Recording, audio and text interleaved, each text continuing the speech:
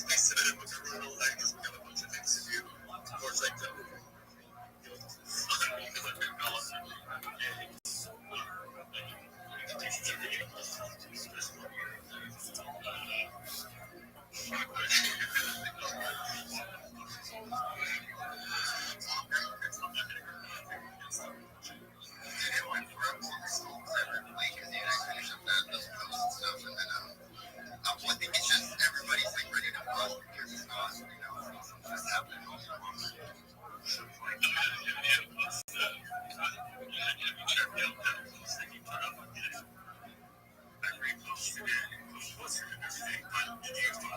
Yeah, I mean, I took a little bit of a look at it. I mean, but it sounds like it's a lot of shaky stuff. There's a leverage benefit to it. With Solana, one of them. It just seems like you got to do a bunch of different, like, you know what I mean? Kind of, I don't know how to describe it, but, besides some of these different things, and then you're just gaining, especially when the market's down, and it's a lot of staking mechanisms.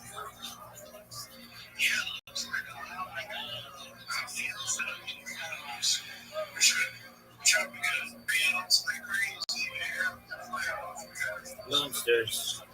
Let me talk, bitch. Yo, dog, how about you let me talk?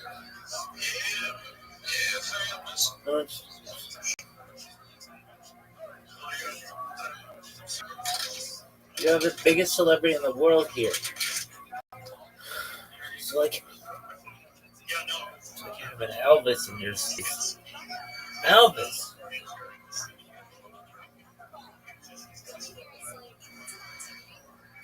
Come on, you little bitch.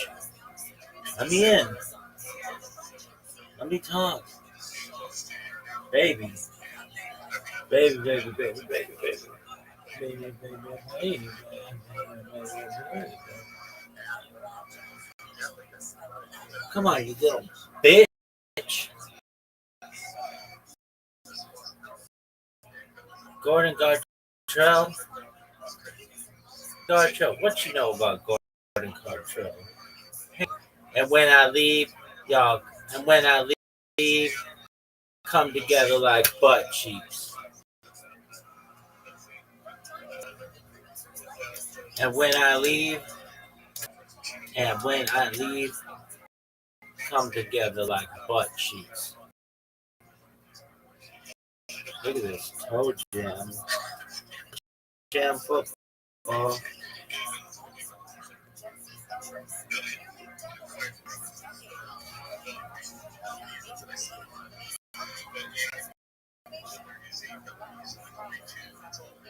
And when I leave, come together like butt cheeks. Grits and gravy.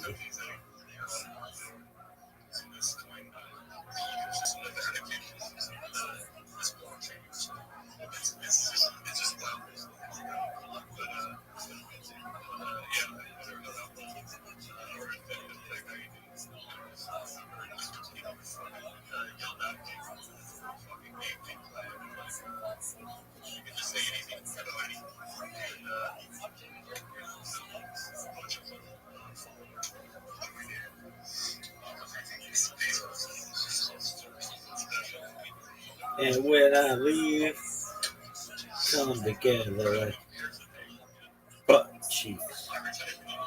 Now, how about referencing easy the shit? Oh, that is brilliant. And when I leave, come together like butt cheeks. And when I leave, come together like butt cheeks. Grits and gravy. World Series of Dice. World Series Dice. World Series of Dice. I leave, come together like butt cheeks. When I leave,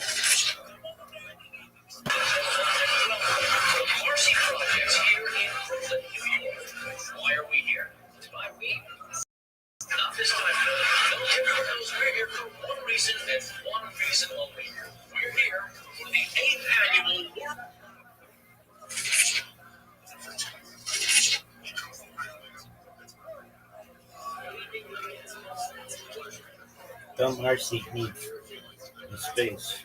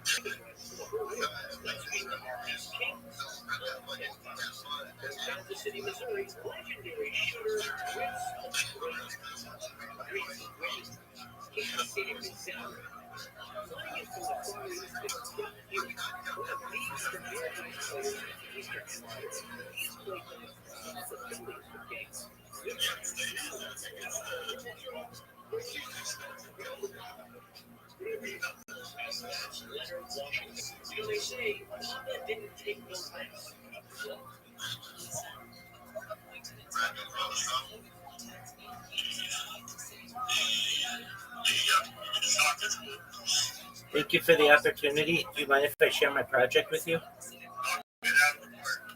And I will.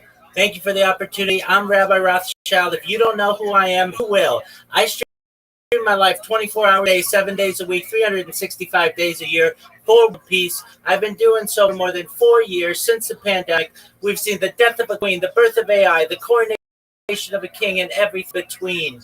This is the biggest event in global history. This is a real life Truman Show, a real life Big Brother. This is a timeline and a time capsule of an achievement. In the 1990s, Bill Gates coined the phrase king, and I'm making it today. I'm king of the internet. In 2018, The Economist magazine stated that data had overtaken petroleum as Earth's #1 resource, and I archived on the internet than anyone ever. And with that data, I'm becoming more and more influential. And eventually I'm going viral. And when I do, I want to make you, your friends, your family, all independently wealthy if you're not already. I want to ensure that you have generational wealth if you don't already. And I want you to be able to start charities and philanthropic organizations of your own. I'm unlike any influencer that you'll ever meet. I'm not live on one nor live on two streams. I'm live simultaneously on more than 20 YouTube streams. You can watch my life in 360 degrees. I even have a ceiling camera. If you want to see those cameras, go to my pinned profile post. You can see a link to my YouTube. You can also see a link to my link tree. I dare you to look at my link tree. Nobody's going to dare you to look at that link tree, but I do because I have so much social media. I have more content than you've ever seen. It would take you years to digest all of my content. You can also find a link to my Discord there, which is discord.me/rabbi.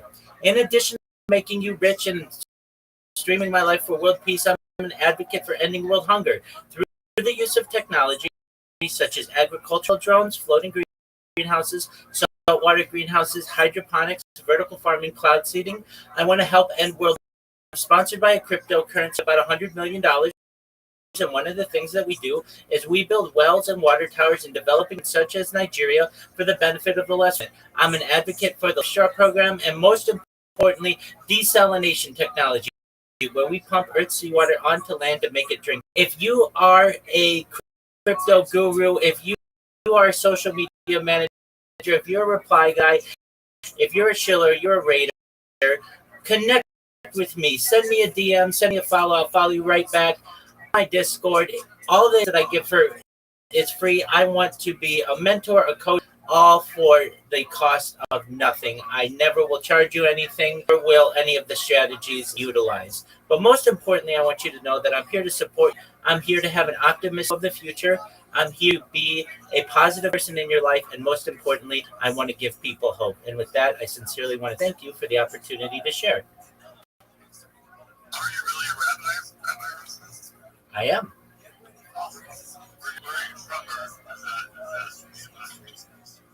I'm from the United States, based out of California, but I travel a lot.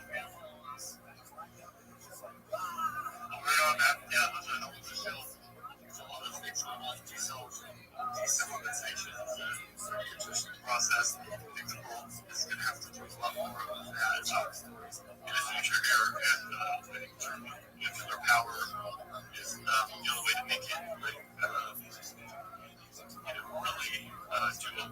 in a realistic way because of the energy it takes for the desalination fire. You know what's up, but absolutely, I'm a major advocate of nuclear energy, both nuclear fusion and nuclear fission.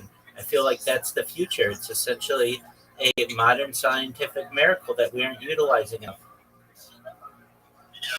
100%. My thought is radiation and stuff like that.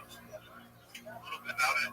I think it's interesting. It's one of the cleanest forms of power we have. That's more power, solar power. And I think there should be multiple different types of power. But honestly, we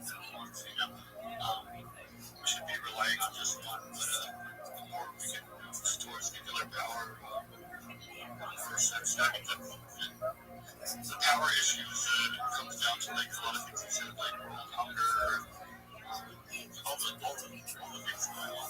Basically, make power cheaper, more accessible to not just people in the United States, but more of the world, and that will solve a lot of the problems. I'm in agreement with you. The earth is two-thirds water, and the fact that people suffer from a lack of water, people suffer from drought, crops fail due to drought, to me is a ridiculous premise in 2025 when this type of technology exists and we have nuclear energy to be able to power it. We need leaders who are willing to educate the masses on these types of technological miracles, and hopefully we can overcome the challenges and be able to eliminate anybody's death due to drought or thirst in the future. Yeah, I agree. There's a Fukushima thing, which was kind of a big deal, but it wasn't as big of a deal as they maybe made out to be. People who are kind of afraid of nuclear power. I think building fault lines or a place that's could be super dangerous. These new nuclear power plants, these smaller ones that they're doing now are pretty interesting. They can, if you need to add power to it, you can add another plant to the same area and kind of stack them, so to speak. AI definitely require it. So it seems like the way we have to. I'm in agreement with you. I'm also an advocate for building nuclear power in more stable locations. There's nothing that says that you can't build nuclear power in Nebraska or Dakota, South Dakota, Kansas, places that aren't on seismic lines and be essentially power the grid from stable positionings and then just use underground power lines to be able to provide the necessary power where you need it in the United States or Europe. No one says that these be built on the San Andreas fault lines or in the Ring of Fire. It seems like that's where we're building them, which doesn't make a lot of sense to me. We could certainly put these power plants in more stable areas of the United States and the world for that matter to preserve the plant itself and nuclear fallout less of a possibility. What is amazing to me about nuclear, if you're not aware, is how safe it is. It's been around for over 80 years, and in 80 years, fewer than 50 people have ever died due to direct nuclear disasters. That would be at Chernobyl. It's about 42. You can look this up on Wikipedia. Fukushima had two, and 3 Mile Island had zero. Now, there's an argument to be, well, what if radiation in the years after and such? And that not counting, that is really difficult to that is really difficult to surmise. Whose engines that are put out by coal aren't doing more damage in the long term than what perhaps nuclear fallout happened in those disasters. But that's less than one human death per year. And that is that's an amazingly safe technology in comparison to the amount of people who just die in the coal industry from mining every year. It's hundreds and it gets into thousands when you look globally. It's a terrible tragedy when we have such a more efficient, safer way of being able to power and essentially limitless. It's a really exciting future, and I really hope that people begin to re allow nuclear power into their lives, into their homes, and not automatically feel that it's an unsafe alternative to fossil fuels?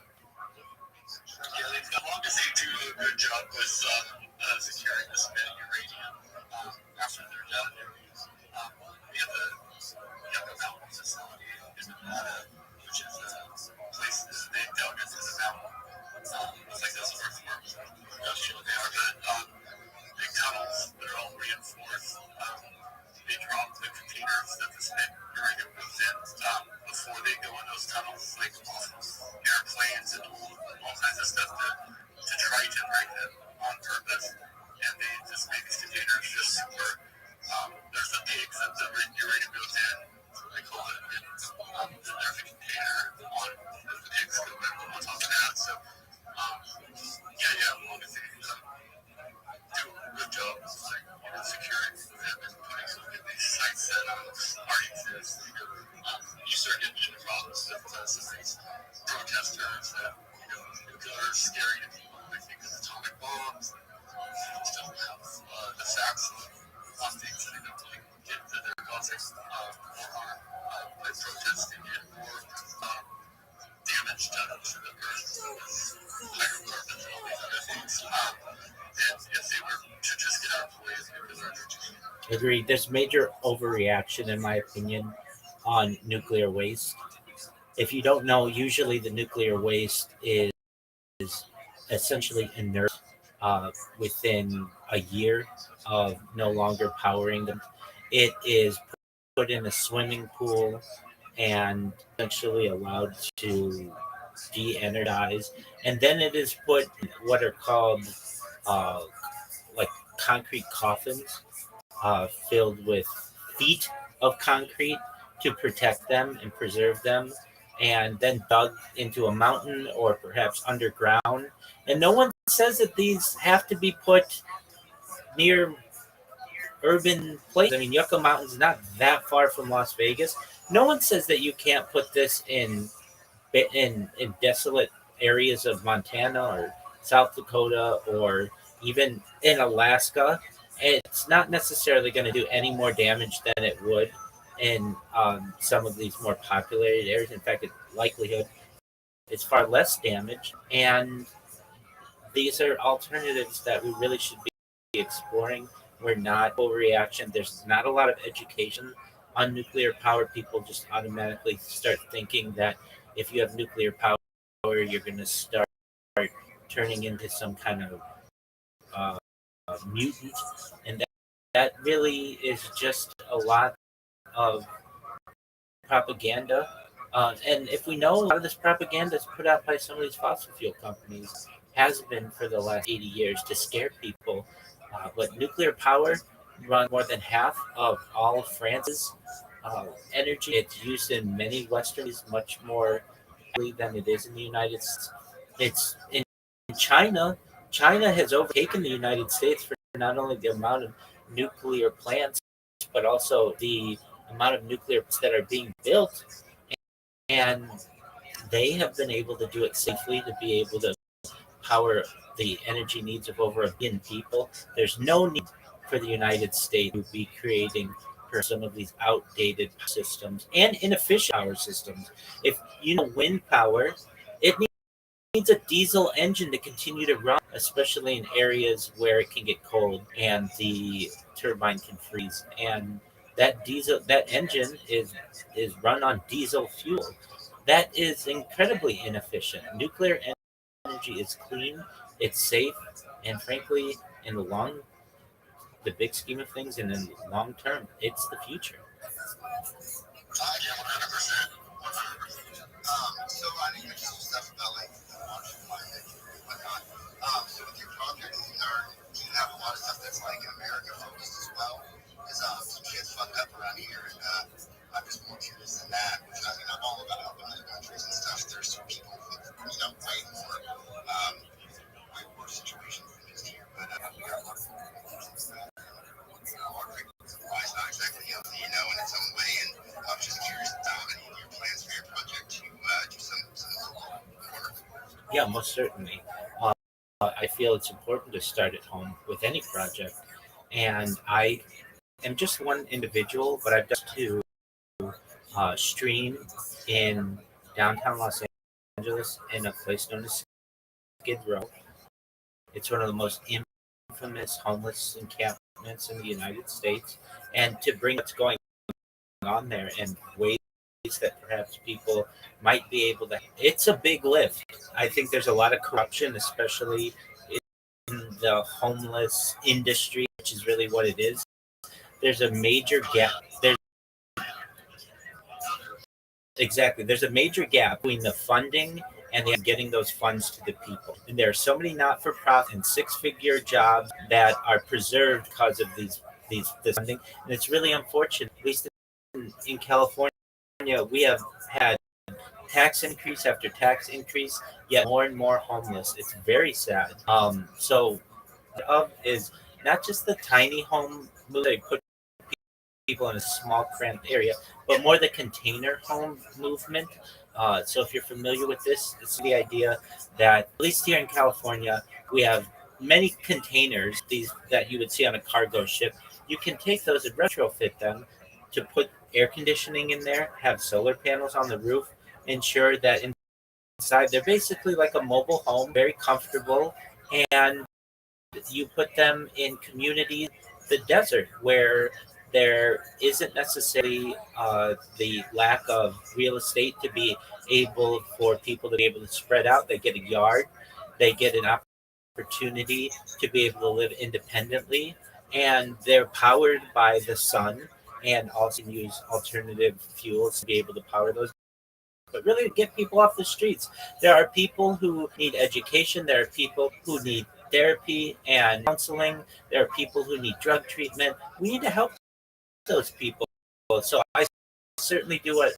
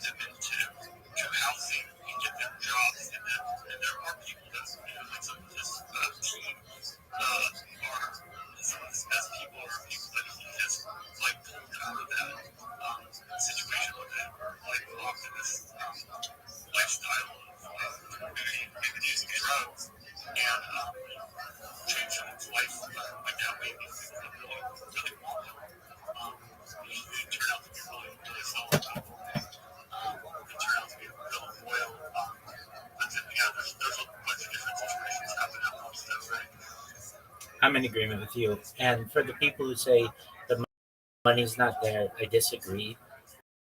And frankly, people don't recognize that you could give every single homeless in the United States $1 million, which generally will take care of them for the rest of their life for less than it would take to just stop Department of Defense spending in half, Department of Defense spending half for 1 year.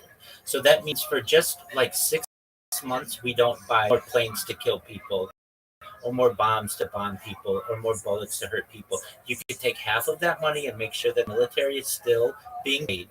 And just for 6 months, not buy new weapons of war. And you'd be able to house every homeless man, woman in the United States for the rest of their life. You wouldn't even have to do this permanently, just for 6 months.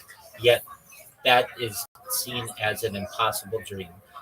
That would that would solve that would solve a lot of the problems there. But yes, I understand that there are psychological problems that people have, addiction problems that people have. But for people who say that the money's not there, I refuse to believe it when I know what the defense spends.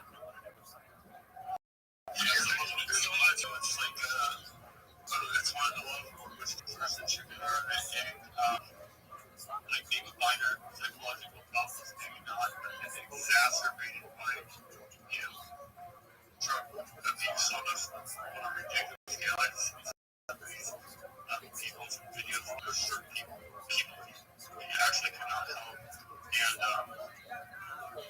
it's just unfortunate. But there's a certain group of people once there's nothing going to be able to help these people end up wanting to help them and take me out that they collect their social security checks and just making every penny on it of just getting something, I'm not talking high, I'm talking I recognize that it would take a lot of getting high to blow through $1 million, though, and there are a lot of people, their businesses during the pandemic, or perhaps due to regulation, who just would need that extra boost. And if we were to say to them, "Look, we don't even have to give you $1 million, but $100,000 to get on your feet. We're going to give you a house in Bakersfield or somewhere wherever it would be comfortable, where you could have some land and you could live the American dream." 85% of the people Skid Row would run for that right now. 15% might say, "I want to continue to do drugs," or "I'm happy with my fentanyl addiction," or "I don't want to leave." And I completely understand that we could have outreach, but there's a significant amount of that population that just got hard on their luck. What ends up happening, frankly, is a lot of times people in another city in the United States get on a Greyhound bus, sometimes fund people to get on buses to just come to California. In fact, the city of Las Vegas will give you a Greyhound bus ticket to California for $1 just to get you out of town. And there's nowhere else. We're the end of the line. And then people.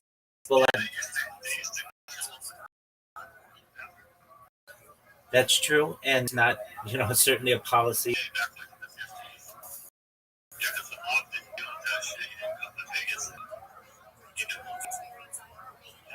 Trash it up. Exactly.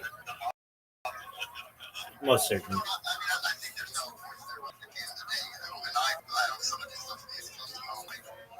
There's overspending in our government everywhere. And I mean, obviously, the military is one of them. I'm sure that we are vastly overcharged for everything. Because of business that take advantage of the need and the importance. But, like going back to there is a lot of there's also a lot of people that continue to choose the cycle. And she gave somebody $1 million, right? He gave me $1 million. I'm not, actively using drugs. I got my shit together. I would probably, most of it's lost. It's about getting people right, getting people educated, getting them to help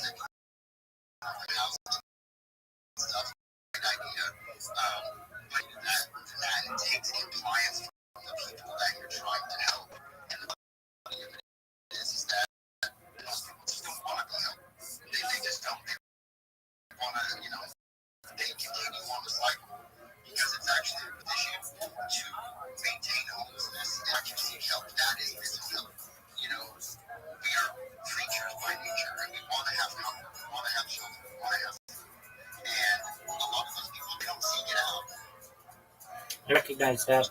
I'm certainly not against military spending to some extent, but nobody would invade us with months. We have more military planes, more than three times the nearest competitor. I'm just saying we could hold off on a few F-35s that the funding of which and the development was over $1 trillion. We'd not have the F-35, and every man would have a home, and $1 million. And I'm not saying that we would give them it in a lump sum to be able to blow. It would be something that maybe you get a certain stipend or whatever it would be to get on your feet. I just am in agreement with you that military spending has become overblown and it's not audited. The Department of Defense hasn't been audited. There is no oversight. And this is just an argument when people say, we have no money, we don't have the money. They certainly have the money. The money is there. It's just whether we want to allocate it to this major problem that we have in the United States. And again, I'm not saying cut funding to the forever. To be 6 months, we're not going to we would not be invaded. We wouldn't have terrorism. We still have the strongest military force in the world. We would continue to have that, but we have the homeless issue. And I'm just looking for alternatives. I'm not saying it's the only one. And yes, I'm in agreement with you. There's a major mental health issue. There are motivation for people, but there's a major group of people there. If you've spoken with them, they lost their restaurant, their small business. They went into medical debt and they got evicted, and now they're in a tent, and they don't really have a future. It, it most certainly, especially in a generation or two, and even that's going to be student loan. You can't default on your student loans aside from serious medical death, and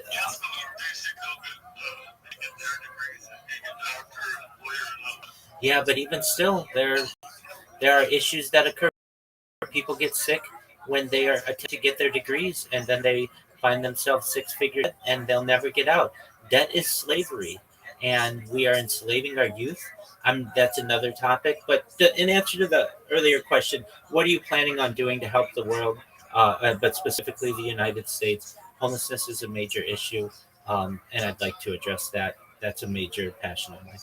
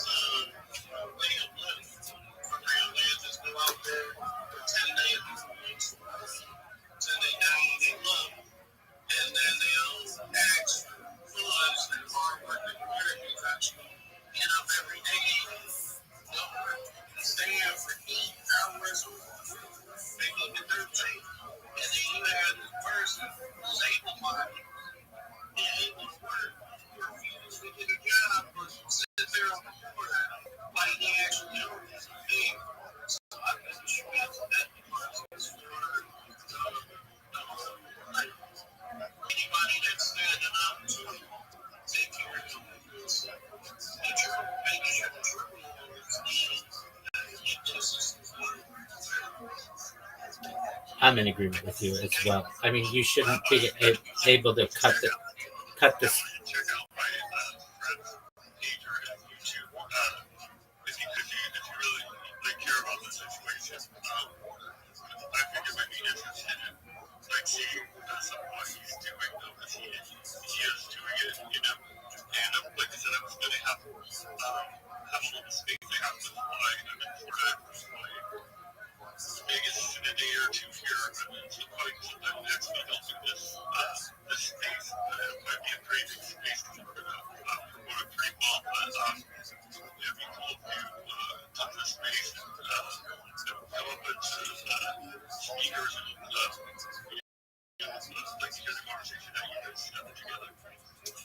I appreciate the opportunity. If I'm able to make it, I certainly will.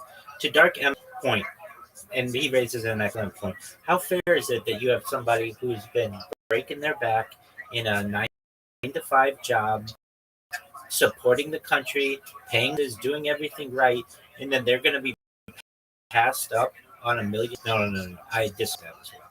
I'm saying that the funds are available to be able to help many of these homeless people, but that doesn't necessarily mean that we shouldn't be helping the small business owner and the person who is cleaning the toilets and the teachers and nurses of the United States as well. As I, without making this political, because I do my best to stay out of politics, but when we were promised as Americans this tariff system, the exchanges for the tariffs was not going to be um, rebates or we were supposed to no longer have an income tax. That's what was we were told, that we would exchange the tariffs for the income that was instituted upon this country in 1913. Prior to 1913, there was no federal income tax, and income tax is essentially it's a slope of slavery. And I don't agree with the fact that that is something that has been upon us. Our wages are essentially by the ends of previous generations and wars. 100%. If you take $100 bill today, in dollar in 1913, so basically is worth more than $100 today. That's more than 99.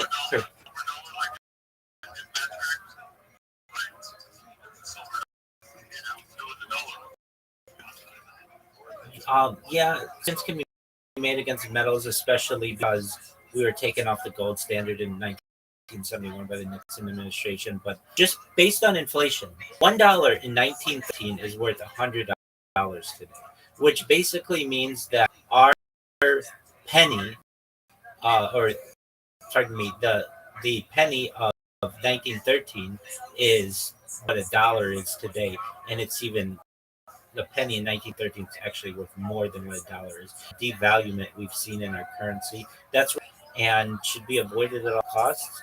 And fortunate, but we're getting into flirting with some aspects of inflation and points.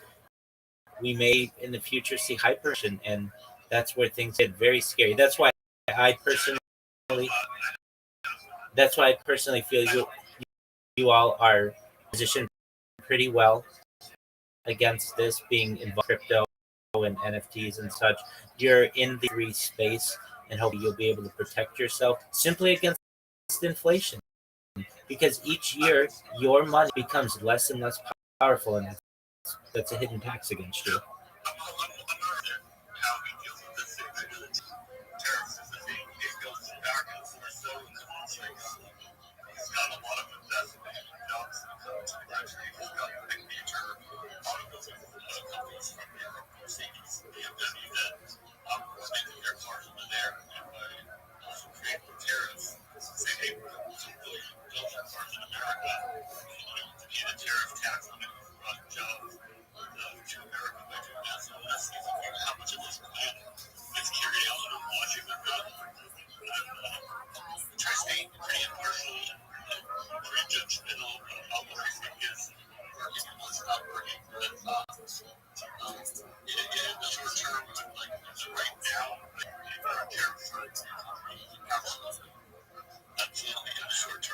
This was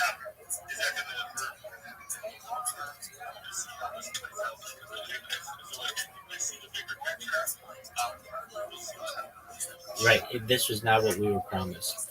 And with that, my friends, I am going to let you go. Thank you so much for the opportunity to be able to share and have these insightful discussions.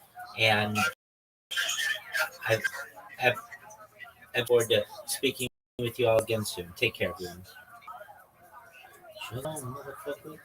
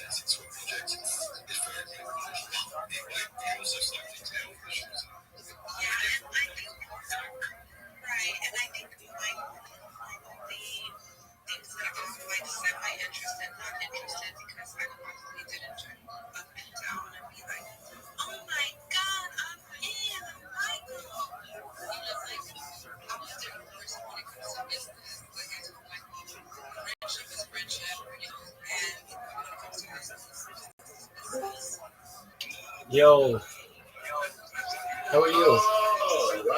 Rabbi. Yes, sir. How are you?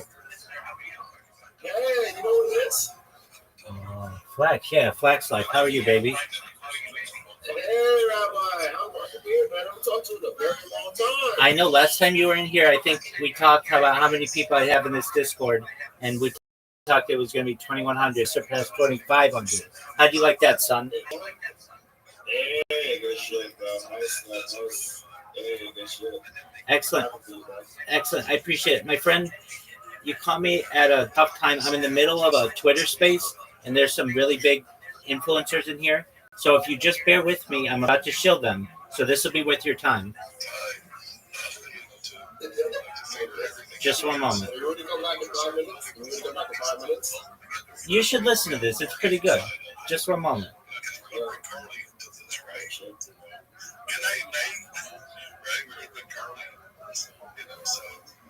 There's going to be a whole team of people that are going to be, out front, in space. I need to get a song research. I know what it was. My phone was going into this call, so I was preparing for that call too. So I was trying to read and prepare for that, and then Michael at the same time. Yeah, so I was kind of like the afterthought. That's normal. She always makes you feel like that. Let's just remember, I've got the two people being very, very patient. Team 100, you've had your hand up for ages, bro. Thank you for being so patient with this thing. Alright, someone just mute the entire room. That wasn't me. Alright, that's obviously fucking Leslie being fucked up again. Alright, but Team 100, if you don't get muted, you can talk. Oh, Michael did it. Alright, let's just blame Leslie though. It would have been me and you against So, Team 100, how are you? Chilling. Every day above ground's a blessing. Yep. Real good, mate. Thank you. Good, thank you. Yeah, I was just listening. If you guys are looking for capital finance, like we're pretty on point these days. So let us know. We built some really cool shit. We got some like super alpha contacts, but we built like a system that just goes to town. They can handle like 8,000 plus personal inquiries, custom written emails using like super rich real data from like Tim Grapper, like some of the most like insane Bitcoin businessmen. And it's been successful. Like the response, like from all the financial partners are just going nuts. So, let us know if you guys are looking for that. We got some cool stuff. Well, my book too for that. So like I'm just the trading mate. I'm not the fucking tools. I'm just the monkey that's gonna build the shit. So we're chilling. We got Team Alpha and Team Bravo intersected. Just chilling, barbecuing right now, waiting for tomorrow. Nice, mate. Nice. And we got another hand up. If you want to, this Rabbi Rothschild, if you want to grab the mic, mate, say it. Absolutely. Thank you for the opportunity. Do you mind if I share my project with you? Thank you so much for the opportunity. I'm Rabbi Rothschild. If you don't know who I am, you will. I stream my life 24 hours a day, 7 days a week, 365 days a year for world peace. I've been doing so for more than 4 years. My streams go back to the pandemic. We've seen the death of a queen, the birth of AI, the coronation of a king, and everything in between. This is a real-life Truman Show, a real-life Big Brother. This is a time capsule and a timeline of human achievement. In the 1990s, Bill Gates coined the phrase content is king, and I'm making it true today. I'm king of the internet. This is the biggest event in global history, and here's why. In 2018, The Economist magazine stated that data had overtaken petroleum as Earth's #1 resource. Am I being interrupted? Please, let me finish. Thank you. In 2018, The Economist magazine stated had overtaken petroleum as Earth's #1 resource, and I have more data archived on the internet than any person ever, which is making me a very influential person. And with that influence, I'm going to go viral. And when I do, I want to make you, your friends, your family, all independently wealthy. If you're not, I want to make sure that you have generational wealth if you don't already. And I want you to be able to start charities of your own. I'm unlike any influencer that you're ever going to meet. I'm not live on YouTube stream, nor two YouTube streams. I'm live on over 20 simultaneous YouTube streams 24 24 hours a day. You can watch my life in 360 degrees. I even have a ceiling camera. If you want to see a link to my pin post in my profile, there's a link to my YouTube tree. I dare you to look at my link tree. No one else is going to dare you to look at link tree, but I do because I have social media than any person ever. I have more content than any person ever. There's also a link to my Discord.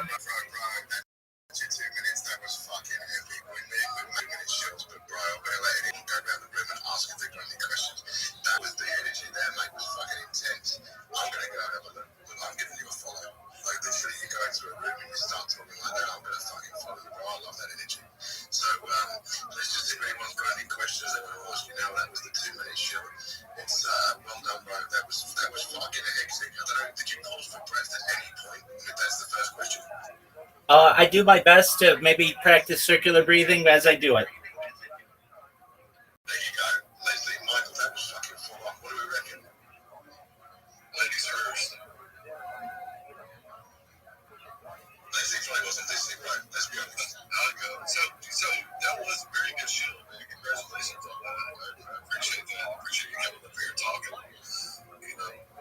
sharing with us, about your project. It sounds like you said you had like the most content ever on the internet, and you've got your life documented and all this other good shit, but you got 800 followers, bro. Oh yeah, this is one of my 2,000 Twitter. I have accounts with over 10,000 followers as well.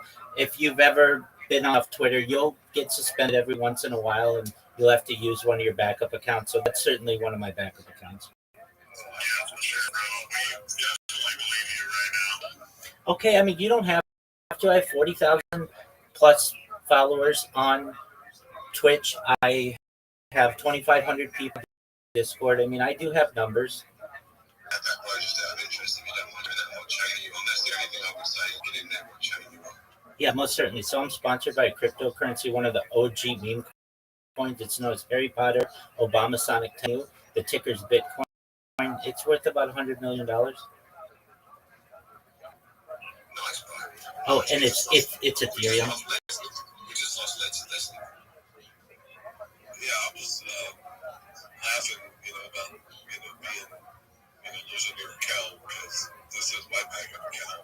I lost my main account on Sunday was permanently suspended by hacks, fucktards. Oh, then we are two peas in a pod. And as you understand, there's no support at Twitter. You can be as nice as you want. I lost my blue check mark. I was one of the early adopters of Twitter Blue back when it was $1 under the Jack Dorsey era of Twitter. And Twitter support offers no support. It should be called anti-support. It's basically just a circular emails that you're going to get, and it's basically impossible to connect with anybody unless you're a celebrity or perhaps someone extremely influential. So what you end up doing is just starting out another account and building it back up, and it's basically a climb, and I'm not going to let it get in my way. How did you get to that point? I liked it, but it was so fast and it was almost robotic. I've got it in the time of 2 minutes.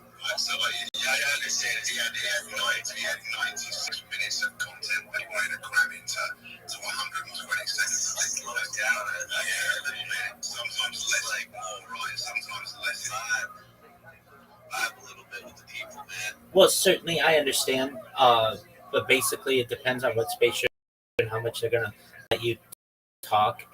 And keep in mind in there, I had an interruption, so I had to get through that and get back on my feet. So I knew that time I did my best to cram as much in there as possible. And in all these rooms, that's what they want. They want high energy and individuals. They can listen quickly. They know what I'm saying. Understand. They're picking up what I'm like. And actually, when a Twitter space is dragging and other Twitter spaces I've been in there, that brings a lot of life into them. So they enjoy it. Just depends on what people want. That's good, right? What do you reckon, mate? You're always pretty chill with your views on what people are doing. But how you been, brother? It's been a while. I see you wearing is that your Black Ops fucking night vision, brother? What the fuck's going on there? Tell me what's going on. Oh boy, yeah, we locked in. Freaking, with David now, we had football barbecue, getting Starlink set up, doing some things in here for the studio. Yeah, we locked in. Shout out Jim, yes, you rocking your CBO. Yeah, we're good, dude. We're pretty excited to get things going. Ran into some people at the grocery store, bro, and just like, yeah, I mean, like the narratives that we're talking about kind of they speak for themselves. They're captivating. Man. We had a lot of people at the Home Depot stop what they were doing and just listen to us talking. Like, a couple people were getting pissed off at the checkout ladies wouldn't do their job. They're just like involved in the conversation. It's pretty cool. Bro, man. Are you guys connected with my tradie boys too? I see a big man moved up right back from the. Are you kidding me right now, bro? Oh my god, this is excellent, bro. Fucking everybody. Oh my god, bro. So like my tradie boys are connected with my. Oh my god. How did I know this till just now, dude? Oh my god, bro. CBL is connected with everybody, dude. This is crazy. Man, you guys are just killing it right now. Dude, shout out to trading guys too, bro. So glad to be part of that project, man. You guys are killing it, man. I just absolutely love my tradies. You know, I'm a carpenter and a welder by trade and a firefighter. So, you know, I work my hands and that's what I do, dude. So, I mean, I love my tradies. And, you know, then we got crypto black ops in it. Like, are you kidding me, dude? This is just next level, bro. Rusty shows up, rocking his long neck legends. So the long neck legends are in the house too. Like this is just like the community's here, and then we have Shiny Gal in here too. Oh my god, bro, this is a dope space. You know, trees I get vintage yet? Dude, that's Secret Santa from the Crypto Black Ops. That vintage yet, or is that still in there? Did somebody get in there? That's fucking crazy. Did somebody get the second Trump? Oh, no, the second Trump's still in there. There's another Trump on it, I believe. There's another Mossad agent, I believe. One of the Mossad agents is minted out. The Wizards minted out. You see, we did a snapshot for that. Gandalf went through like a psychopath, minted out so much. He changed his name. His name was King Nobi, but he changed his name. His entire account, he changed it to that PFP. Yo, John, you know, we got a kid. Yeah, I can't believe he did. Yo, that is gangster as fuck, bro. That's how dude. I heard the Santa shit, and I was like, oh, that's different. And now, if ever. So I don't know that boys, I just decide to run a random space, and then all of a sudden, all these fucking right accounts come together and have a fucking chat. Hey, sometimes that's always the best way to do it, right? Just set something up, see it comes. So, do you want to tell us a little bit more about what you've been up to, man?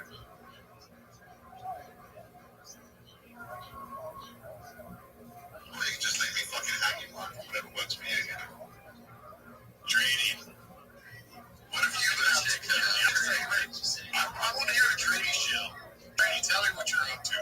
I'll do a trading show in a minute. Come literally in the middle of making a cup of tea. Don't stop it all. You know what? My internet kind of was going back and forth from Starlink, but I heard you in the back. I kind of really needed. What do you say, bro? No, bro. It's gone now. It's gone. I can't repeat it. Like, you know, in the moment, it's gone. It's just fucking, yeah, next time. I was just saying what you've been up to. Like, that was all. So you want to tell me what you're up to and tell me what you're doing with your Black Ops stuff. Well, mate, tell the room. Tell us what you're up to. Shit, yeah. Dude, I mean, look, so I went up to Michigan to grab the Cybertruck.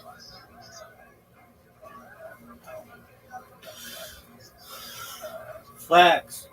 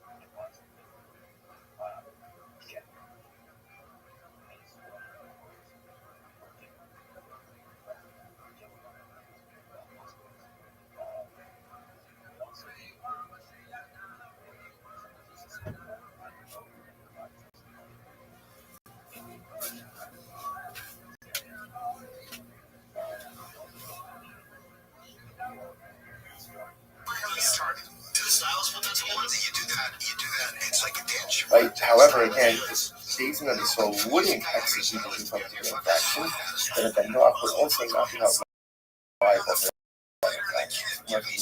what he's come to explain. Loving the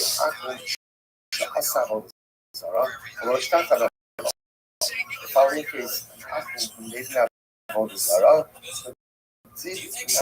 bow down to it. He didn't bow. So what do you do in a situation like this? When Jew, you look at a Jew, made an idol, but did not bow down to it. Certainly not good, right? Not the idols.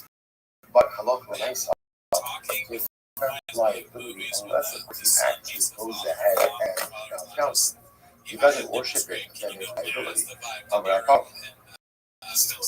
Again, as you just said before, the Jew doesn't have liability for it, and the Akum have liability for it. We're talking about hugging and kissing an idol. It says, what do you mean you're hugging and kissing an idol? Even if you got to go back to normally if you worship together with God, you're liable. Everybody's liable. I love when we should look at that. Either it's talking about over here, it should look at that. I mean, this particular idol, hugged and kissed. So in this type of fashion, even when hugging and not your liability, because one of the trying to Zara, or normative worship of the apple. Okay, incredible demon versus let's go back. Let's go to the list. So when it comes to saying out this, is that true that they know how to argue in this? Probably not Tanya. Esther mitzvos they stop each other more. While this was commanded 10 mitzvos more. Sheva Shekibah again with now 7 of them were now when we say they were given 10 mitzvos, really there were 7 pre-existing mitzvos that Tosivah Dinim, Shabbos, Yudavaim, and then more added, Dinim, obligations to establish a judicial system, Shabbos, and Kibbutz. So the Gemara says, Din and Siv, how do we know that Dinim were added at Mara? Remember again, Mara is Mara was the first stop after Kriyas Yam. Like after we left the banks of the Red Sea, we traveled for 3 days in the desert. They couldn't find it. They came to a place called Mara. Why? Right? Why was it called Mara? Because the water was bitter. We don't know about Rothschild. Pasuk says they were unable to drink the water. Kimarim. Now translate that to the waters were bitter. But Rothschild says that it should have just said Kimaru, the water, was bitter. What does it mean Kimarim? They were bitter. It says it wasn't the waters that were bitter. The juice was bitter. And when a person is bitter, even the sweetness of waters has a bitter taste. In other words, your perspective impacts everything. Positive perspective, the world looks beautiful and incredible.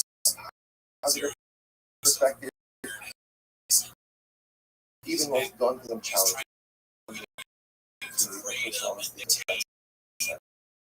But they have a negative attitude, even if it is rough, even the sweetest of waters becomes something overwhelming, negative, and troubling. Life is always a matter of balance.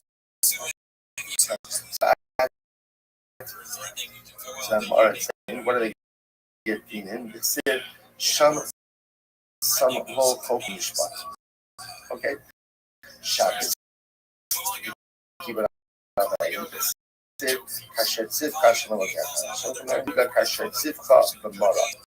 And again, remember that's Rush. So here, Torah, Shabbos, as well as by Kavya, as well as by Kibbutz of Aim, use Rush of Sifra.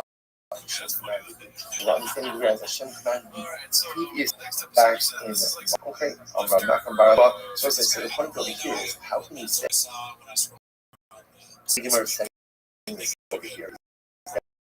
Lots of limits. The Jews received, the Jews already had 7 Noahide laws before in Mara. They got 3 more halachas. More than 3 more halachas. Dinin, obligation to set up the judicial system, keep it up honoring parents, and number 3, Shabbos, for a total of halachas by clock. So here's the problem. We just establishment of the court system was already one of the 7 Noahide laws. What are you receiving in Gemara? To which the Gemara says, "Look, no, lo nitzvah elo eat elo deigna nasra." The Gemara, what they got was more legal features. that halacha l'maisa, if you're going to keep the capital case, that's the example of 23, right? The concept of witnesses and the concept of hasra. So in other words, the judicial system that was always part of nullified law.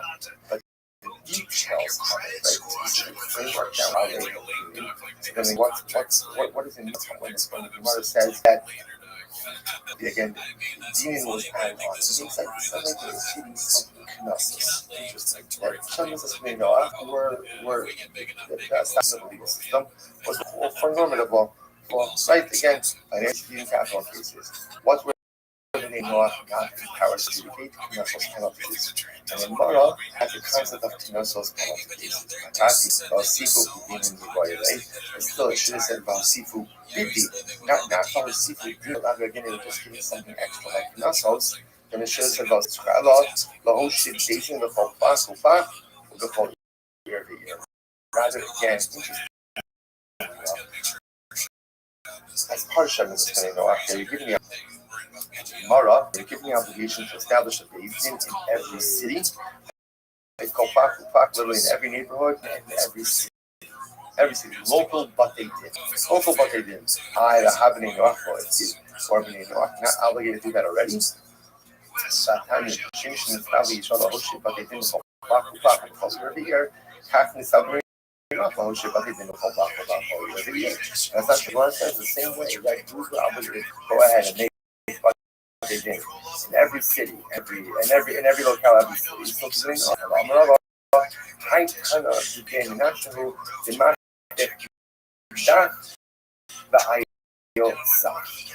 So this is what the Shem is. He takes out that. That is meaning, and Yechas Hashem, establishing the judicial system, and blasphemy. And instead he adds in Sah, which is creation, and Chav Kilai. So this tunnel has an appearance to what comprised original Shabbos Esmei Noach. Actually holds that the establishment of the judicial system was not part of the original Sah. Therefore, Allah follows the system that Klal Yisrael received the time in the tunnel. They measure Sheva mitzvahs Esmei Noach, Sheva mitzvahs Esmei Noach, Zara, Gila Rayos, Shivastan. Yes, all the Elam and Achai, he was the killer. So this is the opinion of Neminasha, right? So the Yeshiva Menasha, they had a different opinion. Shabbos Esmei Noach, 7 different mitzvahs. Now they agree on 5, so they disagree on 2. So whereas the primary opinion said that when the Shabbos Esmei Noach established the judicial system and blasphemy, Yeshiva Menasha, they took it, not blasphemy, they could take out blasphemy and judicial system. This is where Silus, castration, and killing, and again, like so things. Let's stop over here today.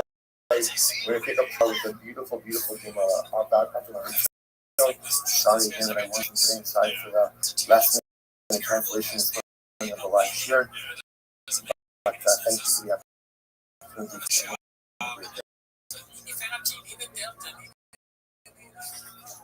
None of these guys are.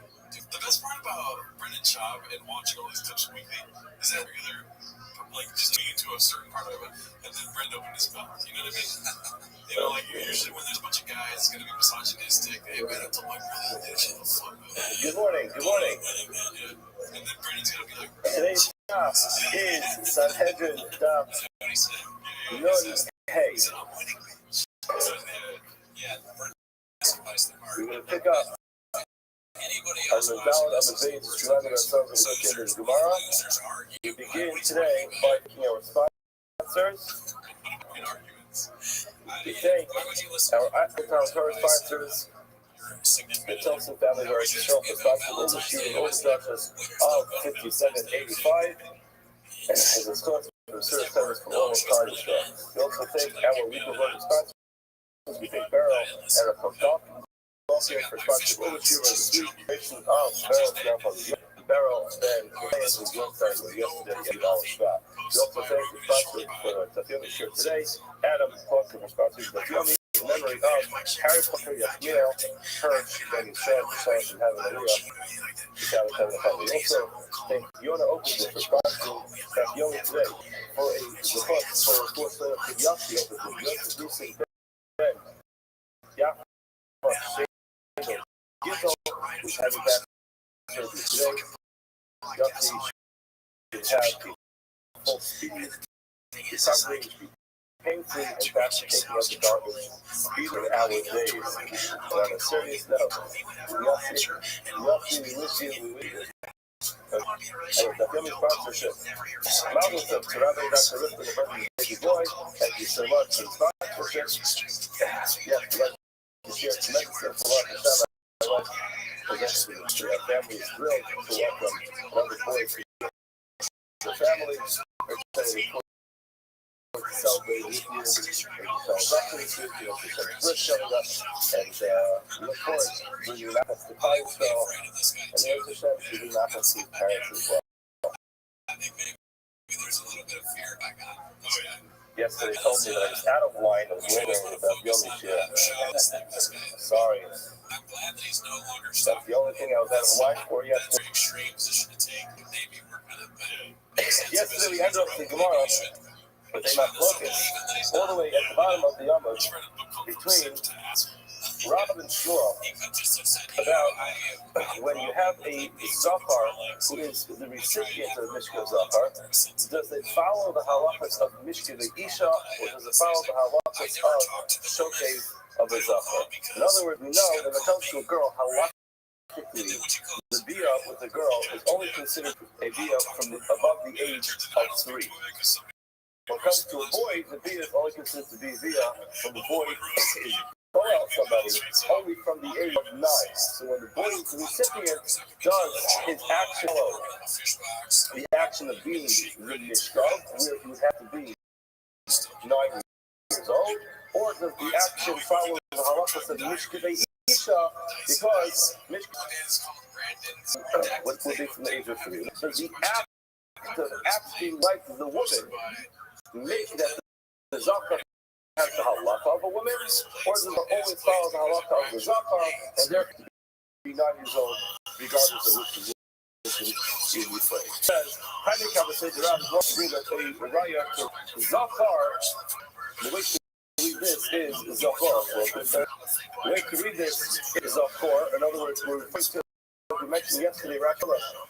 Whenever it says zakar, referring to the act of the zakar being in the position of the Mishkan Isha, the halakha is sudden in the Yom Echad from 9 years and 1 day. Now, typically we read this as a continuing sentence, but Rocky calls it Mini Katani. So that's one case. In one case, which is zakar, then take a study of Yom Echad.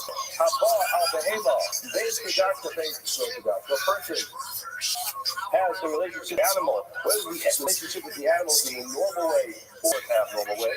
Well, Isha, the Dias of the Hema, and the woman who brings the animal upon her, again, Bain Kedakta, whether it's the normal way of Dia or it's not the normal way of Dia. The halakha is, Kayim. What do you see clearly over here? Look at opening Saraya, like Rav. So when it comes to a Zafar, it is 9, not from 8 of 3. That seems to be the end of our trial. As one goes a little further, and we use this right in the perspective to disprove another Shita. And Lord says, Doris was Nachman Bar Kista. And that's Bar Kista made the following drasha. The Isha, it says, its name is Shkavai. The Hema, Mishkavechad. But the Isha says a Mishkavei Isha, which is a plural. And when it comes to it, the Hema, it says Mishkavechad, the Pasuk uses a singular term. The Master Laura Papa asked the following question. If you're using logic, that doesn't make sense. Isha, or Barki, a woman who is normal for a person to engage in intimacy with her, you should say, I'm naive. I mean, on a normal way of being intimate with a woman, kind of intimacy in a way that's going to be usher, in such a case, it would be forbidden. The Hema is a lot more to eat. The Hema, the whole thing is not normal. There's no such thing as a normal way of being intimate with an animal. So the person's going to have to go ahead and do that. And then, law connected with necklace. If you look at any type of intercourse with this animal, in other words, saying, oh yeah, person could be intimate with an animal in the normal way. The whole thing doesn't make any sense. Normal, the whole thing is not normal. What this is, when it comes to an Isha, so there's over there on the recipient. So again, it comes to an issue to a woman. There's a normal way of a woman enjoying intimacy. So that would be kedarka, or not be kedarka. However, when it comes to an animal, the whole idea is really this person who's engaged in this animal behavior with this animal. Now, what's the difference? If from the animal side, it's going to be what a woman would consider to be normal. Yeah, the whole thing from the human perspective is not normal. So therefore, it's making a difference between the normal way of being intimate, the abnormal way of being intimate, also doesn't make any sense. Therefore, a Papa says, it should really be the opposite. Now, the truth is, it doesn't really need, look at first, it says, Under Rabbi Isha the Orphan, it's obvious in all of Shas that the Isha is Tayyab Hashnei Mishkabah. Why does the Isha sin? In other words, Rabbi is not really trying to tell you that the person is going to be intimate with the woman to whom it is also to be intimate with. It's going to be intimate with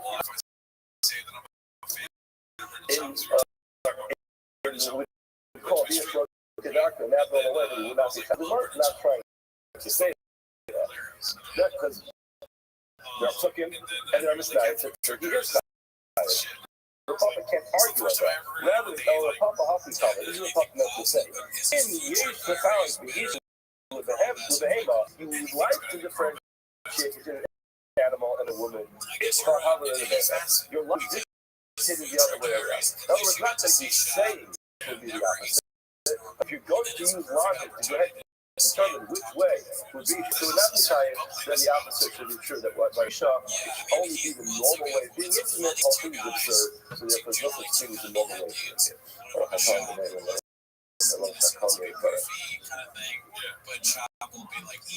Thank you.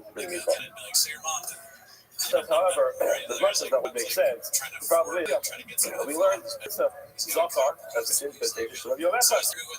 If he's 9 days here from 1 day, all the Hema, or someone's relationship with an animal, is very clear. Take the doctor, the normal way, or the abnormal, again, anatomically the normal way, the abnormal way. Lagisha, the Hema, make his doctor, look at that, Allah is, regardless of what you would have thought, regardless the logic would have been, Allah is still going to be the same. That in any way, a person being intimate with a woman or with an animal, in the case it's going to be forbidden. An animal always going to be forbidden. Woman, depending who the woman is, in any case where it's done, any kind of Kedarka, or below Kedarka, whether it's the normal anatomic way or the abnormal anatomical way, Allah is still with you. That the Tayyab, their relation with the Isser, and that they're in other words, the logic that we said, so when it comes to an animal, it should be both.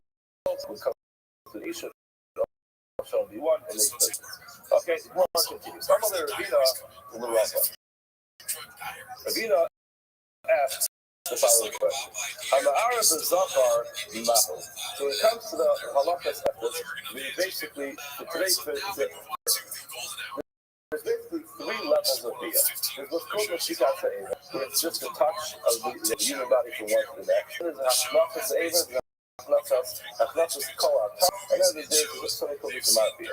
So the shika obviously is the initial touch, and then there is the part where it starts to penetrate, and there's the pro-penetration. Ma'ara is is what that is, either it's the initial touch, initial penetration. The halakha, when it comes to a nida, it's very clear to the pasuk. It's Mekara Harab. Rashi reads it down. It's Mekara Harab. It's very clear in the pasuk. A person does not actually complete the beat for a person to violate bia with a nida. So the person has harab with and nida, the regular violation of being bow. A nida is if he is cards. Now, the Gemara wants to know what the person does is har'ah with the zachar. Again, the zachar is us. It's this one. We're actually talking about that. And then Allah, the Gemara asks you, to what extent does the person have to be intimate? If it simply touches, or because it's my focus, or the penetration begins, is that enough? Or does it have to be what we refer to as a marasiyah, as a complete penetration? The Gemara says, what's the What's your question? Mishkele Isha. The Gemara refers to that as Mishkele Isha. Now, there's got to be a reason why the Gemara could possibly refer to it as Mishkele Isha. Mishkele Isha, we know when it comes to being intimate with a woman, it's forbidden. Halakha is even haram. It could be a problem. It says, Ella, I'm an Arab, the Halo Mountains. More like, no, what's the halakha? With animals, it's just haram. There's no Gemara, but it's haram. What's the halakha? Gemara says, Amalei. I don't understand your point. And this Gabi, I place other that place in my street. You know, the box very clearly shows that place. It says very clearly. The box of Hera, it says very the Russian Hera there. Therefore, any time a person is in that kind of relationship, does not have to be completely an initial penetration in the book. So then, why does it say it? It say when it comes to all Mishkele Isha, there's a hekesh which appears. It says very clearly in the Gemara. In the Hara, the Sid Gabi Apais other than Apais Imai. Why? The word Tzricha doesn't have to say why not. The Ha'itzkish Hara, the Nida. Nida is the initial place where it says that the Kara Hara is the problem, and all other arayas are juxtaposed to the halakha of. Therefore, it comes to all forbidden kinds of relationships, even if there's an initial penetration giving a sign because of this hekesh. So why does the pasuk have to say it when it comes to which is an aunt or a fazila, again, an aunt from the father or from the mother? Why does it say it there? As we mentioned yesterday, we have this clause. The pasuk tells us something which is not necessary, and we're allowed to borrow it and apply to the other case. Then name in Indian. You can borrow those extra words in a pema, and therefore, just like any kind of deceit, there's also with an animal, hara is going to be of the animal as well, and it follows all sorts of intimacy, and even the soul contact is going to be a problem. Hold on a second. Let's analyze a second. The hema, you have to put these things in different ways.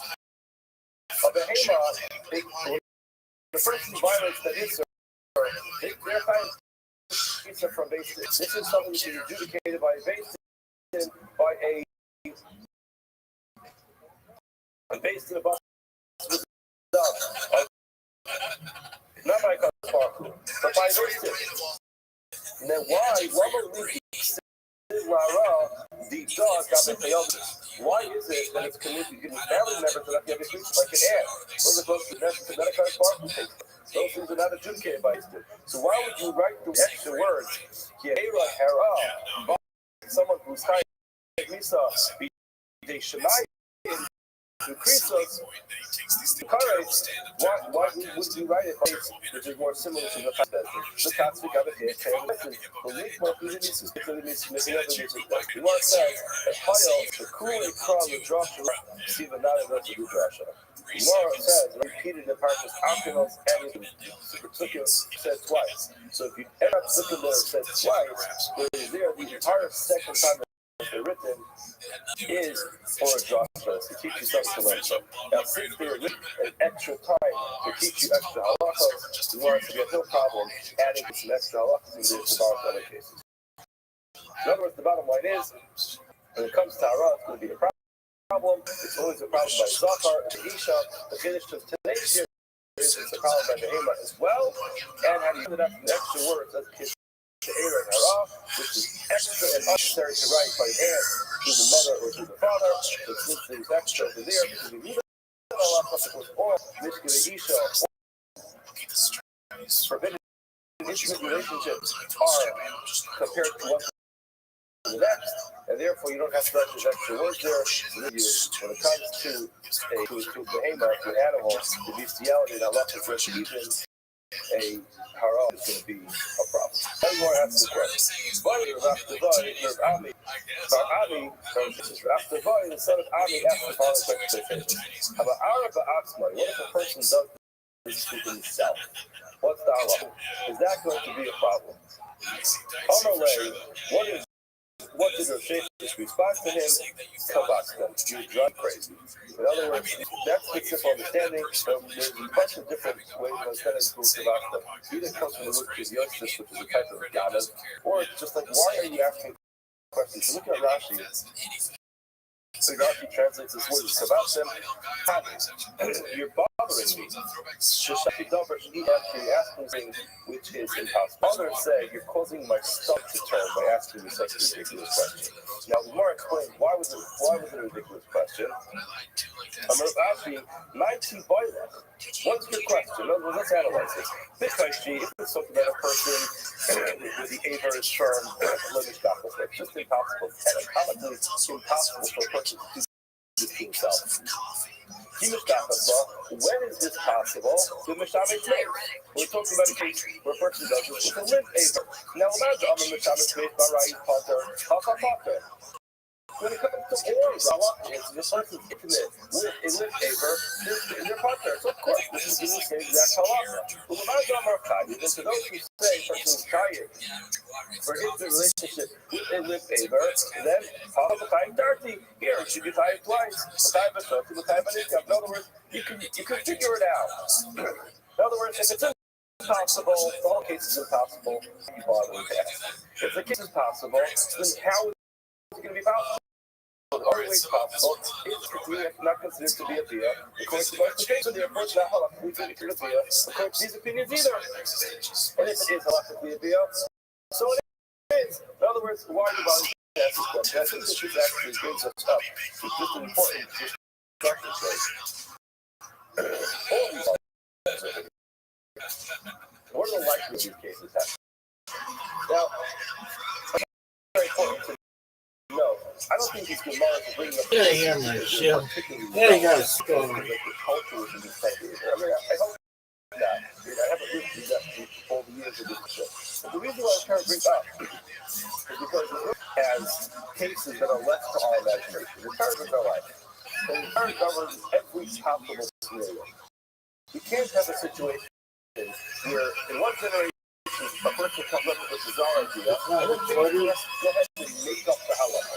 Every single case going to be dealt with in the Torah. Look from here, we're talking about the Yam, the Torah covers every single case. This is Torah, the Torah needs to Lumas and Yisrael needs to know what the Torah is on every single case. Every generation is going to come up with something new. Our generation will come up with a lot of new things, and we always have to know what the Torah says about every single type of situation where, because something sounds very, we talk about that in the Gemara. It'll be brought up, it's nothing which is relevant to the Gemara. You know, it makes our stomach turn. Now, it makes our stomach turn because the case is impossible to happen. In other words, it's just simply impossible for it to physically happen. So don't bother asking the question. Can you go just to figure it out? It's just impossible and it becomes irrelevant. So as long as something is possible, we have to know what it says about it. And that's what we're doing here. To go to these cases, as much as these cases, for the most part, sentence are to us. Which goes on over here. Who does everything? Bottom line is, the look like this is Torah. The need halakha is every single case. As it might sound, what is the halakha? Because Baruch Hu wants from us in this particular case. Therefore, more or less of these cases, last two days have to go through cases because it's many of us our stomachs turning by. We need to know what the Torah says about it. When it comes to a case, it's impossible for perhaps that's the mark of the case. Maybe this is Torah. I need to it's able on his side. I need to learn this because it's just impossible. That's why he responded to them and said, you don't have to ask this question because either it's possible or the halakha is whatever. The word goes up. You want to ask the following question from Rothschild. Obviously, idolater goes ahead and engages in a relationship with the Hema. You put the animal to death. Now, the Gemara is explaining this question. Why not?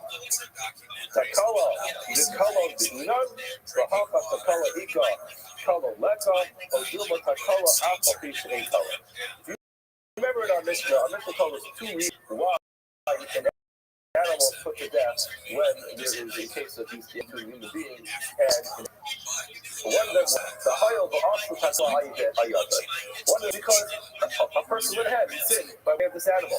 In other words, this animal is a vehicle for sin, therefore we put it to death. The other way of learning it was that it's just a desire this animal to be walking through the street, and people can say, oh, this is the animal that this person put to death over.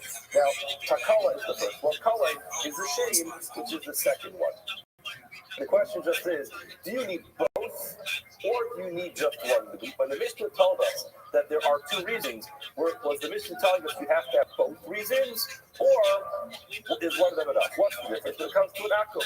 When it comes to an akum, perhaps there's going to be a case of takala, but there won't be color. Why is there no color? Why is there no shame?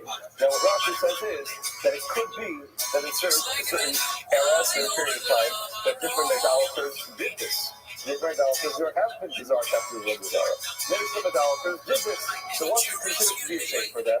And more than that, it could be that even though there was some type of human dignity shame that came along with it, will the Torah go ahead and go out of its way to worry about the shame of an idolater? Is that what we're going to be worried about? To go ahead and put an animal to death for the sake of the shame of the idolater? That's the more important. No, Sheshet said the assuming of the Mishnah proves this point. Not Ilanas. When it comes to trees of Avodah Zarah, they ain't often, they don't eat, they ain't shorten, they don't drink, they ain't eating, they can't smell, and still over a Torah, house space, throw the color. You have to destroy them, burn them, and again get rid of them. Since the person went and violated an interest in them, so come a time, something that goes ahead and brings the person from Darkei Kayim to Darkei Hisa, from the ways of life to the ways of death, of course, this animal will be put to death, just like a tree. So therefore, what the truth be saying is, Takala is enough. Color is not necessary. I don't think that's much shame when it comes to Avodah Zarah. In other words, there's no human dignity aspect of Avodah Zarah. Therefore, you want to say that the color can be sufficient. Why? When it comes to a tree that was used for Avodah Zarah, we get rid of the tree. Since the tree comes to the animal, but by way of the animal, taking the person to the ways of life and the ways of death, you should go ahead and destroy the animal, even with the color alone. Just with the stuff. Hello. Tell you the truth, I want to I don't really understand the logic behind it. In other words, what is the fact that a tree doesn't eat, doesn't drink, and doesn't have to do with the fact that you brought a person to Darkei? In other words, it doesn't sound like, it's not symmetrical. It doesn't sound like symmetrical, logical thing. In other words, you can say, I know that an animal does eat, does drink, and does smell, but why is that the relevant point? I must just be missing something here tomorrow. I just didn't see that you said right on the page address it. Understand why that's the way we do it. In other words, like you just said. Now, when it comes to an animal, maybe that's the point. In other words, when it comes to an animal kind, it's about God. It enjoys life. And certainly take away the stumbling blocks that came along with it. So a tree, the word doesn't say that though. The word doesn't say a tree doesn't smell, it doesn't eat, it doesn't drink, it doesn't enjoy life. I don't know. Maybe that's what just what the Gemara meant. The tree doesn't enjoy life. But animal, maybe that's maybe so what the Gemara meant. The animal does enjoy life. And I don't know. I don't know. You have to excuse me on that one. Am I missing something? I don't know. I don't think so. Let's move on. Your opinion is that the kala, stumbling block alone, is enough. When it comes to Avodah Zarah, person who bows down to this animal, titzar, is to become usher, who mikdalah, to be killed. That's not the halacha. You don't have to kill an animal. Person bows down to it. But again, according to your logic, you should. The Mark says, the Israel like usher, like usher, this just can't be, because it can't be a situation where the Torah gives more strict halachos to an akum than it does to Yisrael. Yisrael has the highest level of opportunity, the highest level of responsibility. Those two things come together. Responsibility and Yisrael are the highest order. Responsibilities of an are going to be more. Works in the rest, no problem. Yisrael group, listen. In other words, why is this? In other words, if we put an animal to death for engaging this behavior with the person, so why would we put an animal to death? The person got down to it. A person later up on his arm by way of this animal. Listen, we didn't have our Rabbi. We do the same thing. Rabbi, Zek Kolono Meruba says clearly he's going right with this. So he's telling you that, yeah, the shit does play a role with it. When it comes to person's relationship with the animal, the person is going to be embarrassed. It's embarrassing for people just because they engage in bestiality. In other words, even if there's a culture that would do it, the whole idea behind it is embarrassing. There's a lot of shame that comes along with it. But so that's as terrible as it is, doesn't come along with the same kind of really big kind of shame. Right, so hold on. Already a lot of things to learn about. Let's get back to our tree example. It's not a lot of shame when it comes down to a tree. Still, Rama Torah house gets straight to Kalei. Yes, destroy the tree. Martha is the Balakayim Kalinon. That's a Balakayim for live trees. We say it. Why the cost of Balakayim? The Torah did take tremendous precautions to get to livestock, to animals. It's a base you have to put. Animals to that needs to have a base of 23 to do that. You see, the Torah is concerned about an animal, not when, however, when it comes to you do not need to continue the base of the decide about that. Rabbi disagrees, and he says maybe Allah is like a church. Allah Torah, Behema, Nen. You know why when come kill, he put it to death? It's because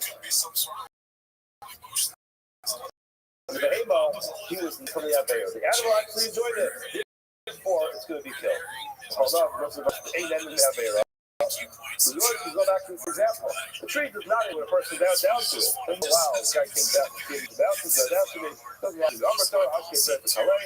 So then Rabbi explained about the time having the cluster of Kalei. When it comes to Barakayim, you can't compare a life to trees.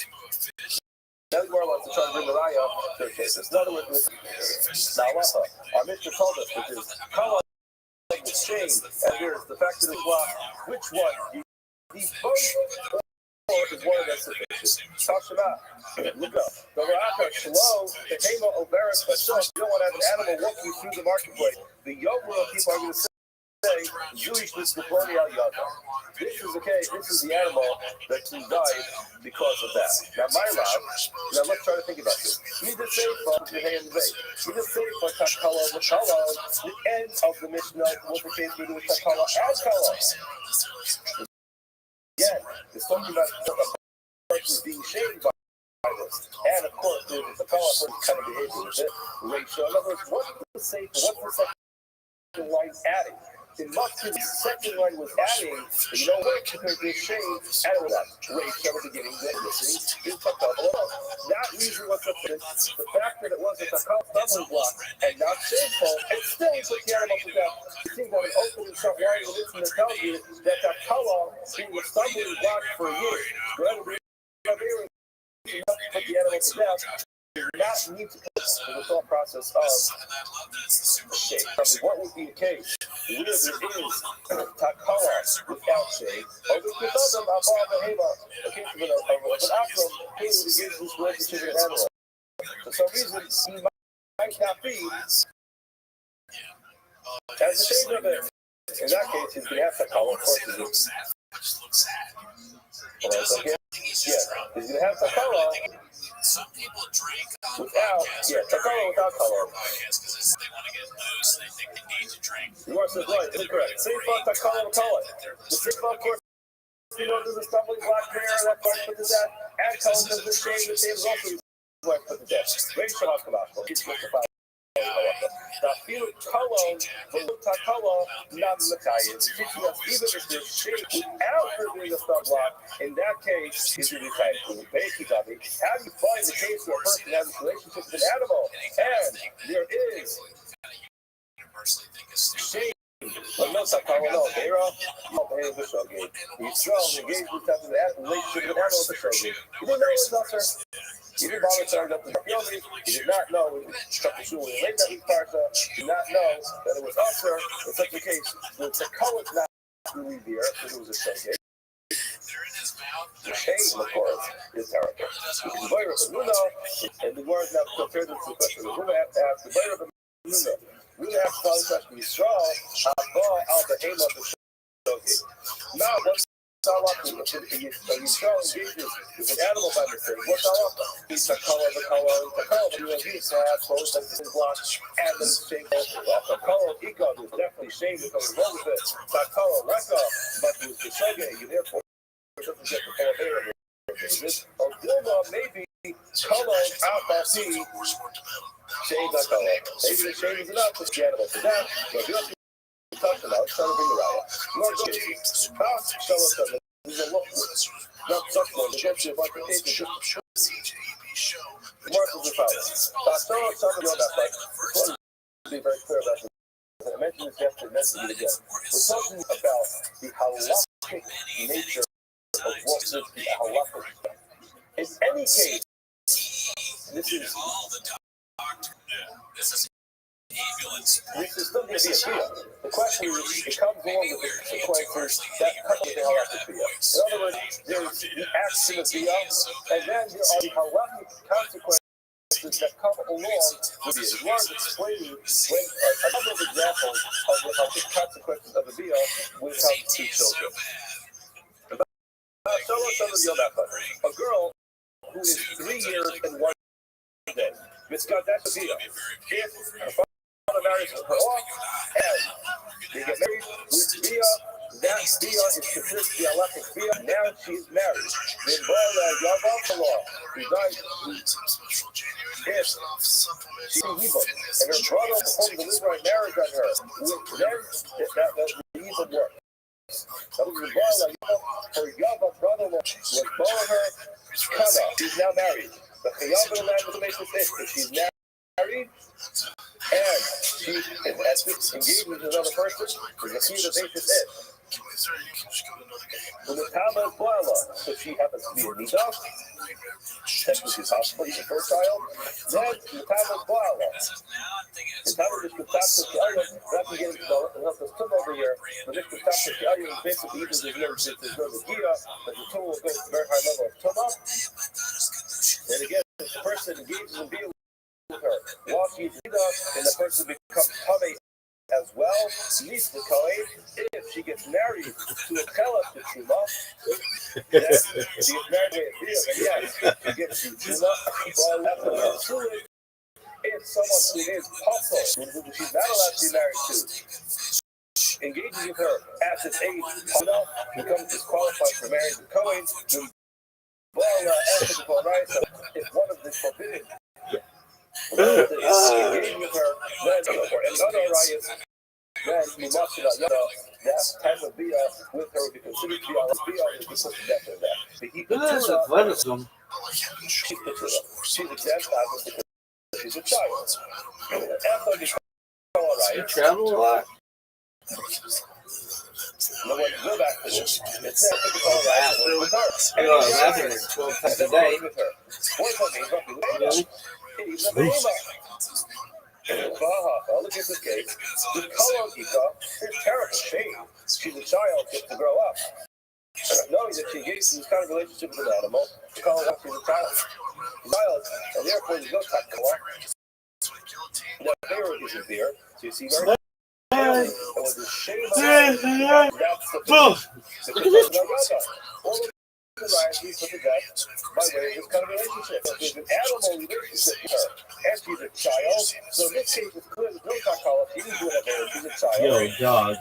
This motherfucker is so sick. You see, you need to have both reasons to stumbling block. And being shameful. Being shameful is enough, because in this case there's no there. This is no. Misunderstood this. Even the Mizidahi, in the case where she did it intentionally, she's doing, that's a Kalika. This is a Kalika.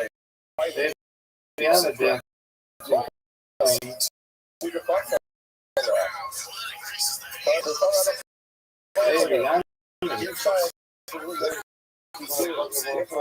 person, even if she did this on purpose, Maybe it's a children, but she's actually punished for it. But again, you can't resort the call to the court to intent to engage in this kind of behavior. Listen, is it Takala, and yes, she did do it on very punished, she went on to be punished. Okay. Allah, these are behema lochas. We want to go to a person, but not to a behema. We want to go to one more case. Some of them talked about the raya, and now you have Takala and Kala, or it's Kala enough. You have to have a friend, the shame, or is the shame Allah, the shame alone, then takes the show. The power of life would have come to a male. So he's 9 years old and 1 year. He goes and engages in it. So if his brother died and left behind the sister without children, and he goes ahead and pull out his sister-in-law, Kana. He's come to her and they're married. The ain't no thing get he's not old enough to be able to get. The Tama Kanida. If he engages in a relationship with a Nida, he becomes tied with Mr. Taklik Alyo. Wholesale, he passes someone to an inappropriate relationship animal. If he engages, if he cannot go ahead and allow the girl to be too much, so if the behavior of God in his back, he engages in this kind of relationship with an animal, he just qualifies for being born on top of his back. And it's will be skill up by way of this. Now again, this male 9 years in 1 day is with any of their rights with a set of the Torah. They shall be put to death, but there's this type of relationship. In this case, Kala Ika, you're saying to Kala Laka, there's no stuff with black, there's a child. This is not either. This Kala Sayogo.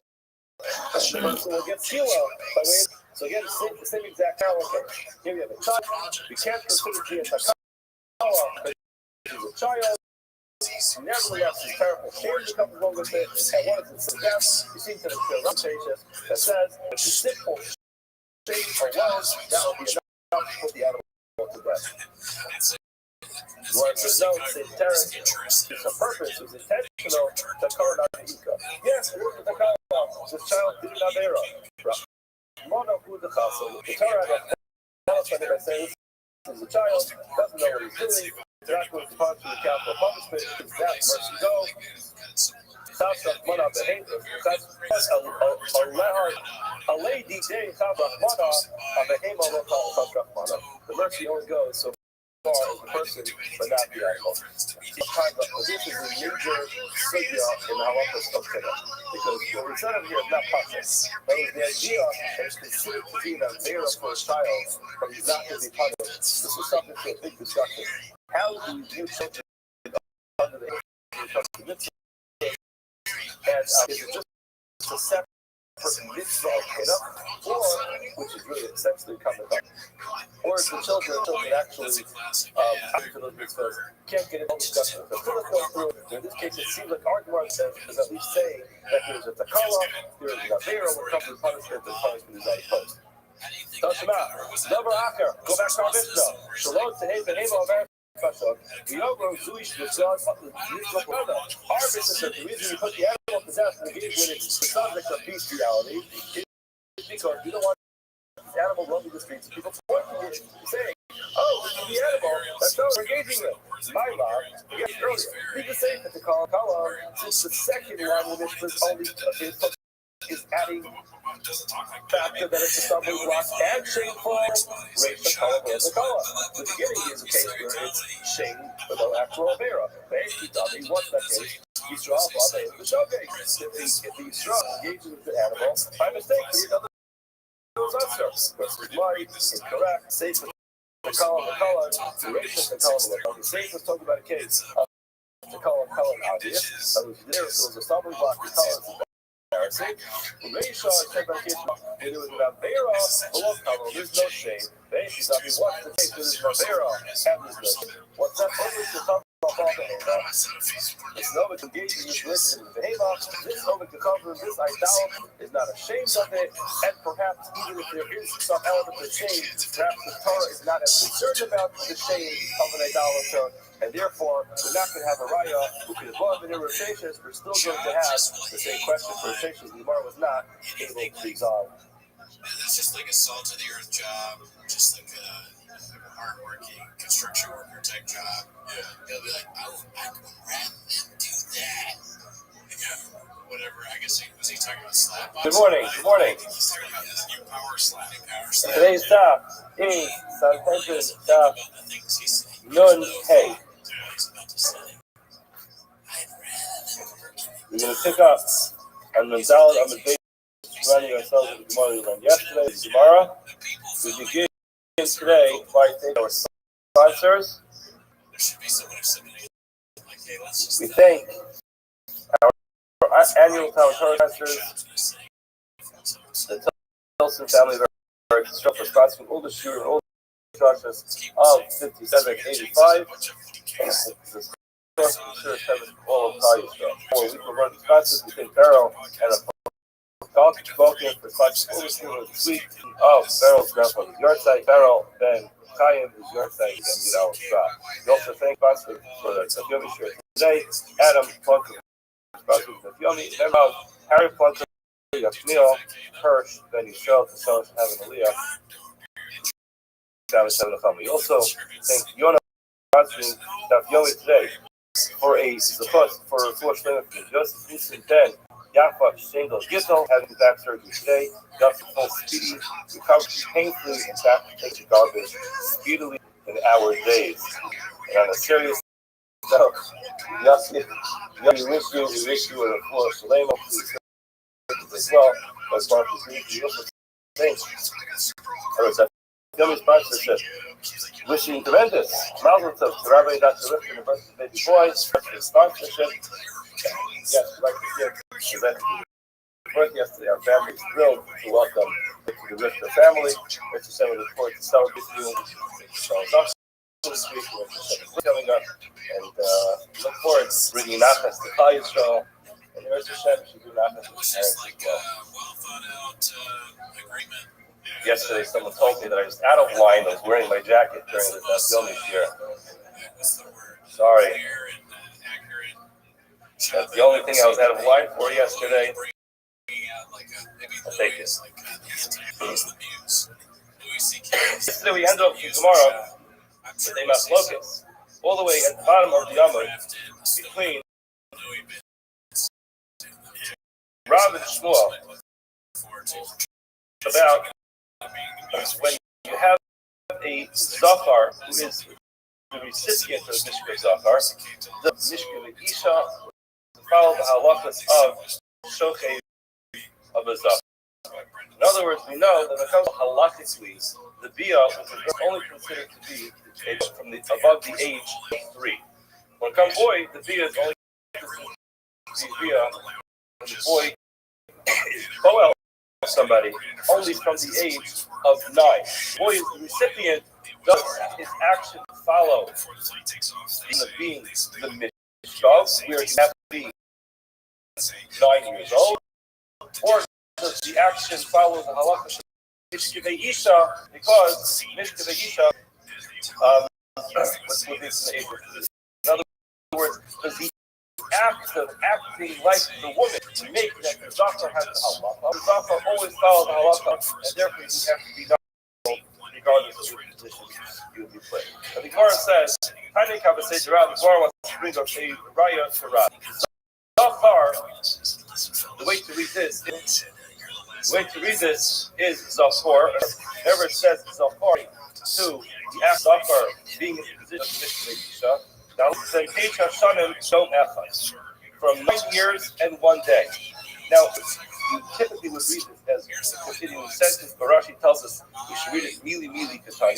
So that's one case. You have one case which is Zachar, Bentesh son of Yom Echad, or Haba al Behema, Ben Kedarka Ben Kedarka. The person has a relationship with the animal, whether the relationship with the animal is a normal or first half normal way. Shav and Bias and Behema allow women to bring an animal upon her. So again, vein Siddhartha, vein whether it's the normal way of Bia or it's not the normal way of Bia. The halach is Shai. What do you see clearly over here? Opening Saraya, like Rav, when it comes to Zafar, it is still going to be from the age of 9, not from the age of 7. That's going to see the Gemara's Raya. Now the Gemara goes on a little bit. I'm going to use this bracket that we just mentioned to disprove another statement. Now the Gemara says, Darash of Nachman, Darash of Nachman, Barakist. Nachman Barakist made the following drush. The Isha, it says, Shnei Mishkavah.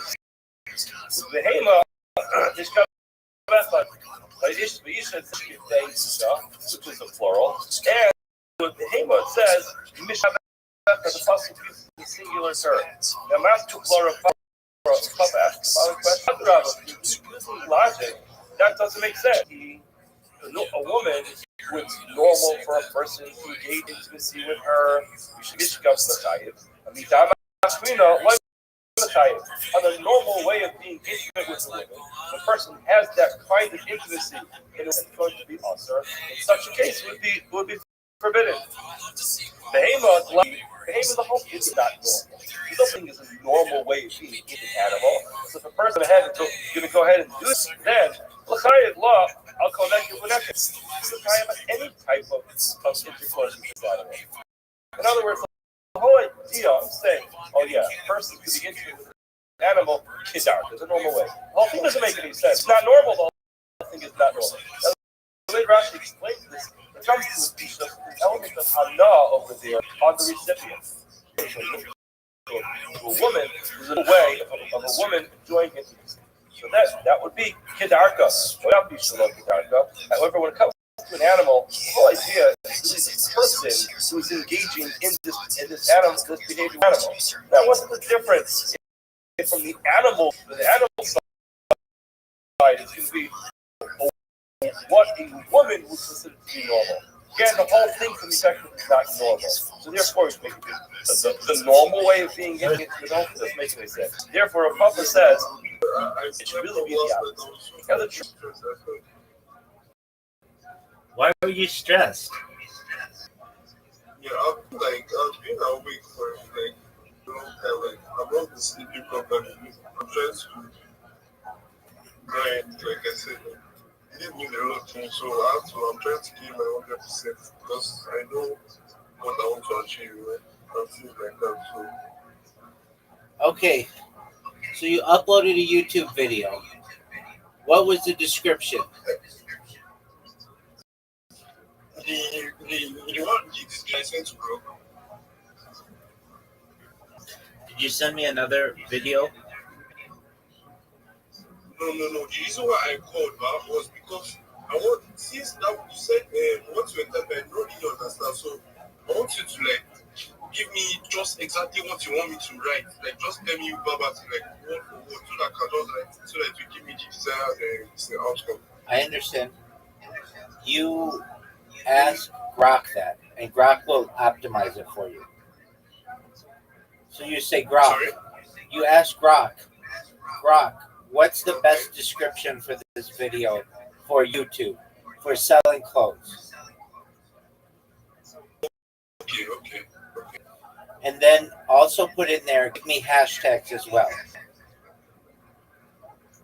Okay. What's the description for this video if I'm selling clothes? Exactly, with hashtags. And it'll say something like, cool north-south, hashtag cool, hashtag fashion, hashtag luxury. Okay, that's the title. Then you also want to put a description, which is longer, which would be like, North-South is the best brand that you could ever want. It's classic, it's classy. Get North-South at your nearest retailer, or whatever it's going to say. Okay? All right. I'll do that. Hold on. You don't want to have your video use IDIOT. You don't want to have it use that word. That's a negative word in a lot of places. So if you ever hear that word, stay away from it. take down the video that you have up, put up a new video with a description, with a title, with hashtags, and then send it back to me, okay? All right, no problem. If I'm asleep, then I'll look at it in the morning, okay? Okay, no problem. And Thank you. yeah, absolutely. Wait, before you go, and when you get a crypto wallet, make sure to write down your passphrase. Make sure to back up your phone. Did you write down your pass? Did you write down your passphrase? Yes, I did. Okay, so if your phone broke today, you would have access to your passphrase, right? Yes. Excellent. Did you back up your phone? Yes, I did that. I left my phone to come at night. You did that today? Or yesterday? Yes. Good job, man. Good job. Yeah, Excellent. thank you very much. Thank you very much. Like I said, I have things I want to achieve, so I'm really happy about this, and I want to achieve whatever.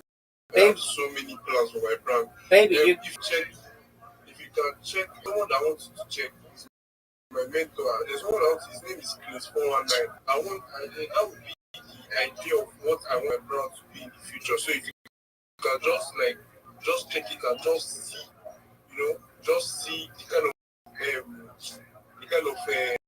I want to say let me say the kind of dream I have. Let me put it that way. all right, well, send me anything you want. Look at it when I have time. Okay, no problem. Excellent, my friend. All right, so send me that new video. Once it's good, Okay. we're going to do all of them on YouTube, and then you're going to do different platforms, okay? 9 of the remaining 9, that's 10 videos. That's right. That's right. You got it, okay? Okay, no problem. Excellent, my friend. Thank you so much, sir. You're welcome, my friend.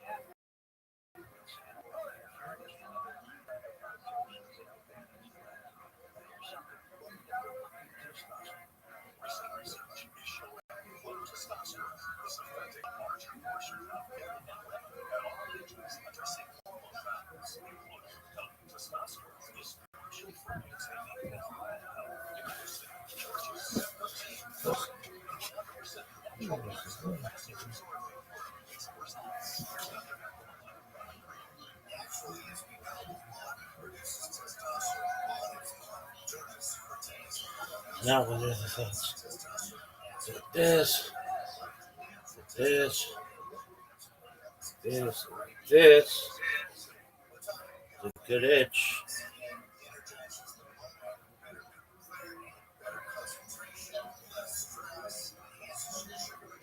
This.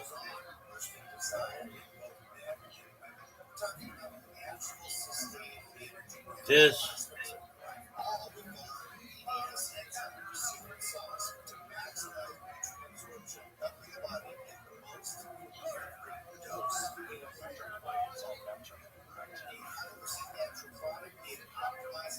This one. Athleticism is fine. Made the right call. Seems much happier. Could have made it earlier if you asked me. The truth is, it doesn't really mean. You look at Tosfos. He says, Yeah. "Adarabba Isha Deborcha." He says, "Hapshita b'kuli shas." It's all of shas. The Isha Miskayev Ashnei Mishpatim. Why the Mishpatim Isha exists? The truth is, Rabbi is not trying to tell you that a person became intimate with a woman to whom it is also to be intimate with. He's going to be intimate with her. We're not trying to say that because there are some him and the other guys that he is Papa can't argue on that. Rather, his point is El Papa, how does Papa meant to say? If you would like to differentiate an animal and a woman, if not, how will it? Your logic would have dictated the other way around. In other words, not that he's saying that the halal would be the opposite. And again, if he's going to use logic to go ahead and determine which way it would not be chayiv, then the opposite should be true. That only through the normal way of being intimate, to find animals, since the whole thing is absurd. There's no such thing as a normal way. Thank you for giving me coffee. The Gemara says, however, that logic would make sense. The problem is, Tanya, we learned in the Brisa, Zachar, as we just mentioned, that if he's 9 years in 1 day, or someone who has an animal, very clearly, Darka, Shaloka Darka, makes it's the normal way or the abnormal way. Again, anatomically, the normal way or the abnormal way. Isha, I mean, halacha is regardless of what you would have thought, but the logic would have dictated. Halacha is still going to be the same. That in any way, what up, big dog? With the woman or with the animal. Kicking ass, taking names, baby. Every day is a holiday, every meal is a feast. How are things in your neck of the woods? Say what? How are you? I'm fine. The same something on Twitter. Check it out. I did not get anything new from you. Are you sure you said something? Picture of what I Yeah, and I responded already. It says, good job. Make the P in Pilly in the bottom circle capital, please. Hold on, I've done that. Let me send you say that down to you. Yes, sir.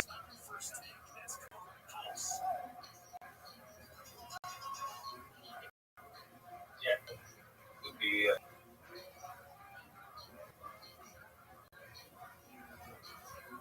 Did you send it yet, Pilly? yeah, check it out. I said again. Okay. Okay, sent. No, dog. Read what my message said. You asked me to change the small letter to capital letter. Stop. Stop. Pilly, stop. Okay. Read what message said. The one that says good job. Okay.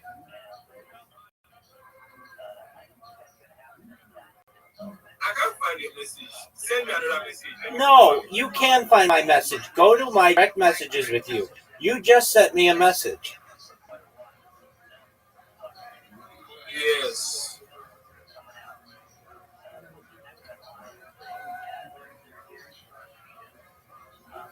Right? Give me a sec.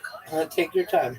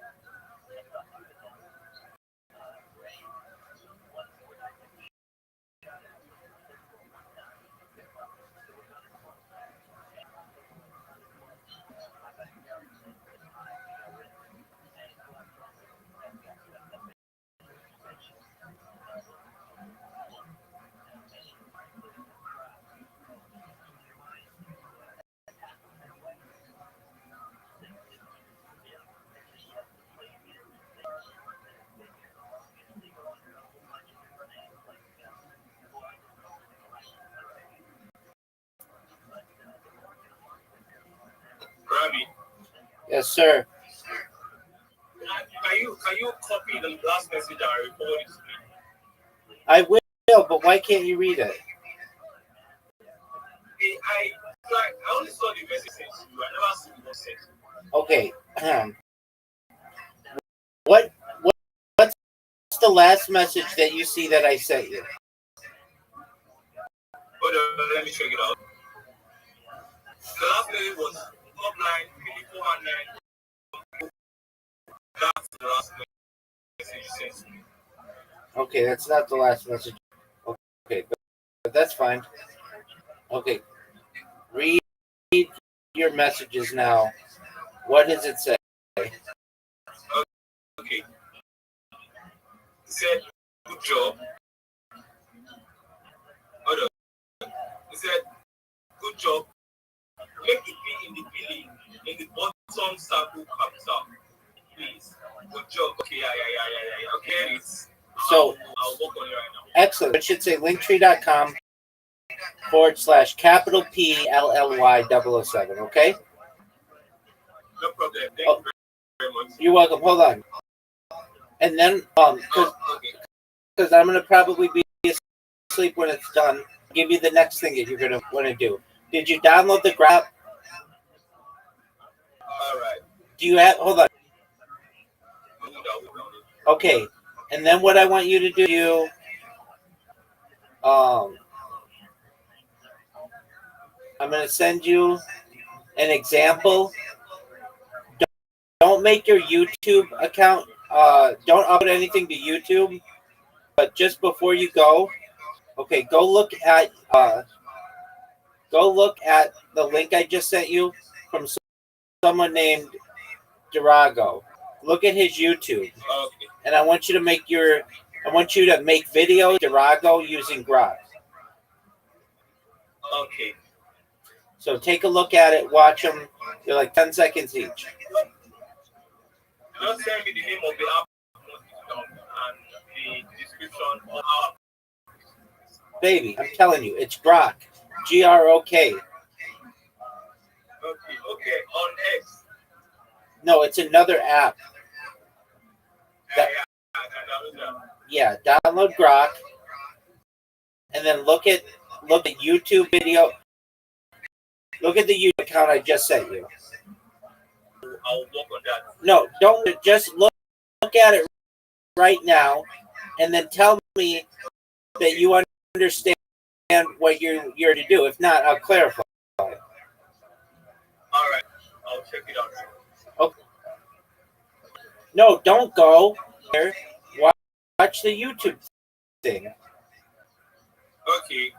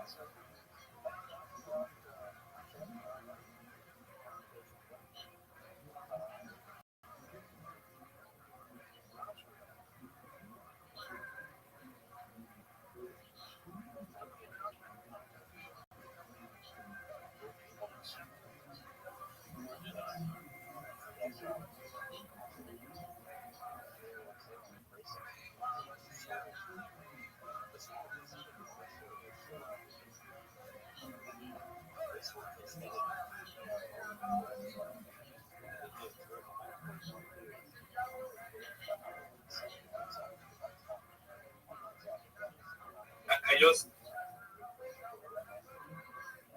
What'd you say, big man?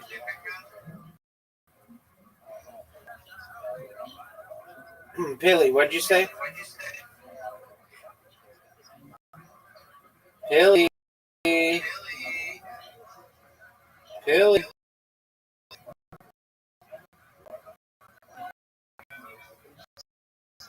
Hold on. Repeat yourself.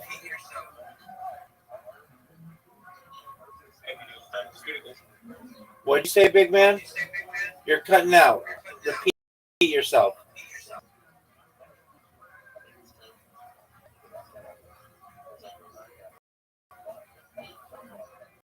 I said I watched the AI video and I noticed that it was actually created by source an AI platform.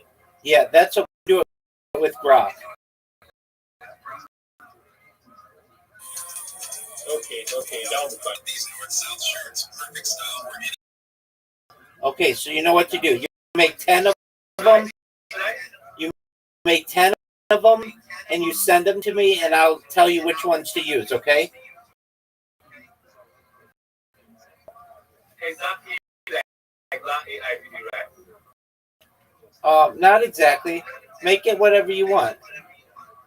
You can you could say make it in the future, make it on a spaceship, whatever you want.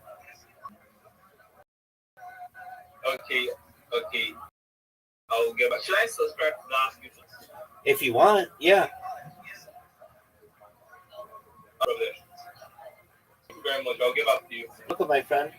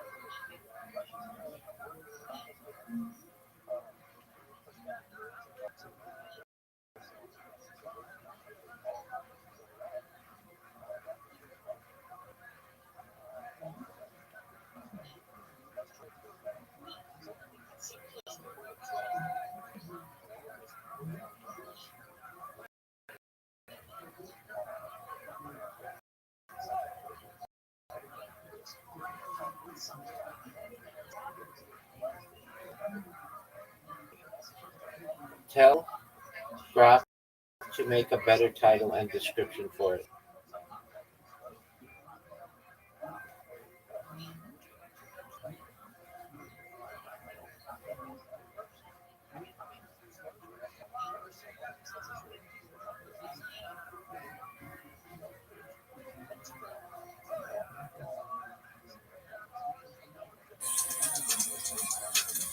Check out these north-south shirts, perfect style for any event.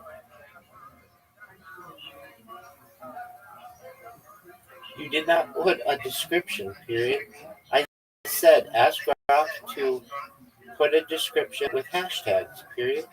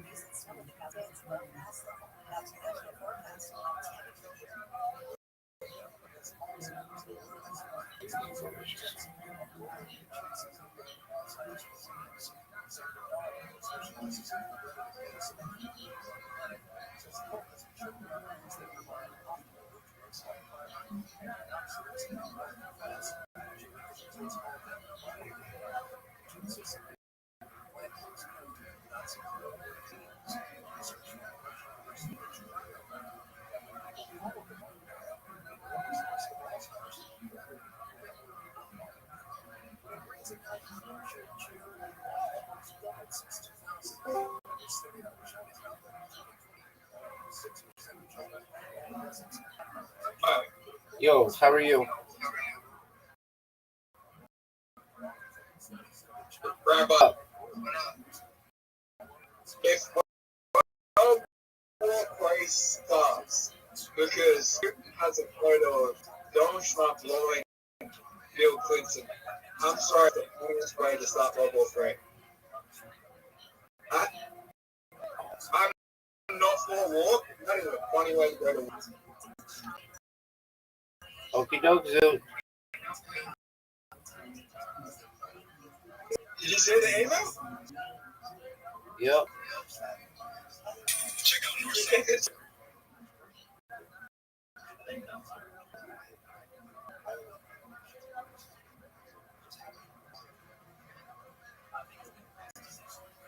Rabbi, Yes, sir. do you think there's like something humorous about this situation? As sad as it is. No, I don't think it's humorous at all.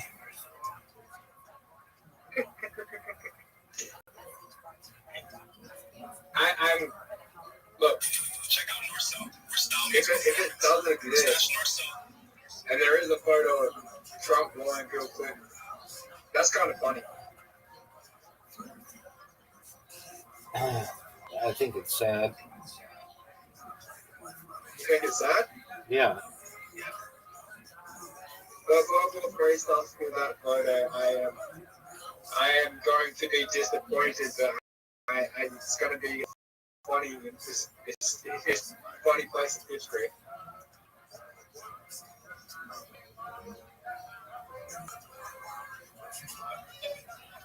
Dude, are you ready to lose? No, I'll be home later.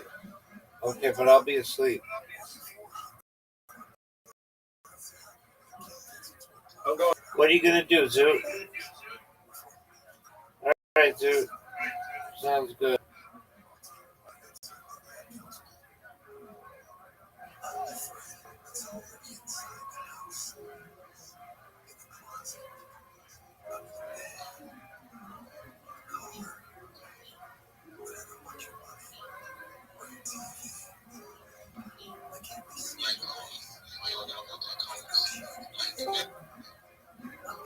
Yo. Yo.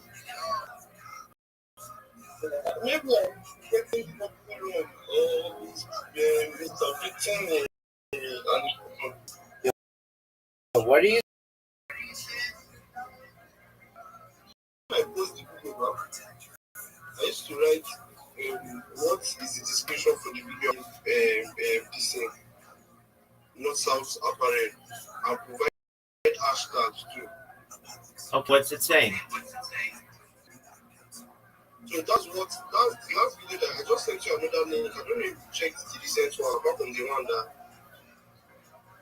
Dog, I keep checking. It says no description, and it just says north-south in the title. That's not what I want you to do. It should tell you something like buy north-south apparel. It's the best clothing in the world. Hashtag clothes. Hashtag luxury. What is Grok saying to you? whenever I get brought to do the video, I'll tell it to put hashtags into the video, and that's what it's doing. No, it doesn't. No, it doesn't. Like exactly what you told me to write. Okay, what does it say? What's the response? It should just make the video and send it to me. No. You say to it, provide me with a title for this video for YouTube. Okay. Provide it for YouTube. Okay. Yeah, after providing the title, I'll say provide me with hashtags too. Say provide me with a title and hashtags for this video. And also a description hashtags. Sorry? You want to say provide me with a title, hashtags, and a description and hashtags video. Okay.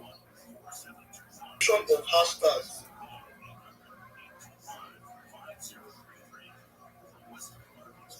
Thank you. What's it say? No, motherfuckers. This is the worst.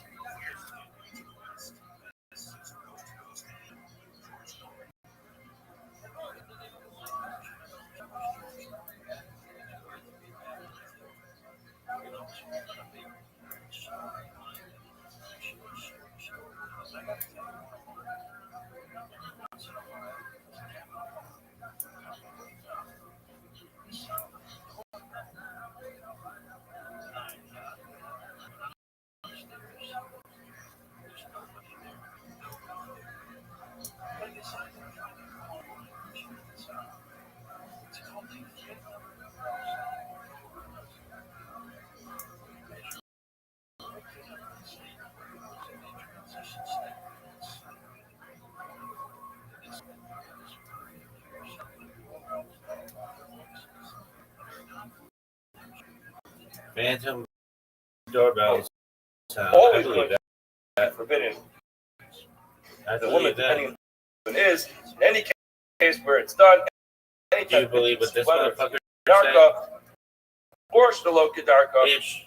with the normal anatomical There way, you the go. abnormal anatomical way, that halacha still would be in violation of yes, sir. And that there, in other words, the logic that we This said that when it's an animal, it comes to Isha, also it makes no difference.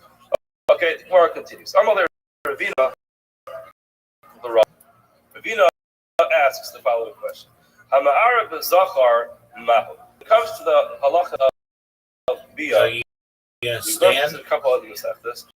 There's basically Perhaps. today for there's basically three levels of bia. There's what's called Nashikas Ha'ever, where it's just a touch of the human body from one to the next. Achnasas Ha'ever, there's Achnasas Kol Atara, and then there's something called the Gemar Bia. So the Nashika obviously is the initial touch, and then there is the part where it starts to penetrate, and then there's the full penetration. So what is either the initial penetration. West Side Pin. Now, East when Side it comes Gangster. to a nida, West Side Pin. East Side it's very Gangster. clear. It says in the pasuk. It's West East Side Gangster. West Side Gangster. In the pasuk, a person does not have to actually complete the bia. A person to violate bia. Fucker almost waterboarded himself. West Side. Has hara with nida, already in violating both nida and the zechi of cards. Nora wants to know what happens if a person does this hara with the zachar. Again, is also it's this one, right? We're talking about that. So now the Gemara is asking to be intimate if it simply touches, or because it's machlokes, or the penetration begins. Is that enough to be what we refer to as a gemar, as a completion of complete full penetration? The Gemara says, "Ma'ar b'zachar ma'ar." What's the halacha? The Gemara says, "Ma'ar b'zachar." What's your question? Mishkevei isha ksiv.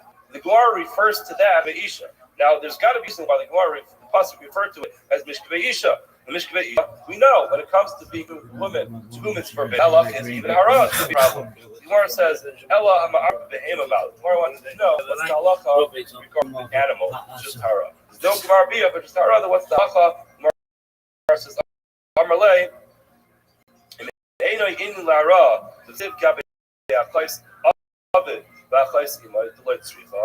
The pasuk says very clearly when it comes to achais avid, v'achais imay, it says very clearly in the pasuk, hara, the lashon of the pasuk, yes, she'erai, so it says very clearly that lashon there. Therefore, anytime a person engages in that kind of relationship, does not have to be complete. Even the initial penetration is a problem. So then, why does it say it? What does it say? In other words, the Gemara means to say when it comes to all mishkevei isha, there's a hekesh which occurs. It says very clearly, "Harad that siv gabi achayis imay."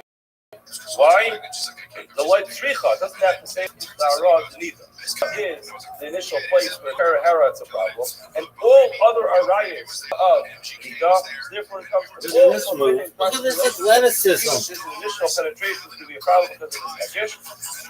So why does the pasuk have to say it when it comes to achayis aviv, which is an aunt, or achayis ima, again another aunt from the father or from the mother? Why does it say there? As we mentioned yesterday, we have this cloud. The pasuk tells us something which is not necessary. We're allowed to borrow it and apply it to the case. Then to neu inyan lahara to behema. Borrow those extra words and apply it to behema, and therefore, just like any kind of business, also with animal, hara is going to be also with animal as well, and it follows all the other halachas of intimacy. Even the initial contact is going to be a problem. Hold on a second. See, let's analyze this for a second. Behema, mechayve mitzvah is best. You have to put these things into regard. Behema is when it violates that isser, they're chayiv mitzvah from basin. This is something which is adjudicated by a basin, by a hospodam, not by a kalakarku, but by a basin. Why? The dog got anything else. Why is it that it can be connected to family members like an aunt? Those are closely related. That a kalakarku takes care of. Those things are not adjudicated by a basin. So why would you write the word, the extra word, yet she'erai hara, by someone who's kind of a shemayim, who treats us?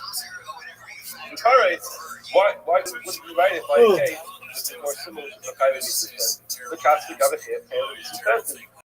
The likmar for you to be suspended is going to be suspended.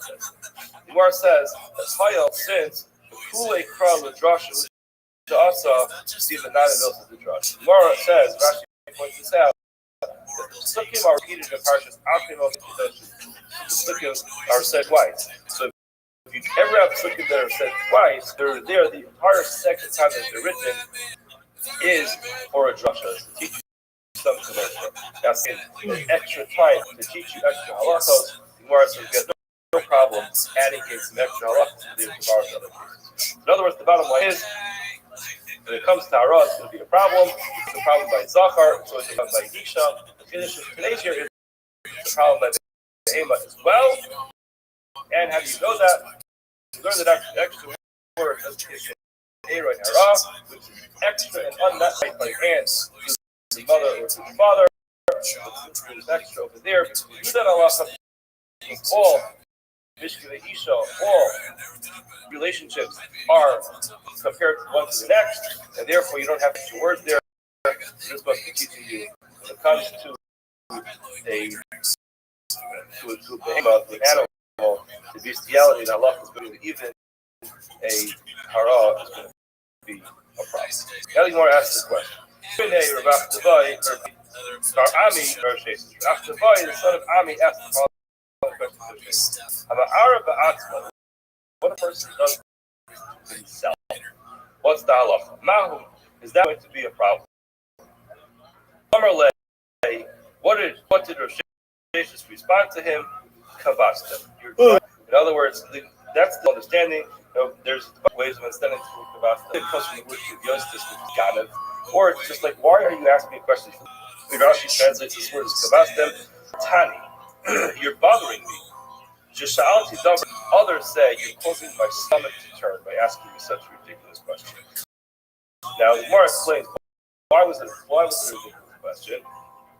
Amarti, what's your question? Let's have because if it's some person where the air is firm, it's just impossible, anatomically impossible for a person to do this to himself.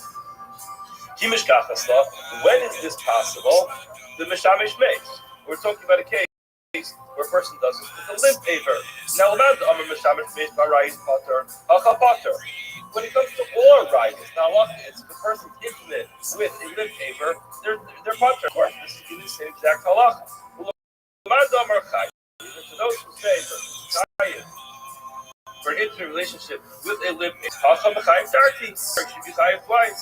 In other words, you can figure it out. In other words, if it's impossible, the whole case is impossible, why are you bothering to ask?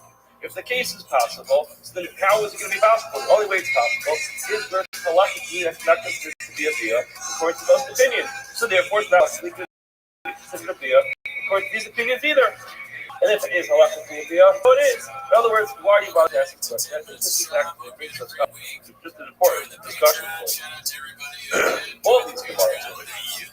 What are the likelihoods of these cases? Now, I think it's very important to know. I don't think these gemaras are bringing up these cases because they're particularly relevant or because like the cultural implications kind of different. I hope not. I mean, I haven't lived that all the years of this kind of culture. The reason why the Torah brings this up is because there's no such thing as cases that are left to our imagination. It governs our life. It's possible. We can't have a situation where in one generation a person comes up with a bizarre idea and then basically has to go ahead and make up the halachos. We don't make up halachos. Every single case is going to be dealt with in the Torah. So Rucham Eretz Midah, Rucham Yam, the Torah covers every single case. This is Torah. The Torah needs to know what opinion is on every single case. Generations have come up with something. Our generation has come up with a lot of new things. And we always have to know what the Torah says about every situation. We're, because something sounds very bizarre to us, we're saying, what, we shouldn't talk about that in the Gemara. This shouldn't be brought up. This is relevant to the Gemara. It makes our stomach turn. Now, to make our stomach turn because the case is impossible to happen, in other words, it's just simply impossible to physically happen, don't bother asking the question. You use drushes to figure it out. It's just impossible and irrelevant. As long as something is possible, you have to know what the Torah says about it. And that's what we're doing here, to go through these cases, as much as these cases, for the most part, send it to us. It's going on over here, which does these kinds of things. Bottom line is,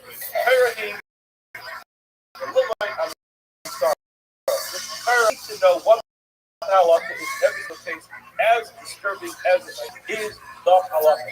What's because far from us in this particular case.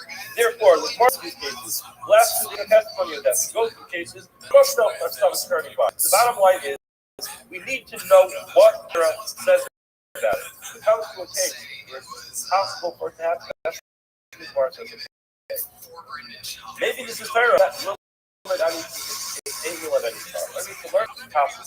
That's why we should have said you don't have to ask this question. Either it's possible or halacha. The Gemara goes on. Minay, Rothschild. We're asked the following question from Rothschild. Ayvit Kifatim, Haba al Behema, Mal. Say, the idolater goes ahead and engages in relationship with the Behema. You put the animal to death. Now the Gemara is going to explain why now. Kala, the kala none, the half the kala ika, kaleka, ozilma takal papishin kala. In our mission told us why an animal is put to death when there is the case of the hour between a human being and an animal. One of them was the hayel v'asu takala ayat. One is because a person went ahead and sinned by way of this animal. In other words, this animal is a vehicle for sin, therefore we put it to death. The other way of learning it was that it's just the design animals walk into the street and people can say, oh, this is the animal. Now, takala is the shape, which is the second one. The question just is, do you need both, or do you need just one? When the Mishnah told us that there are two reasons, was the Mishnah telling you have to have both reasons, or is one of them enough? What's the difference? When it comes to an akum, perhaps there's going to be a case of takala, but there won't be color. Why is there no color? Why is there no shade? Now, what Rashi says is that it could be that in certain eras, certain period of time, that different idolaters did this. Different idolaters, there have been bizarre types of bizarre. Maybe some idolaters did this, so it wasn't considered to be a shame for them. And more than that, it could be that even though there was some type of human dignity shame, will the Torah go ahead and out of its way to worry about the shame of an idolater? Is that what we're going to be worried about? Go ahead and put an animal to death for the sake of the shame of the idolater. That's the Gemara's question. However, Sheshes says to Yisrael, the Mishnah proves this point. Not Ilanos. When it comes to trees of Vodazara, they ain't open, they don't eat, they don't drink, maybe reason they can't smell, and still Amra Torah, Hashkes, Stroh, the color. Destroy them, burn them, and again, get rid of them. Since the person went and violated an Isra, something goes ahead and brings the person from dark Yikayim to dark Yimisa from the ways of life, the ways of death, of course, animals put to death. Just so, and therefore, he seems to be saying is Kala is enough, Kala is not necessary. In other words, it isn't as much shame. When it comes to Zara, that's shame. In other words, there's no human dignity of Zara. And therefore, he wants to say that the Kala should be sufficient. Why? Because when it comes to a tree that was used for Zara, we put it in. We got rid of this tree. Same thing should be true when it comes to animal. By the way of the animal, taking the person's life to ways of death, you go ahead and destroy the animal with takala alone. In other words, just with the stumbling block alone. Elamiata, I'll say the truth. I want to get to this. I don't really. What does the fact that a tree doesn't smell have to do with the fact that the animal brought a person from dark Yitayim to dark Yimisa? In other words, it doesn't sound like it's not symmetrical, right? Symmetrical, logical type of thing. In other words, you say, I know that an animal does eat, drink, and does smell. Why is that the relevant point? I must have just mentioned something here tomorrow. Enough to excuse you, right? Just see that we showed it right here on the page address. I presumably understand why that's the way we do it. In other words, to an animal, comes to an animal, the animal is baltai. It's a baltai. It enjoys life. And still we take away the life from the baltai. Why? Because of the stumbling blocks that came along with it. So the tree, the Gemara doesn't say that though. The Gemara doesn't say a tree doesn't smell, it doesn't eat, it doesn't drink, it doesn't enjoy life. I don't know. Maybe that's what the Gemara meant. A tree doesn't enjoy life. An animal does enjoy. Maybe that's the Gemara meant. The animal does enjoy life. I don't know. I don't really. Not to use that one. Missing something? I don't know. don't think. Elami Abar says, okay, your opinion is that Takala, stumbling block alone, is enough. Elami Asa Ovid Kutavit. When it comes to Avodah Zarah, person who bows down to this animal, it should become absurd. Will make the law tell you don't kill an animal, the person bows down to it. Well, again, according to your logic, you should. Mar says, Me'ika midi, the Yisrael, like Oscar, Ovid Kutavit. Oscar, Mar says, this can't be.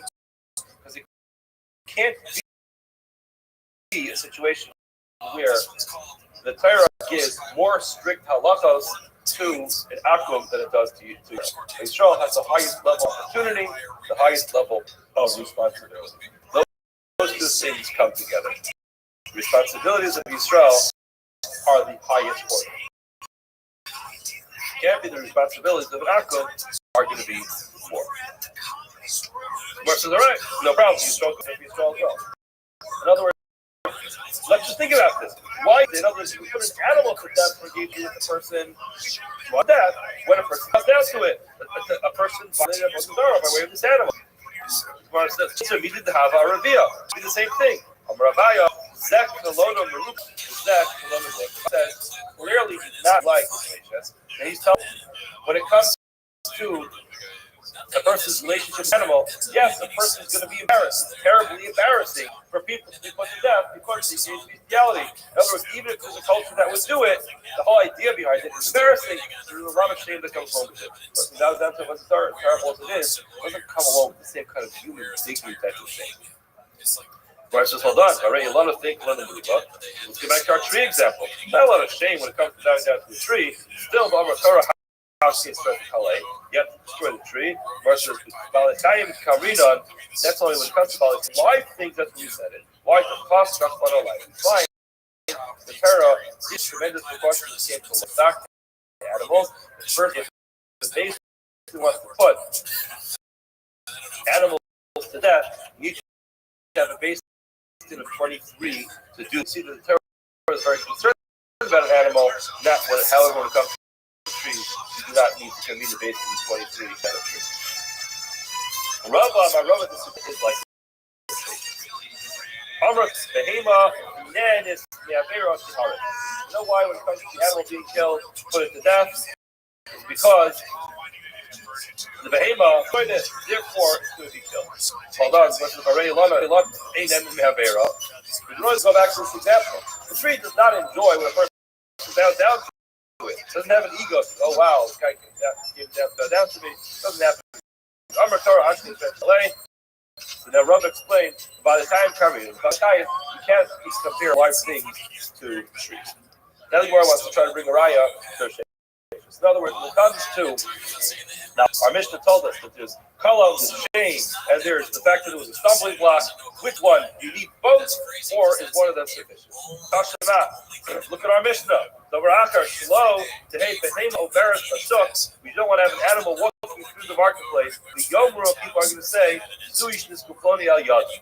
this is okay, this is the animal that the person died because of that. Now, my love, now let's try to think about it. We just say, for the top of the name, we just say, for Takala, the Mishnah was the case with Takala and Kala.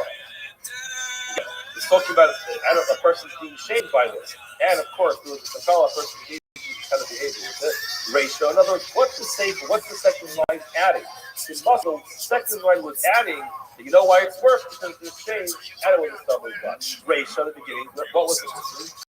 It was Takala. That reason was sufficient.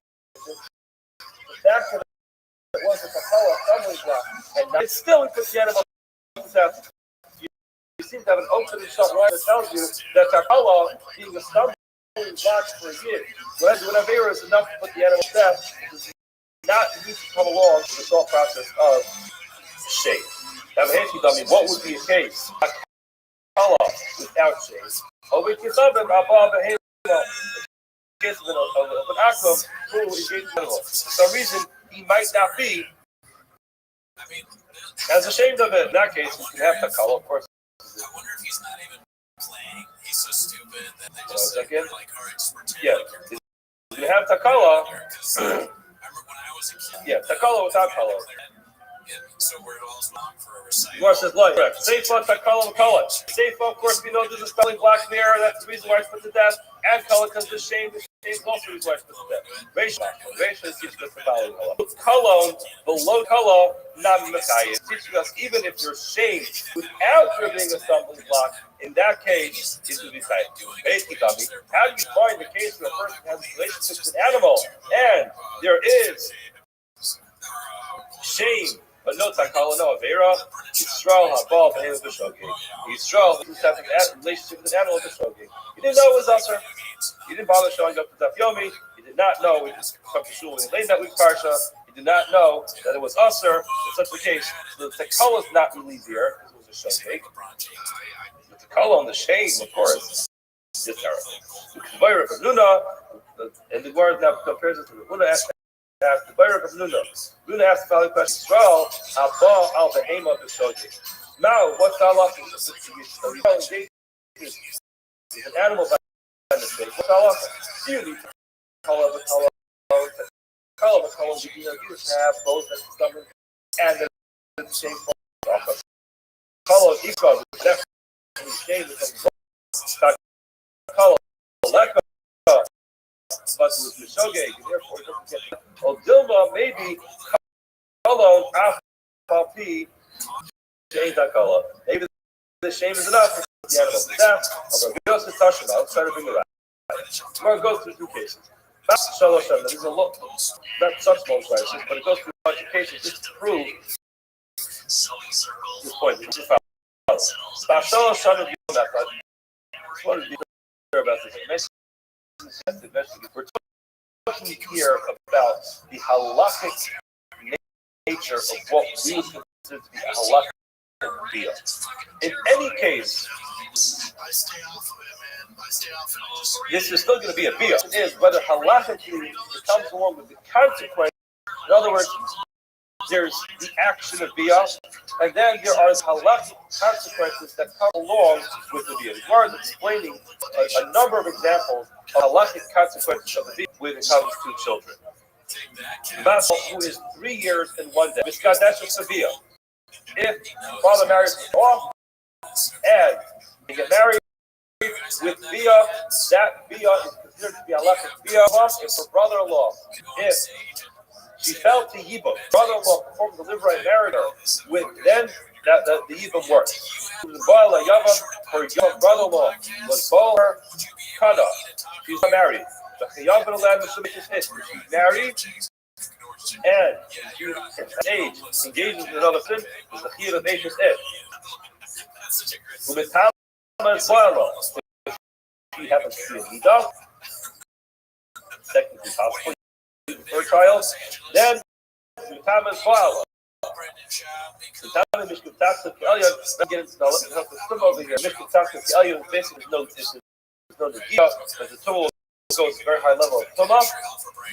And again, if the person engages in biyah with her while she is in Nida, and the person becomes Kamei as well. This is the Kohen. If she can do a Kohen of tell us the Tuma, then she get married by way of biyah, then yes. Get the if someone who is hostile, who she's not allowed to be married to, engages with her at the seat, she becomes disqualified from marrying the Torah, if one of the forbidden relatives, then, or any other arayas, then that type of biyah with her would be considered to be halakhic biyah to put to death with that. The Surah, she's the Surah. She's obviously because she's a child. After the Kol Arayas, after the Kol Arayas, the word for Torah. Any of the Arayas. What does that mean? Even the Behema. Look at the Kolon Kita is terrible. Shame. She's a child to grow up, knowing that she engaged in a relationship with an animal. She's a child. And therefore, there's no takala. The Avera is, you see very clearly, the shame alone, that's the color, that's sufficient. Because how you move up to Nayada, or the right to put to death by way of this kind of relationship. So if there's an animal relationship with her, and she's a child. So in this case, there's no takala. She didn't do an avera. And still, the animals being put to death. You see very, very clearly, you don't need to have both reasons, takala being the stumbling block and being shameful. Shameful is enough because in this case was no avera. Gemara says no. This is the case where she did it intentionally. So takala amika. Yours is takala. Now why is it? With the fuss allowed. The Torah Rahmanas on her. The child doesn't even know what she's doing. Therefore, the Torah, even though she did this on purpose, the act of children or actions of children, she's not going to be punished for it. But again, you can't say there's no takala because, of course, she intentionally engaged in this kind of behavior. Therefore, there is a takala, and yes, she did do an avera. Will she be punished? She won't actually be punished. Okay. Allow the dove, the hema lofas. Where does it go? How far does the rest of the Torah go? It goes to a person, but not to a man. Where goes one more case? So it's Amarab and Tashamal being a raya, whether or not you have to have kala and kala, or is kala, you have to have a stumbling block and the shame, or is the shame alone? Tashamal, then takes the your record. He's 9 years old in the day. Abal Yavimto, he goes in and gives Yibama. So, brother died behind the sister of our children. And he goes ahead and Boel, his sister-in-law, Kana, and they're married. The ain't no thing get actually Yasha, the cancer, so he gets older because he's not old enough to be able to write again. Matava Kanida, Tafkin Kalyo, he engages in a relationship with Anida, becomes Tame with Mr. Tafkin Kalyo. Hosel, he passes someone to Karuna. Appropriate relationship in the mouth. If he engages, if he's telling you, he cannot go ahead and allow the girl to be too much. Also, the aim of the other is that he engages in this kind of relationship with an animal from being brought to the top of his back. With his kelas, there will be skill up by way of this type of relationship. Now again, in Ba, I'll ask us to call if this male, 9 years in one day, is intimate with any of their rights, they shall be put to death. Now, clearly, in this case, whether it's safe to Kalaleka, there's no stumbling block, marches is a child. Nevertheless, the Katani we learned, this Kelas Hayado, skill by case. So again, it's a parallel thing. Here we have a child. We can't consider it to be a takala because he's a child. Nevertheless, it's terrible shame comes along with it. And what does it say? The animal seems to be a riot translation that says that will be enough to put the animal to death. Whereas the notes in Kiva de Mezidu seems this intentional takala nami. Here's the takala. This child, Mono, who's the takala? The Torah Rahman say, listen to the child, that's what he's doing, we're not going to punish him for punishment. Now, where does the verses go? Sorry, Allah,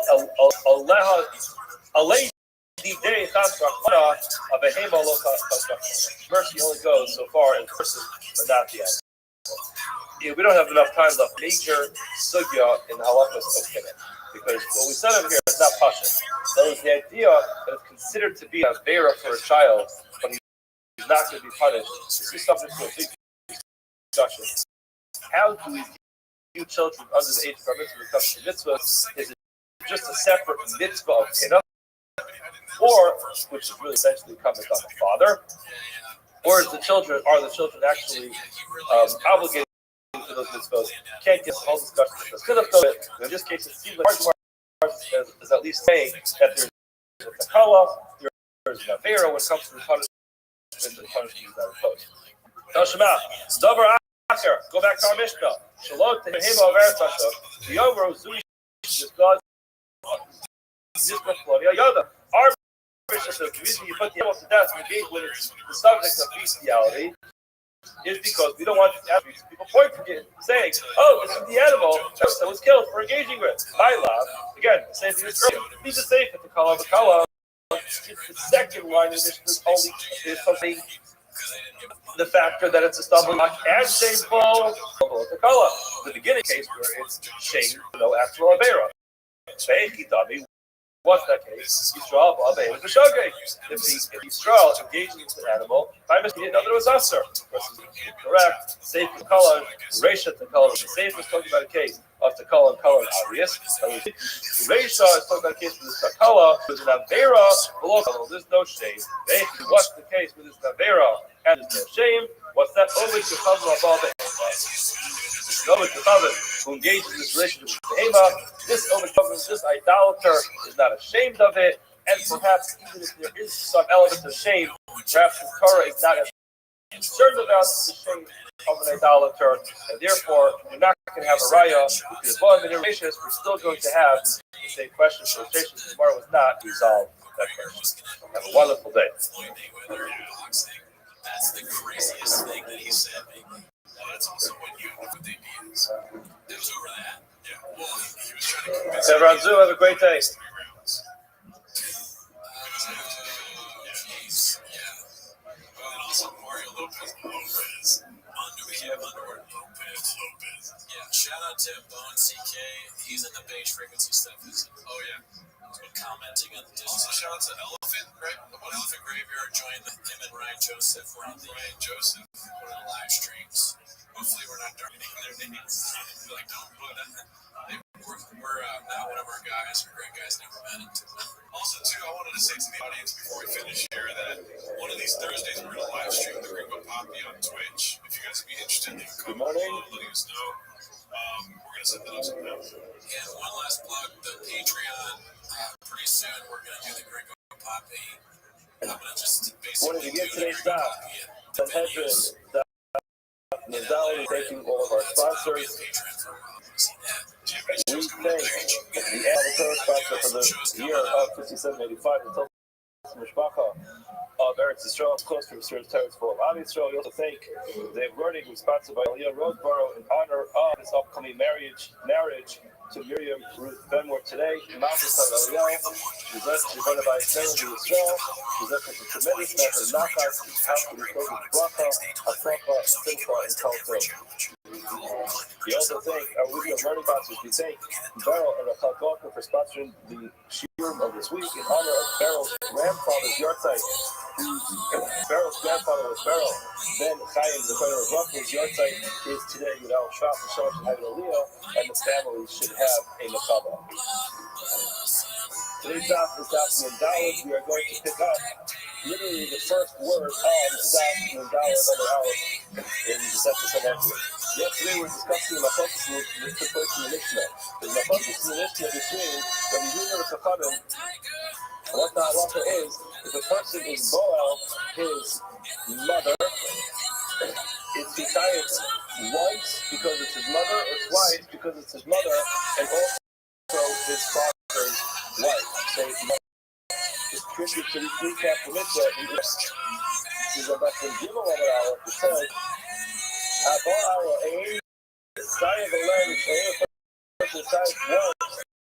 because she's the mother, who showed a Pesach also because woman is his father's wife. The user disagrees and he says, we know that ain't no Kayas, Ella, Shalom, or only Kayas once because his mother. We didn't discuss this yesterday. What for different company is Kayas for? So we put to that, what we discussed yesterday. First of all, we put to that once.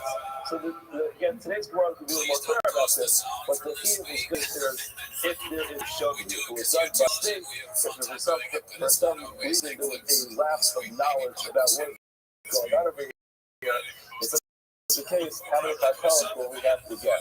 Whether first the question of all cases, or in the case with the Karyam, either the Chalitza, or it is something that comes with the carbon, the question will be how many carbonos are supposed to be. So now the Gemara was trying to bring some source for the Yehuda of Polish Ocean, only type 1.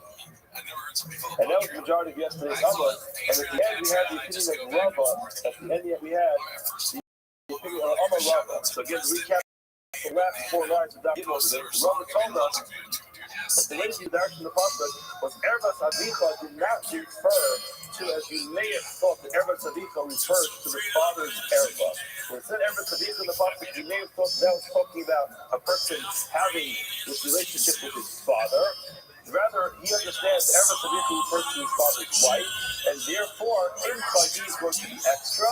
If Imcha is going to be extra, that comes to be Malaya, so the person's only tied one. That's what we ended up with Gemara yesterday. Now, the Gemara to Malaya, to Rabbi's way of understanding the Yuga, the Gemara is going to bring a long brisa. At the end of the brisa, we're going to see what the right is. We learned a brisa like if, it says in the pasuk if. What is this referring to? Again, this is the pasuk. You have the pasuk on the side. So look into these numbers.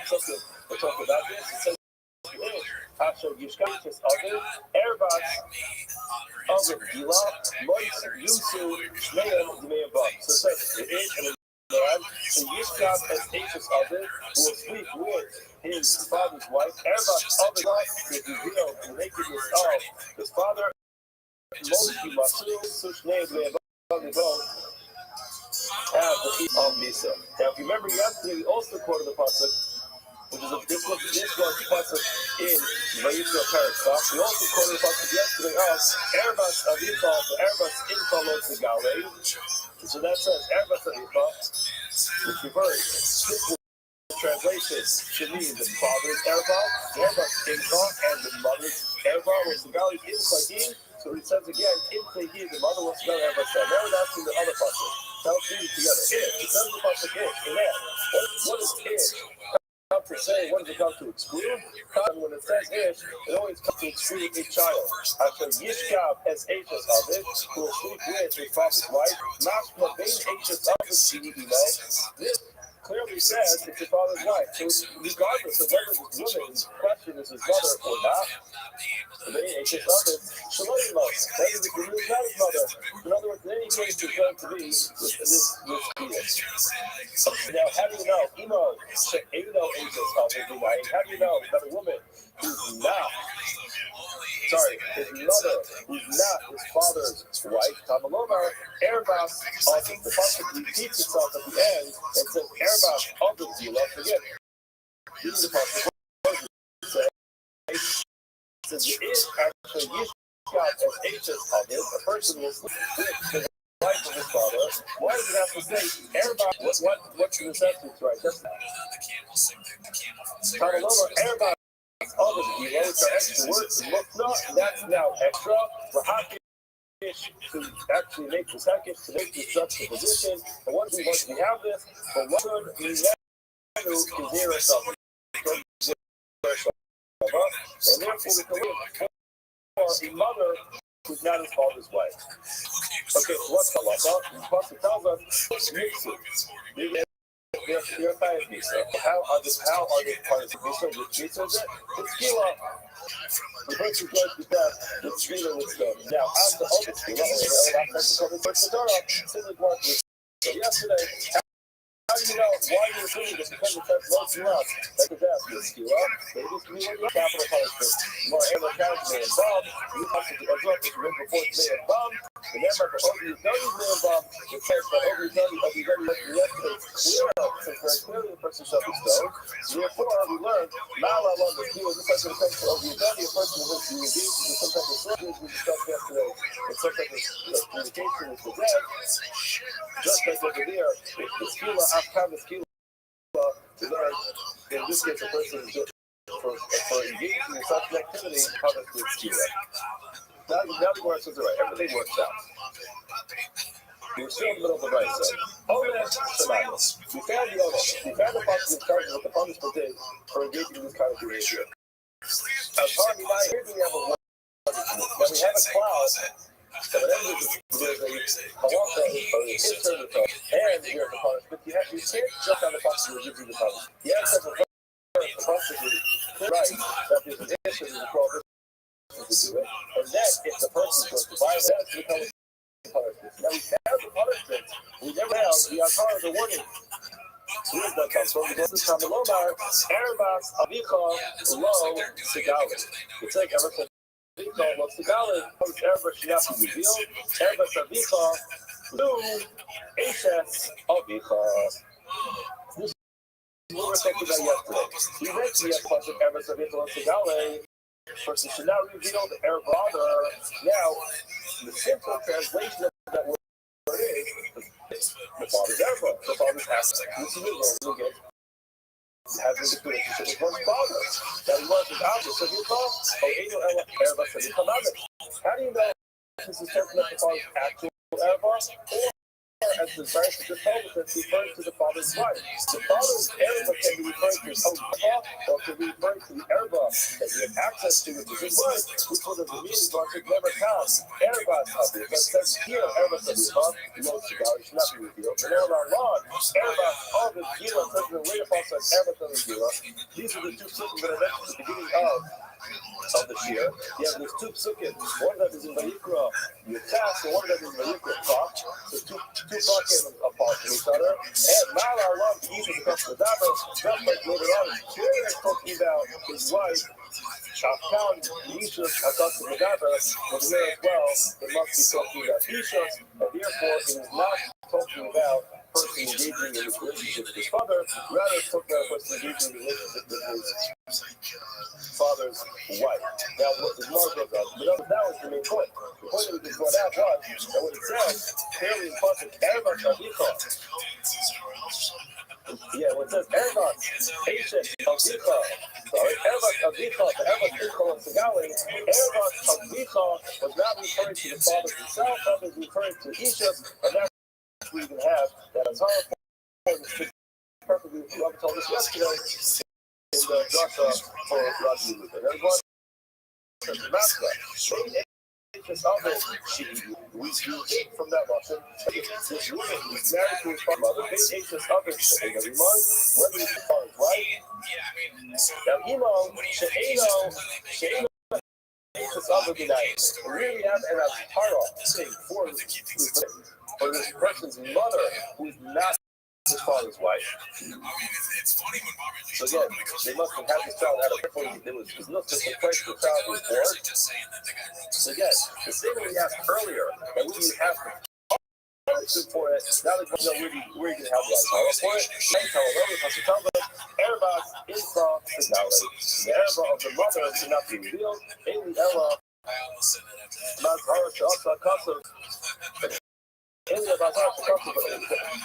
we know that the Nazara, that's also a custom Emo Hs up to Emo Shahi Hs, Shahi Hs other, only Shinayan. How you know that the punishment is going to say, no, never can ever Savicha, but Sagal never will ever other Gila, that is one explained. Nada is Hara, just like in the case of the Hara. Also, Emo. When it came to the warning, also Emo and it was of it. Emo, the person prepared and equipped a mother who was the father's wife, just like the regular mother. She ages of it, just like a married mother to the father.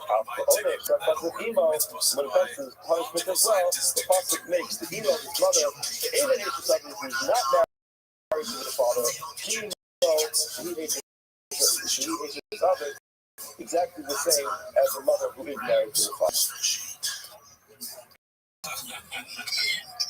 Now, it's in other words, now you have this extra witness, because again, it's Erebas of it refer to wife, so then in the mother's now gone, because it's the same thing. As much as this will equal to the Bible, the Activite will show, and this is also the end of the review that comes for, since he uses Erebas of Bichos to tell you that refers to the father's wife. So now, in the extra, you have the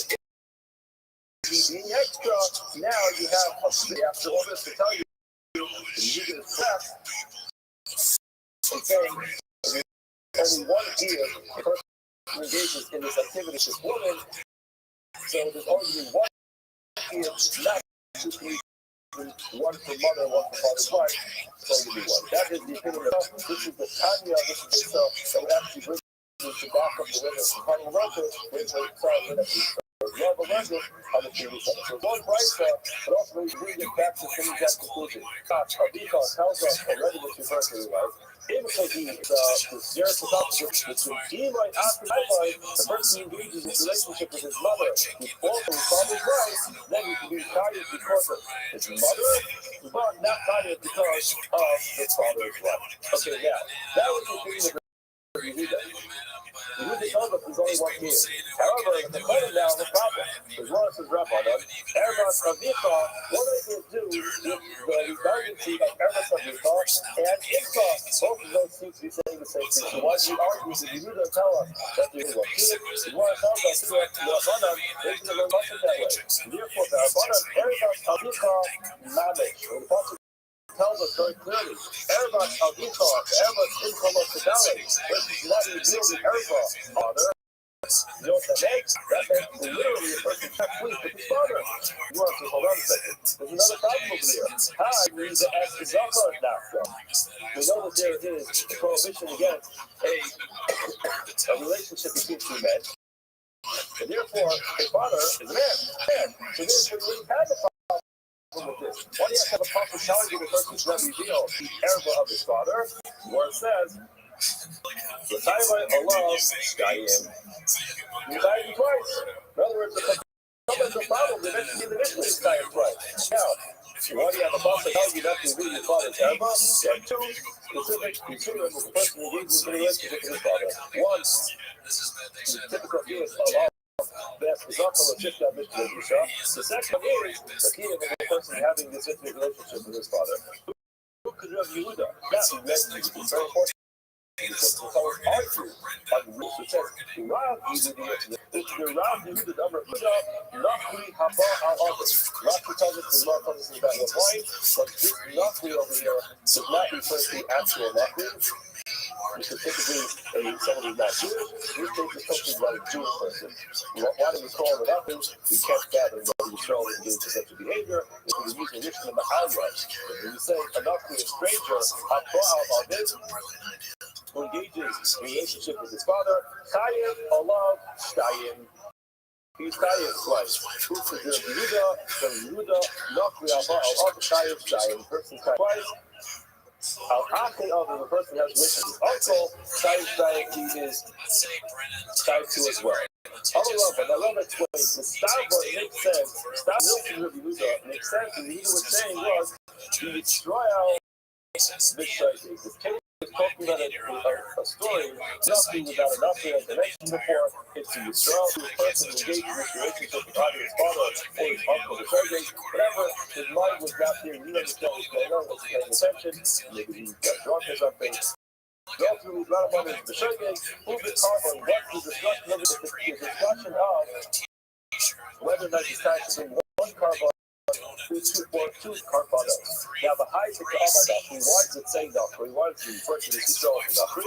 Lishna Ma'al-Yahu. He wants to use the cleaner Lashon, again, to express something for about. He's Akaita, if you're going to say Nachri Mammoth, we actually talk about a real Nachri.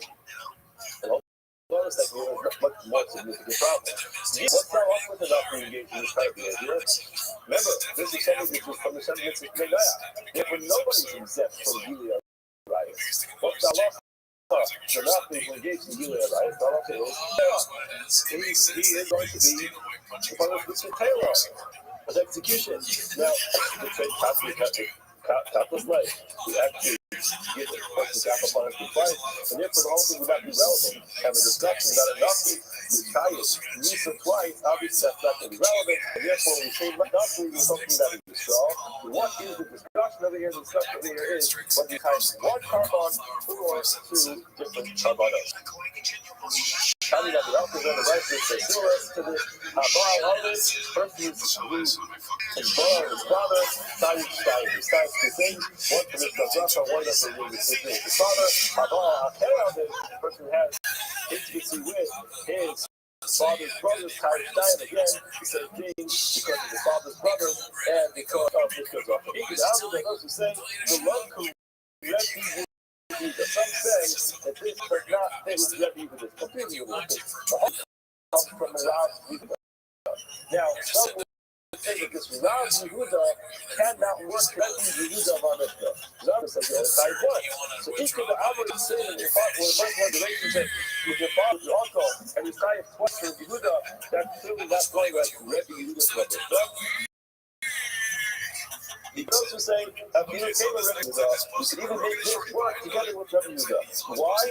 How would Yehuda be able to say that a person who has this relationship with his father Tzayim besides twice, but with his mother not, right to the Kalachomer, he reaches him Kalachomer, the Achi Elish, from his uncle. Why? When it comes to the father's brother, this quote, but the other who wants to problem with personality relationship aside from the fact that it's not a problem having it. But aside from the it is his father's brother. In other words, it comes by way of the fact that this is his father's brother. It's too close. It's too close in the family. It's an uncle. Now, still, it could be Chayiv twice. Chayiv Shtayim. All the locals, okay. You make the father's even closer. And it become a favor to say the person is Chayiv twice. Now, how do you argue on this? It seems like a very simple Kavachomer. The commission is the footprint of the high of a Rabbi. What would be the Machlokas when he makes the Kavachomer or not? Bar Savar, Ochi Meradin, Bar Savar, Ein, Ochi Meradin. Over here, you're right. Logically, it would make sense that a person would be trying to twice in this relationship with other. Why? Because the person would try to twice in the relationship with their other. And the whole problem with the uncle, again, aside from the being, because is that he's related to his father. So father word. So it's a very simple, logical input you can make in this decision. The father would be even worse, and at least in the same. And the problem is, in Oshim and Ajay, when it comes to Oshim, the giving of punishment, we never use Kavachomer to give an extra punishment. The one of the just largest question about this is beyond, but the most simple understanding in Oshim and Ajay is even so, logically, everyone in this room might come to a conclusion saying that, yes, the person who engaged in that kind of relationship with the father, uncle, at the end of the day, we only go so far with our logic. You know, logic when it comes to other people. That is the Kavachomer. You also sometimes you find a careful. You find a little private shop, you make Kavachomer, you always assume this is more common than that. But people, you find. Because you know what? That's it. If you saw it after it's more common, and the market is going to cost. You have to come to give you something to donate. You don't give unction just because of a logical issue.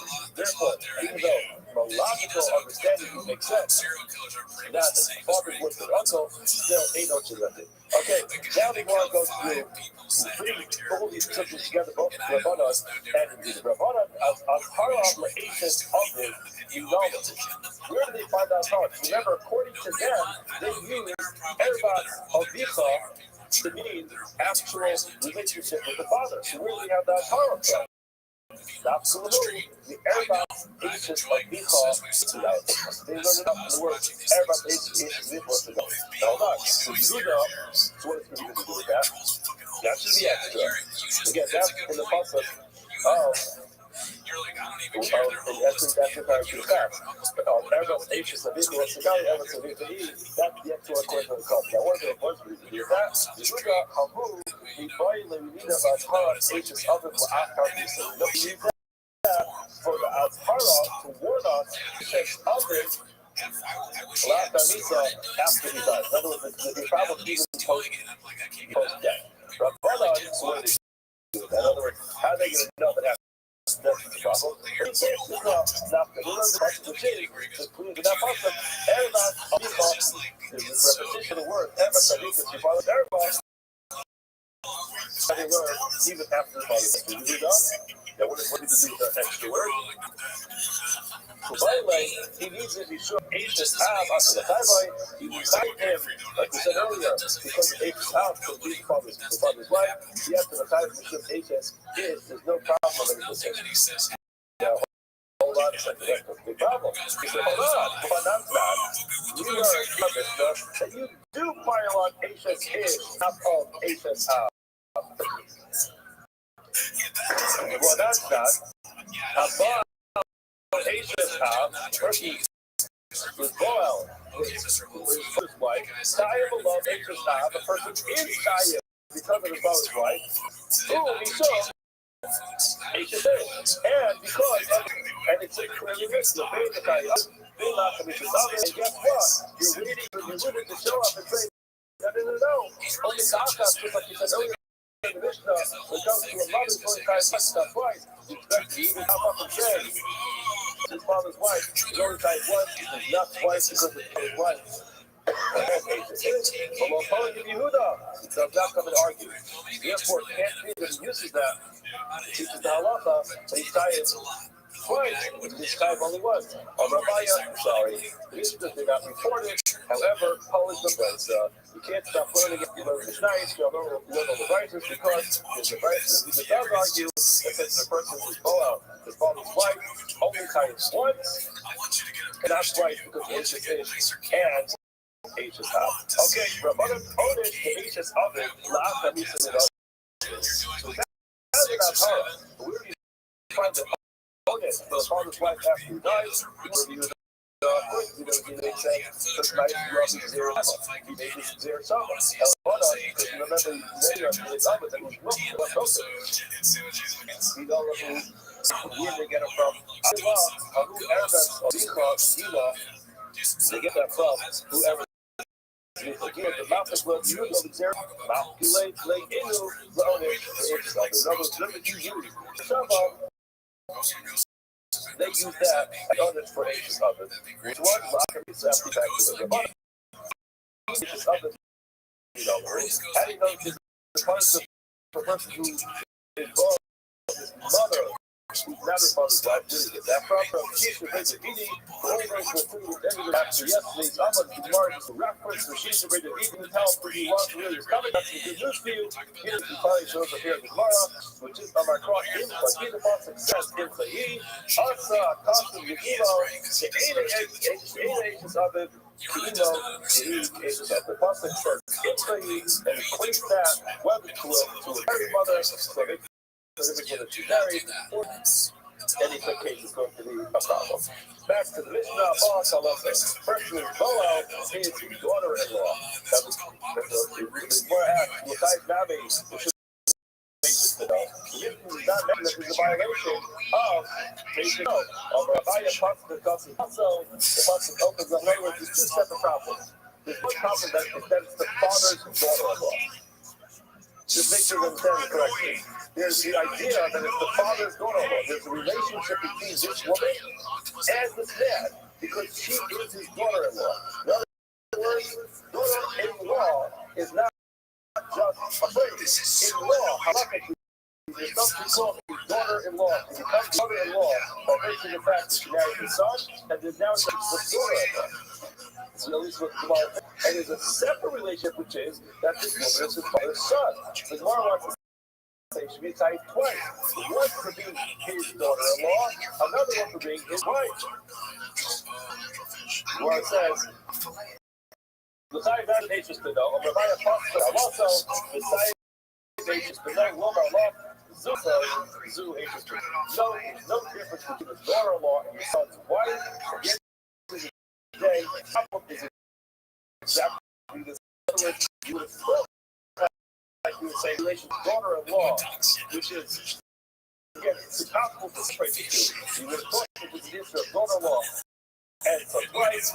No, it has to be exactly what the same. It's just a semantic difference. What the reverse is as daughter-in-law or your son's wife. In any case, it's going to be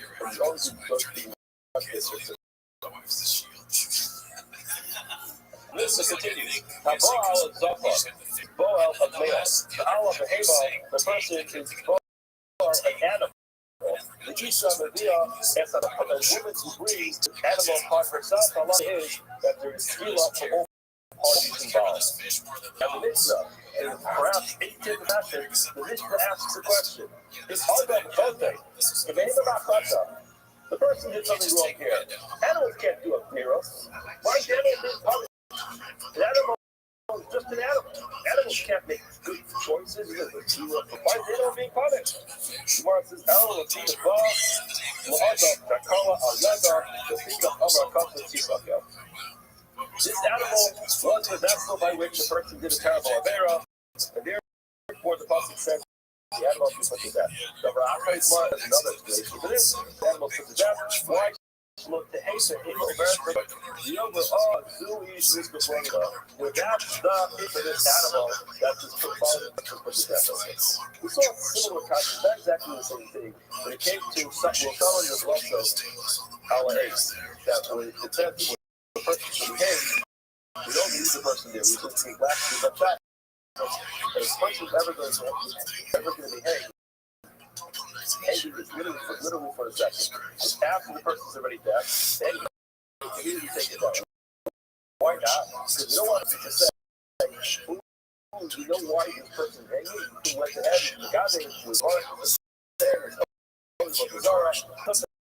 Hashem comes out about that because it kind of publicizes the story. We don't want to publish a tremendous story like that.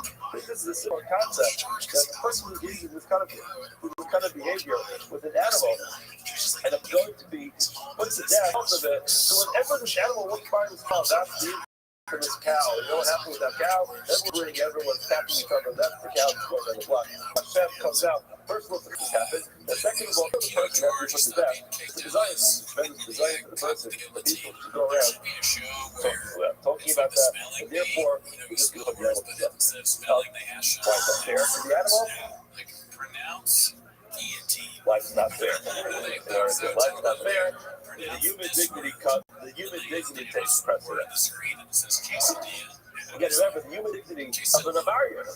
And again, we didn't even mention this so many times. It's so rare that a case like this will ever happen. And even if a case like this happens, the probability of the Misa, the capital punishment, actually being carried out, in other words, to qualify for the capital punishment to happen, is very difficult.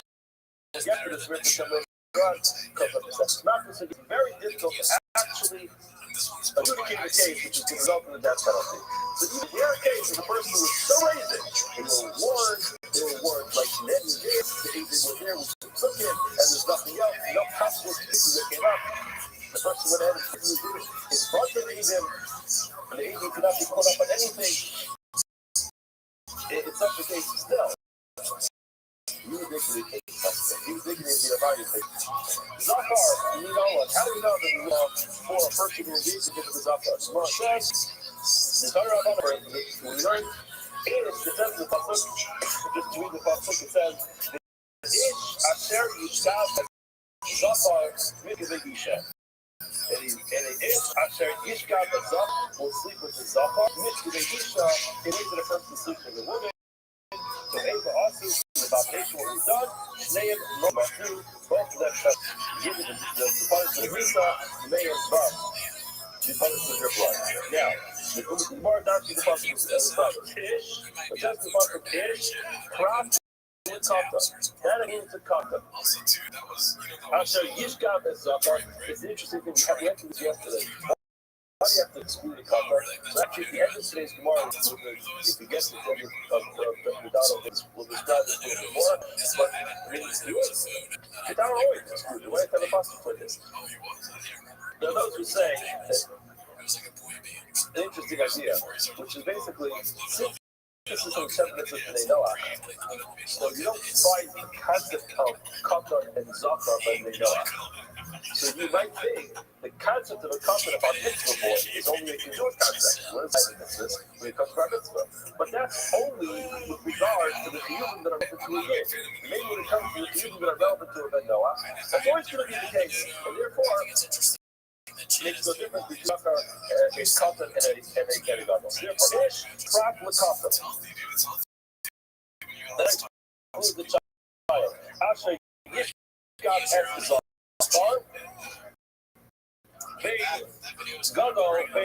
so if the subject in the case is a child, it's still going to be a problem. In other words, as long as the gadol, they are not.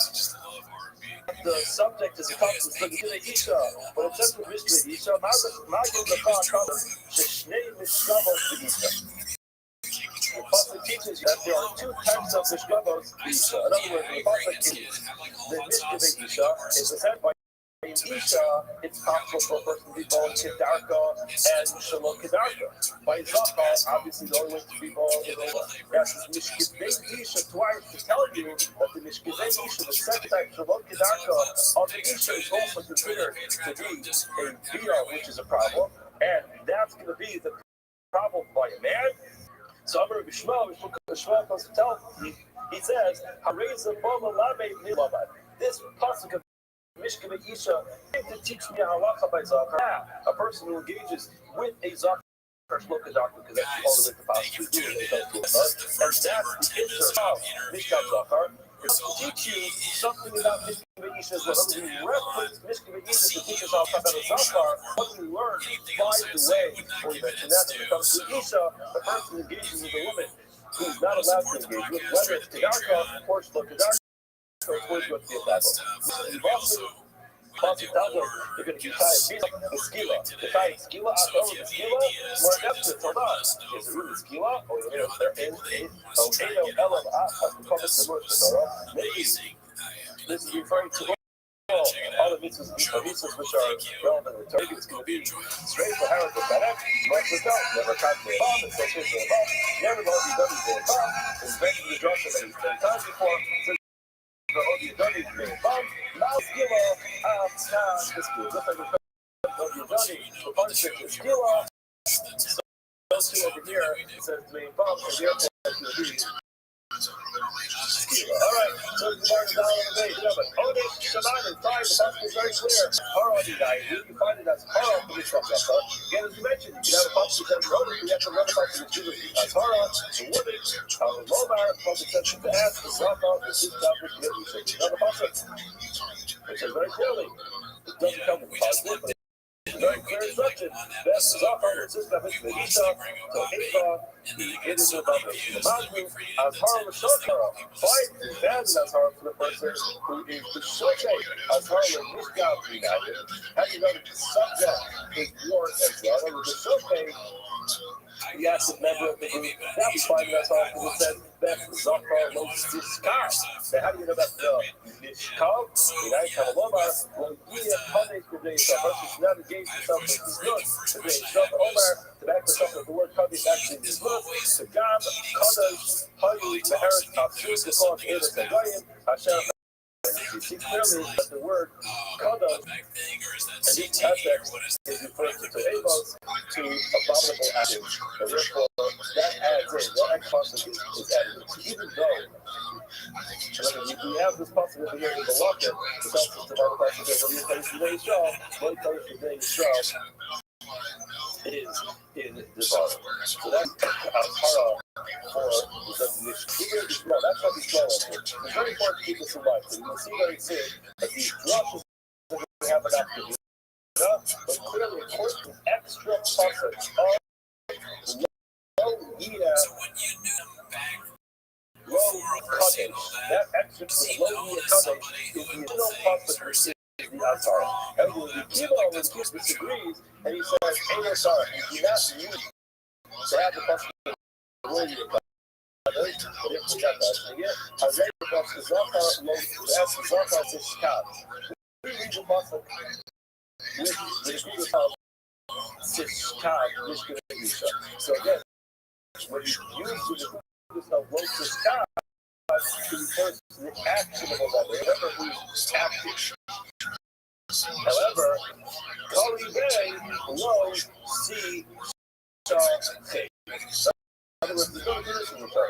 So therefore, it's possible that you could actually read the same word, low, C, Shah, K, so it has one definition of both the studies of the activity, and C, Shah, K, to not jump into the activity, therefore, the Azhara, both for the K and the Ishmael. So we have an Azhar for the Shah, Azhar for the Ishmael, and we have an Otis for the Shah, and that's very clear for the Shah.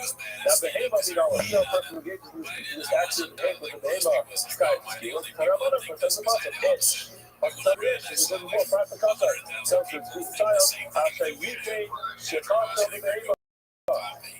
Here's his Shekhiba with the Behema. Maybe you feel like kind of the animals, the dogs, kind of definitely don't speak as a brother or something like an animal. No size, there's no age, which is more random than the other one. All of them are going to be a problem. Pastor says, no, you're not this Gila. Pastor says, this Gila. Pastor says, no, and we understand this Gila. The more after say something with absolute fact, Pastor over the Gila or even Ellen has to come into meetings and work with us. Having no Gila, maybe it's one of the other sides of the Pastor. Then our cows are road. Never know what. See how low. Target of the Tarozo and said, oh, bye, and we just mix the deal. What's over there is, yeah, road, yeah, the yard can see over the top, but it's the yard called another product, and we need to switch in our, here, with the A or something, where it says that he's so that a person is, in the deal, he's trying to Zara, that's a sleep. Yes, so, okay, it's not a lot of skill up, that's an case is very clearly from the skill up, the skill, we have a Rothschild, the words of the video is teaching us skill up. King 5, the other we learn it's punishment for the person who sleeps.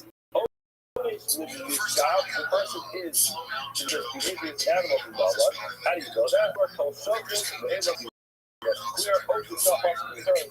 Anybody who is an animal only finds me so. If they don't get in the something, we don't need all the Allah for a person who is action-based person over there. Why? Because we already have a process for that. No Indian, we discussed their process repeated, and it's not necessarily to say something about a person who is yourself. So now the audit, right? You got the audit.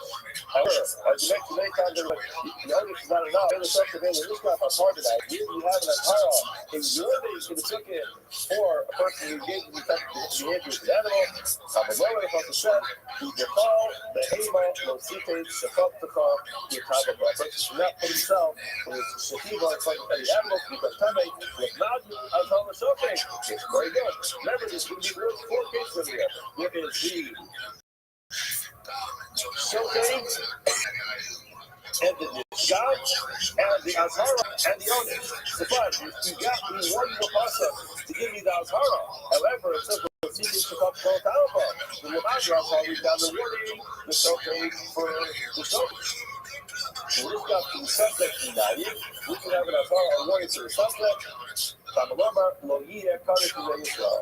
So these, the same time we used earlier, persons that be involved in nuts, these types of behaviors, that's the one. The owner is the government here, and earlier, this concept can be used as a warning for any type of mess. Now, the words are really small. That is where we structure. We smell where it's from, or you cut. That is, we smell from before. The word is body comes off of, because we're the same exact way you cut it when it comes to behavior. If you give off, remember to give off keywords earlier that you didn't learn before you cut it as that. Rather, you said the words were that Zachar wrote this guy, and this guy that's the guy that sees okay? So therefore, both of them are included. What if you do the Kilo Omer, and it's our Hare Omer, the seating, the top, the car, which means you can also pronounce that as the seating, the kiva, the car.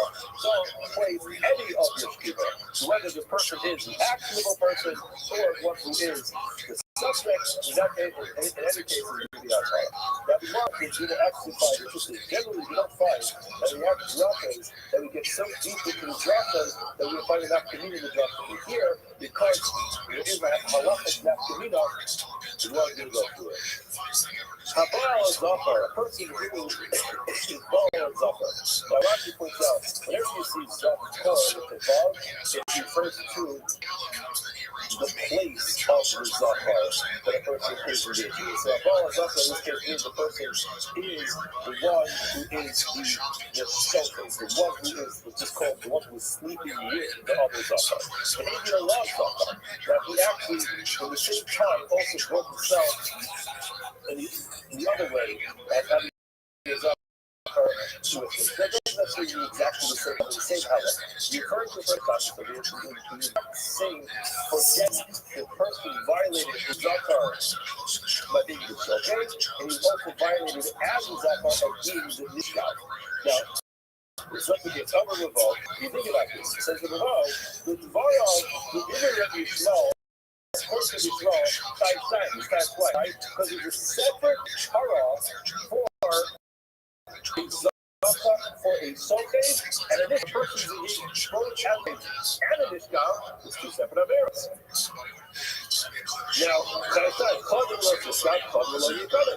The difference between Yeshiva, his Ashara is not a separate person. It just goes to the kudos. So you say, Sishka or Sishka, it's the same person. So therefore, it can't be one. You need Yeshiva in the Kavim Ahas. But the Sishka on one page called the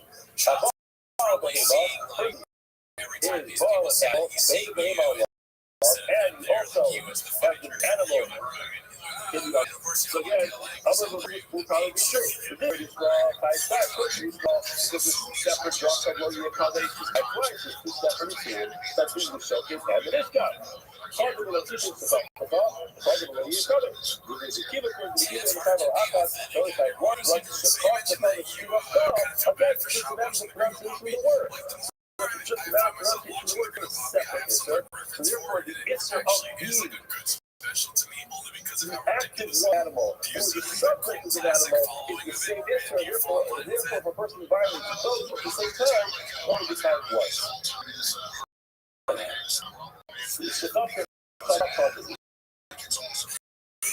Rabbi disagrees really well. He says, about doing really well, not with any kind of Arakas. Even according to the only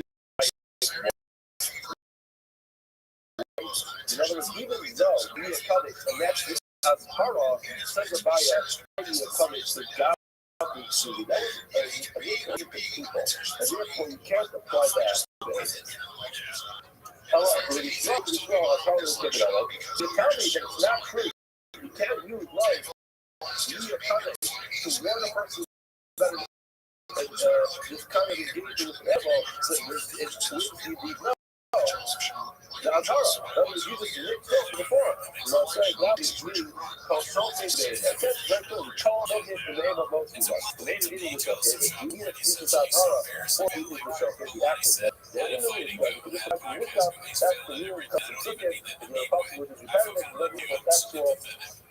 They actually need the process. You can always apply it to the same opinion, but to the same concept, but a different part of that. In this case, you don't need to yourself because you're already under a Torah, and you have an artist, and therefore you apply to the Rishab to the subject.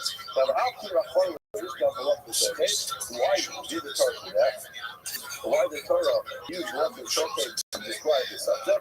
Not showcase Odesh here, just like we saw with Sukkot, with Torah, that there's Odesh and Azhara. Nishkat Odesh here. The subject is Sukkot and the Azhara. More so now. A nirva with Zachar, a person is nirva to a Zachar, is the subject of this Zachar relationship, the Behema. He's also nirva in the same columns to him. So again, our Rabbi Abo, the Lord says, the difference between the person with the style, you need to tie it twice. Now here, it's separately served. When you put your kid on, it makes sense. It's separately served. It's not no you cut it, it's separately served. Calling us this guy, calling us, he just talked even if you small, quickly small, this is what kind of be, but you throw this last. And the tie it. Oh wow. It's easy, look at it. There's no cut it, already cut it. The bar says, usually like you cut it twice. But you know who? You just look it up. Easy, where you cut it. Abaya Omar, a few like you even put the smell, not a tire style. You still have to tie it if it's the second book. That's out of the animal six, showcase the name of the female. The name of the English subject, the English stuff. If you don't need that possible, you have to go left line. Just like before. For a showcase, you can borrow the stuff. The value of one of this will work for showcase. We said before, the term used a showcase of the discount for the Rothschild. So, last showcase on this Israel, discount on this Israel. You get the same word, this is the showcase. There's a punishment, there's a warning. I will have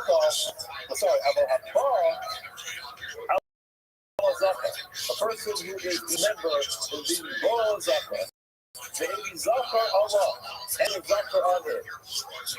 Or a Baal Behema. Person is Baal Behema, Behema Allah. All those cases together. Now, Baby Rebabo, Bela Baya, and there's no so, according to his type 3 times, the Kiva type cycle, the Kiva only type twice. Let's go further about it. Zachar, it says in the passage, Zachar, with the bar. Lord Asher cotton katan. He did not make a cotton like a gunner. In other words, when it came to an animal, we equated Zachar to cotton and the gunner. Behema, when it came to a person who suffered with the Behema, Asher cannot. We did equate it and go. It's a different kind of animals. And for ourselves, we will also ball constantly together. What do you didn't make it a child like together? Around also via Papa to Ventation Sugar. We did not make the via of a child who's 9 who's less than 9, and like the child who's 9. We'll explain this in a minute. Shmuel says, well, that's the being talking to Ben Shalom Shabbos, is written to Ben Shalom. So we didn't make the beat down the Ben Shalom of less than 3 years, like 3 years. What's the argument over here? Rav said it called the use of the self to use of the Rishka, called the less the self to less the Rishka, that the person can be a blowout, which is the Rishka, the love of the Rishka, that's the Rishka. In other words, we know by what is that the beta of a male child under the age of 9 is not considered. If you have a student child under the age of 9 has to be able to perform a beta. Similarly, how less speaking, a beta of a girl process the shalom is not considered to be a beta. The question just is, when you have the child who is the subject, as disturbing the whole conversation is, the question just is, do you put a male child to a female child to say, well, since the male child can form a bia above the age, cannot perform a bia until the age of 9, therefore the subject, if the child is the subject, and will be considered to be a bia until the age of 9. What do you say? And all that, if you make so just like the girl, read the Torah and not that. That's my focus. That's what Gemara says. If you want my focus, Rav says the shofet. If the child's old enough to be the shofet, he's old enough to be the Mishkan. But the rest of the shofet, he's not old enough to be the shofet. He's less than 9. But if the male's going to be older as Zago, you read with him, and then less than the Mishkan is not. Again, no one's condoning this. The question just is whether the Zacchaeus meet this case, then less of the Nishkan does not qualify to Nishkan in that age. Most of Nishkan, he said, has to be this. So therefore, Isha 3 years old, and therefore, you'll visit the Zachar of a female in this context. We'll stop here for today. Everyone has. December, I got on November a couple months ago. I was out in San Diego for a wedding, and I saw Theo Vaughn was performing. Want to begin today's stop? Sanhedrin, staff and Gonzalez, we begin by thanking all of our spots.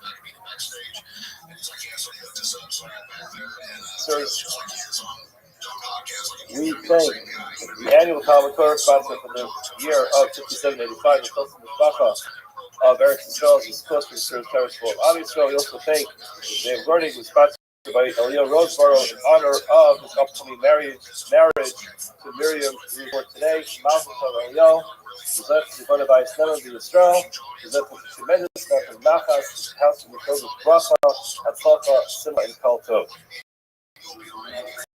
We also thank our week of learning sponsors. We thank Tal Gawker for sponsoring the shiurim of this week in honor of Beryl's grandfather's yahrzeit, whose Beryl's grandfather was Beryl. Ben Chaim Zechariah Brooklyn's yahrzeit is today. Now, stop showing to have an aliyah and the family should have in the Kabbalah. Today's stop is $1. We are going to pick up literally the first word of the Dalit of an Aleph. My focus was that took place in the Mishnah. My focus in the Mishnah between the Yuna and the Chachamim.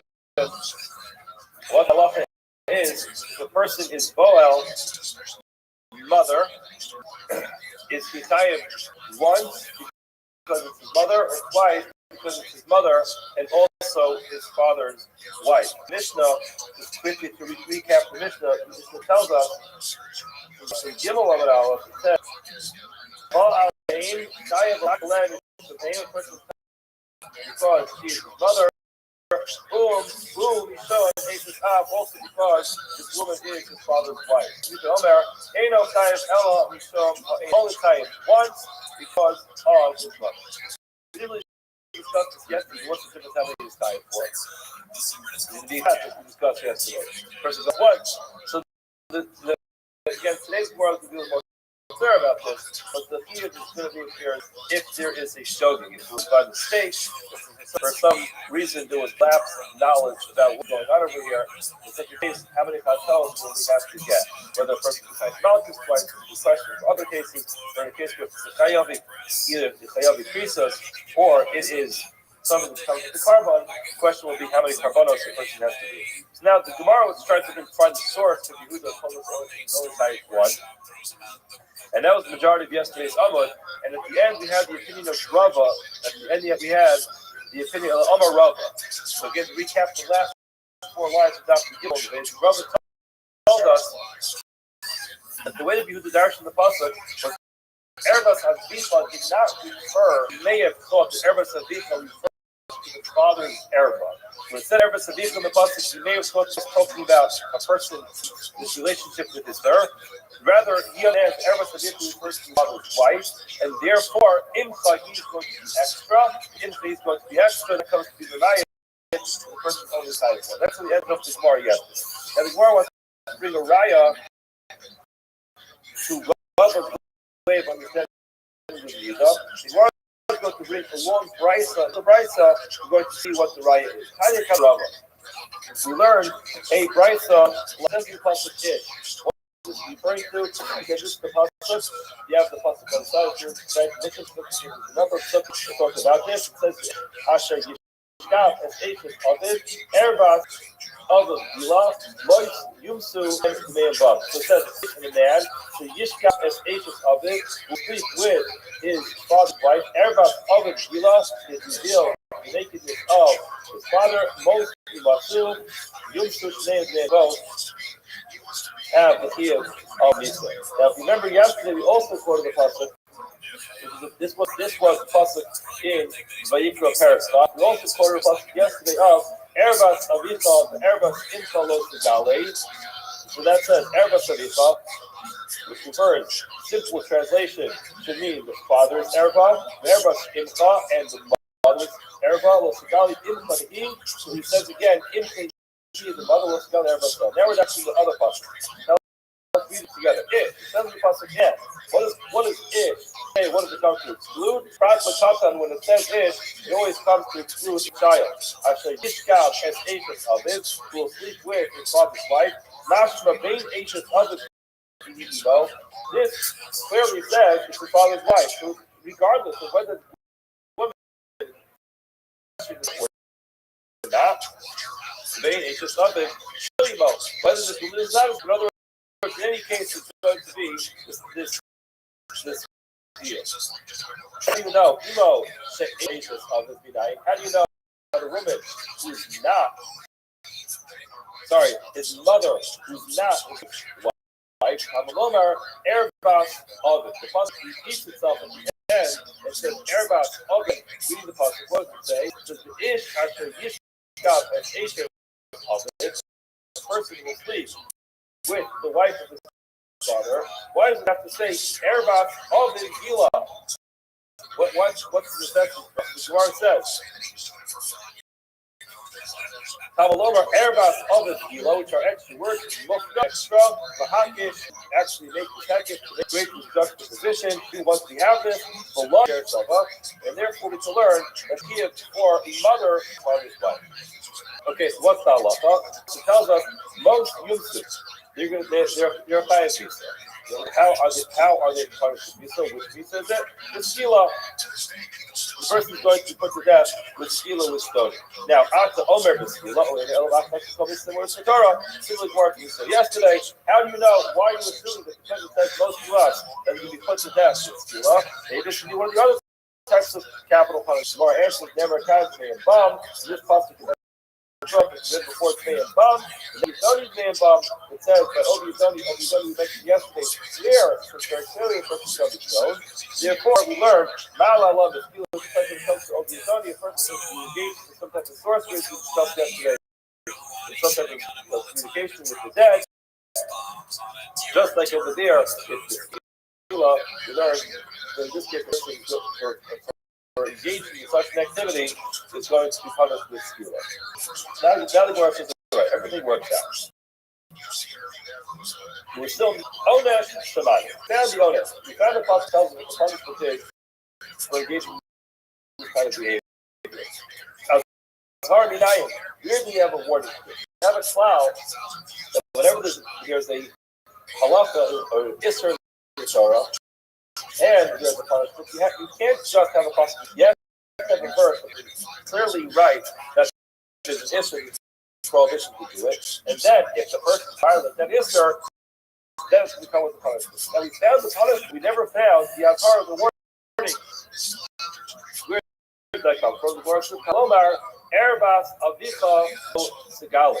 It's Avicha Lo Sigali, the father not be revealed. Erebas Zu Ashes Avicha. We mentioned yesterday, looks like the pasuk Erebas Avicha Lo Sigali, but she not revealed the Ereba of his father. Now, the simple translation of that word is the father's erva, the father's actual erva. This is a warning against having to do with one's father. Whereas it's after Omer,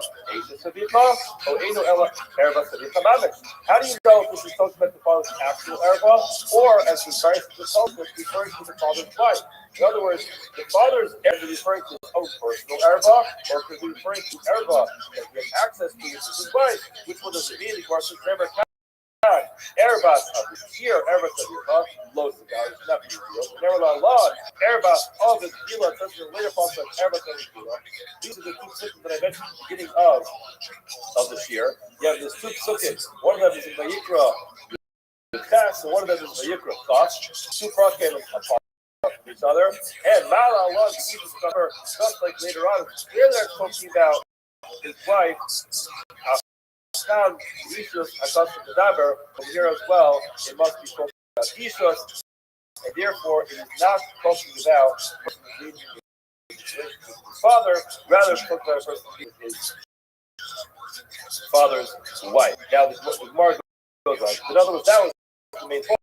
The point that we just brought out was what it says clearly in Pasuk Erebas Avicha. Yeah, when it says Erebas. Erebas Avicha, the Erebas Sigali, Erebas Avicha was not referring to the father himself, rather was referring to Ishus, who you can have that Azhar for this is perfectly Rabbi told us yesterday in the Rothschild for Rabbi. And then the Gemara said, Bein Ashes of it, you would think from that lesson that this woman who's married to his father's mother, Bein Ashes of it, whether the father's wife. Now, She'ena Ashes of it, here we have an Azhara warning for the person, for this person's mother who is not his father's wife. So again, they must have had a wedlock, therefore it was listed the place the child was born. So again, the same way we asked earlier, that where do you have for it? Now the Gemara wants to know where do you have the Azhara for it? In 9:11, the person tells us, Erebas Incha Lo Sikale. The erba of the mother should not be revealed. Eli Ella Mazhara Shasa Kasub. Eli Mazhara Shakasub. Now we know that. Now we have that Azhara. That's also Kasub Emos Ashes of it. Emos Sihi Ashes of it. Onus B'nayim. How are you going to know? That's a punishment. Going to be the same. Never can ever savisha. Let's learn ever other gila. Now, the Gemara explains. Mazaz when it came to Azhara, Kasik Imo. When it came to the warning, Kasik Imo the pasuk compared and equated a mother who was the father's wife, just like a regular mother. She ages of it, just like a married mother to the father of Onish. So when it comes to punishment as well, the pasuk makes the mother in the age of who is not married to the father, she ages of it, exactly the same as the mother who is married to the father.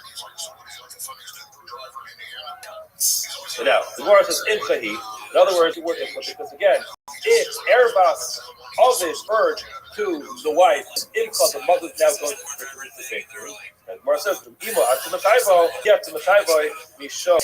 this is ultimately the end of Rabbi Yehuda. That's what he comes for. In other words, he uses Erebas Avicha to tell you that refers to the wife. So now Imcha is extra. You have the Imchi being extra. Now you have a Jeris, the Kasa, finally after all this to tell you Yehuda is correct. and saying there's only one chiyuv if this person engages in this activity with this woman. So there's only going to be one chiyuv, not two chiyuvim, one for mother and one for father's wife. Rather, it's only going to be one. That is the opinion of Yehuda. This is the Tanya. This is the Brisa that we're actually bringing to back up the way that how we learned this. Rabbi learned this on the previous episode. So it's a long Brisa, but ultimately to bring us back to the conclusion. Erebas Avicha tells us already this is referring to the life. Im Chaydi is Dargent, and therefore we have this Geras which is with the Imai after the Chayvai, the person who engages in this relationship with his mother, who's also his father's wife, then he's being tired because of his mother, but not tired of the father's wife. Okay, now that was the opinion there. Yehuda told us we one kid. However, the son of Rabbi, as Morris is Rabbi, Erebas Avicha, what are they going to do with the dog of Erebas Avicha and Imcha? Both of you say the same thing. Why do we argue? Yehuda tell us that the Gemara tells us, according to Rabbi Rabbanan, they didn't learn the pasuk that way. Therefore, the Rabbanan, Erebas Avicha Mamish. The pasuk tells us very clearly. Erebas Avicha, Erebas Segale. Person should not reveal the Erba father. That meant literally a person should not sleep with his father. Gemara says, hold on a second. There's a problem over there. I need to ask the Zafar Nafra. We know that there is prohibition against a relationship between two men, and therefore his father is a man. He is a man. So therefore you already have a problem with you have to have a problem telling you the person should not reveal the Erba of his birth, where it says love twice. In other words, the fulfillment of the problem, the twice. Why do you have a pasuk telling you not to reveal your father's hair? First, or two, the Surim with the person engaging in a relationship with his father. One, it's typical here of the Zakal or sister. The second, the kiyuv of a person having this intimate relationship with his father. Who could of Yehuda? Not Red Yehuda. It's very important because the fellows argue on Red Yehuda. It says Rav Yehuda here is the person. So the Rav Yehuda, the number of Yehuda, Nachri Haba al Ovid.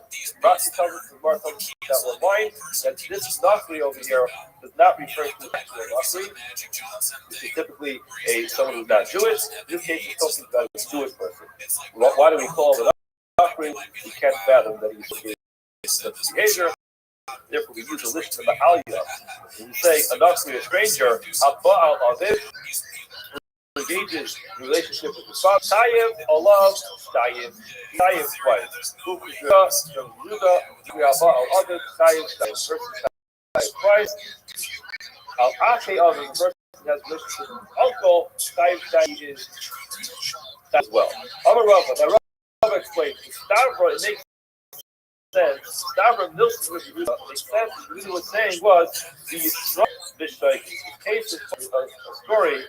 The Snuffy was not a Nuffy, like mentioned before. It's the Yisrael, the Jewish person engaged in either his father or his uncle Bishtaik. Whatever his mind was here, he didn't understand what was going on, wasn't paying attention.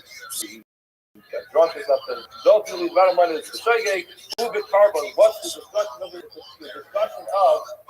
whether or not you type one carbon or two different carbons? Now, the high Amarna, he was three.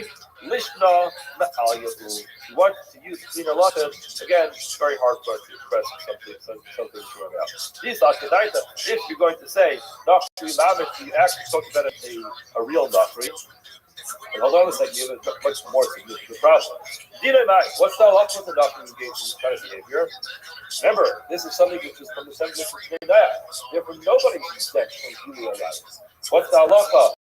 The Nachri who engaged in the halacha is he is going to be punished with Ketela, with execution. Now, the trade contract has to play. We actually give this person capital punishment twice, so the whole thing would not be relevant. Have a question about a Nachri who's tired. Misa twice, obviously that's not going to be relevant, and therefore when we say Nachri, we're talking about Yisrael. What is the discussion over here? The discussion here is whether you type one carbon or two different carbonos. Tani on the other right, which is similar to the Baal Aviv, person who is Baal, his father, Tayyip Zachar, one of them for his father. Aval Acheyav, person has intimacy with his father's brothers. Tayyip again, same thing, because of his father's brothers. And because of the Shazah. The love to Rabbi Yehuda. Some say that this does not fit with Rabbi Yehuda. It's confusing with it, because the whole thing comes from Rav Yehuda. Say that this Rav Yehuda cannot work together with Rabbi Yehuda of our Mishnah. So each of the Amri, some thought when the person has this relation with their father or with their uncle, and he's tied twice from Yehuda, that's really not going like Rabbi Yehuda. What do you think should be? Because the Amri, there are those who say, you either make this work together. Why? How would Yehuda be able to say that a person who has this relationship with his father would be tied twice, but with his mother not? From his uncle. Why? When it comes to his father's brothers, the poor, but the other. What's the problem with this person having this relationship? Aside from the fact that it's Mishkan Zachar. It's not enough problem as it is. But aside from the Mishkan Zachar problem, it is because of his father's brother. In other words, the whole thing comes by way of the fact that this is his father's brother. In other words, it's too close in the family. It's an uncle. Now, still, it can be tied twice. Tayyip, all this locos, okay. You made the fathers even closer. Before you make a Kabbalah to say the person be Tayyip twice. Now, how can you argue on this? It seems like very simple Kabbalah. To commit to give the foot to the Rabbi, what would be the machlokes whether you make the Kabbalah or not? Mar Savar, Otim Miladin, Mar Savar, Pain, Otim Miladin. You're right. Logically, it would make sense. A person would be Tayyip twice with the father. Why? Because the person Tayyip twice with the and the whole problem with the uncle, again, aside from it being Zachar, is that he is related to his father. So the father would be even worse. There's a very simple, logical inference you can make of this to say that the father would be even worse. Reason the same. Now the problem is, in Ochim, we're giving a punishment, we never use how much to be able to give an extra punishment. There's a lot of discussion about this. You can see it for today's year, but the most simple understanding of Ochim and Zig is even though logically everyone in this group might come to a conclusion saying worse to engage in that kind of the father than for an uncle, you only go so far with our logic. When you stop using logic, it comes to punishment. In other words, when it comes to Kavakomer, sometimes you find a paradox. You find a little time in shot. You always assume this is more common than that. Tito, you find something which says, you know what, how actually was more common, and the whole logical inference falls apart. Therefore, when it comes to do something on it, you don't get okay just because of our logical inference. Therefore, even though from a logical understanding it makes sense that the father's worse than uncle, still ain't no record. Okay, now the Gemara goes through putting all these systems together, both the Rabbanan and the Rabbanan of Azhara La'ishis of this Minalim. Where do they find the Azhar? Remember, according to them, they use Erbas Avicha to mean actual relationship with the father. So where do they have the Azhar from? Not who? The Erbas Ishis Icha Lo Sigal. They learned it out from the words Erbas Ishis Icha Lo Sigal. Hold on. The Yehuda, so what is the to do with that? That should be X. Again, that's in the pasuk of in essence of Erbas Eishus Nicholas Sigali Erbas He. That's the actual question of the pasuk. Now, what are the to do with that? Yehuda Hahu the Boyle we need that last Harat Eishus other the Ashar. We need that for the Ashara to warn us about Eishus others Lisa after he died. Your problem even post death. Rabbanan, so what do they do with that? How are they going to know that after death is a problem? So who we say to the cross? Now, they learned it out the pasuk which is in that pasuk, Erbas Alvicha, the repetition of the word Erba. That's how they learn after the father dies. Yehuda. Now, what is the extra word? will be violated. Like we said earlier, because it's out for being father's wife, yes, the Messiah is there's no problem with Aishas. Now, hold on a second. That's the problem. More going to say, hold on. Well, that's not. We learned in our Mishnah that you do pile on Aishas Ish on top of Aishas Av. Well, not that. A Baal Aishas Av, is Boel, his father's wife, Tayyab Alav, Mishum Aishas Av, the person is Tayyab because of his father's wife, Mishum Aishas Ish, and because of Aishas Ish. And it says clearly in this, and guess what? You're waiting for the Yehuda to show up and say, no. Just like we said earlier in the Mishnah, to a mother, it's only times once, not twice. You expect the Yehuda to pop up and say, he comes to his father's wife, he's only times once, and not twice. And Aishas Ish, below Poland with Yehuda. So it's not coming to argue. Therefore, it can't be that he uses that. Teaches the halacha, he's tired twice. He's tired only once. Rabbi, sorry. Mishnah did not fit. However, Poly the rights here. Kids learning after the night, they'll learn all the rights because the rights. Because argue that such a person is Boel, his wife, only tired. And not twice Aishas Ish and Aishas. Okay, Rabbanan Onen Aishas Onen, La'akam Yudolu. So it has an Ahara. Where do you find the Onen, her father's wife, after he dies? Of course, this one reviews doesn't make sense because it's nice, loving, Zera Shama. He made this Zera Shama. And Rabbanan, remember earlier on today's oven that it was left over. Rabbanan, Zidalahu, where do they get it from? Who Eregas of Gila. From whoever did the kilo, you would go to Sarasaba, populate Lake Inu, the Onish, another service we use. In Sarasaba, they use that as the Onish for Asian oven. Which one? The Akamis after he's had the Rabana. Onish, the Emo, the Eva Asian oven, how do you know that there's a punishment for a person who is boiled his mother, who's not his mother's wife? Where did he get that from? Over a piece of bread, all those were sitting at the end of the after yesterday's oven, Mars. Reference to Shish Davidi, didn't tell us who he was, where he was coming from. Got some good news for you. Here he is, he finally shows up here in the Gemara, which is on our cross. The Pasuk says, "In the He, Asa, Kasa, the Emo, the Ene, the Emo, the Pasuk says, "In he equates that whether to a married mother, so make sure that she's married or not married, any case is going to be a problem." Mishnah Ba'alasa. Boel is his daughter-in-law. The Gemara asks, "L'chayv nami?" The Mishnah does not mention the violation of Aishas Beno. Rabbi Pasuk Kalaso.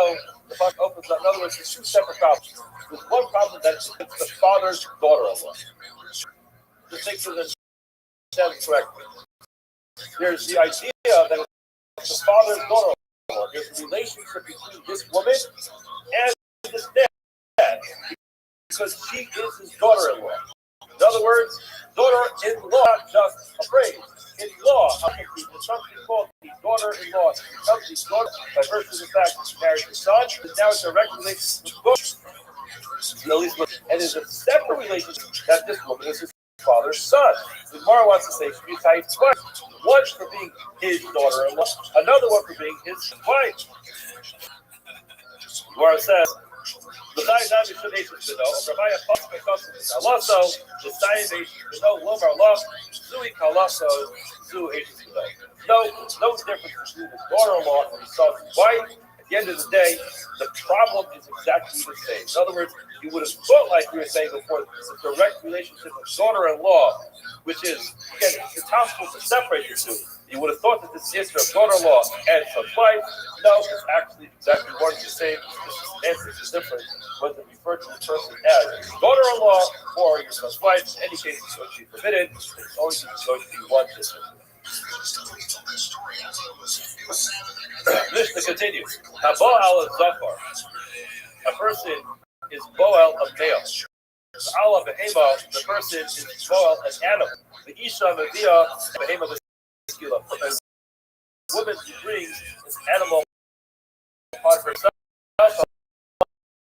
all parties is that as a Mishnah, in perhaps atypical fashion, the Mishnah asks the question: if Adam okay, the Behema Machata, the person did something wrong here. Animal Kairos, why is the animal being punished? The animal is just an animal. Animals can't make good choices for an animal. Why is the animal being punished? Gemara says,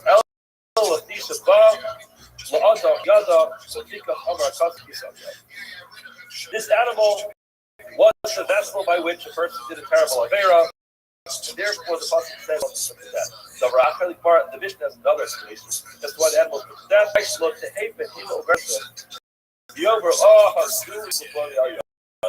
So that's the infamous animal that is responding to person to death. We saw a similar, it's not exactly the same thing, but it came to so Allah 8, that when it says the person, you don't leave the person there. We mentioned in the last Shabbos that if a person's ever going to be hanging is literally for a second. After the person's already dead, the hanging body immediately takes it back. Why not? Because we don't want a person to say, who right this person hanging? Because this person went to head, God made such a Chilul Hashem comes out about that because it kind of publicizes the story. We don't want to spend this Chilul Hashem. Take this concept that a person engages this kind of people, and a person is going to be as a result of it. So when everyone in the street says, "Oh, that's this cow," or "You know what happened with that cow?" Everyone's who whispers, "That's this cow." Going on the block. Chilul Hashem comes out. Chilul Hashem just happened. Second of all, even though the person has to put to death, the design, tremendous the person, the people should go around. Talking about that, and we're just going to put the animal up.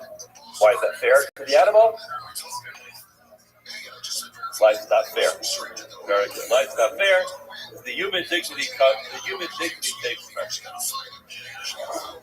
You got to remember the human dignity of an Avarian. And again, we didn't even mention this so many times. It's so rare that a case like this will ever happen.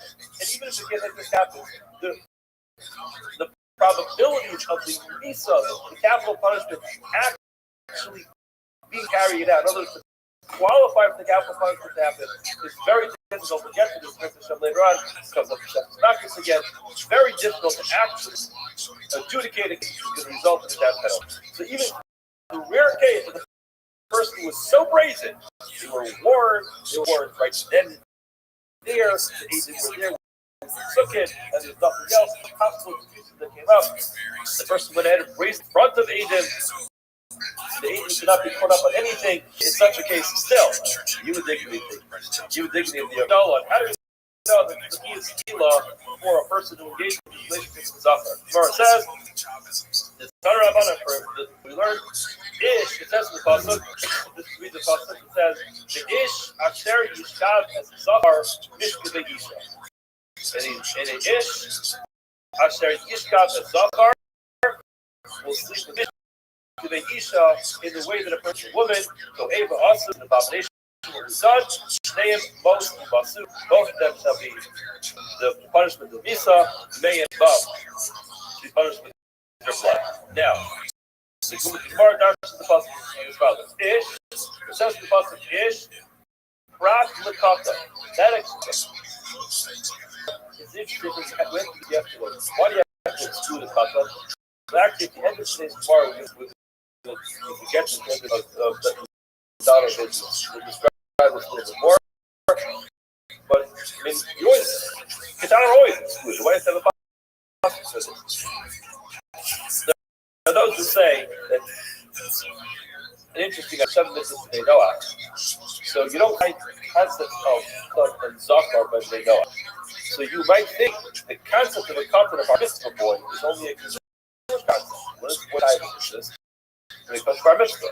But that's only with regard to the Yuvim that are relevant. Maybe when it comes to the Yuvim that are relevant to Noah, that's always going to be the case. And therefore, it makes no difference between the Zachar, a Katan, and a Gadol. Therefore, Ish, Prat the Katan. That includes a child. Ishkav es Zachar, pain Katan.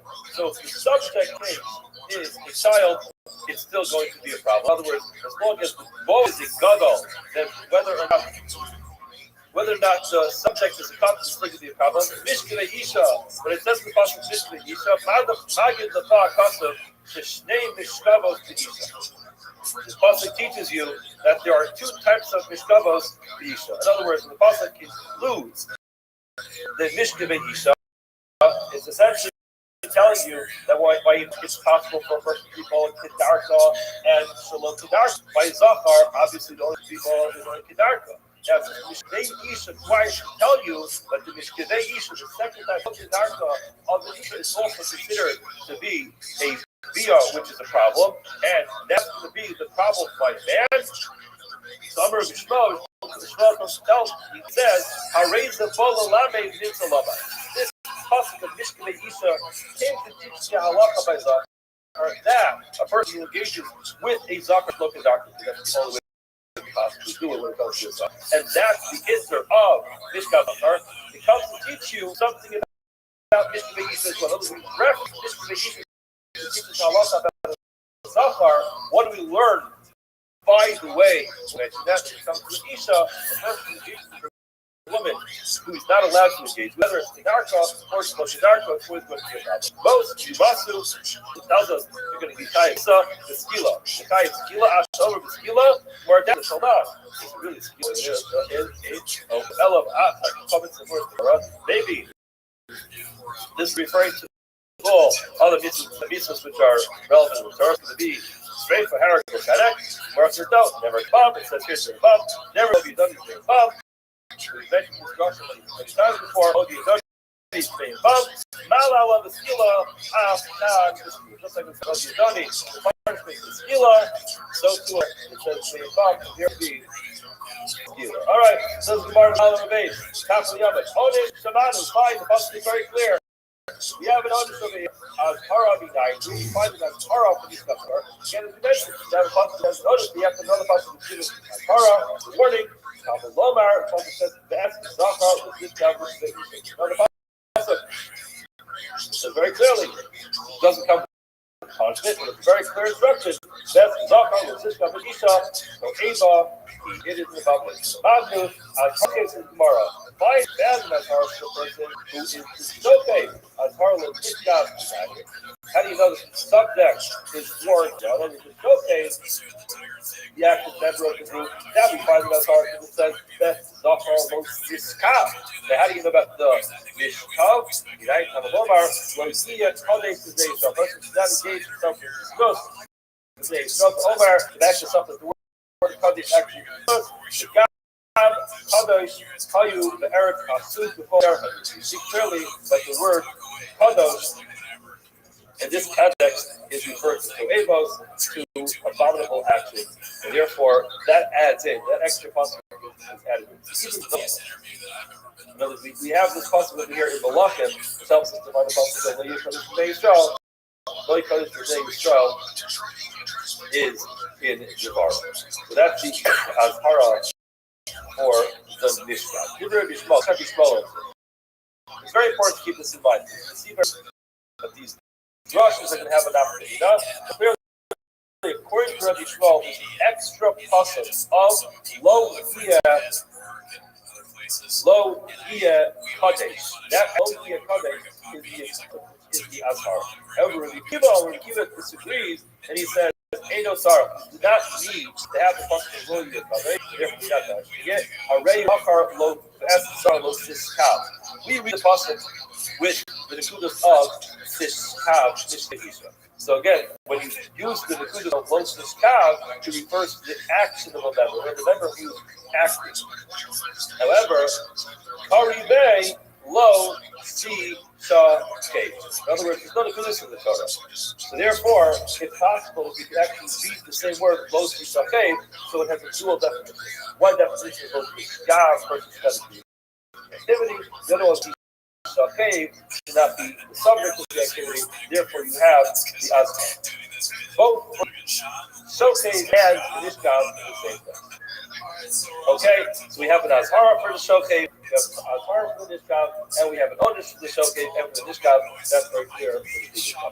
Now, Behema How do you know a person engages in this act with the behavior? Sky skila. Tarabana says the boss ish. Before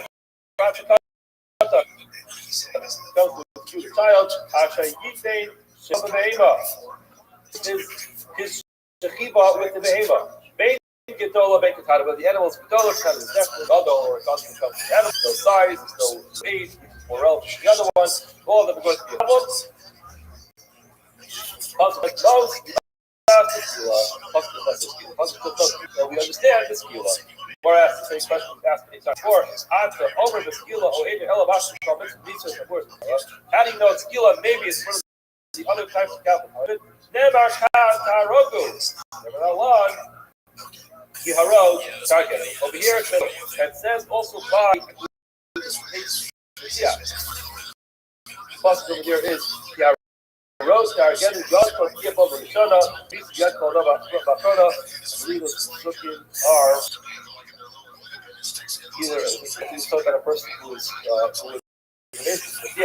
who's trying to pull these words in the market on the Zara, and there it says clearly Yankov in that case, Malam Skila, just like in that case, it says very clearly it's Skila, Al-Kab, Skila, Yama, Rose Targanu, those words end up being teaching us. Okay, fine. The person, Manu Onish, so you learn to Onish, the punished person who sleeps. Onish, this job, the person is the subject of this behavior, this animal development. How do you know that? I believe the aim of most people is clear. It says anybody who sleeps with an animal will be punished. Okay. We don't need it to tell us how lucky for a person who is action-based person over here. Why? Because we already have a muscle for that. Indian British cups, therefore if it's repeated and it's not necessary, just say something for the person who is Lamadu Onish, very good, Lamadu Onish. However, as the next day time in the summit, Onish is not enough. Then it's up to this guy by Carbonite. If you have an Azhara, a warning to the Psukim for a person who engages in the animal, on the lower the Pasuk says, Ubafal, the Hema, the time of not putting himself his Shiva in front of any animals to become Tame, the Madu Azhar is very good. Remember, there's going to be four cases. There is the cave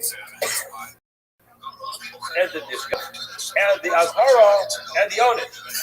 You got the however, the secret is about we found the warning, the cave for the cave. This guy from the subject, we have an Azhara awarded to the subject. So he used the same possible use earlier. The person who's going to be involved with these types of behaviors, that is the word. Omar, it says, as we said earlier, this possible use as the warning for any type of stuff. Now, the Gemara says, that is where Gishmal learned it from Yekas. In other words, we spoke before. We learned this logic comes up. We learned the same exact Yekas when it comes to the Kiva. Remember, the Kiva, he was Yekas as Azhara. Rather, he said the words were Best Zachar Lo Sishkav, and Sishkav could be pronounced Sishkav or Sisha. Okay? So therefore, what is the Kiva Omer? Edo Tzarcharei Omer Lo Sitein Tav, which means you can also pronounce that as those Sitein Shekiva. Don't place any of this people, whether this person is an actionable person or is one who is the subject. In that case, in any case, it's the outside. Now, the Gemara is going to actually find it interesting. Generally, we don't fight. We have drashas, and we get some people to the drashas that we're going to find the drashas here because there is a halachic nafkamina where we're going to go through. Abal Zafar. Now Rashi points out whenever you see Zafar with the vav, it refers to the place of the Zafar that a person is engaged in. So Abal Zafar in this case means the person is the one who is the shoter. It's the one who is called the one who's sleeping with the others. Maybe a love Zafar. That he actually at the same time also puts himself the other way as having a Zafar with it. That doesn't exactly the same time as the same element. It refers to the person who's treating the topic. The exact same for the person violated the Zachar by being disobeyed, and he was also put out of the Zachar as being the Mishkan. Now, in such a case, you think about this. It says, well, the Dvara, the Diver of Yishmael, of course, of Yishmael, type twice. Why? Because it's a separate Azhara for a Zachar, for a Shofet, and a Mishkan. So if a person is to be both as a Shofet and a Mishkan, that's Avera. Now, type time, talking about Mishkan, talking about Yekabit. His Azhara was not a separate pasuk. It just was for the Kudah. He's saying, this guy, of course, he's okay. It's the same pasuk. So therefore, it can't be one. Even the Shiva in the kind of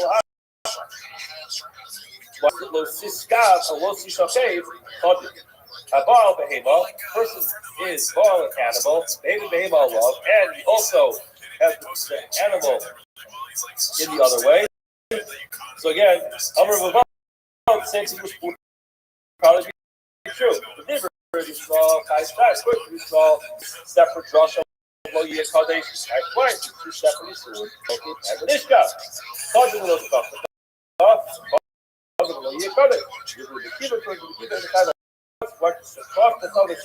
Again, it's just a matter of pronunciation of the word. So it's just a matter of separate. So there's the isser of being the active one with the animal, or the subject of the animal is the same isser. Therefore, if a person is both at the same time, it's only besides one.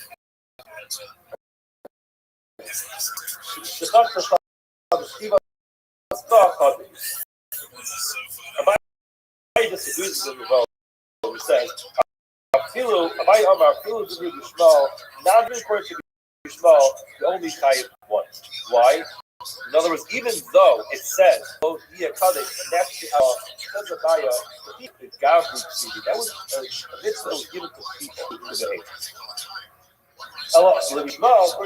Yishmael, if you can tell me that it's not true, you can't use low to warn a person about this kind of engagement with an animal, says, where does he know the Azhara? In other words, you just nick off what we said before, where it says, not the way be called Shofet and Behema. It says very clearly, called Shofet and Behema both of them.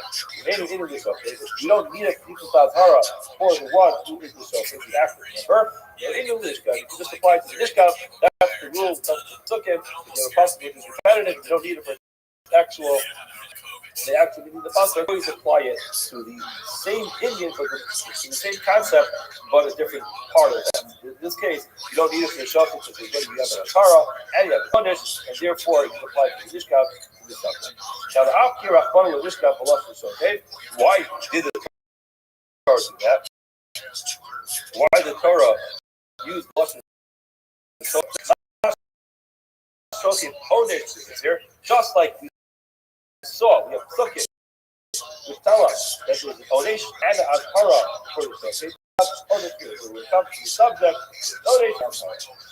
More says now, a Nirva L'Zachar, a person is Nirva L'Zachar, is the subject of this Zachar, the Nirva L'Behema. He's also near the same element animal. So again, Amar of Rabbi Abba says, the Dibri of Akiva, according to Akiva, Chayiv Shtayim. He did it twice. Watch again, separate Isurim. So according to Akiva, it makes sense. It's two separate Isurim. It's not coming. It's two separate Isurim.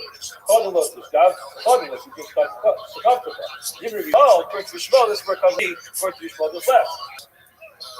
The last, that's the only time what? They're both coming from all your colors. The Gemara says, you will go to your colors twice. Who? Abaya Omar, even according to non-type, you still have the type science if it's the subject of both Zachar and animals. Sin, Stokish, the animal of Jimas, and even the Shokish, the animal of You don't need that pasuk to tell you the halacha. Just like before. So Shokish, you could borrow it from the Mishkan. The After Rahman list of Shokish, as we said before, the Torah uses a Shokish, the Nishkav, the Shokish, not Shokish, or the Nishkav, you get the same word, just like the Shokish is punishment. The warning, a person who is the active member in the Baal Zachar. Behevi Zachar Allah, and we also brought a Zachar on him. 4. Habal Behema. First was Bal Behema, Behevi Behema Allah. Two of those cases together. Now, Bein Rebbe Bein Rabaya, and we smell Chayiv Shalosh. Of course, we smell the Chayiv 2 times. We give a Chayiv 9, of course, we give the only Chayiv twice. Turn our bottom. Zachar.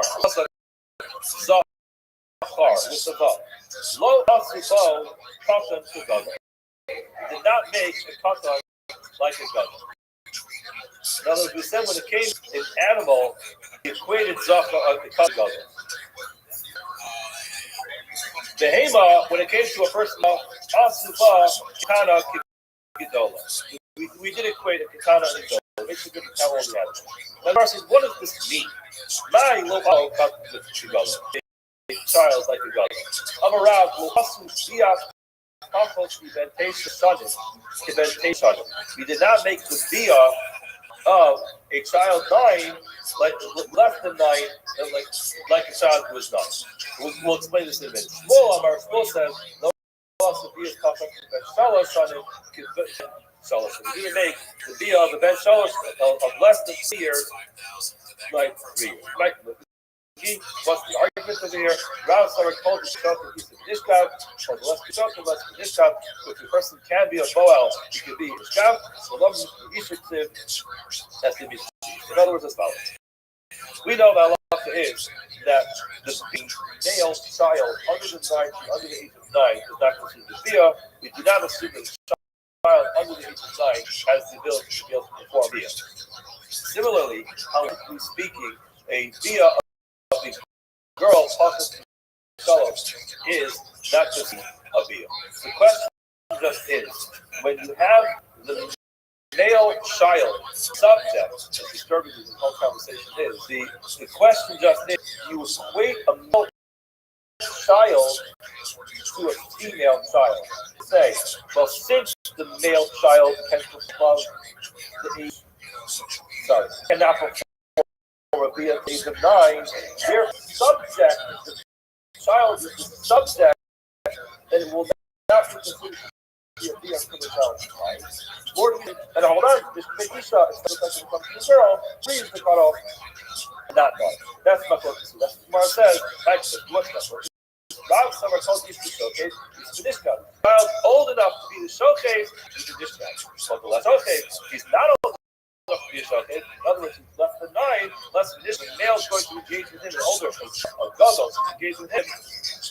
Then, less than Nishka, he's not, again, no one's condoning this behavior. The question just is whether there's a Kiyam Nisa in this case, then less of a Nishkav that's not going to qualify as a Nishkav in that case.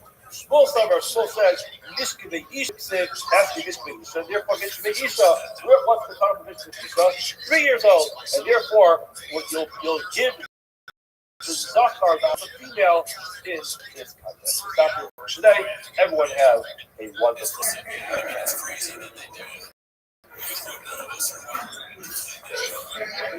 What's so fun? Some people fear of failure. Some people are motivated by, I disappoint their parents, but most of the kids, I think, are motivated by hatred and shock. I think really what it is for most of them, I've noticed, is there's a lot of people, there's a lot of guys out there that would love to have, let's say, maybe not a wife like Shop's, but a wife that supports what you do, how she does blindness. Okay, good morning, everyone.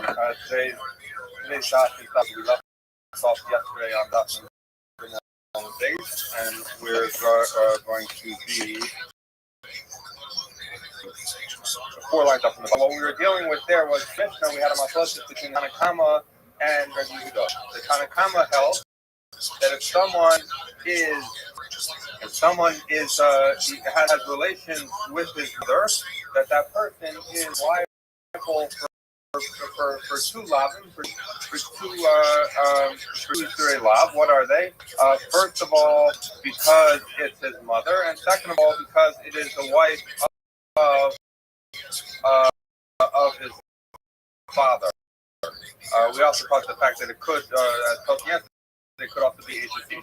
But that the Tanakama holds that you're chayav for both, for the father and for both that he's chayav for the father's wife, mother, and the Rabbi Yehuda held that he's only chayav for the mother. We spent time yesterday trying to figure out what's Rabbi Yehuda's source. So the first source that we tried to bring was Abaye, and actually we have it here. But in our Abaye tried to bring it from the pasuk in Vayikra Yutes, where it says Imcha Hi. It is your mother, to say that you're only liable for imcha. What happened? That we rejected that for two reasons. The Gemara has two kashas on that. The Gemara's first kasha was that if that's true, that imcha he tells you that it's just your mother and not your father's wife, then similarly you should argue from the pasuk that says Savika, who that we say in Vayikra Yud Tes, which is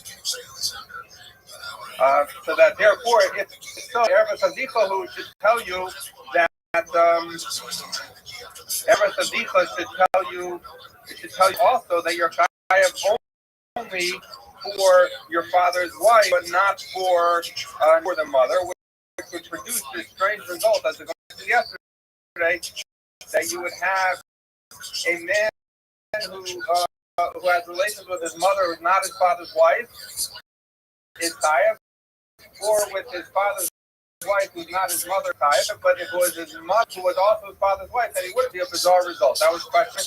Question number two was, if imcha he is to tell you someone is only chayav for relations with their mother, but not to their father's wife, then why would then the Rabbanan would have to go with that pasuk, and they should produce the same result, and they should say like Rabbi Yehuda that someone is chayav only for their mother, but not the Savika. So we rejected her. The Gemara is actually going to go with that answer to say that it's in B, but we're going to do it that Rava says. The Savar of Yehuda the that he's chayav only for relations with his mother comes from the pasuk as follows: Erva Savdicha. So that's this pasuk. But what's different now is that we generally understood Erva Savdicha lo Segala, that a person should not have relations with his father. What Rava is saying that Rabbi Yehuda holds that those words, Erva Savdicha, we're going to see in today's how we learned it. But Erva Savdicha is a reference to the wife. To the wife of the father, where it's his mother or not. So this is Eishes Avicha. And then, so the Gemara says, do Eishes Avicha. Umaisi love Gzer Shava. We're going to see soon if Gzer Shava, how does he know that Erva Avicha is friend to the father's wife? Mashma Bein Eishes Avim Shehi Imo, Bein Eishes Avim She'eno Imo. So in other words, it seems to imply that regardless of whether or not his mother is the wife of his father, right? So that's how you know of the father. And then Imo Sheina Shesalvis Minayin. What happens for his mother who is not the husband or father, i.e. that this child was born, the child who relations with his mother was born out of wedlock. Ervas Imcha Segala. So that's the second part of the pasuk. So we said that's how mother who was not married father. Then the pasuk continues imchahi, and the way we're understanding now is mishum ima at machayv v'yat machayv mishum eishes savim, that he's only chayav for his mother, not for the wife of his father. So what do we have? We have the first pasuk, the way that we're understanding that Erva Savdicha is a reference to father's wife, whether his mother or not. Erva Intala Segala is a reference to his mother, whether married or not. And he then comes back and modifies Erva Savdicha. So we were saying Erva Savdicha includes whether it's his mother or not, and now we're saying no, the part that it says either, that we're knocking out, because Imfahi knocks that part that says it's his mother and tells you that if we're dealing in a case where it is both the wife of the father and his mother, he's only chayav for Imfahi. Okay, so how does this answer the two questions we had when we tried using Imfahi? The first question was you produce if you say he tells you your mother and not the wife of your father, the Gemara said Erva Savdicha who should tell the opposite, that it's the wife of your father but not your mother. So they would produce this strange that if it was his mother and his father, he would be cut. So we say no. Now it's not a problem because once you understand that Erva Savita is a reference to the wife of the father, right? So now you have wife of the father and not a wife in the same pasuk, and impa modify something that's in the pasuk, which would be wife of the father. However, Erva Savita cannot be modifying. In other words, the Gemara's kasha was let that modify a case where his mother who's the wife of the father. It's not mentioned in this pasuk, right? Because this pasuk is only the wife of the father, not actual mother. So nothing could go on to negate it and say he can't be chayav for a relationship. As opposed to this pasuk, both categories in it. It has a tzadika, which is wife of the father, and mother. Therefore, imchahi can come and modify every tzadika. So that's why we're not worried that we darshan imchahi, but don't darshan every tzadika. So that's the answer to the Gemara's first question. The Gemara's second question was, it's right that imchahi is such a good drasha, then the one should also make the same drasha. And if they're going to make the same drasha, then they should produce the same result as Rabbi Yehuda, where imchahi modifies Erva Savita to say that he's only chayav for his mother, but not his father's wife. He's going to say, no, we're not worried about that because this whole thing is Rabbi Yehuda's understanding of Erva Savita, which we're going to learn in the Bnei Shabbat, that Rabbi Yehuda refers to wife of his father, and that's why imcha he can modify it. But according to the Rabbanan, the pasuk Erva Savita is actually according to the Rabbanan coming to that he shouldn't have relationship with mother. That he shouldn't mix himself over with his father. It has nothing to do with wife of the husband. So therefore, according to that, imcha, if you only have Erva imcha lo sigala, which is talking mother, so then imcha he has nothing to go on where it's talking about the wife of the father to negate it. So that's why it doesn't work to the Rabbanan. So we've now answered. We're not worried about Erva Savita because it has nothing to modify. Only imcha he has to modify. And we're not worried that Chazal should make the same drasha as Rabbi Yehuda from imcha he fundamentally about what the beginning of the pasuk is talking about. Whereas Rabbi Yehuda holds that it's talking about the wife of the father, Rabbanan holds the relations with father.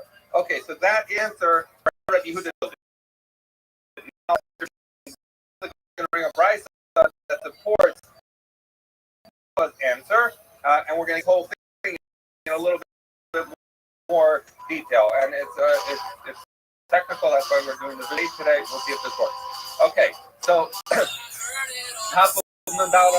Tanya Kavasi de Rabba. The brisa in accordance with Rabba. Rabba was explaining that the main Kiddush of Rabba was that Rabbi Yehuda learned Erva Savita to include the wife of the husband. Now, Rashi points out, how do you know that this bride that you're going to bring is in the view of Rabbi Yehuda? Because the bride I'm going to bring is from Safra. And we know that Dam Safra Rabbi Yehuda, that any time that you have plain Safra, that's Rabbi Yehuda. So we know we're going to bring from Safra. We're going to see that Rabbi Yehuda, in fact, just said and how he died in this pasuk. So here we go. Ish. So it's talking about someone who Ish Asher Yishkavet Eshet Aviv. That's the pasuk we're going to die. We can't follow. Ish tell you that if a katan relationship has a relationship with his father, he's not chayav. Asher Yishkavet Eshet Aviv. So he says who has relation to wife of his father. Mashma Eshet Aviv Shehi Imo. Ubein Eshet Aviv Shelo Imo. Right. So this is telling you that relations with the wife's father, whether it's his mother or not, is now we're talking about the end of the pasuk is written so what are we talking about? It's telling you the punishment. So we know every avera in the Torah, we need the onish and the atara. We need both the punishment and the warning. So the punishment we're going to deal with first. Tells you wife or father, whether his mother or not, is an onish. He's going to get killed. Now the pasuk continues. What if his mother who's not married to his father, i.e., he was born out of wedlock, that's covered. Where do you know that from? Talmud Lomar. So he says, I'm going to learn if Erbas of Gila that he is the Erba of father. Now, that does not in any way apply to a woman who is not married to his father. Why? Father is not considered Erbas of it. It's not considered the Erba of his father. He's saying Mufna Lahakit. Therefore, these words, should be enough. Why do you say Erbas of Gila? It must be coming based on their Shabbat that we're going to learn shortly to tell you that not only is he chayav for his father, but also chayav for his father. And then the Gemara is going to continue down to the pasuk. Most yomtzu that they will surely die the skila. That this is with stoning. Now the Gemara says, "Atamar b'skila ein elav komishin kamur b'Torah." The Gemara says, "Well, how do I know it's stoning?" Now we should know this from yesterday. What the Gemara is about to say. The Gemara says, "The number b'ovi yadoni d'mei bum." That we know that it says here. The pasuk continues. Most yomtzu shnehem d'mei bum, and we know that the pasuk by ovi yadoni, which explicitly says that when you have someone who serves over Yadoni, who Yadoni that commutes with the dead, that person it says that you stole them. So just like by over Yadoni you stone, so here also you stone. And we had this yesterday when we were talking about Rabbi, the limud of over Yadoni is from the words the mayhem bum. Okay, so that we are malahel the skill not coming. So that tells you that this is okay. So the Gemara says, so we now have Onish Shamanu. We've heard the Azhar Minayim. Where do we know the Azhar? So the Onish, wife of father, whether it's mother or not, mother, whether wife of father or not. So now how do we know the Azhar? Erva of Vicha Lo Sigala, that Erva of the father you should not uncover. Erva of Vicha, Du Eishes of Vicha. So he says this is talking about the wife of the father. So right here, by the way, is we're going to know that this right is Rabbi Yehuda, because we say just now in our base, Rabbi's answer, the tidbit of Rabbi Yehuda is that he understands words Erva Savicha being the wife of the father, not talking about having relations with his father. So therefore, this is the proof, by the way, that Rabbi Yehuda, with this whole purpose for bringing this crisis, so we want to show, like Rabbi Yehuda Darshan, these words, Erva Tavicha, mean the wife of the husband. So the Brisa says, Erva Tagala, Erva Tavicha, Du Eishes Tavicha. This is a reference to wife of the father. So the Gemara says, well, how do I know? So he said, well, how do I know that? Maybe it is a case of that is talking about he shouldn't have his father. So the Gemara says, no, because Nemer Khan, Erva Tavicha Lo Tagala, the Nemer Aleph, Erva Avos Gilo. So he said that he's going to make etzos. Remember, we said these words were extra. We're going to make their trouble. We're going to see the example now. So he says as follows. It says Erbas in Erbas of Vitzigala. It says Erbas of Vitzigala following like that. So it says that there. We want to figure out is that talking about a wife of the husband. He says I'm going to make their Shabbat the Erbas of his Gila. This part up here. Once I have that their Shabbat. But this pasuk is very clearly talking about someone who has a relationship with his father. So we say just that the pasuk is talking about wife of the father. So too here we're going to be talking. Everything. Talking about wife of the father. So that's how Rabbi Yehuda knows his kiddush to darshan that Erva Savicha is not talking about Mr. father, but rather is talking about wife of the Mala Halam the Isha Medaber. Just like in this pasuk, really is talking about a marriage, Ashes of Avkam the Isha Zakasam. Or here also talking about wife of the father. Mashma and the fact that it says Erva Savicha doesn't distinguish between his mother or not. Mashma bein Eishav Imo, bein Eino Imo, that regardless of whether or not mother, then is Kaya.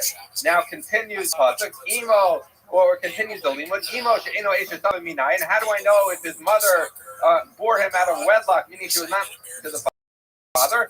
Tamalomer Imsa Lo Sigala, that it says Imsa Lo Sigala is coming to tell you that even his mother, who was not married to the father.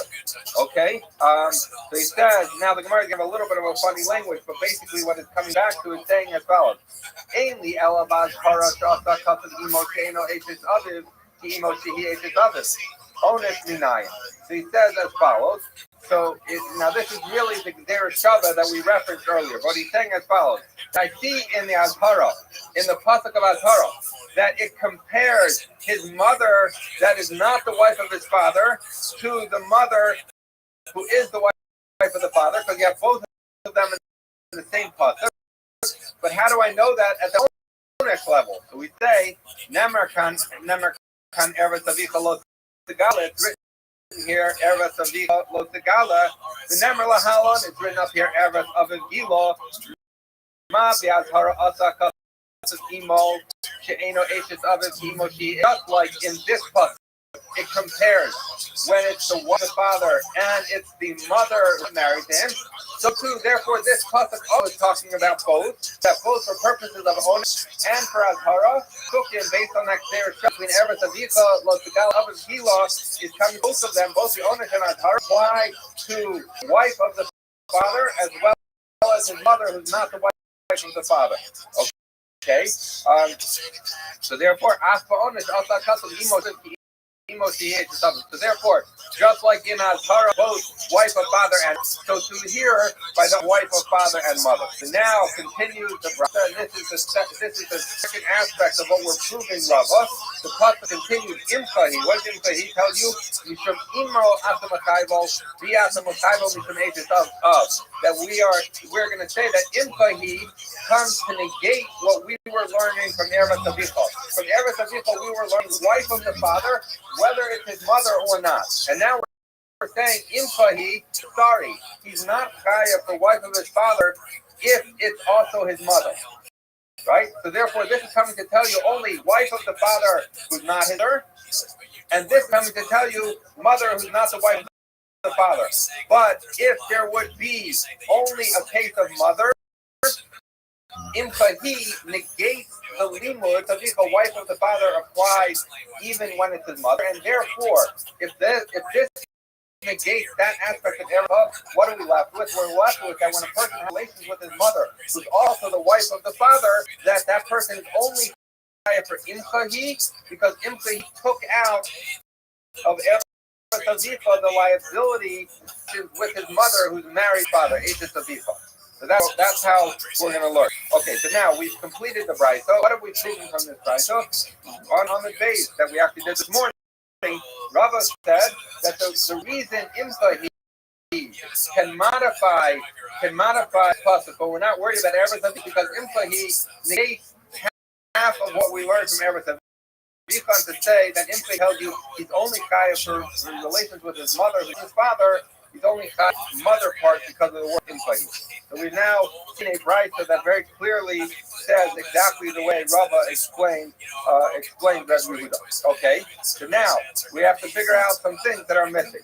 V'Rabbanan Eretz Avicha, V'Rabbanan. What do the Rabbanan do with this pasuk of Eretz Avicha? So we had Eretz Avicha, which should come to tell us Eretz Avicha, which is my info. He should come to tell you that you're chayav only on relations with the mother, but not for the wife of his father when he has relations with his mother with his father. Why don't the Rabbanan learn like that? So the Rabbanan say very simple why I don't learn like that, because I don't believe that Eretz Avicha is talking about relations with the wife of the father. I think Eretz Avicha is talking about having relations with your father. So that's what it says. Rabbanan, what do the Rabbanan say? They say Eretz Avicha mamish. So the Gemara says, well, if you're coming to tell me that the pasuk is coming to tell you that you can't have relations with mother, what do I need this pasuk for? Hi, maybe as zach nafko. He says the pasuk says yes, zachar like tishkav mishkavei isha, that a person should not have a homosexual relations. So what do I need it to tell me that I shouldn't have relations with my father? I'm not having relations with any man. The Gemara says l'chayev olav shtayim, to make him chayev for two. And what does that mean? We learned yesterday that obviously, if we're talking about killing him, he gets killed for even one. What's the point of two? Is to say that if somehow he did it by accident, and by accident doesn't mean fully by accident, it means for whatever reason he thought it was permitted, that he has to bring two chatas Because Rabbi Yehuda, this is similar like we learned like Rabbi Yehuda, which is different than Rabbi Yehuda who we've been dealing with is Rabbi Yehuda. Rav Yehuda, Nakri Habala Aviv Chayev Shtayim.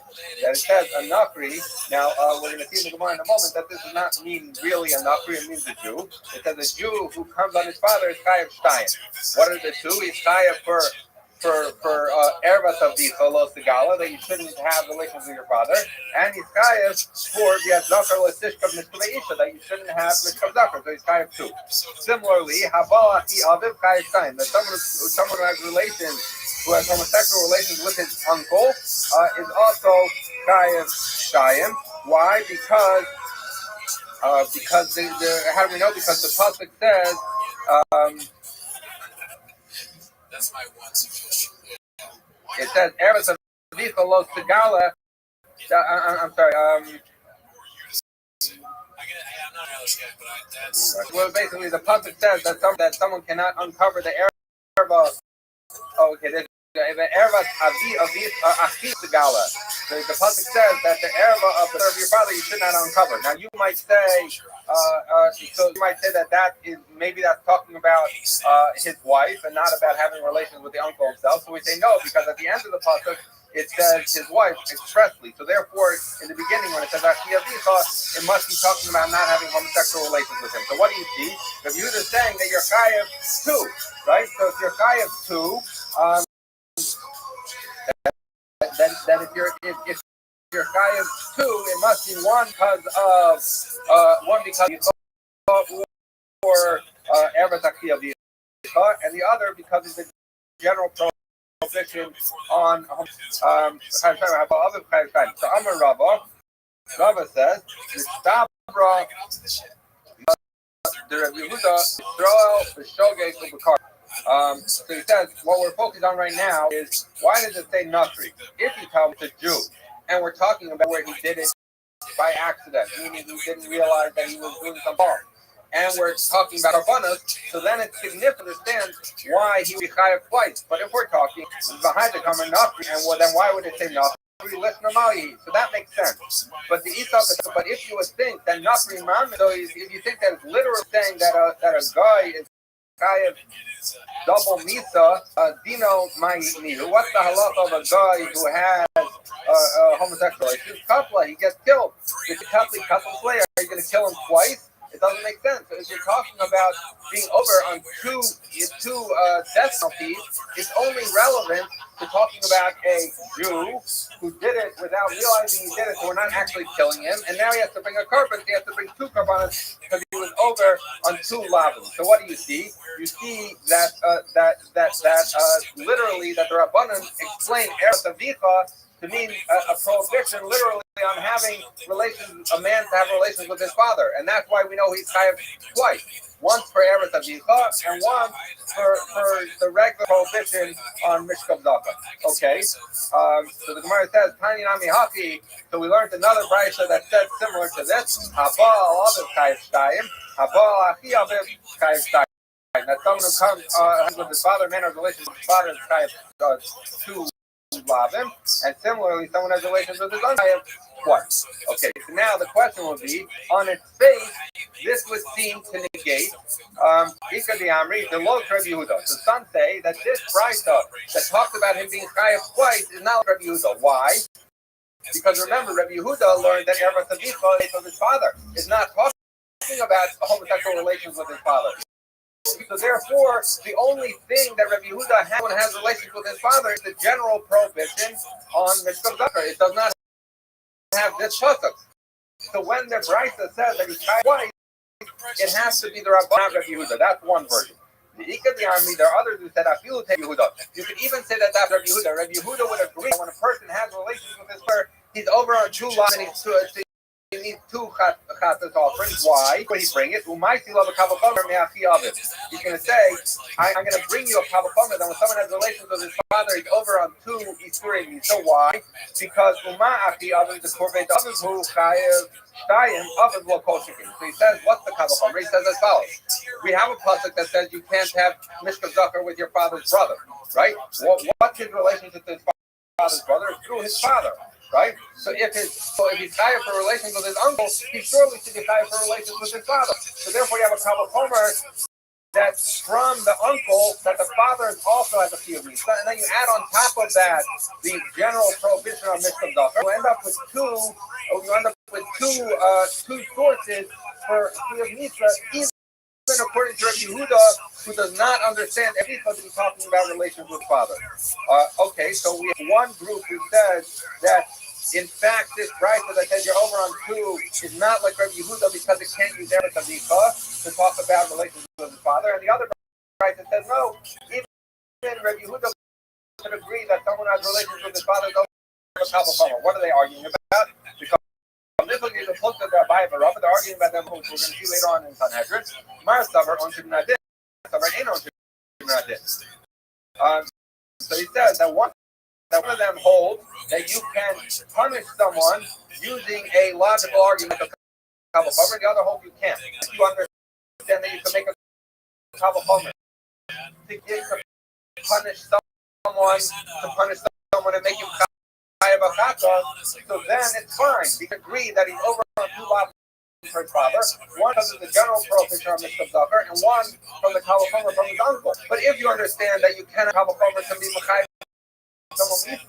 so then you no longer have the Kalpah, and you don't have the pasuk ever tell you relations with the father.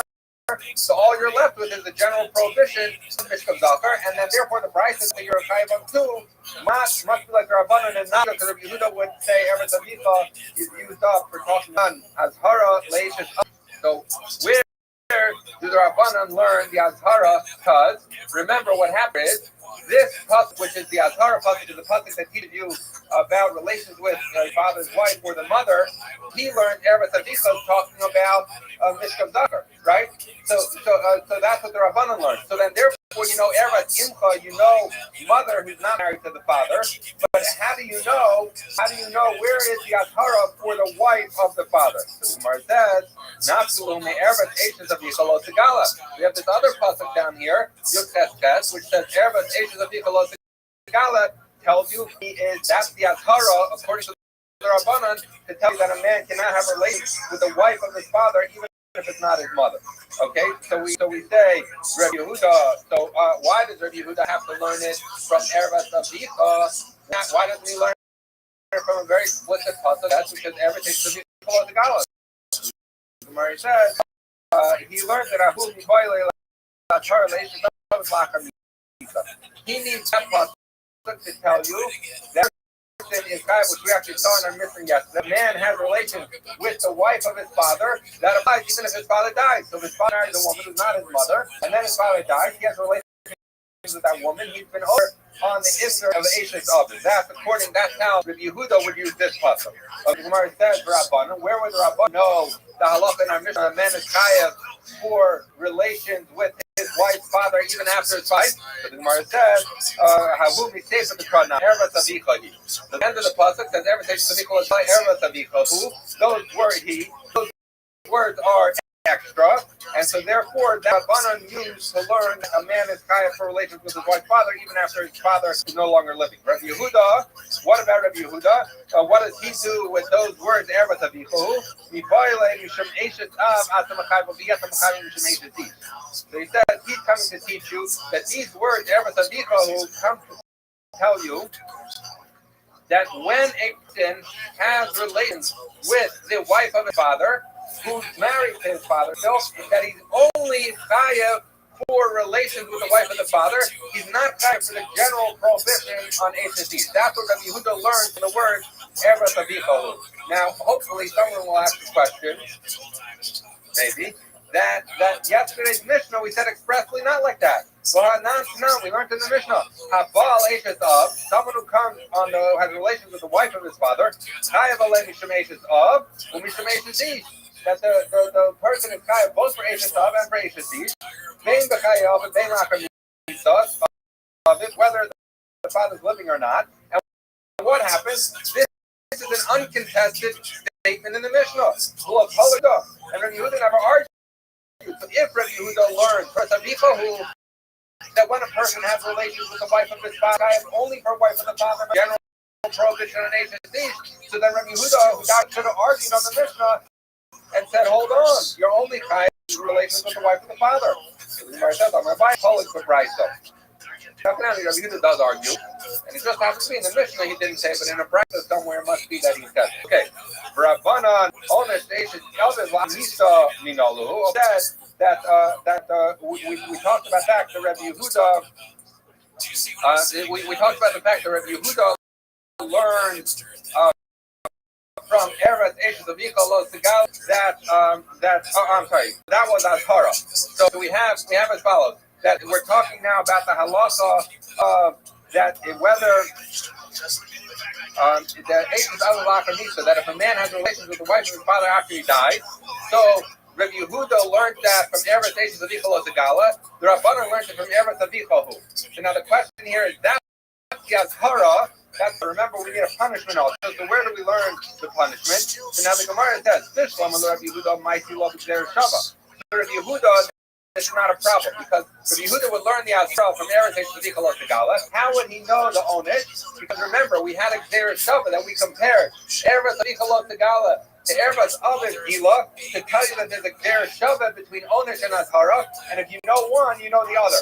So therefore, once Rabbi Yehuda knows Eretz Eishes of Yikol Segala comes to tell you that there's an Azhara, there's a warning not to have relations with the wife of the mother, so then the Gzer Shava that there's also an Onish. But according to the Rabbanan, who A, make that Gzer Shava, and B, learning it from the word Eretz Avichahu, that's how they know Azhara. But how do they know Onish? So we say, where do they know it from? Amri Lacha, Hahu Eretz Aviv Gila, the Mapik La Rabbi Yehuda, Zeva Mapkila Inhu Lo Onish is Aviv Lachamita. He says that if you remember that Rabbi Yehuda used these words, Eretz Aviv Gila, which were extra, to connect their Shabbat between Eretz Aviv Gila and Eretz Avichal. That was to teach another all that this pasuk is not talking about Mishkan Zachar with his father, but rather is talking about wife of the father, and it was also talking about the Gzer Shabbat to show how you know the mother even without marriage. But the Rabbi Gzer Shabbat according to Rabbi Yehuda, the Rabbanan didn't darshan that Gzer Shabbat. So as Rabbi Yehuda pointed out, these words are extra. And the Rabbanan did not use it for Gzer Shabbat. So we're saying these words, Eretz Aviv Gila, are extra, come to tell you the Onish, the punishment, because remember this pasuk is again a punishment pasuk. It says, most yom tushneim the man bum. So it's coming to tell you the Onish for someone who has relations with the wife of his father, even after his father died. So these words are extra. Okay? Rabbanan, Onish li'eshes aviv, Onish li'imosh ein ha'ishan alu. Okay, so remember that we had, according to the Rabbanan, we had the Eretz Imchal Segala was an Azhara that he shouldn't have relations with his mother, who's not the wife of his father. And we have an Azhara of Eretz Imchal Segala that the wife of the, Eretz Imchal Segala, which Rabbanan said to be an Azhara for his mother who's not married to his father. And then you have Eretz Imchal Segala to tell you that there's an Azhara on the wife of the father, right? So we have Azhara for both mother and wife of father. But Onish, remember, we only know the Isha's after Yishkav at 8 others, which tells you wife and father. But how do we know an Onish for who is not married to the father? So I'm Rav Shisha, by the way, we referenced Rav Shisha Brei Davidi. I told you we were going to learn today. That's it. Amar Kra, the pasuk says Imchahi. The pasuk says it is his mother. Asa Kasavli Imoshi Imoshi. He says as follows, that we have Eretz Imchal Segala, which is talking about his mother, and then the publicly says Imchahi, his mother, so that comes to be his mother no matter what, whether his mother was married to his father or wasn't married to his father. So that's how they learned Onish for the case of the mother who's not married to the father. That's how the Rabbanan from Imchahi. Okay, so now we're finished with our chart. Okay. Haba al Kalato. So some with his daughter-in-law. So what is the pasuk that says by son? It says the erva kalasa lo segala, the erva of your daughter-in-law you should not uncover. Eshes simchahi lo segala ervasa. It's the wife of your son, you should not uncover her erva. So what do you see? You see two things the pasuk tells you. It's repeating itself. The word says erva kalasa lo segala. And then the other one says, Ashes Pinchahi Lo Sigala, implies that there's two lavim that someone is over when they have relations with his daughter. So the Gemara says as follows: why did you tell me the Mishnah that he's chayav two lavim? One for his daughter-in-law and one for having relation married woman. It should be one for married woman, one for his daughter-in-law, and another for his daughter-in-law, because there's two things in the pasuk that imply there's two lavim for the daughter-in-law.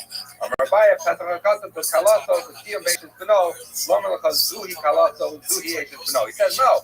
You're figuring out that it's two psukim when it says Eretz Halacha Lo Tigala Ashes Pinchahi Lo Tigala Erebasi. You're saying two psukim. It's not really two psukim. It's the same person. It's both daughter-in-law, and therefore there's only one lav daughter-in-law and one lav of Ashes. These is what our Mishnah told us. So you might ask, well, if so, why repeat it twice? So they say, Rashi points out that this is in order to that to be Machayev in Yisra, it says twice his daughter-in-law, once for his daughter-in-law when his son is still alive, daughter-in-law even after the son dies. But it's after day, still only one love. Okay, and that's why our Mishnah said he's over on two lots, one for daughter-in-law, prohibition on Ashes. Okay, Mishnah.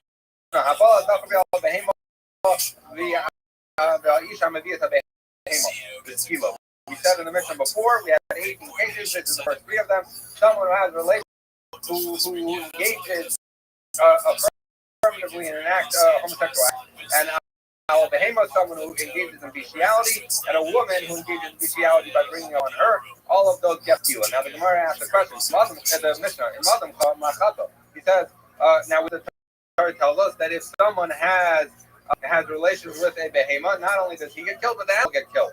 So the Mishnah inquired, this is an interesting halacha. He said, what did the animal do? I get it. The man dead. What did the behema do? See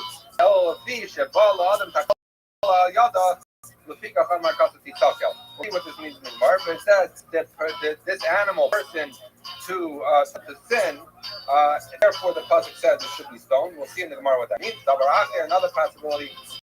We don't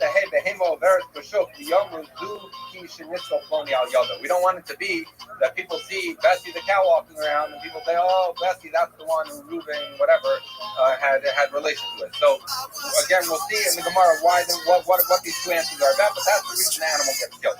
Okay, so the Gemara says, Zakar Minola, and how do I know that someone is Chayav for Kila for Mishkav Zakar? It's Hunter Rabbanim, because the price of Darsh is the button.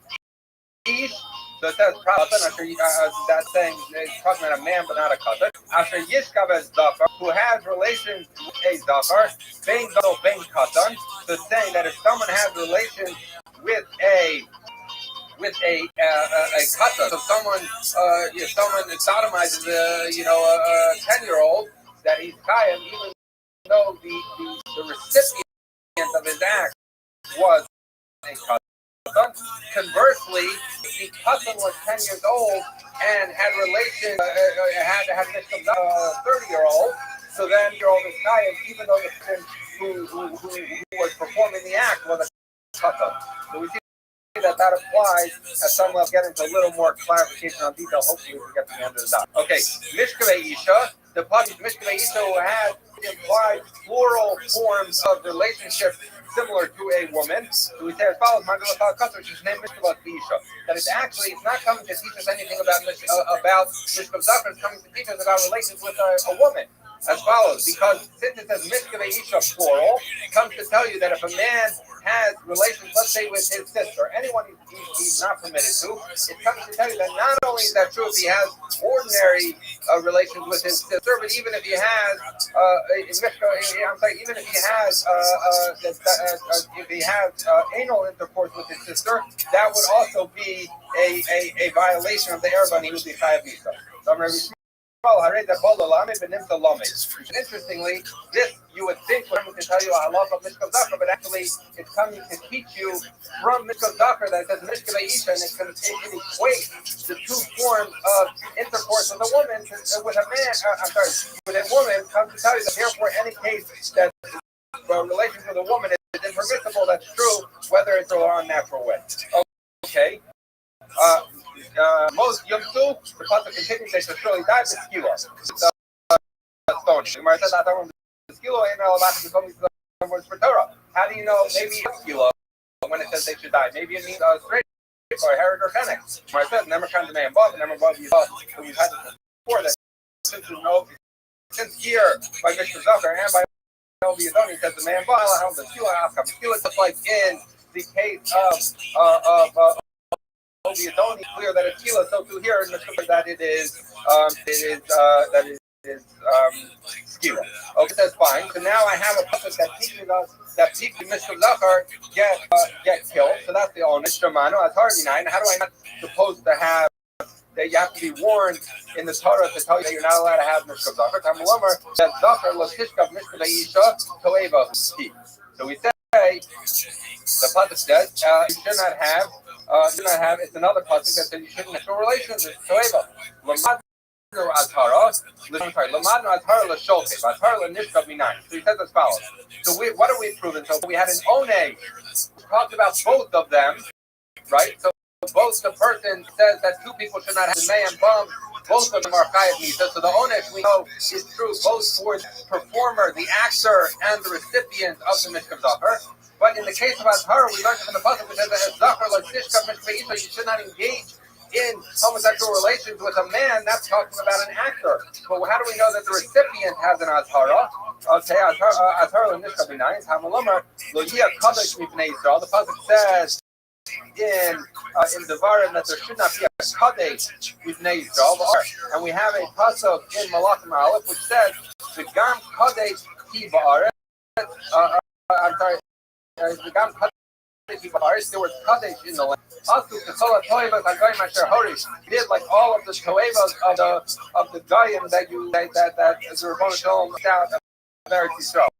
So what do you see? So you see that it says the word Kadesh in Malachim Aleph dealing with Toevos, right? And we know that one of the Toevos that's dealt in the Torah is Mishkav, that when it talks about Kadesh being done in Eretz Yisrael, it includes Mishkav Zachar. Then when the Devarim says, well, yeah, Kadesh means Bnei Yisrael, there should be a Kadesh, it's coming to tell you that there should not be Mishkav Zachar. So you see that it is a Azhara. How do you know that it's for the recipient? Because since we see by the Oneg that it's true whether the person gets punished, whether they're the actor or the recipient. So to here in Torah, it applies. It says Kadesh. Well, yeah, Kadesh.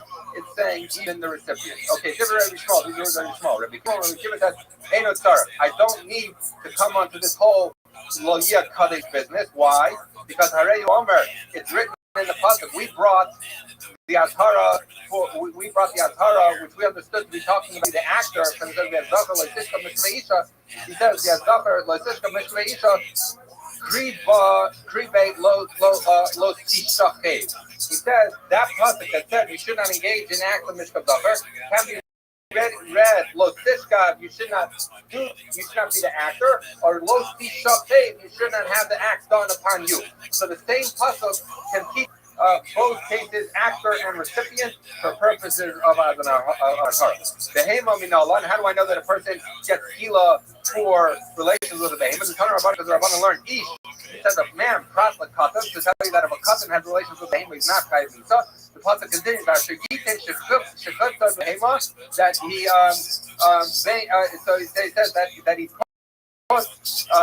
he engages in relations with the animal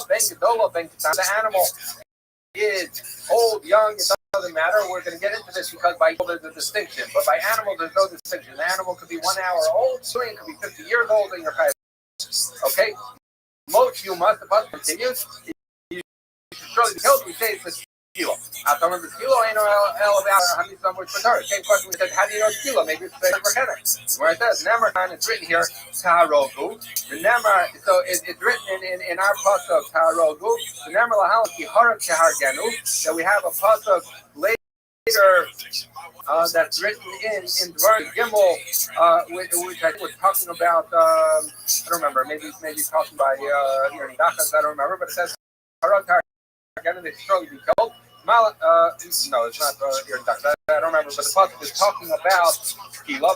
Kila we learned from that there Shava. And even though Tehare, that even though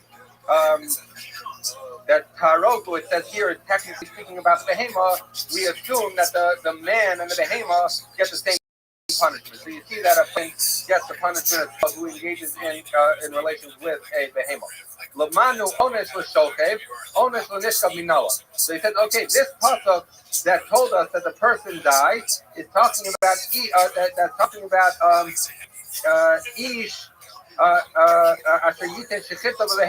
That put his shiva in the behemoth implies that he's the actor and that he gets killed. How do I know that a person who allows himself to be sodomized, a man who allows himself to be sodomized by an animal gets death? So now the pasuk says any person who lies over the hema gets killed. Now technically this pasuk seems to imply someone who's the actor. We're looking for something of someone who's a recipient. But why is it relevant? Because sin established that the actor gets killed. So what do you need this pasuk? We already learned it from Isha Shayitin Shechit over the Hema. So the Gemara says, therefore, it's an extra pasuk telling us that he gets killed. So that if we have this concept that if you don't need it for a person who's the actor, then we'll use it instead for the person who's the recipient. Lamano honest. He says, okay, fine, I accept that drasha. So we've learned the onesh that there's a punishment whether the person is the one performing tzedakah or the one who's the recipient of the mishkav zafar. Azhara minayin. How do I know azhara? Tamalomer will hold the losite shechafta l'tamaba. Okay, so it says that in any animal you shouldn't put the shigula tamaba. Azhara l'shochev. I'm sorry. So he says that is that you should not have relations with a behemoth l'tamaba. So that's the azhara for so we see that a person should not be the actor. Nishkav minayin. How do I know that it shouldn't be the recipient? So we've now established onus for both actor and recipient. Warning for the actor. How do I know recipient?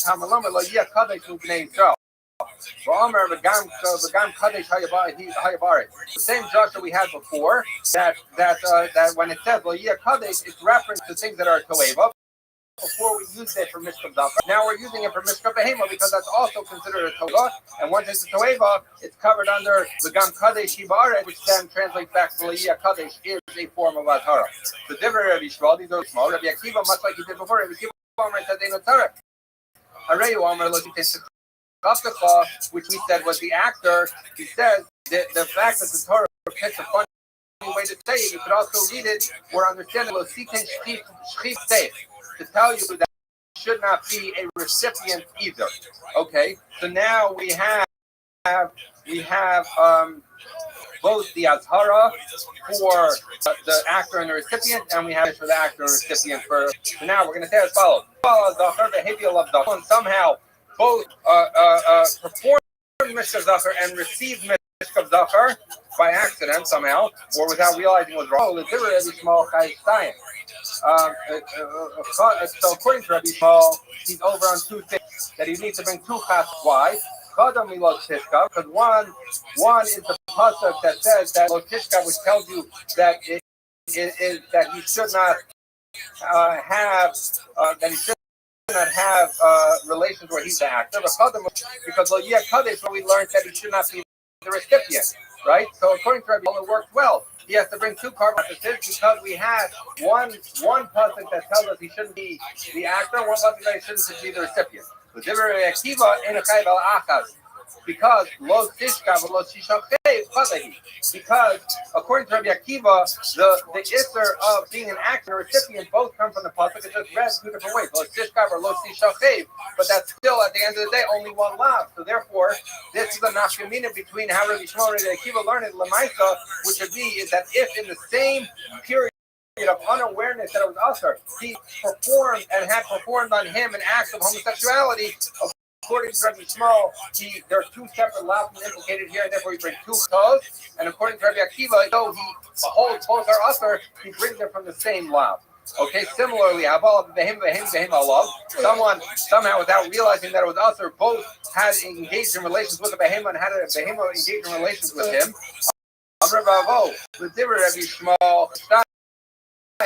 So he says, Rabbi Avo says, according to Rabbi Shmuel, he's chayav two. One, because it the one that said he shouldn't be the actor, and one that said with a behemo, and one that he shouldn't be a toev, that he's the recipient. So Rabbi Akiva ain't a chayav ala achad, but if Rabbi Akiva, he would only be chayav one because why? Rabbi Akiva learned actor and recipient by mishkav zachar, by mishkav behema, from the same pasuk, losit and shekhavka, and then we darshan never say, but they're both coming one pasuk, so therefore there's only lav chadahi, that's one lav. Okay, Abaya Amar, Abaya argues on Rabbi Avo. It says no. According to Rabbi Shmuel, he's also only chayav one. Why did he think he was chayav two? Because one, number two, because lo yiyah kadesh. But he says, Abaya argues. He says the chisiv lo yiyah kadesh begabsiv. He says that pasuk lo yiyah kadesh is when it talks about a toeva, it's speaking specifically about a toeva of mishkav zachar. So therefore, problem with saying that Rabbi Shmuel holds there's two of Mishkav Zachar, but Mishkav Behema he has a problem because he says that Kadesh is not talking about Mishkav Behema, it's only talking about Mishkav Zachar. So we say, okay, so then according to Rabbi, if you're saying that Lo Yeh Kadesh can't be talking about Mishkav Behema, we just use that pasuk to be our source for an Azhara on a recipient of Mishkav Behema. So Elo Rabbi Shmuel Azhara Mishkav Minole. How would he know it? Because we've just knocked out using Losia Kadesh from telling us an Azhara for the recipient of an bestiality. So Gemara says, Naftale, he learned it out, Mikol Shochet in the Hema Moshe that it says that if someone lies with the Behema, should surely die. Now, Indian L'Shochet, Taneu, Indian L'Nishka, we already, right? So we have before, this is how we learned the Oneg. I'm sorry, this is how we learned the Azhara on someone who is the recipient, because we said the pasuk by onish, since we don't need it by onish, we'll use it for Azhar. But the Gemara wants to know at the end, if you were trying to teach us, why would the Torah put it in the language? I'm sorry, if you were trying to teach the recipient, why would the Torah put it into the actor? The Gemara says, and it chose to do that to tell you not shochet onish. Is there onish? So he says, how do I know that a person has an azhara, a warning not to be a recipient? Is because since the way I knew azhara of an actor was because the pasuk had an extra pasuk written by actor, and I'm sorry, the way I knew azhara by recipient is because it was an extra written by actor. If it doesn't apply to actor, whether it applies to recipient, azhara of the recipient. I'm sorry, that's when you azhara the actor. Why did the Torah at the end of the day to tell you the azhara of the actor as opposed to the onus of the actor? So you should have said it by azhara. Why are you telling it to me by onus? It's coming to tell you that there's a comparison between a shochet and a nishkav, and therefore he's warned even by a recipient.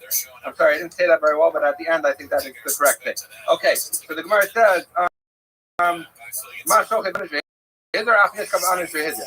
okay, so now we're a little bit of a bad day. So if someone got sodomized by both a man and a behema, I'm sorry, this is someone who did okay, so he says we're going to be chayav for two. One because it's also sishka mishka behema. The other because it says lositen shechavta kabod. So different Rabbi Shmuel, but according to Rabbi Shmuel, eno chayav achad. Because why? Because how did he learn the recipient? According to Rabbi Shmuel, the recipient at the end of the day is idi lo yiyah kadeshu. That either that the way it learns out is that according to Rabbi Shmuel, that someone who is the recipient of Mishkav Zachar from Leah, according to Rabbi Shmuel and the view of Rabbi Bohu, that the source, someone who is the recipient of a behema, is also Leah Kaddish. So therefore, we'd only be chayav one. Abaya says, "I feel with the Rabbi Shmuel, nami chayav shayim." Abaya says, if you remember, before Abaya argued and said the recipient of Mishkav behema cannot be learned from Leah Kaddish because Leah Kaddish cannot be referring to and only refers to a man. So he therefore learned it out. So therefore, Abaya is consistent when he says, "You're also chayav too." But they don't the Sifko Shokin Behema, most you must, Meno Indian Shokin, Meno Indian Nishkov, after Rachmana and Nishkov, the Lashon Shokin, my Shokin on his Vehizer, after Nishkov on his Vehizer. So that limud that Abaya just learned. So Abaya is saying, according to me, Rabbi Shmuel learned from two different sukkim the recipient of Mishkav Zachar and Mishkav Behema, and so therefore he chayav for two chayvei. Now here's someone who really had an interesting day.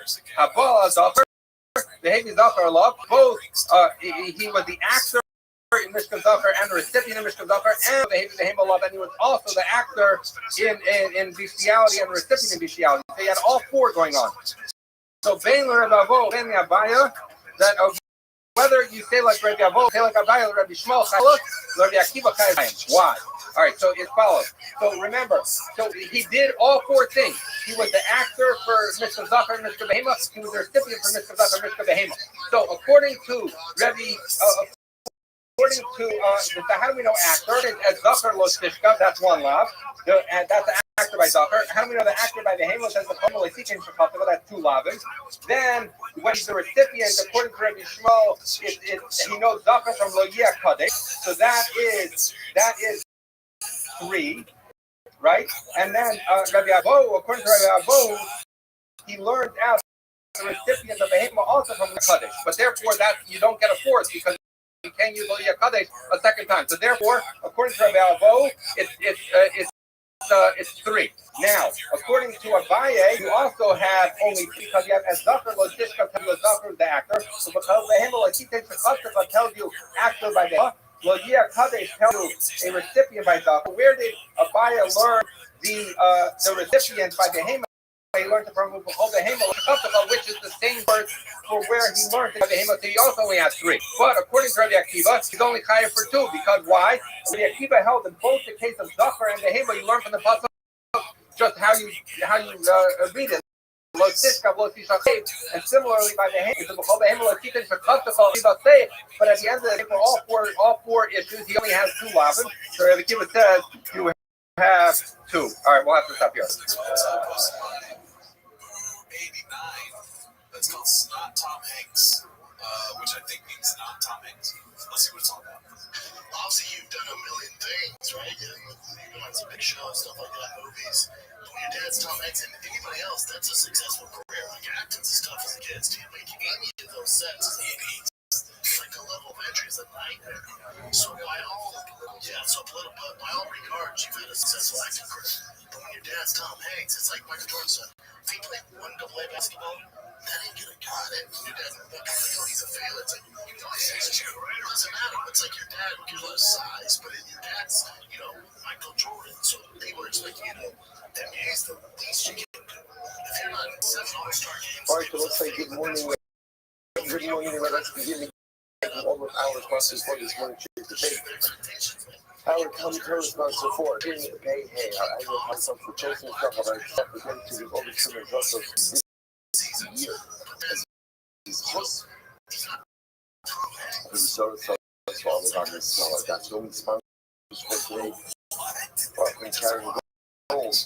Following in Baltimore now, breaking of Father Bruce Gold is one of the lucky of the American Army family in the college. The European transition to see the release of more behind this Shabbos and meditation of the days and our holy soldiers should be successful. The call of mass savings.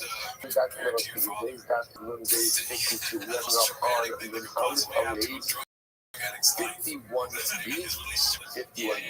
Did we get to Rabbi Akiva over?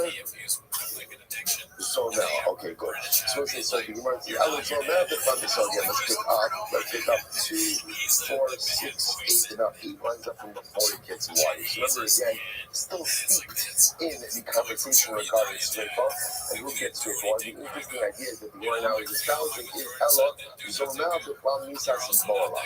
The Shushnema, Basis, and Mokash, Shosama, Lasso, Office, the Lola, also, Nivre, Rabbi Shmuel, right? So I ended up literally like in the middle of Rabbi Shmuel's position. Salah, nice again. The Gemara says like it's Rabbi Shmuel understand, and this is the conventional understood approach as well. That Halacha nice and unique dinner slava for a Bat's Kohen is only to her. It doesn't apply to her accomplishing the crime to the man is being committed adultery, nor does it apply to the agent only. Now again, remember, everyone is going to get penalty, right? So in other words, the man who commits adultery is also going to get a death penalty. The witnesses will also get a reciprocal penalty, but they do not get her straight off. Her unique straight off is for her and her alone. The beginning of Jesus says, after you're not supposed to stop. Rabbi Akiva said, whether the bas coin is her herself or whether she is a suah, either way, the punishment is going to be straight. You would have thought that this applies to equal single. In other words, maybe a bas coin is held to such a high standard that halacha l'maaseh, even if she commits an act of immorality as a single woman, maybe she's going to be subject to straight false. We saw this already yesterday.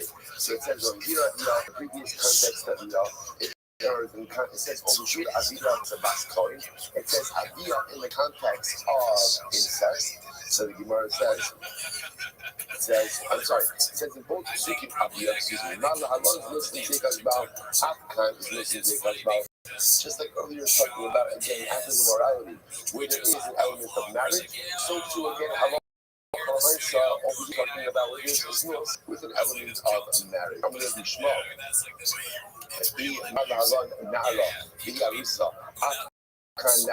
So first one line of us in the bottom of Nun Aleph number 51b. This if that's the case, maybe she's just like the one part of the context is that she's a Nara and she's a result. So to over here, the second part of it should also be only applying she's a Nara and she's a result. And when you're keeping Shmalati, Bas, Ubas, and Goresh. It's interesting enough, so you keep this back to be Shmal. The pasuk could have just said Bas, but it says Ubas, the Vav. Now, Vav is used and comes soon to so another part is talking about Ingara, who is an Anusa. The extra part comes to teaching that in all cases of a married bas coin. So you might say, oh, make sure I don't to listen to Rabbi Shmuel, since that's that. And he says, interestingly enough, sorry, second one by Bas Ubas. Notice it's straight part. So Shkoya, Yidarshin above. So first focus is that's a good option. So become Yidarshin, an extra for a take this go out for straight part. I just want to be clear. Remember, no one disagrees on the fact that there's a death penalty. Remember again, what's the disagreement over here? What's the death penalty? So the Gemara says, in Mashma Lahavi Sarasua, maybe it's Habuya. In Mashma Lahotzi and Habuya, it's Sarasua. So remember that like this. If we're going to dash to include in the Surah, then by definition also include a Puya. Right? It includes all types of bas coin, which is unmarried. The Mashma is Habuya is going to exclude a single girl, Hotzi and Sarasua. In fact, you should exclude the ultimate Surah as Rabbi Akiva says as follows: Ahanir Shabbat lemeute Puya, Bahan Bas Ubas Lerabos Esan. Rabbi Akiva will say like this: the Zero Shabbat will hard to accept Puya. Their single girl, single bas coin, is not subject to any of these halachos, and ultimately again the Vav or Bas Ubas, the extra new one, Lerabos Esan comes to include the Surah. Rabbi Shmuel will say, if you come on Bas, Shmanina, other than Exir Shabbat. Rabbi Shmuel says, from the fact that we're saying Bas, Ubas, it makes it sound like he's only going to Exir Shabbat. Rabbi Shmuel, hi Bas, Ubas, my birthday. So again, remember, Rabbi Akiva uses the Ubas, the Vav to include all different cases of a Bas coin who's married. Rabbi Shmuel rejects that. Rabbi Shmuel also has to admit the fact that the Torah could have said Bas coin. Why does it say Ubas? What is the extra Vav? The Gemara says, "Mibayim is Tani Abuli Yishmuel Bar Adam." Very interesting. The Shifatzim Shechalak Hakasha they mean about it. Yaakov Nachlok no say. I'm going to talk like this. It's very interesting. I'm going to talk the same way. The Torah makes a distinction about Kohanim, by Nel Kohanim, who are called blemished and unblemished Kohanim. Like, the distinction that Allah makes the coin is about is not able to do the avodah. So there's a distinction between blemished and I might have thought that same distinction applies to a bas coin. Interesting, right? And maybe the thing of bas coin, specifically the thing of surfa by a bas coin, only applies to an unblemished bas coin. To which the Gemara said, and they tell us that whenever there's a din that applied to a Bas Kohen, it doesn't make a difference. There's no din of union by a Bas Kohen, only din of union by Kohanim. It's the Rabbi Akiva. Makridim Abayu Kodesh. You know, for Pasuk, they will offer up the Kabbalah for Hayu Kodesh and they will be sanctified. Teaching us what? That the sanctity of a male Kohen is fundamentally tethered to his we'll call it unblemished state. But that's only because that by male Kohen is an element of Hakrava, of Kabbalah. But by a Bas Kohen, because there is no element of Hakrava, of Kabbalah, therefore again, her status is independent of whether or not she has a moon. Incredible. That's what I was going to say. So again, like Yishmael says, it's from the time I thought that maybe the only people who have Kohen status are Kohen themselves. Maybe their daughters don't have at all. So it's the Yishmael, no. Okay. Good. Rabbi Yishmael about the top of the base, 52. Rabbi Yishmael. High as Aviyat Minakalalas, my guy today. So what does the Rabbi what does Rabbi Yishmael do with the Aviyat Minakalalas? What does he do with it? So the right says, so if you need it for the following, what do we learn? We listen to this. What does it mean when the pasuk says that she profanes her father? What does that mean? This is incredible. How you nagin bo kodesh, nagin bo kol. The pasuk is actually telling us how to relate to the Tzas Kohen. So remember, we just made this out. Right? So Rachel means whatever. Arus is what really doesn't matter. She is the daughter of Aaron. Aaron is a Kohen. Rachel now commits adultery. So the pasuk says, through Rachel's adultery, she profanes her father. What does it mean practically that she profanes her father? So the Gemara says, it means that her father's sin changes as a result of her behavior. So for example, the Gemara says, Shimayu bo nagi kodesh. If again you're normally treated in a more, we'll call it, in a more exalted way, in a holy way. Nagi bo kol, you're treating in a more mundane way. Covered, if you're normally getting covered. Nagi bo bizayon, you're treating in a disparaging way. The idea is that because of the daughter's behavior, again, to be clear, he's still a Kohen. Right, he's still a Kohen, and he can still do the avodah, but he's stripped of Kohen. We don't give him covered anymore. The Gemara says, why is that? The Gemara says, Omen, you say, right? Cursed is the person who birthed such a child. Cursed is the person who raised such a child. Cursed is the person who will be again such a person issued forth from their loins. So it says, in according to Hebrew, we say, when a person is a Russian, a person that's terrible things, we call them a Russia, the son of a Russia, even though their parent may really be a tzaddik, even though they really may be a Russian tzaddik. So who is that? Kiman? This time. So it's like, this is a fascinating discussion. This definitely goes into the notebook of many topics that we need to find in time. So we delve into it because the Gemara saying over here is that there is parental culpability for the actions and decisions of a child. And therefore, again, Rachel, the daughter of adultery, we see clearly there's something mentally flawed in the gave your child. Something fundamentally flawed home in which you raised your child. Because for a child to make these type of lifestyle decisions means that obviously, again, you did something wrong. You did something wrong. And the Gemara says over here, this has an impact on the father. So now, father, we will give you the honor you deserve because this is the child you raised. Cursed is the person who raised such a child. Cursed is the person.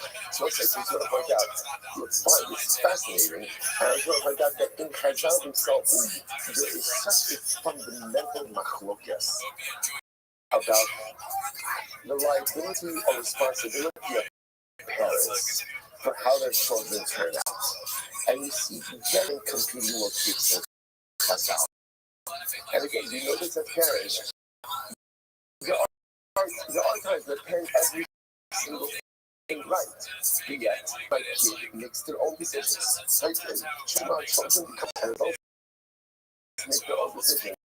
And a parent might have done every single thing and every single thing that you were supposed to do. My kid is still going to make their own decision. But on the other hand, it is also quite possible that the decisions that you make are absolutely steeped in the upbringing and the chinuch and the values or lack of values they gave them. And that's a difficult pill to swallow because you want to say, doesn't tell us, move us, and then you tell you to beg. Right? Something that cannot be made straight. So you know, it says, what does that mean, right? You live in a world that you hope in general, or Yiddishkeit, that whenever I do wrong, I could always say, Shahomi Mamzer. Shahomi Mamzer. So, if you, so always literally, which is what means Shahomi Mamzer. We put that on this opinion as a Mamzer. No matter how bad you feel for what you did, no matter how much sugar you do, you get what? You can't undo it. The Mamzer is there. So I'll tell you, as I get older and look back on raising a family, I feel like sometimes it's not just that a Mamzer, but it also is just a different sometimes the other thing you can't undo is the way you raise your children and the things influence you allow it to your home, the things you allow your children to do, don't allow your children to do. That you can't undo it. It's one of the hardest parts because often we parent on the job and you realize my mistakes afterwards. What you were saying is after I created the Mamzer, in other words, again, I'm not going to it's after I made mistakes, and then I realized I really made significant mistakes. And the incredible part is, you can't undo it. Chinuch is one of those things where a lot of times, and again, I could go back and have conversations with my kids and say, I just want to tell you, those things they weren't right. They weren't right. And I want to be clear that they weren't right. So no matter how much I'm older to my kids that they weren't right, I created the chinuch, I created the paradigm, and I can't react. So there's this so again, and then there's this idea that a parent do everything right and the child still makes their own decisions. So who said that Rachel's actions reflect on her father, Aaron Cohen? There's also an approach in Chazal that says no. But a child does now, a child uses right because it's a direct reflection of the chinuch that he or she had received in the home growing up. Which is right. They're both right. There are elements of both of this, which is why, again, chinuch we give our children, the example we set for our children, the behaviors we model for our children, the homes we create for our children, the lifestyles we create for our children, everything goes into the chinuch. And again, if it's good, great. But if it's flawed, you want to tell us? We, the parent, are responsible. Incredible. Let's go ahead. You make this how it's going. So what's in my parent because you make this how it's going. Why does the Mishnah end off? It's interesting, right? So the Mishnah ends off by saying, this is the mitzvah of Skila. So why does the Mishnah end off this way? Mishnah B'tana, Mikmar Havim, Motzin Oso Misaklo. Because remember again, what did we say before? So for that if Allah is liable to Skila, we think about the Skila. Skila Hayat is in the previous Mishnah. Not the last Mishnah, we did two Mishnahs ago. Base Skila Hayat about Tekolot, but I did become by the Mishnah, and it says how to swim. Tananam is doing how to skull. So what's interesting, even though this Mishnah spoke about assholes, but it was really on the heels of the Skila Mishnah. Right? So therefore we had Skila, then those, and then we wanted to close out the discussion of Skila. And that's Mishnah ends off by saying, not kind of scholar. That end of the Skila discussion. I must say, now we begin Sreifa. Here we go. Mishnah. Mishnah kind of stuff. I also use some pretty wild stuff. So what is Sreifa? Now I say, I was going to point out. Just sorry. Hold on. Halach Halamaisa. what do we do with Bas Cohen? So that not asking the local Isuya Diatarimo. Bas Cohen to use the HSH. Beisha Hayabay the Cohen, Beisha Hayabis. So, Tafiba Hayabala, Manzer, on Nothing, the Ladins, Harizu is straight off. But then I want to hear the Bas Cohen. Where did she go on Rusa? Or she's in a sewer? Where did she make her Cohen? Lady, Yisrael, Manzer, Nissin, Clifty, Giovanni, whatever it is, right? So, I'm actually that's such a has to be Jewish, right? So the man said, again, her judgment for adultery is straight off. It's straight off.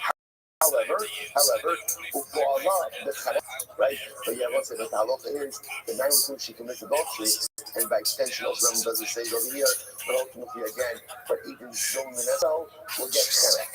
Chenek strangulation is the normal punishment for adultery. So the only person who gets this unique punishment for adultery is the Bas Kohen herself, whatever, but everyone else, they love chenek. Good, that's the Rambam. Mishnah kind of something. We say, how do we administer the punishment of sleifa? Are you also the Zeva as also? So we go ahead and we immerse him in manure up until his thighs. We immerse him in manure. Now, what's that? So it actually says over here, so he's happy to keep up with us. What we need to see is we need to keep him immersed. So the way we keep him immersed, that he can't move around, is we put manure up until his legs, up until his thighs. That we keep him mobile. The milk is and we take a soft rope. We take a rope and we put it inside of the soft rope. So sometimes we take a rough rope and then again on the inside that rope is a soft rope. The soft rope is both going to go around of the other parties. We call it Savara and we wrap it around. So just let's say this guy is straight up. Step 1, put it in the middle to his knees and then rise. Step 2, take a wide rope. The outside rope is a coarse rope, the inside rope rough rope. We're tying it around his neck. 2 people stand on either side of Ruvain, each one holding an end of the rope. And what happens? Most of the rope is that most of the each one holds the rope in until the results until Ruvain is forced to open his mouth. Right? So the act of pulling the rope will force him to open his mouth. So we'll see what this expression means, but quite literally we ignite the rope, encircle the silk spirit, and we slow down his throat. So it's a split, but interestingly enough, you think of like a burning at the stake of a person. It's actually not what it is. We're going to see it's a pouring of molten legs down the throat of the person. That's straight up. So we force it. He's immobilized, force his mouth open, and we pour the molten legs. It calls it a seal. We'll see a whip. We'll see why it calls it that. He's not going to suck this. The Oregus and Silk Mayor, it goes then down into Kishka. The Chomeres has been there, but essentially he is killed inside. Like his insides are incinerated, but he's incinerated internally. And you know who this says? After you see, I don't know how you kind of ball with Shasika. The means is not what it is, not his medical. Right? But what the thing says is you're trying to administer to the straight ball, but you end up what? You end up strangling the guy. Like, which by the way, is a different Yisrael, right? It's Chenek. So the problem is if somebody is highly straight off and you end up giving him Chenek, isn't that the problem? So what should you do? If I say pig and the seven, and we pry his mouth open. Pry his mouth open, Umazik is Hapsila, the Zarkin is Sopig, the Oregus is Sopnea, Nichol Mereth as Genemeah. Rather, what do we do? We use time. Now, obviously, somehow they must be immobilizing him also, right? Because if you're not immobilizing him, he's gonna run, he's gonna move, and the whole thing. Remember again, the molten leg needs to go down his throat. Because if it doesn't go down his throat, then it's going to burn him on the outside, and that's not straight up. Straight up is internal incineration. Right? But yeah, you need to say you can't do that. The rope into the wrist, strangulation, so step forth is not open with time. Some of the side, Michael that's calling Atos, Shazisa, Ricky Fleck, Habibi's Mula, Senior, so the ones Rabbi Elias, Rabbi Elias, and Tony to this house one time. It was about Troy, who committed adultery, and therefore against straight up. And what they do is surrounded with kids, and they burnt her. So the laws of themselves seems to indicate that the din of strafa ultimately again is actually burning someone. To which the Gemara says, I'm not making sure how your basis are also shot properly. That was a mistake. That was a mistake. That, listen, now remember again, it's a mistake in the manner of execution. It may not be a mistake in the execution itself. But the point that we're thinking is that that was a misunderstanding of what Sreifa was. Says the Gemara, right? See that. So first of all, what does it mean when it's a wick? I'm a master of the Siva Soiver. A wick, calls it a wick of lead. But actually points out over here, what they would do, so sorry, Mr. points out, what they would do is they would take like a long piece of lead, and they would mold it, and they would knock the bells. They call it Sila because it was long, it resembled it. Okay. No, but let's say, first of all, it's a little bit mind-blowing, because again, how do you sleep incineration? Where does that come from? Something out of Korach. So you set up straight from Korach means a second. Again, Korach means rebellion against it. And again, is assembly. Some of them were swallowed up by the earth, and some of them were incinerated. Actually, that's associated as well. But since also, actually, people are sleeping. Now, I don't remember again. What happened with Korach was that a bunch of people brought to Torah. The people who brought to Torah, everybody's jockeying for the position of place level. So everyone brought to Torah was incinerated. So it was killed by Sreifa. So a lot of swallowed up by the earth. Others who brought to Torah were incinerated. So he says Sreifa over here. He says there's a little bit of just by Korach. So they were killed by internal incineration. A fire went into their bodies, took them internally, but their bodies were still intact. So too over here, the way Sreifa is done is internal incineration, but the body remains intact. Okay, so that's the first that they kind of count. Then we don't have Sreifa from Nadav and Aviv. Nadav and Aviv, remember again, also went ahead with whatever they did, right? So we must know exactly what they did, but whatever they did was unsanctioned service of HaKadosh Baruch Hu, and they were killed. They were killed. So the Gemara says, this is the Arab. So take a struggle with fire, generated them internally, but bodies were intact. As time, Sreifa's internal the good kind. So to over here again, so to over here, so internally, ultimately again, the incident was internally, but the body remains intact. So it's fundamentally like, well, it's interesting. Everyone is agreeing on the concept that Sreifa is internal incineration. What's the makar? It's Korach. Rabbi Elazar says, Rabbi Elazar in Aleph. So what's the mind of the others Korach Minole?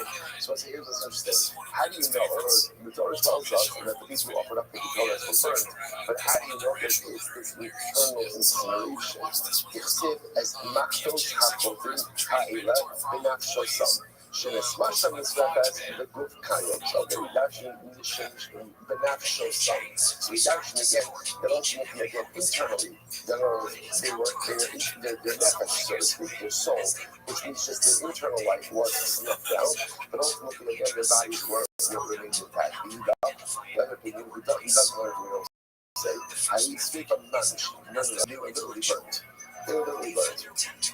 Why benafshosam? So what the pasuk says benafshosam? Sheneschai b'Sreifa is kenafshosam. That the Rekai Sreifa ultimately again because of what they did, right? Because of this kenafshosam. It wasn't this kenafshosam. Listen to this. Might say the Khanfi La'adi Na'al Korach Alai Shmuel. What does it mean? Let's look at Rashi here.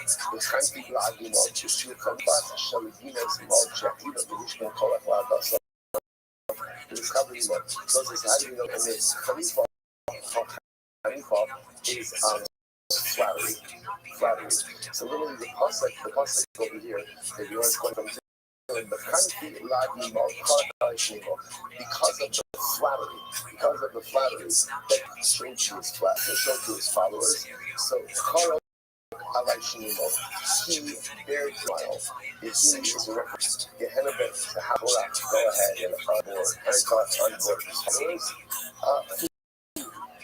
Food and drink. He put out a nice spread in his tent. I don't know, whatever. Schnuggets and poppers, whatever he did in the everything was that good, right? You know, so go ahead with desert, and that's how he went ahead and he onboarded his followers. So in other words, it looks like the Khalifa guy is sometimes Khalifa speaks to the soul. Right? In other words, everybody likes to feel good about themselves. So if somebody goes ahead and flatters me, even if it's not real, it still feels good. Because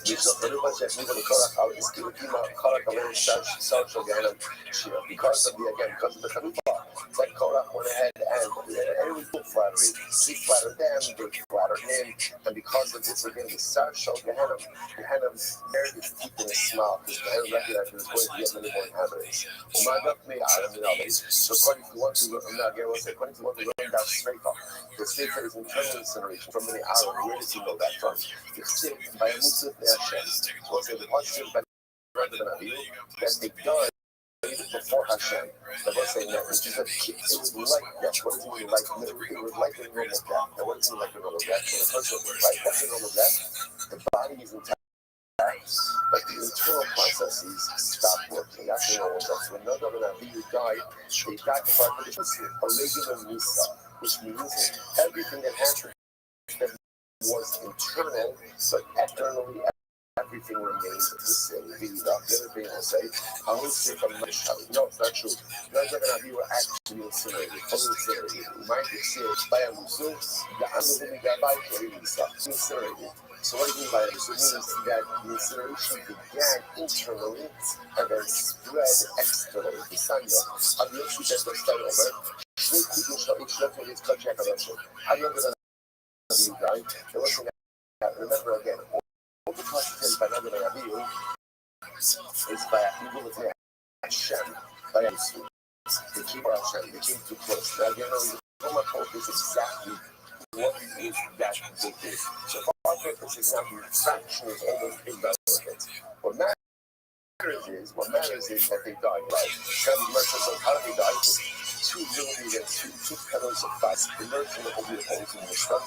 The neck looked with the arm and split into four. The neck was to shine the whole shows out and the whole shows out. 2 players of fire raising through those of Nava, 2 of the nose of Abu, the son of Conversion. Conversion, the Mercer says, that kind of like, so in other words, he wants to get them again. So the incineration began internally, that is according to the other thing, and then when it had expressed externally, I've obviously that total called Osam. The Prophet says to consume them, and some of the low big different, but consume them but not their clothing. See that when the thing that says rather than agree with only them and not their clothing. It's incredible. So therefore, what we emerge with over here is the image is everyone agrees. Right? Everyone is in agreement. What is everyone in agreement about? Then Havok Elamais is straightforward, but is internal incineration. Right? It's the process outlined in Mishnah. Where do we learn from? Machlokas, similar to Torah, one learned in Torah, one in another. Okay, so much the Irish.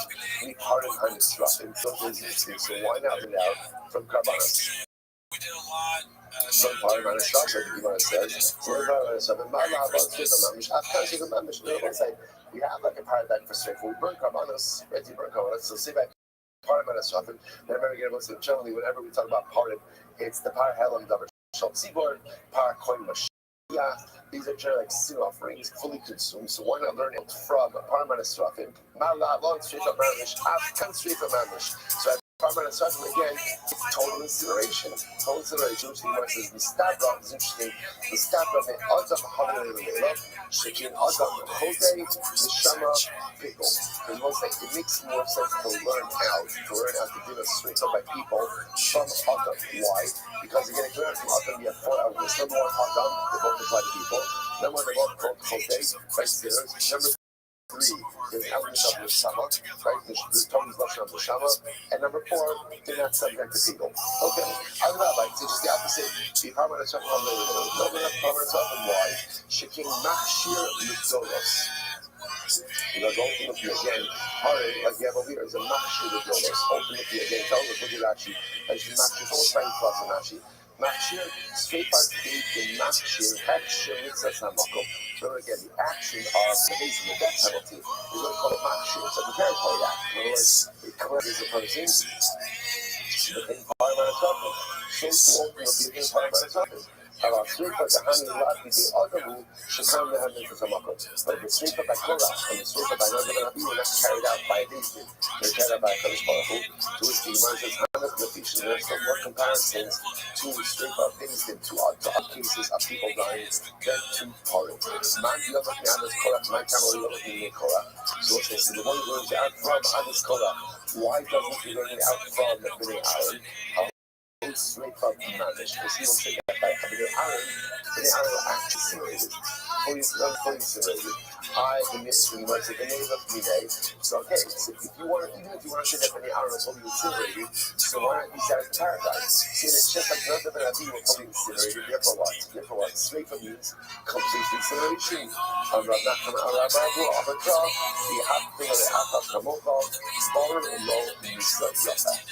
this keeps coming up over and over. Right? You have to have the multiple love the God of yourself, even in death, or even you have to kill him. Which means again, to choose for him a proper death. So the act of eternal incineration was at least does what? It leaves a body for burial. Because with the burial, the person is able to have a burial, as much as the burial is separate. As we saw, but still never that's the Hatzareach come over. But he actually did not make zero shalom. He was in position of Nachman. Why did he call? He had to get a shalom, straight past the shalom of Kain straight for you. Because like not, and if I didn't have the zero shalom, I would have thought like this: that eternal incineration with an intact body is not called straight for at all. Even should be after like a hookah, love for straight for the least good, can't be the least of and again. And that's that. I really just say because they have how do you perform the after just add on more wood to the fire. Cause the fire to burn brighter, to burn more in place. Also, and the person will die faster. Come up, smell and walk. Also, the after means internal incineration or leave the body intact. Okay, so also therefore, all for myself. The bottom line takeaway is everyone is agreeing that straight off the new substance. The straight part is internal incineration. That's internal incineration. And now the Gemara says again, what's the mucker for that? Again, that's the machlokes. Is it Nadav and Abihu or is it Korah? Ultimately, again, that's the machlokes. And interestingly enough, because of this machlokes, each opinion holds something that happened by others. For example, the opinion that the mucker is Adas Korah, Korah's followers hold that Nadav and Abihu was fully incinerated. And the opinion that says it's Nadav and Abihu hold that Korach's followers were completely incinerated.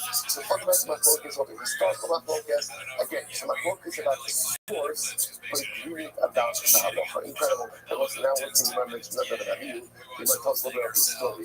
The Klar how you Moshe Ba'ar Mahalkim B'derech, for Nadav Abihu Mahalkim, especially here tells the story in the desert. Moshe and Aaron are walking, so this looks like, can you imagine that scene, like the king, like the fire and Aaron are walking together. Imagine just what that must have looked like. So Moshe and Aaron walking, and what happens? Nadav and Abihu Mahalkim, Nadav and Aaron's sons were walking behind them. Sorry, because you saw Aaron, and all the sons are walking by Nadav and Abihu. So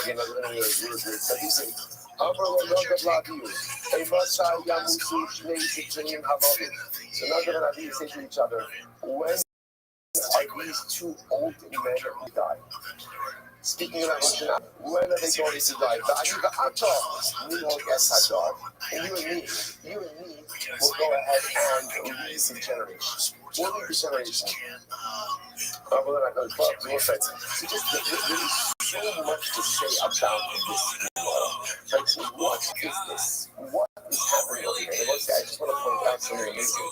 And this is just a bit of how, like, the wisdom of Gemara. The Marshal it's a long Marshal, but he happens to have this discussion about the fact that Moshe's children did not inherit it. Like, Moshe's children essentially kind of fade away into obscurity. We don't hear about them. We don't learn about them. They do not become their father. I mean, there's a lot to be said to that in general about being the children of a great person. On one end it could be on the other hand it could be a tremendous difficulty, never living in your father's shadow, never really being able to live up to what he is or what he was. So just the idea of this, another idea like this. Moshe's kids are not taking over, or they're not taking over. And Aaron's kids and Aaron's kids. And also, you might trust us something fascinating, a fundamental flaw in Moshe. On one hand, Moshe obviously wasn't mechanic in the right way, because, by the way, and it's just tiny, it's the amount of the that spoke about him, right? Again, you gotta take ownership for how your kids turn out. You don't have to take ownership necessarily for every single decision they make, but you absolutely need to own, to a very large degree, how they turn out to life. That's me. That's on me. That's on me. So whatever there is in Moshe, obviously Moshe, again, the chilek is not him. We're his kids. Right? Aaron's dad, you're great. Dad, you're great. Only number two. But you're only two. And you are a career number two. Moshe can't keep it together with his kids. Aaron, dad, you're great, but you're only number two. I think it's time for us to step in. I think at the end of the day, most of you are great in your own ways to a degree, but clearly neither of you have established a complete secret. Yes, the secret sauce, so to speak, right? You don't have a secret for success. So Kevin, maybe it's time for new ideas. We'll be standing down. So the humor is lovely. I knew you have to meet over. We'll see who's going to be good. Right? We'll see who's going to be good. Ultimately, I get I think that's great. Rabbi says, famous adage. What's the adage? So the adage is like this. There are many old camels carrying the heights of young camels. Right? It sounds like very out there, right? But the idea is just like a lot of times young people think they know everything. Right? And then they know absolutely nothing. There's a lot of old camels carrying the hides of young camels.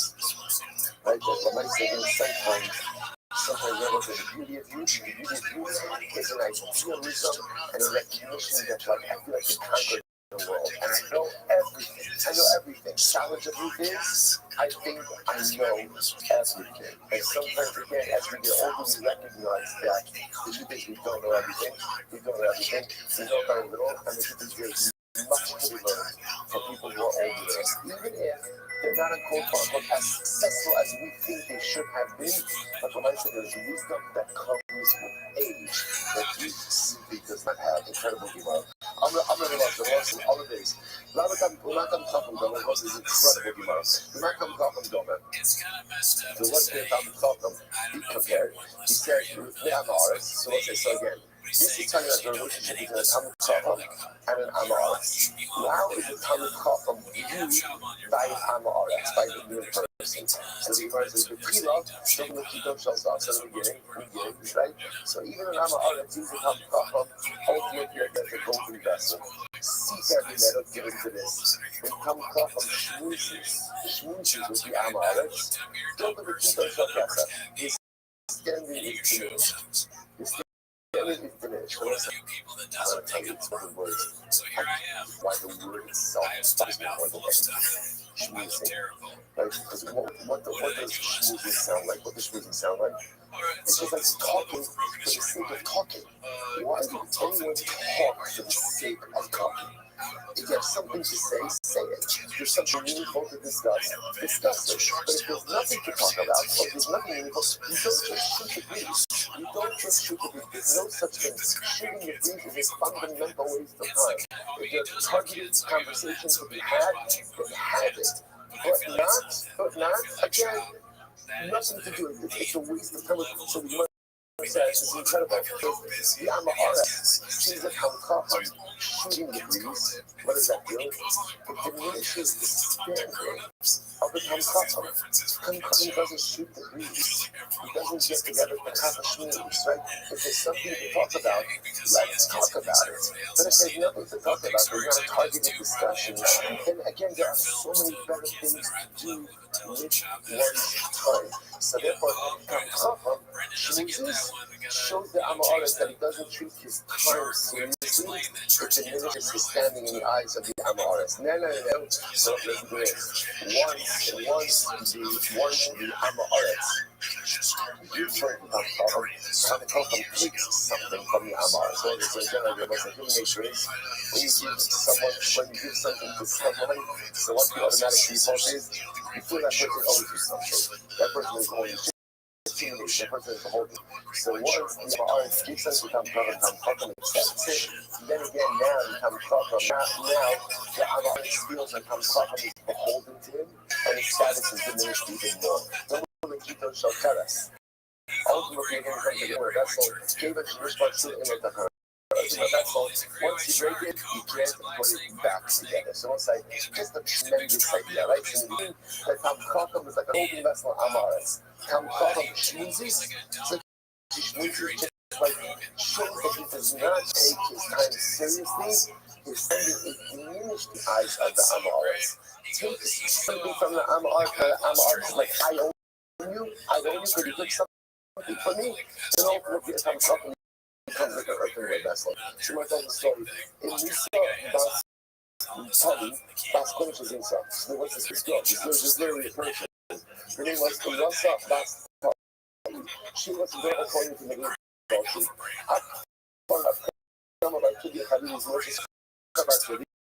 Back to the literally again, so Josh turned that she was liable to death, surrounded her with branches, and they burned her, I'd say, top of the country.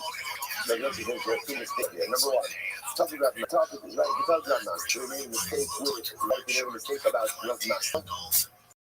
And remember, it looks like master says that's not how you do strafe up. Strafe is not with branches. Strafe up is with red, with multiple reds. That's number one. That was the first mistake. We're talking to Sanya. That's not calling about it. There's not she's calling this spot. There's not she ain't calling English spot. Okay, so the other mistake that they made was Basin is not empowered for death penalty as the way. Unless, of course, there's a calling. There's a Basin English. There's a Sanhedrin. So Allah again, so two mistakes he made. Number one, he should have administered the death penalty altogether. Number one. Number two, he administered the death penalty in the right way. Incredible. All right, I'm going to so that's my suspension interest. Well, so what's about the story? Yeah, let's say this is the Mishnah. Right? It says at the end of the Mishnah, there was a story of a Bas Kohen who committed adultery. They surrounded her with branches and they burnt her. And they said back to the Rothschild, Ben Sano, mistake of the day's name. So said the Gemara. Says the Gemara as follows. This was the basin of Stukim. Everybody else said the Stukim were the ones who took the Torah about that. They took a very literal interpretation of everything. And our local thing is the basin of Stukim. So the Gemara says, so I said, so this is what that's how you know. All of them said, running. Because I used to see we work about Shiva. So those are the times I never know I was a child. Like, I was a child. I was riding on my father's shoulder. The view back calling Shazinsa. The Kifua Kabili Zishafua. And they brought a Bas Kohen to the tree, surrounded by branches, and they talk about a traumatic memory. And once again, I was right there on my father's shoulders, and they burned the Bas Kohen. I don't know. Katan, you said, I'm not Katan. They said to him, okay, thank you, you were a child when you saw this, and the person was very confused before. A person is not believed to give testimony as an adult about events they witnessed as a child. Right? That's the halacha. So therefore, they kind of reject that story in its entirety. So the Gemara says, furthermore, that was the truth. The Rothschild said, interestingly enough, there are two episodes. He saw this once as a child, and saw this once as an adult.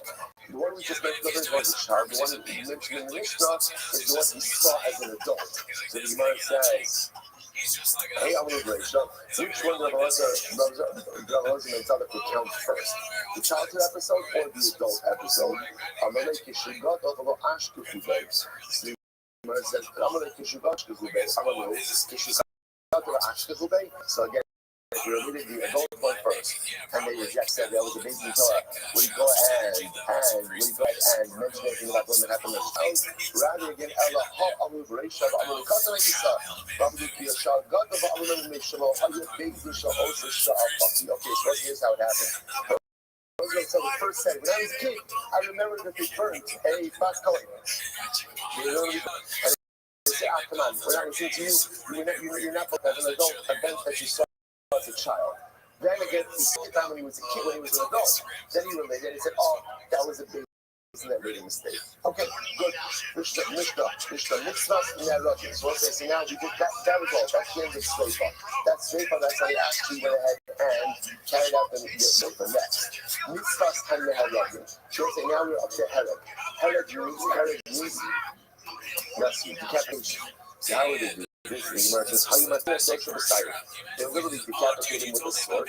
The Gemara says, first of all, the same way that the monarchy executes people. The same monarchy has to take a sword, sharp sword, and decapitate the individual. Because it says, evil will come, and that would create, evil means that would be a lack of respect to the dead.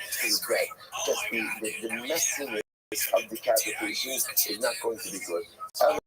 Rather, what do? To make it a little bit cleaner, Manitin Aslosha ala stand block, you put it in the ground, tell him to lay his head down on the block, but it's the culprits. You decapitate him with an axe. You do not seem to be better. They say that what are you talking about? Right? That's terrible. Like, a sword could be a lot cleaner, certainly a lot faster, a lot easier. This is a much uglier death. So Tanya, I'm going to be Rabbi says as follows: I know that using of the axe is not nice. I know that it's a not nice death. About my ass, what should I do? I will also prefer to use a sword. But the Moshe is halal. What halal? Which means do not go in the ways of the Goyim. Not follow the ways of the Gentile nations. And since the Gentile nations, when they have capital punishment, they do decapitation by sword. We're not allowed to do it the same way. So the Rabbanan, what are you talking about? No, when are you not allowed to follow in the ways of the Gentile nations when we just want to replicate what they're doing? But if we're already doing the same thing, and originally they replicate it, following that standard practice is not considered to be Gentile replication. And therefore, it already says that by slaughtering the Torah. So because it says it by us, we're allowed to do it even though they do it. People are killing off if you don't say, listen to this. Hard to sign up, suffer now, Malokim, but only got paid more. So say, hey, he's like, God said, we'll say number again, there's a Muslim halacha. We actually saw this reference earlier on the week. That halacha meant so when a king dies, we burn the possessions of the king. We burn the possessions. And the logic behind that is, because he's the king, no one else should use his stuff. That will say it's interesting because that's what the Gentile nations are. Sign of respect to the king. But yeah, we're allowed to, essentially, we had it first. So the Gemara says, so you see from here, that anything that we were doing already anyway, even if it's done by the Gentile nations, we're still allowed to continue doing it. Elokeibah, Dipsid, Straight of Alaisa, Dipsid, and Yisrael Avasecha, Luxury, I'm sorry, Yisrael Avasecha, Lo, Naraka Gamina, so therefore we still be by the burning of the king's possessions. Since we already had it first, we were doing it already. Even Gentile nations started to do this, considered to be Gentile replication or emulation. So let me not go into Hakanami,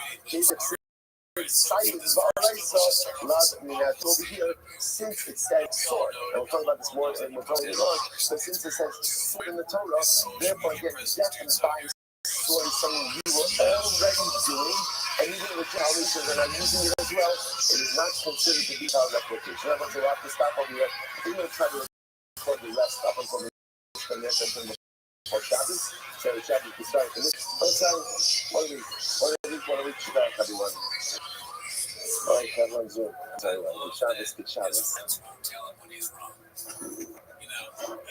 He's constantly wrong about things, and he wants to pitch this to somebody, saying, those cheaters, and maybe he didn't give it, but if he didn't think of it, it's really Cheetos. lot of people pointed that out in the comments. They're like, he's so stupid, he doesn't.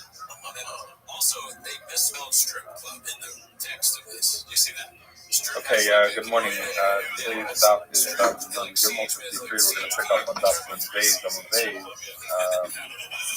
at the Mishnah. Okay, so we've been analyzing the different forms of how Bethel would administer a death penalty. So we've been talking about, we spoke about the tefillah, stoning, about the shreifa, the burning. We've spoken about the diet, the herod, the sword. Now we're going to analyze how Bezin used to perform the misa of strangulation. So the Mishnah says, mitzvah tanachnakim, how did it work? How did they do kanek? Also, the zevel arak kubotov. The same thing as we had previously, that they would put him into some kind of manure or some material up his knees, so that he wouldn't be moving around when this would happen. The note saying, Sudar Kashala Tolharaka Tatsavaro. So that's similar to what we spoke about this as one version in the Mishnah yesterday about how they would open the mouth person for straight. So what would they do? They would put a hard block inside of soft one. We spoke about this yesterday, that the hard one is necessary in that case was to open the mouth. In this case, it would be to perform the tefillah, but the soft one makes the nicer form so that it does not actually cause damage to the neck of the person. So you take hard sugar and you put it inside the soft one and you put it around the neck. So each of the agents pull in the opposite direction. Until his soul goes out, basically. So that is the misa of Kenek of Tanur Rabbanan. So the pasuk is going to analyze. The Gemara is going to analyze the pasuk in Vayikra, which says as follows: the ish asher yinaf es eshes reyehu. So this is the classic source for adultery. A man that commits adultery with the wife of another man, after Yinaf Eshes Reyehu, that performed adultery with the wife of your friend, most Yuma Tanoe Banoefet, that both the man and the woman involved in this act of adultery, most Yuma they get killed. So we're going to analyze this pasuk word by word. Tanur Rabbanan, when it says Ish Asher Yinaf Aslet Katan, talking about a man, not a katan. So katan who would perform an act with a married woman would not be a case of Eshes Ish Minatah. Asher Yinaf Eshes Ish. Father said that he performed adultery with the wife of a man, Ish, a man. This means to tell you not the wife of a katan, which Rashi explains to mean that this demonstrates that there is no kedushin by a katan. So a katan performs an act or attempts to perform an act of kedushin woman, they're still not married. And if someone were to have a relationship with that woman, that's not considered an eshes. The pasuk says eshes reyehu. That it says that the yinaf is reyehu. So this comes to a clue that if someone has a relationship with someone who is married to someone who's not reyehu, which would be a guy. So if a Jewish woman married a guy, a man, and then subsequently someone had a relationship with that woman, that she's not considered eshes because she's married, she's not eshes reyehu, but she's married to a non-Jew. Okay, most you must the pasuk toward the end says most you must know if I know FS. The Gemara says Bachenek. So this means that you give her the misa of strangulation. Now the Gemara said Bachenek. He says you're saying it's Kenek, but how do you know? One of the other misas, maybe it's straight for Herod. How do you know? So we say I'm a co-welcome to the misa of Torah Tam and a Torah Lamosh Lahachmer Elo. Rabbi Yoshia says, anytime it says in the Torah that you just kill someone, you cannot give that person you have to give them the lightest mitzvah, because it's the Torah doesn't designate a harsher mitzvah. It doesn't say, for example, kilo or treta. So then all you can apply when a Torah just says to kill her, you have to kill him or her. You have to kill him or her with the mitzvah that is the lightest. And so what is the lightest mitzvah? We know that this is according to our one. We'll get into that. Kilo, treta, herod, v'chenek. Chenek is the least somewhere case of mitzvah. And that's why Yoshi says that. That's how you know that that's what the Noef and the Noef, the adulterers, get. Rabbi Yonasan 15 Kala, that the reason that we give 10, we'll see why he says that in a minute. Ella, rather, what's the reason that Tanakh applies in the case of adultery? Because, and we counted this rule before, anytime that the Torah does not specify specifically what the mitzvah is, then it's the mitzvah of strangulation. How do we know that? So Rabbi Omer, how does Rabbi Yonasan know? Rabbi Omer, Rabbi Yonasan, Nemar Misa B'dei Shemayim, Misa B'dei Adam, that the concept of the word Misa applies when the Rabban Shalom brings about the death. It applies the word Misa when it is a by Bezin. Man Misa B'dei Shemayim, Misa Shem Barosha. So just like it used to be Shemayim, an ordinary person, a person gets, just dies. So there's no physical impact or there's nothing that you see physically on the body. So therefore, too, when it says misa by a person and doesn't specify otherwise, it means the misa that has no rosha. What would that be? That would be strangulation.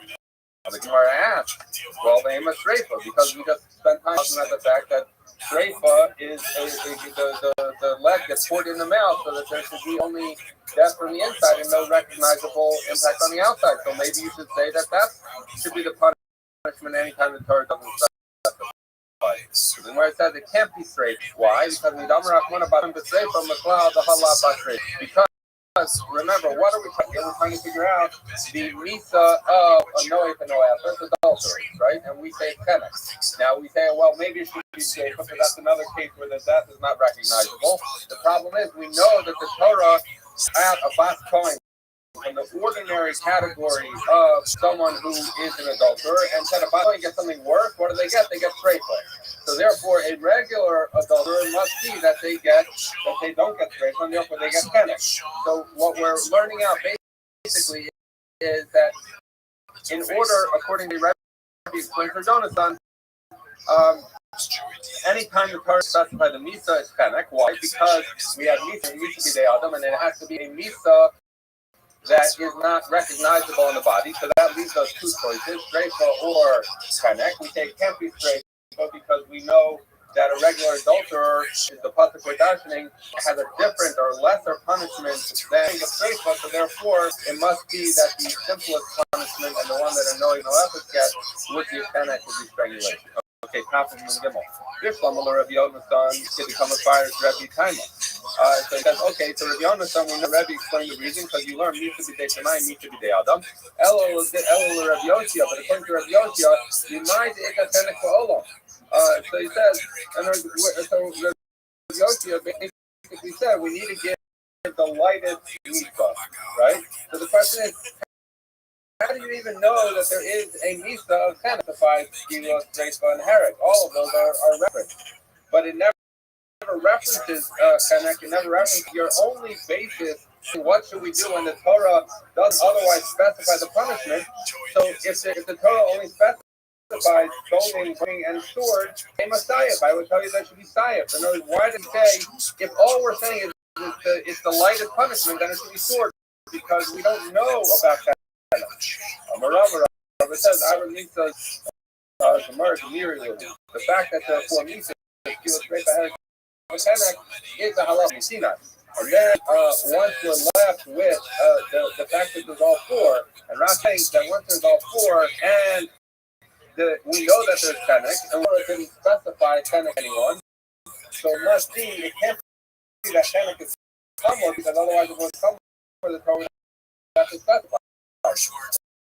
So from the fact that the Torah never specified tenek, but yet from halakha and in that tenek is the lightest. Therefore, anytime the Torah specifies, according to Rabbi Yoshia, you cannot give harsher penalties, you have to give the lightest penalty, hence the rule behind the Torah doesn't specify that gives the punishment of strangulation. Now, Rabbi Yonatan said to Rabbi Yoshi, so he said, not because Rabbi Yoshi said, you give the lightest nisa, and therefore, what is that? That's panic. So, like I said, no, that's not the reason. Why did that? Some people told us Rabbi Shimon Rabbanan. So, if you remember, Rabbi Shimon in our Mishnah held that panic was more common than Herrick. So therefore, he cannot agree with Rabbi Yoshia about the reason we always give panic is because it's the least strict, it's the least humble, because according to Shimon, and that's how Rabbi Yonatan holds it as well, it's not the least humble. The least humble would be Sayef. So there must be a different reason, hence we rely on the comparison between these two different languages. Okay, Amr Zerla Baya, Sharon Sculling, the Latifu Silo, the Miri, the Ogli, the My Gumri, the most Yumsu Gumri of the Man Bumri. Okay, so long reading there, but this is actually going to become relevant in the next Mishnah, but we're getting a little bit of a preview here. They said as follows, that the people who receive Skila fall into two categories. Those where it says Skila expressly, and those not expressly say Skila, but it's learned out. In most cases, it's learned out of the Adoni. The Adoni were formed of what do they call it? People who speak with the dead, commune with the dead, right? So it is written specifically that they get Skila, right? And so what happens is as follows. In Ovid, it's written most you must, and it's written the Mayam Bum. And now that Skila is written expressly, but where it's not written expressly, those categories also have most you must and the Mayam Bum. So we're saying in any case that Skila is not written specifically, we're learning it from Ovia. And what Radera is asking Abaya is, well, in all of those cases have most you must and the Mayam Bum. Which one is the Geir Shabbat that tells you that they have the punishment of Skila? So the Gemara says, he said back in the Mayam Bum Gamri. They learn from the fact that one case is the Mayam Bum, and the other, that's how we learn it out. The most Yumsu Gamri, the Mayam Lumber. It says because it must be learning it out from the Mayam Bum, because if you're learning it out from most Yumas, what would you otherwise do with the Mayam Bum? So the Gemara says, LMI, the Mayam Gamri, you're going to say we learn it from the Mayam Bum, but then most Yumas do Lumali. But then fine. So you're saying the reason you have to do it most Yumas. And the reason you have to do it with the man bum is because otherwise, what would you do with the man bum? The Gemara says, well, if you're learning from the man bum, what do you do with most yumas? Now, how do you know that proves it? We say, because no, most yumas we have a use for Kedistanya, like we learn in the Brisa. Most yumas have ma'akev, roteach. The pasuk says that the person is talking about he told the yado, the yamas most hamaka roteach. We're talking about when someone hits someone with intention that he gets killed. So it says most you must. It's a double language, and the Brisa Darshan ain't the element misak suba. Minayin shemiyat yakal amisa misak suba b'otatam amisa b'komisa shat yakal amisa. So he says I only know that you can give someone the punishment that is specified for that. But what happens if we cannot give that punishment and we want to give a different punishment? Elsewhere brings the case. Let's say a guy is escaping on a ship, and he's kind of straight. So you can't give him straight up, but you're gun and you shoot at him on the ship, or your arrow, or whatever, you're going to get him on the ship. So you're not giving him the proper meat. But since it says most, so if we can give Misha that we're supposed to give him, then yes. If not, you must, you're going to give him the Misha is not the one special. We see that the word most you must be learned, and therefore it's an extra word that we learn out that the Misha is with Skila in cases where it's specified it must be from the word bum. Okay, so the Gemara says, I'm sorry, most you must okay, so Amalei, Ravacham resisted the Ravina, the most you must do Gamri, my Kashrele. So he's saying as follows. It's entirely clear to me, and it seems some of the reports are not entirely clear either, exactly what the Gemara means here, but he's saying as follows, that when Rav Zera asked the question, which one did you learn it from, he seems to have a problem that there was some kind of problem. He wasn't just asking which way is it. So it seemed, and then he was pleased with the outcome when you said he learned it from the man bum. So it's clear somehow that Zera had a problem with learning it out from most Muslims. So the Gemara said, what was Zera's problem from learning it out from most Muslims that was by learning it out from the man bum? Okay, so the Gemara is going to put forth a couple of choices and eventually come to a third answer, which is going to be the reason that Zera was concerned about learning it from most Muslims. Elema, you're going to say HSC Zera had a problem with now from Oviadoni to other cases of Misa to Skila. If it's learned from most Yumas, he has a prestige. Why? Because most Yumas may obvious Malaham the Skila, Afkan the Skila. So he says as follows, because if you're learning in Yumas, so that's written by no effort, the one we just dealt with, adultery, the pasuk does not say Misa.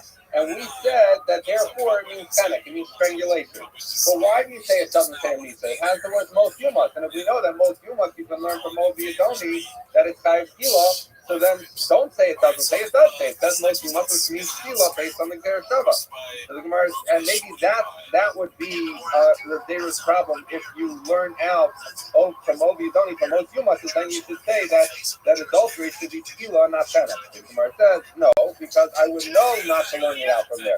The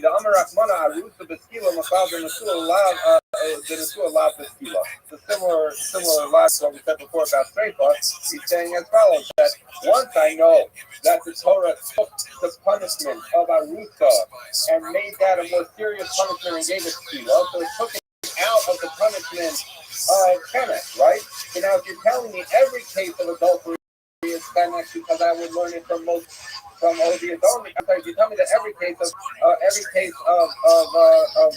adultery is Skila because I learned out from most Yumas, then what's the special punishment you're giving to an Arusa over a Tua? So we would know that HSC can't be Skila, so it would be what's bothering the Zera. Say, okay,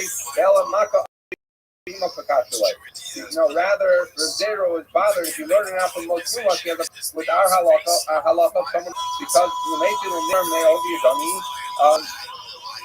So he says as follows, he says, why not learn that someone who hits his father or mother were written most Yumas, that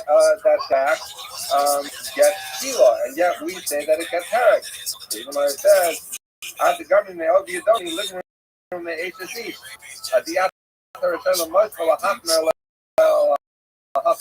says no. Even he says that's not a problem, because if you're telling me that the problem with learning it out from most Yumas is the fact that the words most Yumas are written with his father or mother, instead of saying it's strangulation, instead you should say it's stoning. I wouldn't do that. Why? Because when I have the pasuk written by hitting mother, I have the word most Yumas written, so I can compare that to Oviadoni and Skila, or I can compare it to HSH, which we just established is strangulation. So if I'm given that choice, strangulation or Skila, I'm always choose strangulation because that's the easier punishment. I would not be, it is not a problem to learn from most Yumas because I would know not to change the halacha Maka of Zimo Kenek to Skila because you're given a choice, and given a choice, you'll always choose the more power one. So the Gemara says, Amalei, he's saying no, that's exactly the problem. The Edomos Yumas got me out the government of Oviadoni living in the HSC. Because he says, if you're learning from the words most Yumas, then every case, let's take any of the cases we learn from Oviadoni, you can say the words say most Yumas. So you say, well, okay, fine. So it's written most Yumas by HSC, so Yumas by Oviadoni. By HSC, we know it's strangulation. By Oviadoni, we know it's stoning. And you always pick the lighter punishment. That's the problem, is that in every case you're faced with this choice from HSC or Oviadoni, and really you should learn from HSC. So that was Zera's problem. So how is it solved if you went from the man bum? Because the word the man bum not written by the case of HSC. We just dealt that puzzle before. It didn't have the man. Therefore, if you're good from Oviadoni to the man bum, So then you learn out to all those cases, which we're going to learn in Hashem about how you learn from the man bum. So that's fine. But if you're learning it out from most Yumas, then you have a problem because you know that Eshes Ish is only strangulation. And Ovidoni is Tila, you would learn out from Eshes instead of learning from Ovidoni. So that was their problem. Therefore, he was happy with the answer that the source for learning from Ovidoni is the man bum. In which case, that's a great comparison, and there's no confusion with Eshes. Okay, now I'm going to give more on out. So we've now outlined how you do all of the forms of Misa, and we're now going to break it down who gets what forms of Misa. So we're going to deal with the Gemara, the Mishnah has 18 someone has a relationship with his mother, or the wife of his father, who's not his mother. We'll get into that in a minute. Yalatala, someone who has a relationship, illicit relationship with his daughter-in-law. Yalazafer, someone who commits an act of homosexuality. Yalabahima, who commits an act of bestiality. Vayisa Nadia Tabahima, that if a woman commits an act of bestiality. Vamagade, someone who is blasphemes Hashem, or curses Hashem. Va'obed Avad Shachavim, someone who does Avodah Zarah. Vanosim Mizarah, someone who puts his children. Molech was a form of service where they would take their children and put it through over a fire. Rashi points out that this mission is obviously going according to the view that Molech is not a form of Zara. It was just a Amori, or the pagan practice sort, because otherwise, if Molech was in fact Avodah Zara, would have been covered by the category we just said, Avodah Zarah. Okay, so technical detail.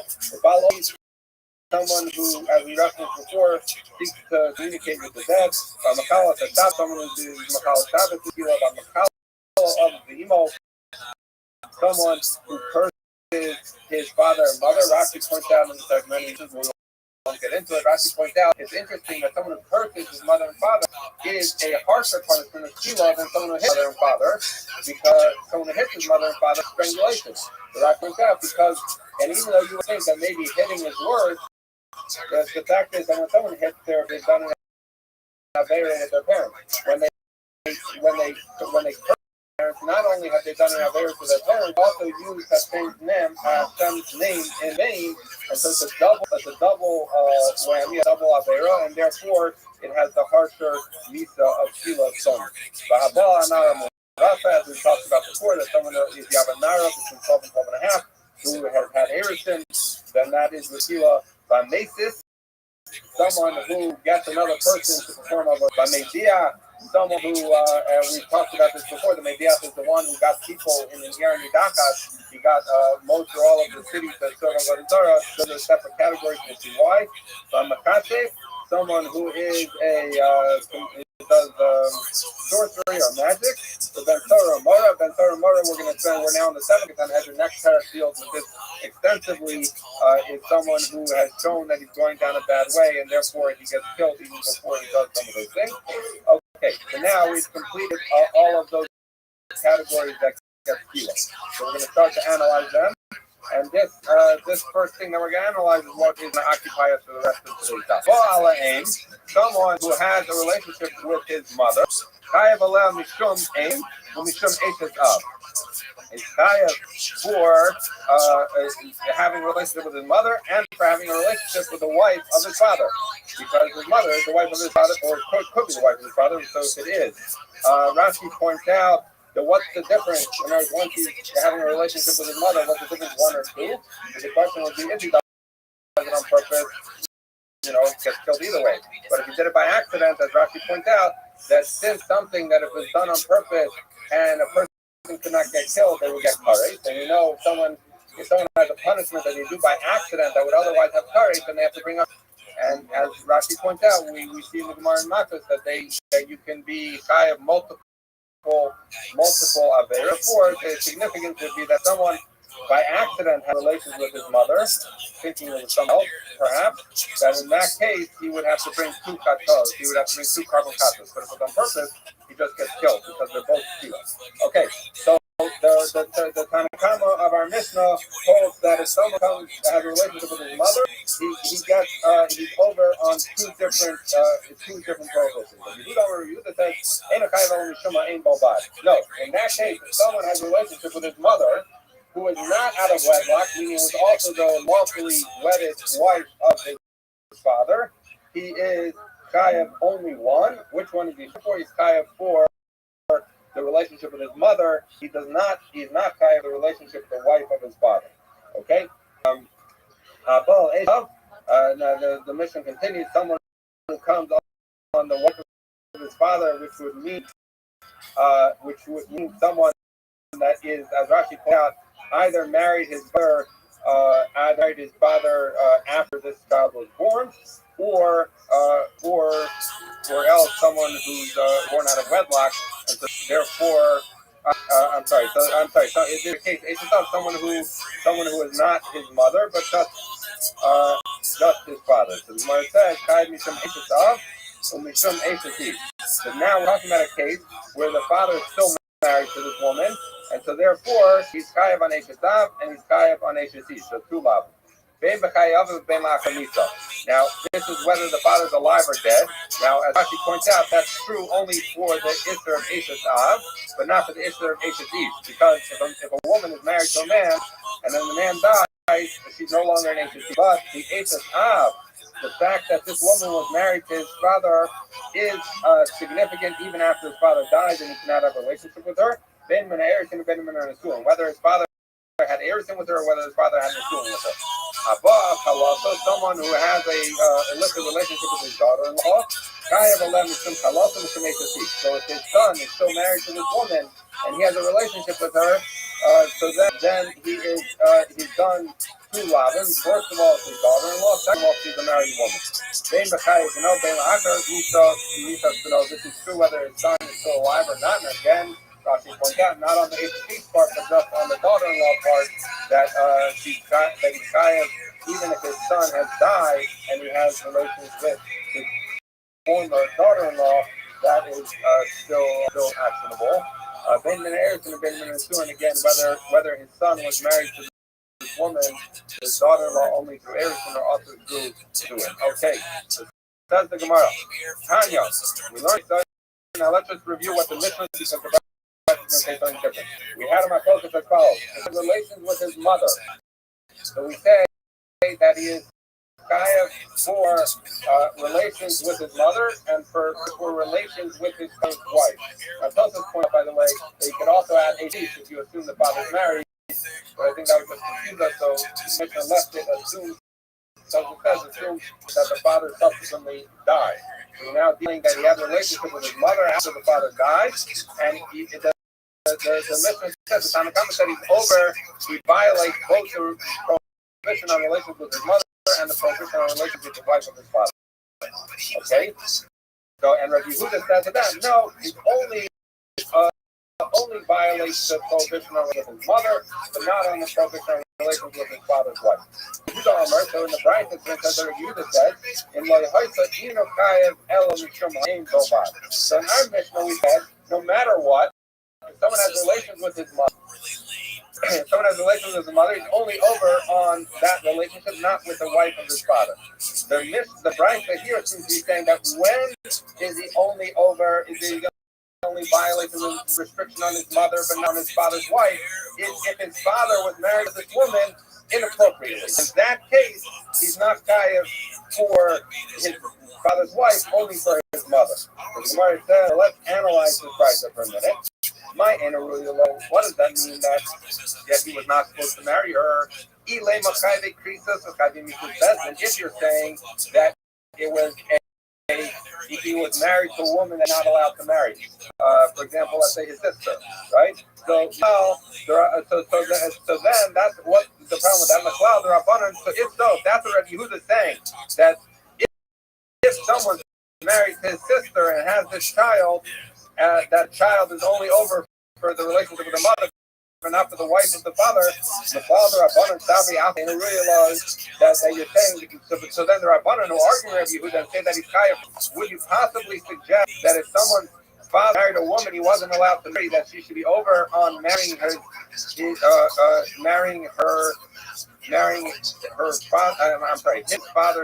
his father's wife? That doesn't make sense because Allah says you should have got off.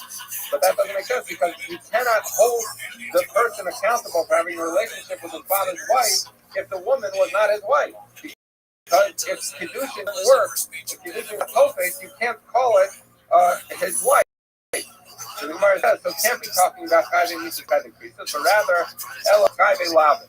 It must be talking about if his father was married to this woman in a way that was over on a lav. For example, Rabbi says that his father married a mamzer or a kin, or if his father was a Kohen who married someone he shouldn't have married. Those are Chayve Lavin.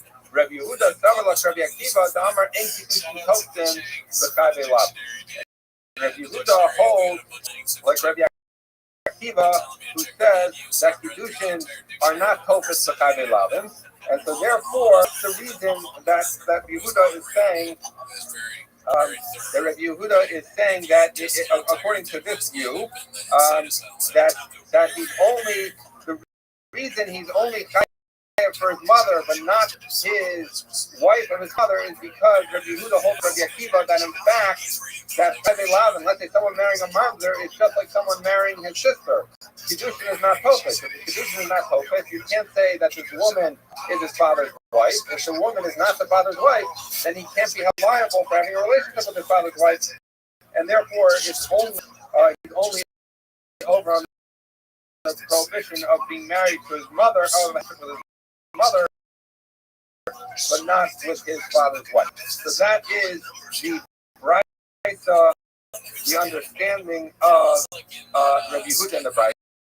So what's the difference between the Brisa and the Mishnah? The Mishnah Yehuda says a person who has a relationship with his mother, who's lawfully wedded, who whether lawfully wedded or not, or have a lavin wedded, is only chayav for relationship with his mother, but the wife of his father. Whereas the Yehuda of the Brisa says that when is he only over on mother is if his mother, and which is the reason that he can't be over on having a relationship with his father's wife. Okay, Brisa and the Mishnah.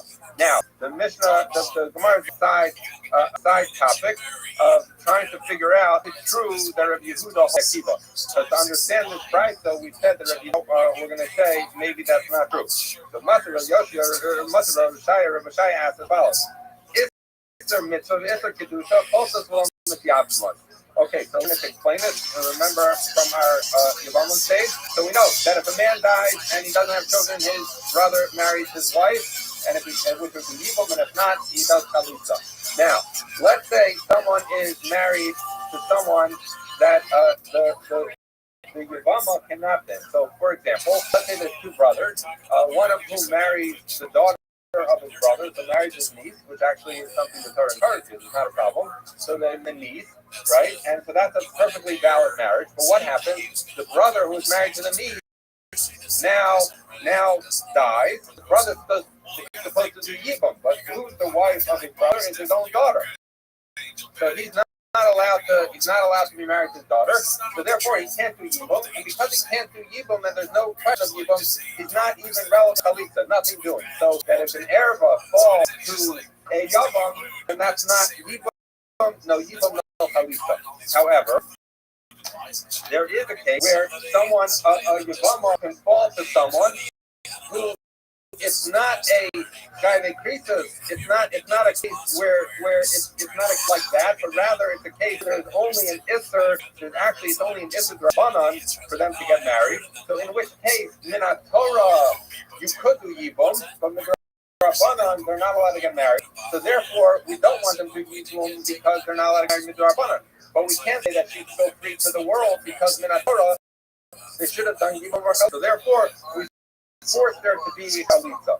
So we're saying there's two cases, Isser Mitzvah and Isser Kedusha, which are do Chalitza, not Yibum, because it's only drop. We'll explain what those are in a minute. Isser Mitzvah, Shnios, Mitzvah Reisov. So what does it mean when it says Isra is talking about the Shnios, which the Chachamim put in, which are basically people who are similar to the Torah Erva. So what is the classic case of a Shnia would be for someone to marry his grandmother. It doesn't tell you can't do that. But Zal said you should marry your grandmother. So that's a Shnia, that is a secondary era, which is only Rabbanan. So therefore, if someone's brother, and they do not share a mother, someone's brother married his brother's maternal grandmother, before, and then the maternal grandmother fell to the person as the Yavama. So the problem is, Minatora, they're allowed to get married. So you say, I have to do Yibam or Chalitza, but Midrabana, they're not allowed to get married. But we say, you do Chalitza, you don't do Yibam. Okay, so that's the Tana says this, as Rashi points out. The Gemara says that my Karilu Ithamit.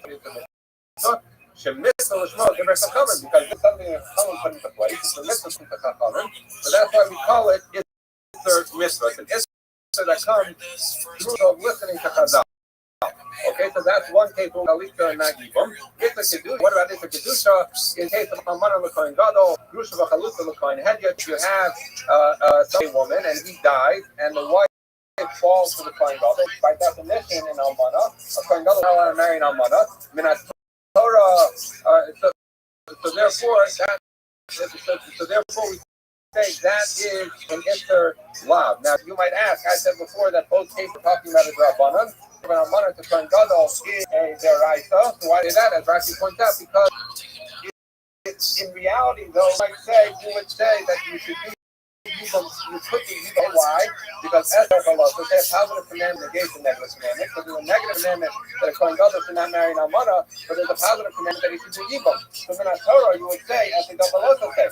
But why did Chazal not want them to do it? Because, as we've encountered earlier in this Masechta in a different context, but the idea is that when you have an essay Davalot, he would forgive the first act of Bia, so that when they do Bia, he does the mitzvah of Yibam. At that point, no longer has the mitzvah to be married to this woman, and yet he's the couple to be married to an Almana. So Chazal said, we'd rather he not do Yibam because we're afraid that if they do Bia Rishona, they'll do Bia Shnia.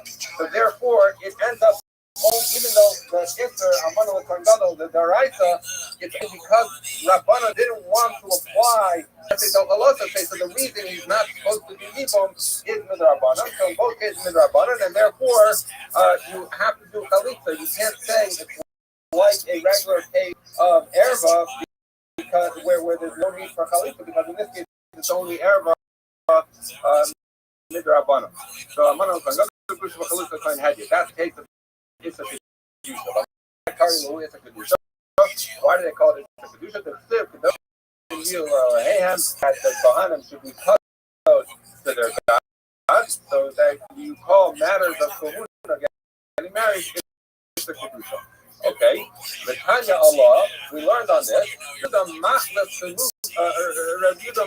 Yehuda said no, that when you're dealing with things like Shnias, those are Isser Kedusha, and when you're dealing with Kohen Gadol, you're dealing with mitzvah. Why? Because he has why do we call it kedusha when the shnia, like someone should marry his grandmother? Is because Rashi says that you should make a siyag, you should do something to be careful they don't get. So since grandmother, similar to other things, we say you shouldn't do it. If you sanctify yourself with something that's permitted to you and make it impermissible to you, so that's why it's kedusha. And mitzvah is because Rashi says, but at the end of Sefer Vayikra, when you finish all the mitzvahs of Kohuna, mitzvah. So what do we have? Rabbi Yehuda came on a very technical level. He said, okay, we have this price that says by these Rabbanan relationships, which he calls the Yibam. Since the Rabbanan, we don't want to do Yibam, they do Chalitza. And they called it Isser Mitzvah and Isser Kedusha. And the Tana explained, why do we call it each one? And Rabbi Yehuda said, no, come switch it. Rabbi Yehuda was not arguing on the basic halacha, right? He was just talking about why it is. So he said, Rabbi Yehuda, Chalufi, who's a Maslef, said all he's doing is he's switching which case you call Isser Kedusha, which you call Isser Mitzvah. Chalitza fight, but at the end of the day, he agreed halacha that you need Chalitza. What's the problem with that? Because we're saying Rabbi Yehuda holds like Rabbi Akiva that Kedushin is not co-placed by Chayvei Lavin. That Kedushin doesn't work when someone is just uttered by love, but not by Tarek. So he says the Isaka. And if you're going to say that Rabbi Yehuda, Rabbi Akiva, that Rabbi Yehuda holds like Rabbi Akiva, that Chayvei Lavin Kedushin is not co-placed. Let's see, Chayvei Lavin and Rabbi Akiva, Chayvei Kritus coming. That Chayvei Lavin, according to Rabbi Akiva, are just like Chayvei Kritus. Kedushin doesn't take effect. So like I said before, the fact Krisus lav b'nei chalitza v'yibam minu, and Krisus are not b'nei chalitza. So where a person fell, where he felt that his daughter became his, there's no chalitza, there's no, why? Because there's an Isser, Krisus, and Kedusha is not helping. But according to Rabbi Akiva, he's not helping even by Chavei Lavin. Like, for example, on Mana L'Kohen Gadol. So why did you tell me Rabbi Yehuda is not arguing with the basic halacha that a Mana L'Kohen Gadol should do so? But why should he do so? Because according to Rabbi Akiva, Kedusha is not helping. So the Gemara says, so that's a question on saying that Rabbi Yehuda holds like Rabbi Akiva. So the Gemara says, the Tanakama Kamar, the lay he said no. That all Yehuda was doing was coming to say, I think what you call is about the Kedusha, I think what you call this Kedusha is about the Kedusha, but he wasn't coming to opine on the basic halacha, and in fact, he would disagree because he holds like Rabbi Akiva that Chavei Lavin is not focused, Kedusha is not focused, and therefore there would be no Kedusha. There's no Yibam and there's no Chalitza because Kedusha is focused. Okay, fine. So we now have, what do we have? We have a Makos. We have a mother that says that Yehuda's halacha that he's only chayav for relations with his mother but not his father's wife is in a case where it's an inappropriate marriage. And Tanakama says no, regardless, even if it's his mother who's the lawful wedded wife of his father, he's only chayav for the relationship with the mother according to Yehuda. That's what it says. Yater says honey to the son of Yehuda. When Rabbi Yitzchak came, he brought his teaching like we learned in the Mishnah, which is what Rabbi Yehuda Amar, who says in a chayav only killing that he's only chayav for relations with his mother, but not for relations with his father's wife. Okay, so we now resolve according to Rabbi Yitzchak that we go with our Mishnah, not with the Brisa. So now the Gemara is going to try and figure out what is the reason that Rabbi Yehuda says that he's only for his mother, but not for his father's wife. The time of my, what does Rabbi says, Amar Krabbe says, Imcha Ki. Okay, so he says as follows: that the pasuk, there's two psukim written by a father and his wife. As follows: the pasuk in Vayikra has a Zion says, "Ervas Avicha," the erva of your father, the ervas Imcha, and the erva of your mother, Lo Tegala. You should not uncover. Imcha Hi, she is your mother. Focus on his words. Lo Tegala ervas God. Do not reveal her erva. So this is the pasuk that's written by someone. This is his mother. The next pasuk says, "Ervas Eshes Avicha Lo Tegala," that the erva of the wife of your father, you say ervas Avicha, who is the erva of your father, right? So there, it's talking about someone who is married to the father. It's not discussing. It's not discussing. Whether it's his mother. Okay, so he says the issue is as follows: that when it says "Ervas Avicha ve'ervas Imcha Lo Tegala," so it says you should not uncover your mother. Imcha, she is your mother. There's an exclusion to say that when someone has relations with his mother, Imcha, he is over the Isser of his mother, but not the Isser of the wife of his father. So the Gemara says, well, that's the drasha Elameata, Ervas Eshes Avicha Lo Tegala, Ervas Avicha, who the next pasuk test, which I read, said that. So the erva of the wife of the father you should not uncover. It is the erva of your father. It is the erva of your father. So that seems to be saying that you are that he's only chayav for the wife of his father, but not for the relationship with his mother. Imcha, he tells you only for the mother, then why not say erva savicha, who that tells you only the wife of the father. So in other words, you have consent.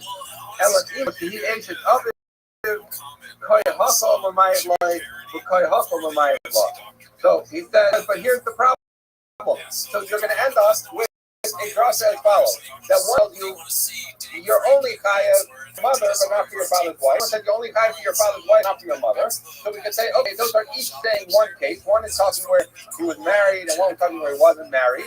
So right? So one was wedlock, one was legitimately married. So you're covering both cases. But the problem is, if you have these conflicting limudim, what happens in the case where it is his mother and it's the wife of his father? So we're going to end up with a case. Hasta imo she'eno eshes aviv. I'm sorry. So he says, Hasta imo she'eno eshes aviv. If it's his mother who's not, meaning he was born out of wedlock, and it's not the wife of his father, Micaiah. Ashes of his Emo, or it's the wife of his father, who's not his mother, also Micaiah.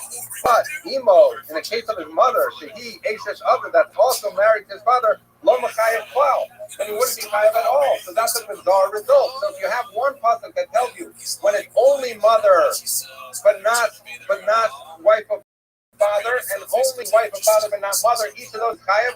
But a case where it says mother and the wife, you're not chayav, so that can't be. So it must be that Imchahi and Eretz Avichahu are not the reason to do it. And the second question was still Rabbanan Nami Haksid Imchahi. Moreover, if we're learning it from Imcha, that kind of drasha, what are the Rabbanan who argue that? Why wouldn't they use it? So, Ahumi violated the Shisha great deed. What halacha is great Ravidi? It talks about whether how you know an onesh for someone who has a relationship with his mother.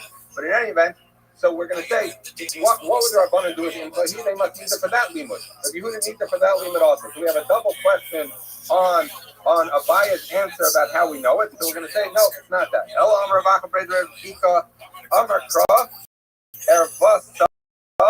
Mishum Erva Achat Ata Machayim V'Yitach Machayim Mishum Stay Erva. So it says as follows: that the prophet says by his mother, Erva Savicha Erva Imcha Lo Segala. You shouldn't uncover the Erva of your mother. Imcha, she is your mother. Lo Segala Erva Sa. You should not uncover her Erva. So what does this tell you? This tells you that when the pasuk comes to tell you that you can be chayav having a relation with your mother, Erva, her Erva singular, tells you that you can only be chayav for one Isser. And therefore, you're kind of on the sister of mother, but not wife of father, because only one erva is allowed. So the Gemara says, if that's true, erva sa in singular tells you can only be chayav for one erva. I have a problem with our Mishnah. Erva kalas lo sigala, eshes bincha hi lo sigala erva sa. The pasuk by daughter-in-law says you shouldn't uncover the erva of your daughter-in-law. She's the wife of your son. You should not cover erva sa, her erva, the singular. So according to your limud, you should say that she can only be chayav for one, not two. Right? What's the problem with that? Now we learned in our Mishnah, someone who comes on his daughter-in-law, he's chayav for his daughter-in-law, and for the wife, his son. So what do you see? You see that a man who comes on his daughter-in-law is chayav erva, even though it says erva, the singular. So it must be that this limud is not good. The Lord told Rabbi Yehuda, you didn't see Rabbi Yehuda come and argue there and say, no, he's only chayav for his daughter-in-law, but H because it's written erva. Ella, how would you explain the in the case of daughter-in-law? He's on the Chad Kufa who I forgot the trade Surah Ninu erva. The reason it wrote erva singular is because we're talking about one person. We're talking about two Surah. But we say at the end of the day, erva sa, it is her erva, meaning because it's only one person. So hakanami, therefore here too, you can't learn from erva sa, because we're going to say that the reason it's written erva sa, even the Kadfupo, I forgot the Surah Ninu said erva sa, because you're going to say the reason it's written is because it's written erva sa, is because it's a singular person with two Isurim. So I think we're going to stop here because the next parak is a little more complicated. I tried starting 5 minutes early today. We had our technical difficulties, so I'll send around the WhatsApp. We'll probably start a few minutes early tomorrow because this will take a couple minutes to explain, and then I'll let you know what time we're starting. Show us your special. It's just really predictable bits about Mexican women having a lot of kids and black people can't swim, and I just don't think any of it's funny. And also, all right, so let's say good morning. Good morning. Let us begin making my thank you all of our sponsors for this morning trip debate. Our Talmud Torah sponsor for Top Shin Pay. Hey, our annual Talmud Torah sponsor, Tosin Shvach of our stuff is dedicating all the Sherman Drushos this year. As it's close to the Besaros all of our sponsors for today are Gold. Formerly of Baltimore, now Lakewood, in memory of Bach's father's Gold is supporting the Rabbi of the merit of our Talmud Torah. Michelle will have an aliyah, the family in the Kamish, Bizot, and Merit Hashem, see the release of more of our hostages, his Shabbos, and Merit Hashem in the coming days, and our holy soldiers to be successful. The call of Maaseh. Let us begin. Today's daf is 1 day. We are picking up on Aleph Amud Beis 51b. 51b. Did we get up to Rabbi Akiva over? Zomel. Okay, good. So let's say Zomel. So again, let's take up 2 lines up in the 45th wise. Remember again, still a conversation regarding Sreifa. As we'll get to one of the interesting ideas that we are now espousing is Ella Zomel Biflam Nisas Bola. Shabasisa no Kash with some Asos La'akid, below the also Divrei Rabbi Yishmael. Like I ended up a little bit like in the middle of Rabbi Yishmael's position. So Allah again, the Gemara says like this. Rabbi Yishmael understands, and this is the conventionally understood approach as well, that halach l'maisa, the unique din of sreifa for a bas kohen is only a din in her. It doesn't apply to her accomplishing the crime, like the man who committed adultery, nor does it apply to the agent Solomon. Now again, remember, everyone is going to get a death penalty, right? So that in other words, the man who commits adultery is also going to get a death penalty. The witnesses will also get a reciprocal death penalty, but they do not get her sreifa. Her unique sreifa is for her and her alone. Incredible. So the Gemara says, "Achat v'yachas misuah yachos sreifa." Rabbi Akiva says, whether that's coin is her or whether she is a suah, either way, the punishment is going to be sreifa. Yachal to the Gemara thought that this applies even to a single woman. In other words, maybe a bas coin is held to such a high standard that even if she commits an immorality as a single woman, maybe she's going to be subject to it. So we saw this already. It says in the previous context that we are in context. It says over here, Avia by the case coin. It says Avia in the text of incest. The mother says, it says, I'm sorry, both Sukim Avia, excuse me. Afghan is Muslims just like earlier talking about again active immorality is an element of marriage. So too again Allah over here is talking about with of marriage. I'm going to the Yarusa, Afghan Nara Yarusa. First one line about the bottom of the 51b. The Yishmael says if that's the case, maybe we say just like the one person context is that she's a Nara and she's a Yarusa. So too over here, the second context is also be only applying she's a Nara and she's a Yarusa. I'm really Rabbi Akiva Yishmael Aki Bas Ubas. It's interesting enough. So the Akiva back to Yishmael. The person could have just said Bas, but it says Ubas, the Vav.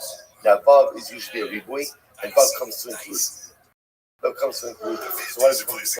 Although the person is talking about Nara, who is an Arusa, the extra Vav comes to teaching that it includes cases of a married bas cohen. So you get Amalei. The Hebrew Mishnah Azrael is in the Rabbi Yishmael, is back to Rabbi Akiva. And he said like this. He says, interestingly enough, second one by knows he's with the Sreifa, so Shkaya, Yidarshan, Ubas, Yidarshan above. The first one, he says that's the correct option. So because Yidarshan an extra above, therefore we're going to take this girl out for Sreifa. Again, I just want to be clear. Remember, no one's disagreeing on the because the death penalty for adultery. Remember again, what is disagreement over here? It's the death penalty. So the Gemara says, the mashma the habis and suah, maybe it's tapnuya. The mashma the hotzi and tapnuya, hotzi and suah. The Gemara says like this: pointed actually to include in the suah, then by definition also include a pnuya. Right, maybe it includes all types of passing that she's unmarried. The national is and if you're going to exclude a single girl, Hotzias and Suah. In fact, you should exclude ultimately in the Suah as well. Rabbi Akiva says as follows: Hani Zir Shabbat, Lemefite Pnuya, Bahani Bas Ubas, Lelabos and Suah. Rabbi Akiva will say like this: Zir Shabbat will help to exclude a Pnuya, then a single girl, single Bas Kohen, is not subject to any of these halachos. And ultimately, again, Bob, the Bas, the three voice, the rabbis, as Hanesua, who's Hanesua. Now, the Bas on the show will say, if you come on Bas, man, we're going to hug the name of the Shabbat.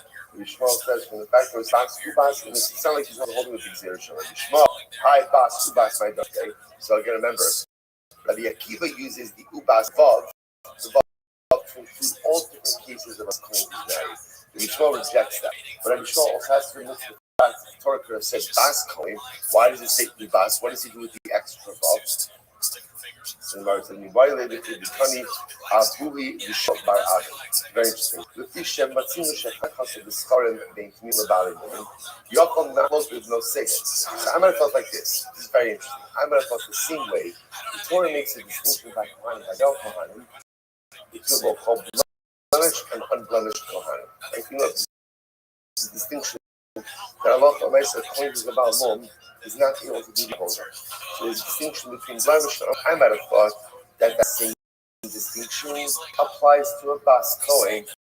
Interesting, right? And maybe the din of Bas Kohen, specifically the din of Sreifa by Bas Kohen, only applies to unblemished Bas Kohen, which the Gemara says, there's a reboy, and to tell us that whenever there's a din that applies to a Bas Kohen, it doesn't make a difference. There's no din of moving by a Bas Kohen, only a din of moving by Kohen, which is Rabbi Akiva. Where does Rabbi Akiva learn this out from? Rabbi Akiva, maybe not given Vahayu Kodesh. Rabbi Akiva says, we don't offer up the Kabbalah Vahayu, and they will be sanctified, teaching us that the sanctity of male Kohen is fundamentally tethered to his we'll call it unblemished state. But that's only because that by male Kohen there's an element of Akrava, of Karbanos. But by a Bas Kohen, because the element of Hakrava, therefore again, her stat is independent of the husband. Incredible. Very short. So say, Imiyahi, Haramin Haimir, Aval Beno Sehanbo. So again, Rabbi Shmuel says that from that, I might have thought that maybe the only people who call him status are Kohen themselves. Maybe their daughters don't have at all. Let's be okay. Good. Rabbi Shmuel says also top of Monday, 52a. Rabbi Shmuel. Hi as Avia my Darshi. What does the this is incredible. So what does Rabbi Shmuel do with the phrase as Avia what does he do with it? So the Gemara says it's divided into the sign up. What's we learning for the following reading? What did we learn? The Gemara says this is this. Are you Rabbi Meir Omer? Ma Kamala Sabia in the Kalas. The passage says that she profanes her father. What does that mean? Incredible. Shem Hayu Nogin Bal Kodesh. Nogin Bal Chol. The passage is actually telling us how to relate to the father of. So remember again. Let's just get this out. I said it's Rothschild, whatever. I was saying the sword doesn't matter. She Rothschild, the daughter of Aaron. Aaron is a Kohen. Rothschild now commits adultery. So the passage says through Rachel's adultery, etc. What does it mean to be that she profanes her father? So the Gemara says it means that her father's status changes behavior. So, for example, the Gemara says, if again, they would normally treat him in a more, we'll call it, in a more exalted, in a holy way. Treat him in a more mundane way. Covet, if they would normally give him covet, they would treat him in a disparaging way. The idea is, his behavior, again, to be clear, he's still a Kohen, and he's Avoda, but he's stripped of covet. You don't give him covet anymore. The Gemara says, why is that? So the Gemara says, Omrim, you say, Cursed is the person who birthed such a child. Cursed is the person who raised such a child. Cursed is the person who, literally again, such a person, this little translation, issued forth from their loins. Ravashi, so I say, this Ravashi says, this is in accordance with who do we say, when a person is a Russian, a person does terrible things, we call them a Rasha, the son of a Rasha, even though their parent may really be a tzaddik, even though they really may be a Rasha. So who is that? Kiman? So I say this is a fascinating discussion. I think it goes into the that German topics that we need to find the time to really delve into a little bit. Because what the Gemara is saying over here is that there is parental culpability for the active decisions of a child. Right? And therefore, again, Rachel, the daughter, commits adultery you see Aaron clearly something fundamentally flawed in the chiluk you gave your child. There's something fundamentally flawed in the home in which you raised your child. Because for a child to make these type of lifestyle decisions means that obviously again he did something wrong. He did something wrong. And the Gemara here, so that's when Esavia us. This has an impact on us. So now, Father, we will no longer give you the honor you deserve because the child you raised. First, it is the person who raised us. It's fine, it's fascinating. And I was going to find out that in Chazal, there's such a fundamental guess about the liability, responsibility of parents for how their children turn out. And you see very different between motifs and Chazal. And again, we know this as parents. There are times where parents do every single thing right. But yet, my kid makes their own decisions. Right? Children become adults, and adults make their own. And a parent might have done every single thing at every single thing they were supposed to do. My kid is still going to make their own decision. But, on the other hand, it is also quite possible that the decisions our children make are absolutely steeped in the upbringing and the chinuch and the values or lack of values that we gave them. And that's a difficult pill to swallow because, the Gemara says, Shlomo says this, Muvas lo yuchal bent, right? Something that cannot be made straight. Shlomo says. So he says, what does that mean? Like we live in a world that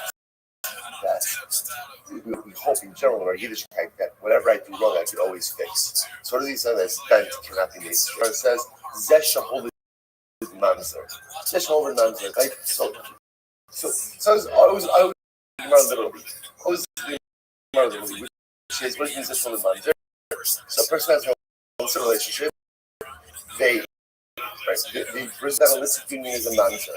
No matter how you feel for what you did, no matter how much you do, you can't what? You can't undo it. The manager is there. So as I get older and look back I feel like sometimes church is not a manager, but it also is a din in church. Sometimes the other thing you can't undo is the way you raise it, and the influences you allow into the home, the things you allow your children to do, don't allow your children to do. That you can't undo chinuch, and it's one of the hardest parts because often we learn to be a parent on the job, and I only do my mistakes afterwards. So what you're saying is like after I've created the mamzer, like in other words, I'm not calling out because but you understand that I mean, like after I make the mistakes, and then I realize I really made some significant mistakes. And the incredible part is you can't undo it. You can't. Chinuch is one of those things. A lot of times, and again, I can go back and have open and honest conversations with my kids and say, I just want to tell you, those things that I did, they weren't right. They weren't right, and I want to be clear that they weren't right.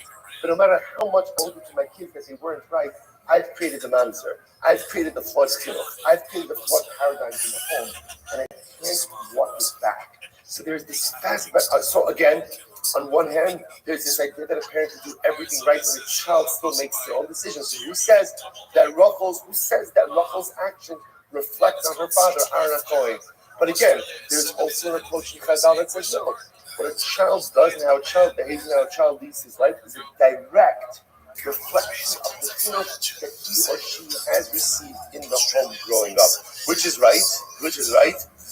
They're both right. There are elements of both of this, which is why, again, the chinuch we give our children, the example we set for our children, the behaviors we model for our children, the homes we create for our children, the lifestyles we create for our children, everything goes into the chinuch.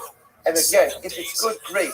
But if it's flawed, you are telling us, we, the parent, is held responsible. Incredible. Let's go ahead. There's Unisys on a stone.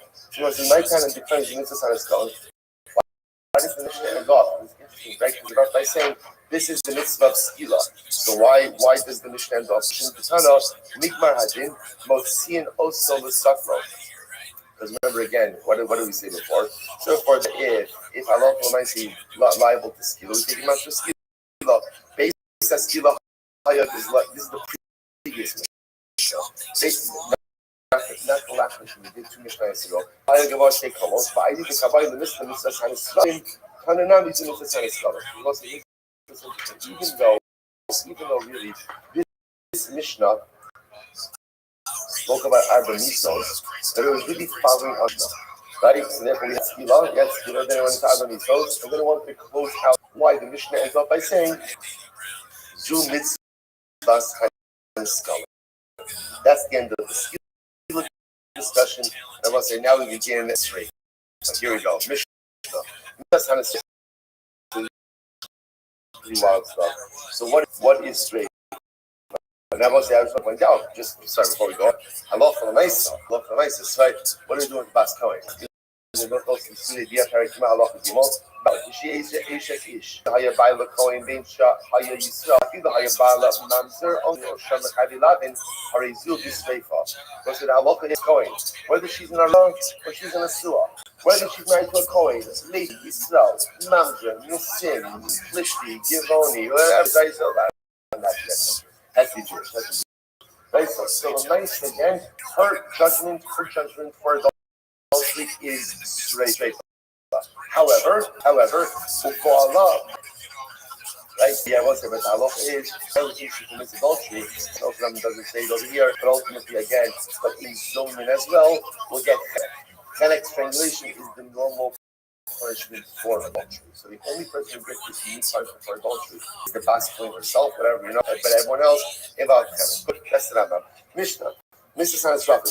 We'll say, how do we administer the punishment? Sleifa. How you mashkin also, the Zeva also. So we go and we immerse him in manure up until his thighs. We immerse him in manure. Now what's that? So Rashi says over here, he's happy the people have Silat Sham Nechutz. What we're going to see is we need to keep him immobilized. So the way we keep him immobilized, that he can't move around, is we put him in manure up until his legs, up until his thighs. That way he keeps him immobile. And we take a soft rope. I should say, excuse me. We take a rough rope and we put it inside of a soft rope. So essentially, we take a rough rope and then again inside that rope is a soft rope. So the soft rope is going to go around the neck of the guilty party. Break out Savaro. We wrap it around his neck. So let's say, step 1, put him in manure up to his knee, immobilize him. Step 2, take a 2-ply rope. The outside rope is a coarse rope, the inside rope is a soft rope. Tying that around his neck. 2 people stand on the Ruvain, each one holding an end of the rope. And what happens? Each one pulls the rope until what results? Until Ruvain is forced to open his mouth. The act of pulling the rope will force him to open his mouth. This expression means, but quite literally, we ignite the wick, we start the little kid, and we throw it down his throat. So it's interestingly enough, you think of like a burning at the stake of a person. It's actually not what it is.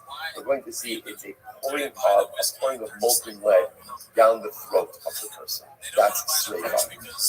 So we force it. He's immobilized, force his mouth open, and we pour the molten lead. It calls it a seal. We'll see a wick. We'll see why it calls it. These are called soft base. The Oredes the soft up. It goes then down into his kish. Because the Chomeres has been a but essentially he is killed from the inside. Like his insides are incinerated, but he's incinerated internally. And Yehuda says, he says, here's the problem. The problem is, well, there's many problems, right? But the problem over here, he says, is you're trying to administer the straight off, but you may end up what?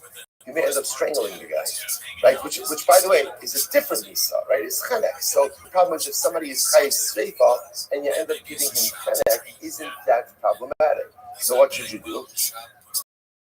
So the Gemara says, Ella, first one line about Ella, you take tongue, pry his mouth open. Pry his mouth open.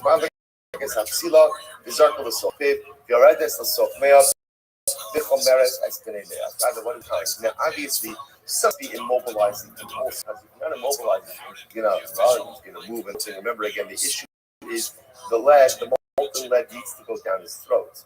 Because if it doesn't go down his throat, then it's going to burn them on the outside, and that's not streifa. Streifa is internal incineration. But yeah, Rabbi Huda says we can't do the roping because you risk isolation, so instead 14 times. I'm Rabbi Lazar, but I said last coin Akos, Rabbi Elazar ben Tzad says as follows. One time there was a Bas Kohen who committed adultery and therefore against Shreifa. And what did they do? They surrounded her with branches, Visar Fuha, and they burnt her. So we'll say, Rabbi Elazar ben Tzad is simply indicating that the din of Shreifa ultimately again is actually burning someone. To which the Gemara says, Amrullah Mipnei Shelo Hayir Bezin Shelo Osa Shab Baki. That was a mistake. Now again, I will say, now remember again, it's a mistake in the manner of execution. It may not be a mistake in the execution itself. But the point that the Gemara is making is that was a misunderstanding of what Sreifa was. It says the Gemara, so first of all, what does it mean when it's a wick? Calls it a wick of lead. Now Rashi points out over here what they would do. Mishnah points out what they would do is they would take like a long piece of lead, and they would mold it and they would melt it down. So they call it a psila because it was long. It resembled a wick. Okay, so first of all, where do we know this from? This is a little bit mind blowing because again, how do you know that Sreifa means internal generation? Where does that? So we'll say this is quite an interesting Gemara. Ask the Sreifa me Adas Korach. Make a Gzir Shav of Sreifa from Korach and his son. Remember again, Rabbeinu, and again his assembly. Some of them were swallowed up by the earth, and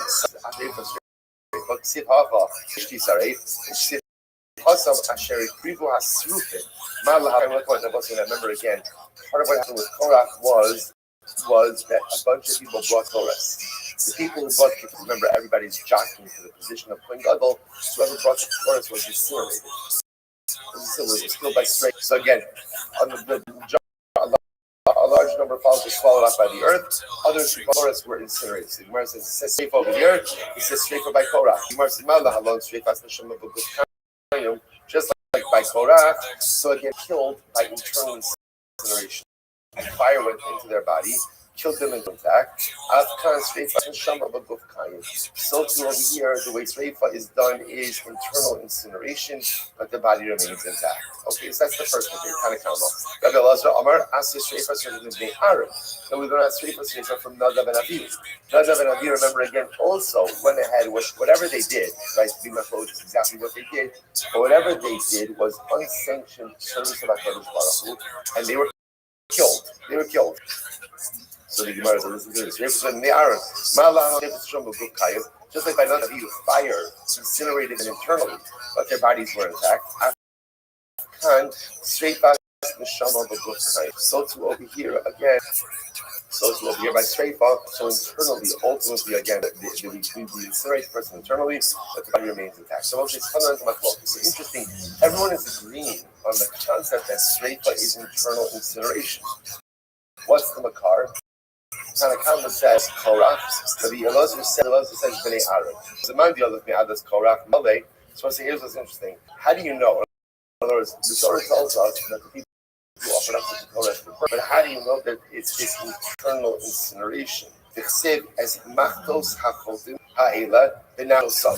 Shenes Masham Nisraf as Guf Kayam.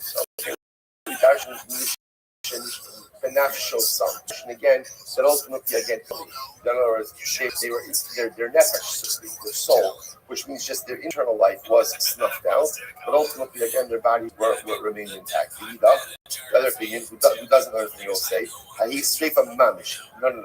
They were literally burned. My benashosam. So what does it mean? The pasuk says that they were chayiv shreifa ultimately again because of what they did, right? Because of iskei nafshosam. It wasn't an iskei nafshosam.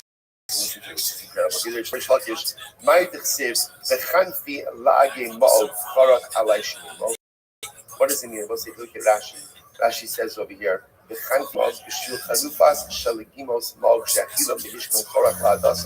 in his Chabrima. So it says, how do we know? Literally, it means Chanufa is flattery. Flattery. So literally, the pasuk over here, where the words going from Tehillim, because of the flattery that showed his to show to followers. So Alai Shinimo, he bears his teeth in his smile. The he is a reference to Gehenna. Gehenna bears. Go ahead and onboard followers. Food and drink. He put out a spread in his tent, whatever, little bit popper, whatever he did in the desert, right?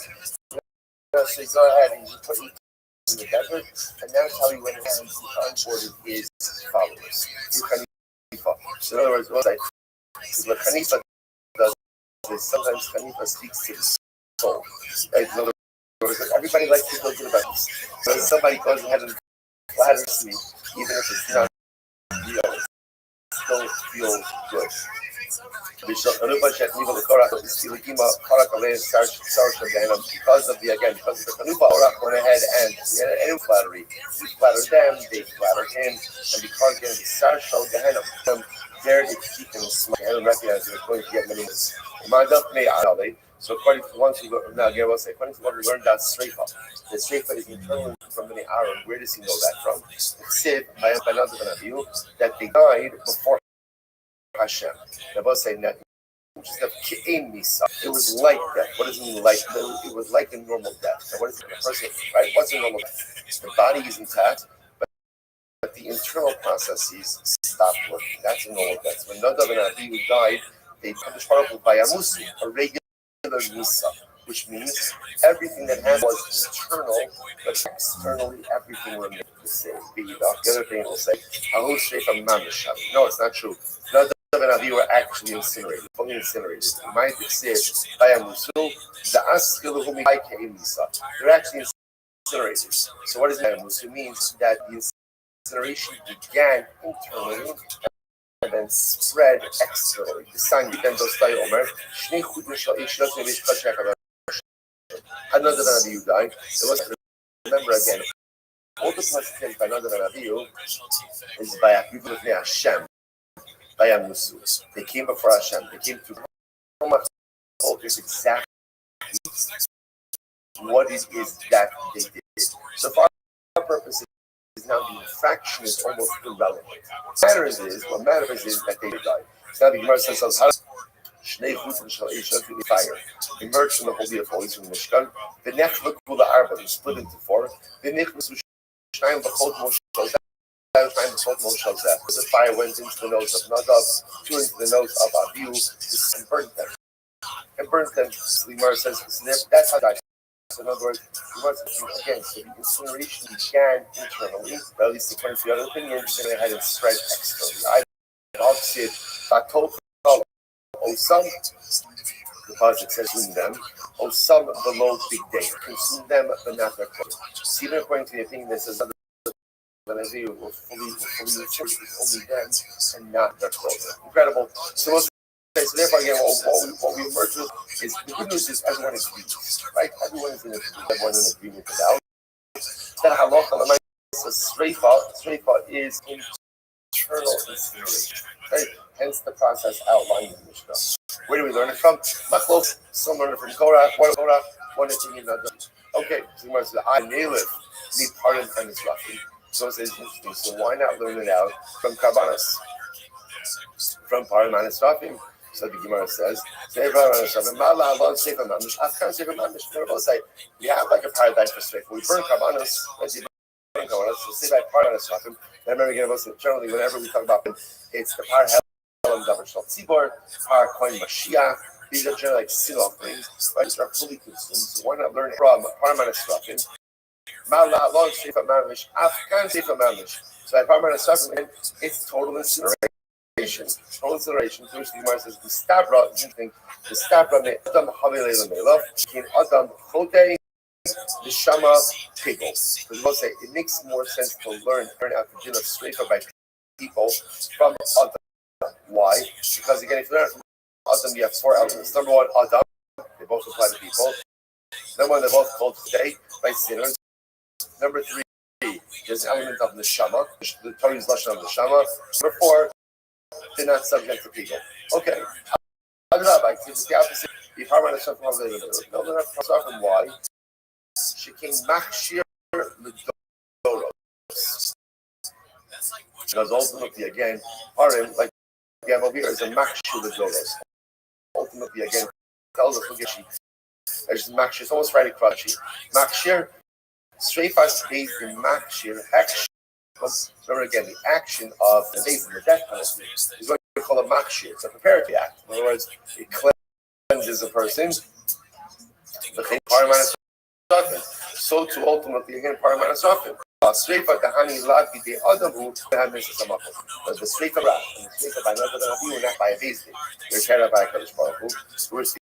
The Gemara says hanach lafish. And there's still more comparison of beis din to other cases of people dying.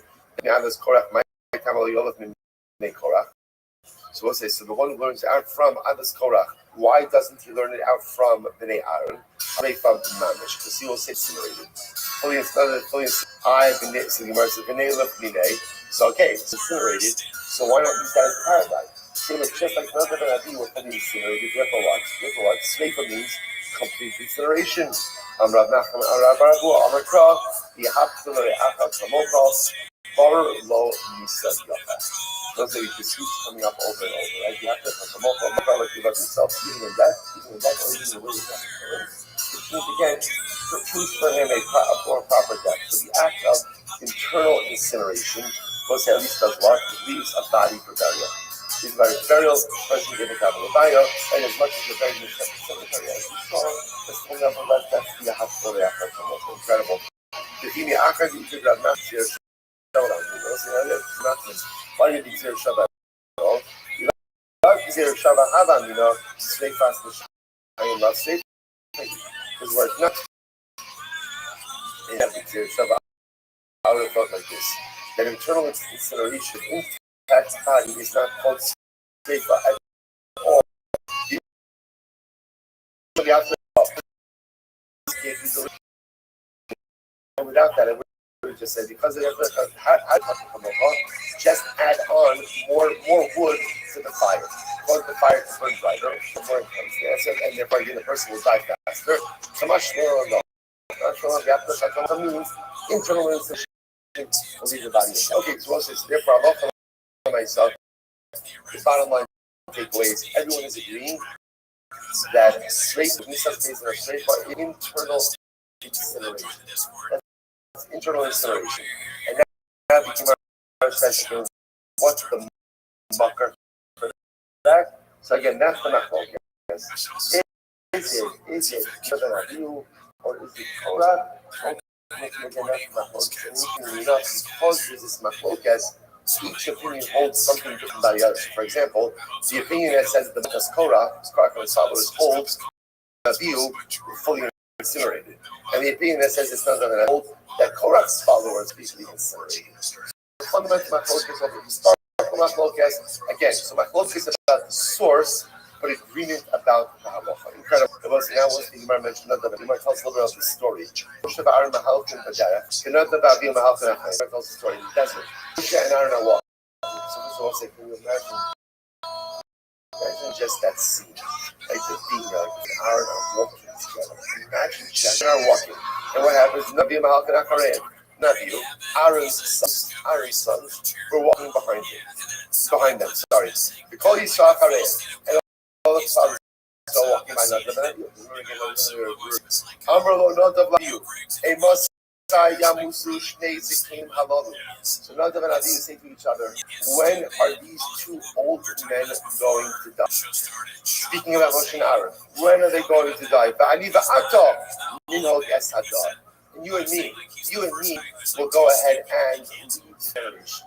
We'll lead the generation. So just there is so much to say about this Gemara. Like, what is this? What is happening over here? And I want to say, I just want to point out something amazing. And this is just incredible how, like, the wisdom of Gemara. The Maharsha has a long Maharsha, but he happens to have this discussion about the fact that Moshe's children did not inherit it. Right? In other words, Moshe's children essentially tend to fade away into obscurity. We don't hear about them. We don't learn about them. They certainly do not become their father. And there's a lot to be said to that. The concept of being the children of a great person. On one hand, it could be a source of inspiration. On the other hand, it could be a tremendous source of difficulty. That always living in your father's shadow, never really being able to live up to what he is or what he was. So just I feel over here. So another idea like this. Look, Moshe's kids are not over. Moshe's kids are not taking over. And Aaron's kids, and Aaron's kids. I will say, the Maharsha says something fascinating. So they saw a fundamental flaw in Moshe. And Moshe wasn't the kind of his kids in the right way, because where are they? By a tremendous time in that spoke about him, right? Again, you gotta take ownership. At the end of the day, you gotta take ownership to turn out. You have to take ownership of the several decisions they made. You absolutely need to own, to a very large degree, how they turn out to. Like that's me. That's me. Being the told, being the rest, that's on me. So rather than say Moshe, obviously Moshe, again, the kid's not. We're his kids. Right? Aaron's dad, you're great. Dad, you're great. But you're only number two. And you are a career number two. So Moshe can't keep it together with his kids.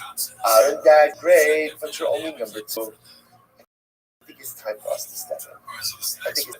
I think at the end of the day, both of you are great in your own ways to a degree, but clearly neither of you have discovered the secret. It's the secret sauce, so that you don't have the secret to success. So, however, maybe it's time for new ideas, new leadership. Stand down. So the Gemara says, "I'm going to come to Baruch Hu. Hanira Nikover." We'll see who's going to bury who. We'll see who's going to bury who. And ultimately, I get who is. I'm gonna pop off. That means it's great. It's adage. What's the adage? So I'll say the adage is like this: there are many old camels carrying the hides of nuts. Right? Sounds much better in the Aramaic, right? But the idea is, there's a lot of times young people think they know everything, right? And yet, again, they know absolutely nothing. Old camels carrying young camels. Right? That's what I say again sometimes rebels are tedious.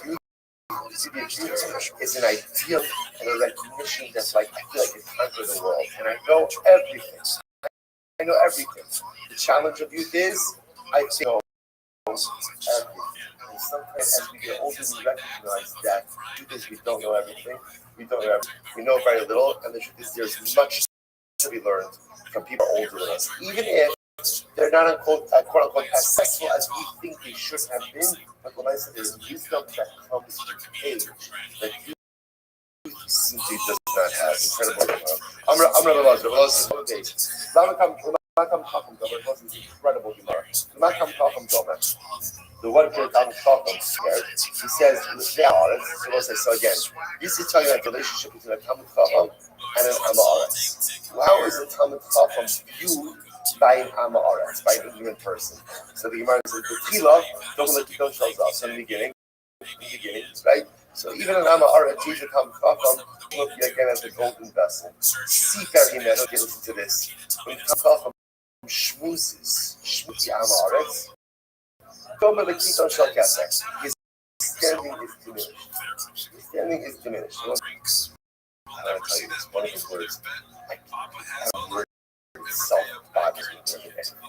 Schmoozing. Right? What does schmoozing sound like? It's just like talking for the sake of talking. Why would anyone talk for the sake of talking? If you have something to say it. If there's something meaningful to discuss it. But if there's nothing to talk about, so there's nothing meaningful, you don't just shoot the breeze. There's no such thing. Shooting the breeze is a fundamental waste of time. There's targeted conversation to be had and have it, but not again, nothing to do with it. It's a wisdom. So the Gemara says, incredible. If Yama Aretz sees the Tam Chacham shooting. What does that do? It diminishes the standing. Tam Chacham doesn't shoot the breeze. He doesn't get together to have a schmooze, right? If there's something to talk about, let's talk about it. But if there's nothing to talk about, there's nothing. And again, there are so many better things to do with one's time. So therefore, schmoozes shows the Amaris that he doesn't treat time seriously. It diminishes this in the eyes of the Amaris. No. So to this, once Aretz gives something from Chacham takes something from Amar. So it's like what human nature is someone. So what the default is, you feel that something. That person is just human nature. That person is beholden. So once the Amar is Chacham accepted, then again now the Amar feels that Chacham is beholden to him, and his status is diminished even more. Normally he goes to Keres. Ultimately, again, it comes like an earthenware vessel. Earthenware vessel. Once you break it, he can't put it back together. So it's like just a tremendous idea, right? So in the beginning, the Tam Chacham is like a golden vessel on Amaretz. Tam Chacham schmoozes, just like shows not take his time seriously. His standing is diminished in the eyes of the Amaretz. Takes something from the Amaretz.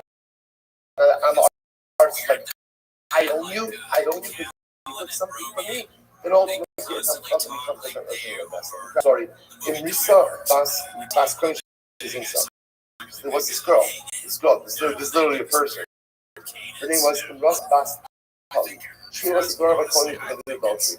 Akfar Akfar to the Chadidis was start from Shabaka Bas Kodesh, start from literally again.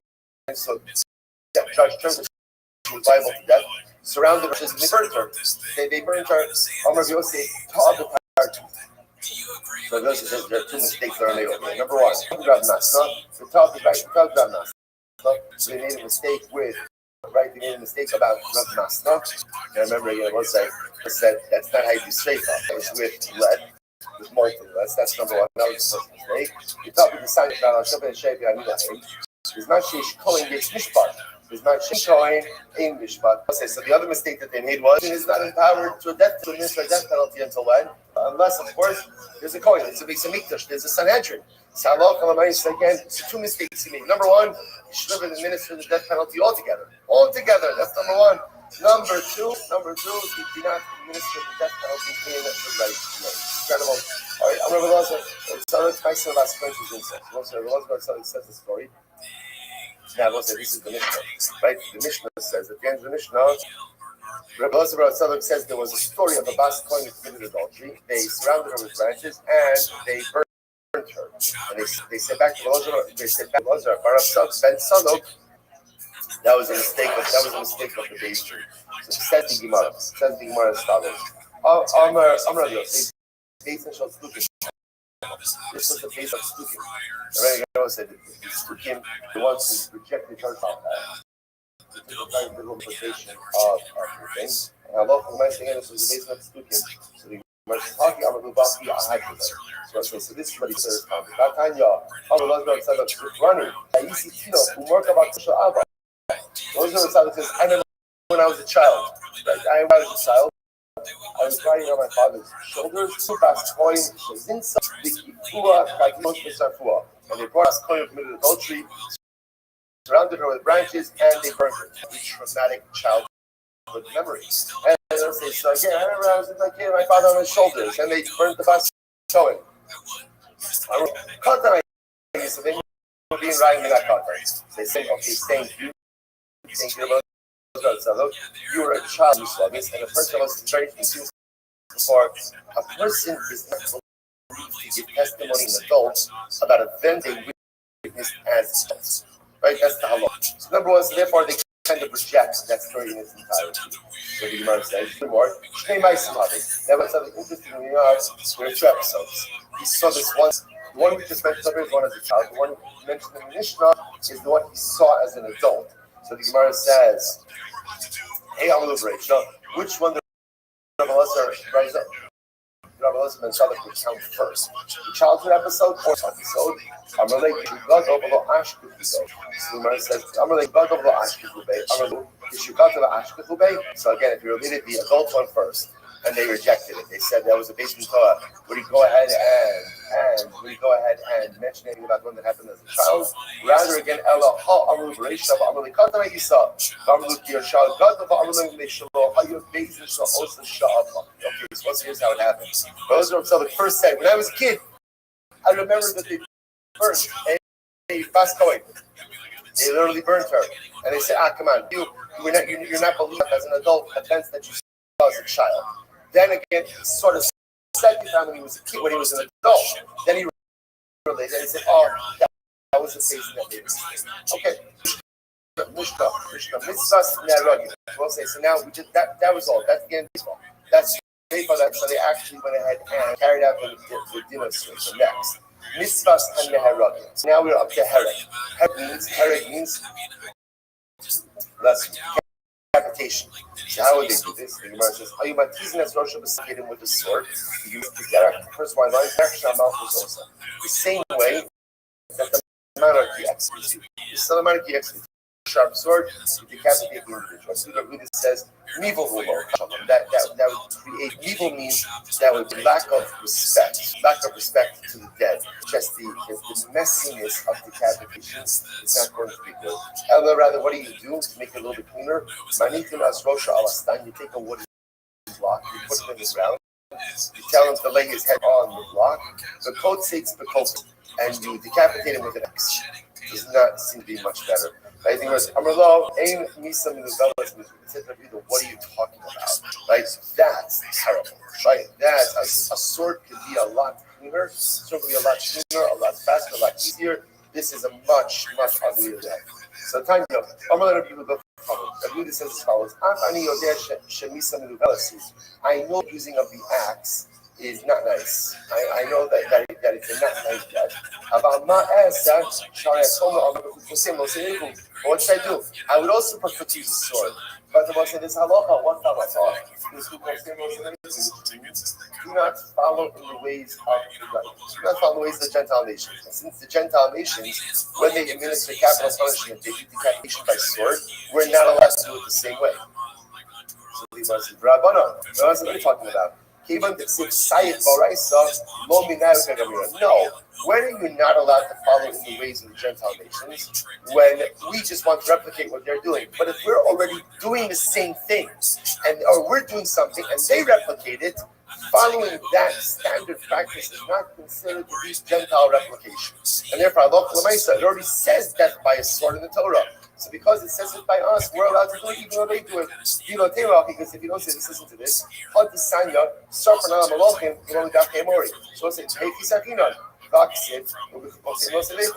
remember again, there's an interesting halacha. We actually saw this reference earlier on in the week that so when a king dies, we burn the possessions of the king. We burn the possessions. And the logic behind that is because he's the king, no one else should use his stuff. Now, I will say it's interesting because that's what the Gentile nations do as well, as a sign of respect to the king. But yet we're allowed to do it. Why? Because essentially we had it first. So the Gemara says here that anything that we were doing already anyway is done by the Gentile nations. We're still allowed to continue doing it. The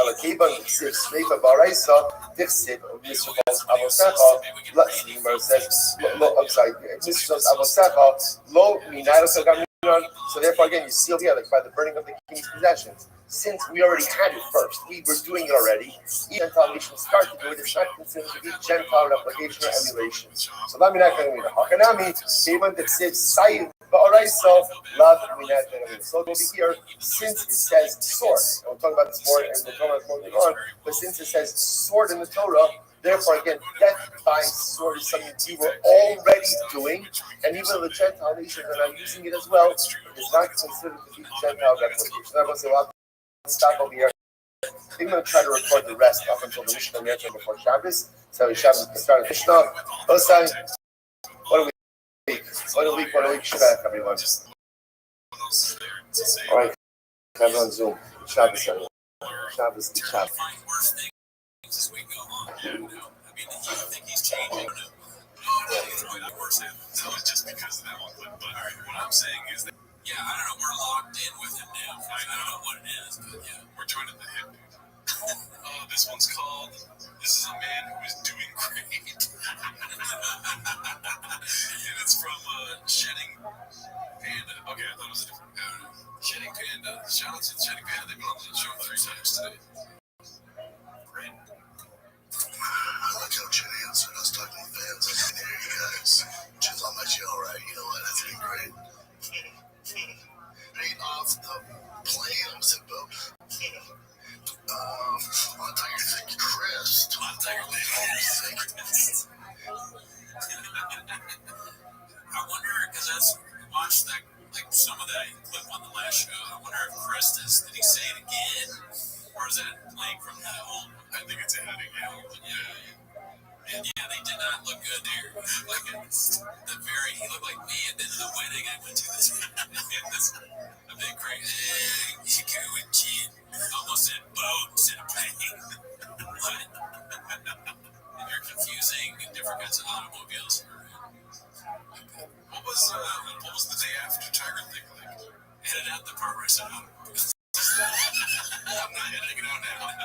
What did you ask? What was the day after Tiger Thick like? Oh, I mean, I didn't really drink that much. Mine was really iced down. It was ice on, but and it didn't really affect me. I'm not sure.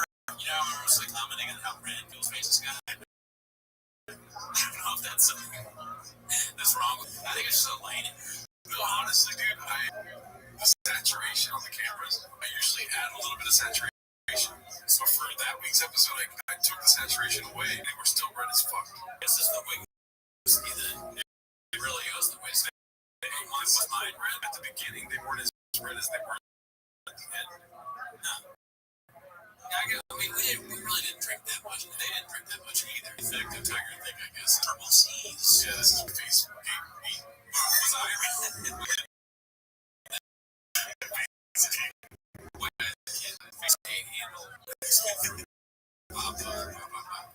was I? Not that I remember. You're always ready. You're fucking white. I'm like a fearless works. This one's called Brenda Gets Cooled and Responds with a Dom reference and a Stolen Jolt from Rogan is Shorty Pie. Shout out. There's See, I didn't say it, but I told him earlier I want to bring in GoldenEye and have you guys play. But I didn't say it just now. No. You said Golden Hour. Game and Golden Hour. Oh, yeah. I thought you were saying you were making gold. Flower your eyes. You know what does it? Blocks the sounds. That sucks, right? He said Golden Hour.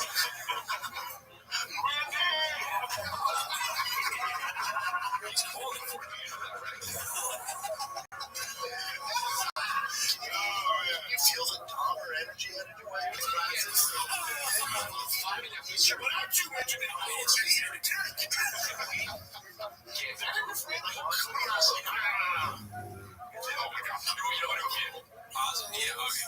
So for a second there, it really looked like Chop was mad.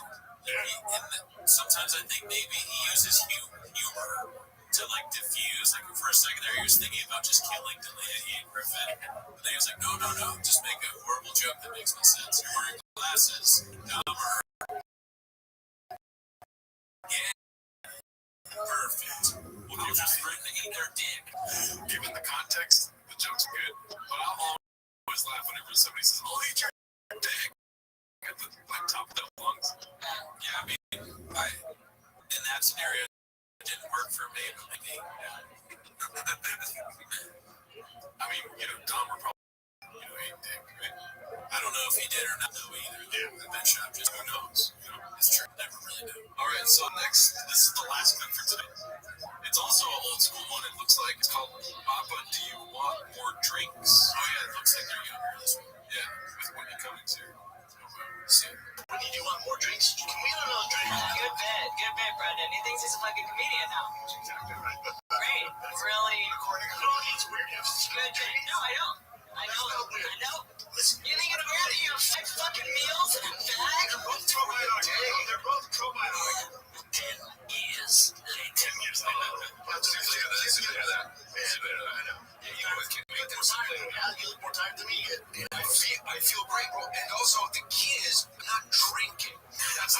The key is I got my coffee, I got my water, I'm chilling, right? I'm drinking mine because you got three. You got a Diet Coke, a coffee. It's crazy. It's all over the mess. He's three different kinds. Those are the three drinks you do have. 8 shots of espresso. Unbelievable. That's insane. Diet Coke. And then that's just redlining constantly. Yeah. They make good points here. This is a problem that Brennan has. He drinks too much of just everything. Like, it's not just Tiger Thick whiskey, it's the fact that he has like 5 drinks on the table. There's always an energy drink. There's Kratom, there's Alpha Brain, there's Adderall, there's his favorite sneaker somewhere. It's like he's got too much going on. He's the guy that you go to like a diner with. He's like, I want orange juice, coffee, Diet Coke. The person comes out. They're like, I'm never going to take this guy to breakfast again. He's annoying and stupid. What's the most drinks you've had at once? Yeah, probably 3. And it was like when I was hungover and I had orange juice, coffee, and water, something like that. So I've been annoying. We're uncovering the truth, dude. Yeah, I'll Brendan Chops is just a little bit like you and me, dude. No, I didn't like put Kratom in orange juice and like crush up Adderall, swirl it on the table, and then take some Alpha Brain with a Diet Coke. That would be the Brendan move. And then try and record 17 podcasts. He's like, this is my new brunch podcast. We go to brunch, and I'm high on Adderall. This is my World Cup podcast. I force people that play football to talk to me about soccer and cutter. He has too much going on. He needs a break. It really doesn't. It would be funny imagining Brian Callen and Brendan Chop rocking out to Creed right before they record a podcast, crushing up Adderall on Sunday. Then they hear ours, and it's like, okay. I can't talk. One last thing, he canceled a show. We didn't play the clip, but he canceled a show in D.C. because he needs a break. Did you see that? Yeah. So I'll post that in our Discord.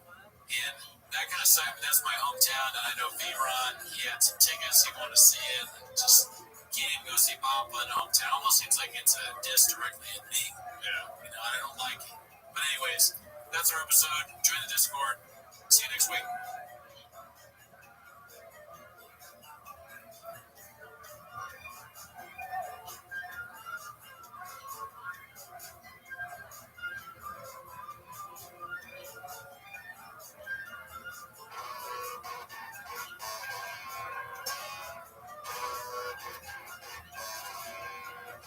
Gonna steal them all. Every yellow body couldn't hold me back. I'm gonna rip them off. Talking Luke Thomas just for his act. And I'm walking to my truck at night, trying to book some jigs. Back and forth, fighting the homeless. And the message coming from my page just saying comments turned off. It's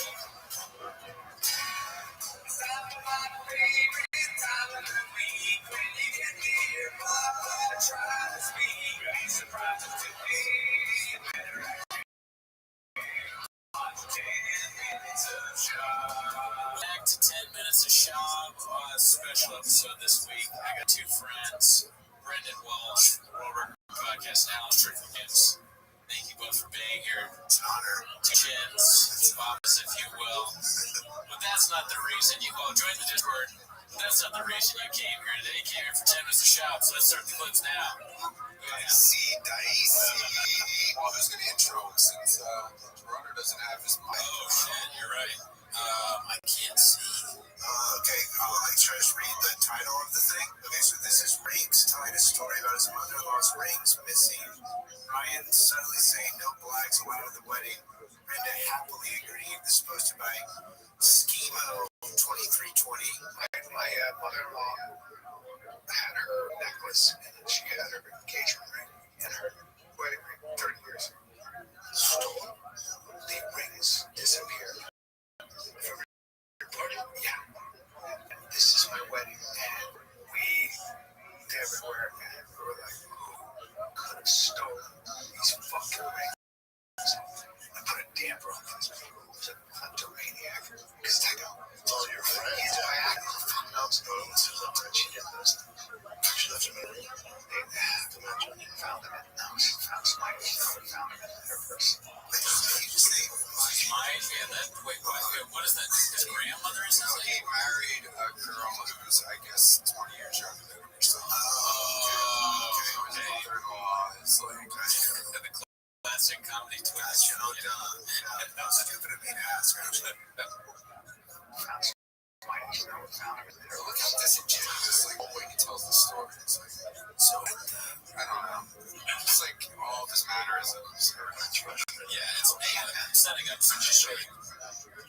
I've actually kind of been in that situation too, though. It's like, my mother-in-law thought she lost her rings, but she didn't. She's my age. Yeah.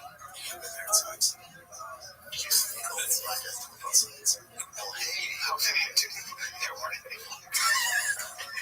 So, I knew that. But we had Koreans. We're Korean children. They fist bumped that. There's no I mean, that's, Why are they fist bumping for no black people being in the... They were fist bumping of like, they knew that he was going to say that. It was like, Okay, so like it was like a UCB kind of like... They're going for a joke. I mean, they're joking around. They're joking around. They're just doing their patented funny jokes. Two naturally hilarious guys just riffing. They had Korean. What the fuck is marrying Brian Callen? Right? I mean, not that, everybody deserves love or whatever, but didn't he, like, just get divorced? Girls, I'm a bad boy. I guess so. I mean, who did he marry? 28-year-old. She's marrying a guy whose nickname is Rings. What? It's only in the sun. Yeah, but, Chang's getting ready. He's the kid. He's known as the kid. He married a kid. That's why. There we go. That's why he married. It's just 2 kids, yeah. I don't know. I mean, all that age stuff is kind of like, I heard it's not anything but a number. That's what I heard once. Okay, so this is, sorry, I forgot my job. You guys make me fucking work. 9 a.m. 9 a.m. Cheer. What's this? Cheers is like cheers. Okay, 9 a.m. cheers on this crime. It's so funny. It's like a different fucking language to actually read. 9 a.m. Cheers on this crisp Monday morning. Is that right? When you're supposed to be like crisp. Yeah, it's really crisp. And this is Mr. Rogan is 25. He's a classic. He's loud. He's terrible. What is up, family? It is Monday morning, 9 o'clock a.m. on this beautiful crisp. This is how else we're going to do it. Which, what do you think he's drinking there? You know what? I think I do know what he's drinking. I think he's drinking a little bit of Tiger. It's crisp. Tiger whiskey. Okay. I see it. Ladies and gentlemen, this was sent to you by a secret. The guy didn't want his identity revealed. There you go. That's cool. That's a cool design. It's award-winning. Award a sticker or a label award. It was award-winning. You had to pay for. I think if you just twisted it, it'll break the seal. I sent you. I found like there's like a beverage like distributor website, and clearly like the company to like one sheet for it had the same like aesthetic bad graphics feel of a like Ringer open mic show. They just for some reason. I've been waiting for this moment for quite some time. Did you get your water out of there? Those are water. It's sweet. Your ice. Yeah, that's what ice smells a little bit. I watered mine down a little bit. My nectar might not be as I'll take a little bit more on killing half the bottle of this sweet, thick, and it's so heavy and thick. I can feel it. So it's like, oh my god. Yeah. We're gonna work out. Yeah. It actually kind of smells. The guy who sent it to me, I can't say any details about him, but I checked him out beforehand. He's a real person. I was worried about giving my address out to some random guy online, but I checked him he's a real dude. He said that he can't be connected with it at all, and he was going to use crypto to buy it because he would use real money. So this is, thank you, sir. Okay, well, cheers. Cheers to the thick boy industry. Big boy nation, Protestant nation. Yeah, let's see. I mean, it really doesn't have much bite to it, but it's kind of nice and smooth. Yeah, it's not bad. I'm not gonna lie.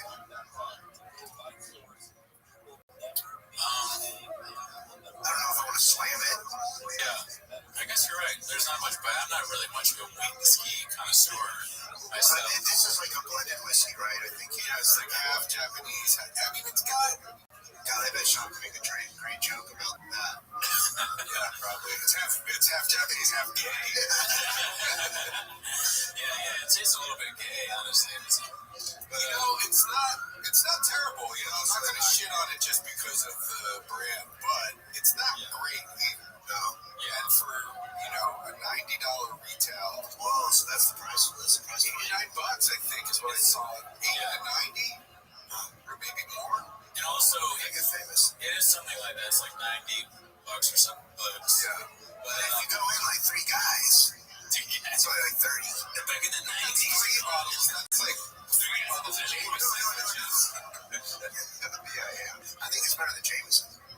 I don't know. I don't like When I drank it, I remembered that, like, not so good. So not the Jim Beam, but like, what's the other thing that's like it? It's not that great. Something. Check a guy's name. Ed Williams. Yeah. That's like the word. That's what. It kind of. This really is not bad. Although I'm also just an alcoholic. So that's by the way. Yeah. So, but you should drink this responsibly, and if you need help, we have a sponsor on the show now. Another James listener. He said he has a small budget for his rehab center. It's called St. Christopher's Addiction Wellness Center, and it's located in Baton Rouge. So get help. Get help if you're addicted to Tiger Thing. Yeah. I gotta say, the more I'm drinking it, and I'm not being completely honest, I'm not nuts about it. The first sip, because you didn't know what to expect, was like, hey, that's not bad. But now that I've had a few sips, it's a weird blend. The Japanese whiskey and bourbon is not. It's almost soft or something. I don't know. It's like I'm way more of a Scotch, like incredibly smoky, peaty Scotch drinker. This is like the exact opposite. I mean, but I like that. I just thought it'd be called. It's okay. Yeah. I don't know if I'd have it 7 times a week, but like, what would you do if somebody brought this at a party? Like, people drink it. Yeah. Well, then you do shots for sure. Yeah. What is the market for Tiger Thing whiskey? Buying stuff. We still have to do some field work and going to a show outside of Los Angeles where he's doing an hour-long. Well, just seeing the people who are get anthropological with it. I mean, we talked about it on the last time I was here. Seeing the people who just went out to see a comedy show and have no idea about comedy audiences. Well, you're right, but I mean, I think it's interesting because it's. But imagine it's one of the half stars. Sorry, I just saw that. What the review it has the entire stars. That tracks. Sorry. What if there's something in the whiskey that makes you like Sean? We get redacted. I'm like, he's actually my favorite comedian. You have to drink this to really understand Chopper. I mean, you know what we should have done is created a drinking game for this episode, right? I mean, we still can. It's still going on. I mean, anytime he says one of the things we drink, says something wrong. Says something, he mispronounces the word, says something's gay. Here's one thing I was thinking though. You know how at his shows he'll have videos of people coming up and be like, hey man, you're actually really funny. He has like, oh you're great. Like, oh dude, he has videos of like testimonials. Yeah, or like comments. Comments will be like, dude, you're so funny. Like, you're the best comic on the show. Do you think anybody does that with the whiskey? They're like, yeah, it's actually really good. This is such a good whiskey. No, my question is his merch table like? There's bottles. I think. I mean, I saw some stuff on the subreddit. It is illegal, but I think he was talking about doing that in San Antonio, which is like, especially on the shots. That's highly illegal. To be selling bottles of whiskey in the lobby of a comedy club. Just after a show? Yeah, I don't think he can do that, and maybe he wasn't doing it. Damn. Why, did he make that? Yeah. Why would he do that? We're looking at Sean. He's toward 2022. He's like Dahmer. He just heard of Jeffrey Dahmer like 2 weeks ago. He's like, really what he's like, what? He's like, what? He's like, beat him up? Oh, by the way, since we just cracked open the bottle, I got some recommendations for you guys to do for shop songs. Oh, hell yeah. So I'll just go through this list real fast. What if Shop was one of us? So Stuck in the middle with Shop in the name of love. I'm on the shop of the world, looking down onto freedom. Papa, can you hear me? Papa was a Rolling Stone. We're going down, down, and in the video of that one of him before he keeps falling down. Just show that while you sing it. And then I smell sex and kratom. Just picking his crotch in my chair. Alright, flip all that. Let's prepare the material. That's very good, very good. Alright. Yeah, well, let's keep in mind, I guess, the drinking game. We remember when we played this. Yeah, but wait, when somebody says something wrong, fair game. Figure it out. Yeah. If there's something we legitimately can't understand, I don't know.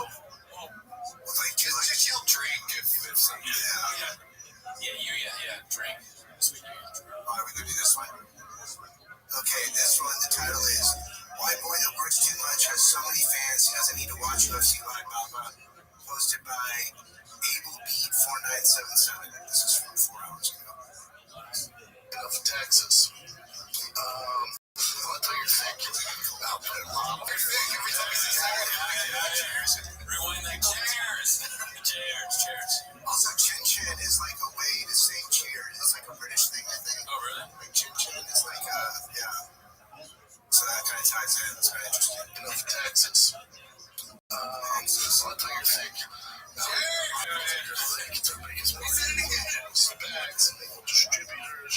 Your boy was working even when he wasn't on stage, but it was a great old time. Shout out to everybody who came out. Yeah, the only bad thing is when you do this stuff, I couldn't watch UFC. This has, we have to remember, he also recorded this on a crisp Monday morning because he looks the same, right? Yeah. He looks terrible. But, like, what? It's coming out of the bag.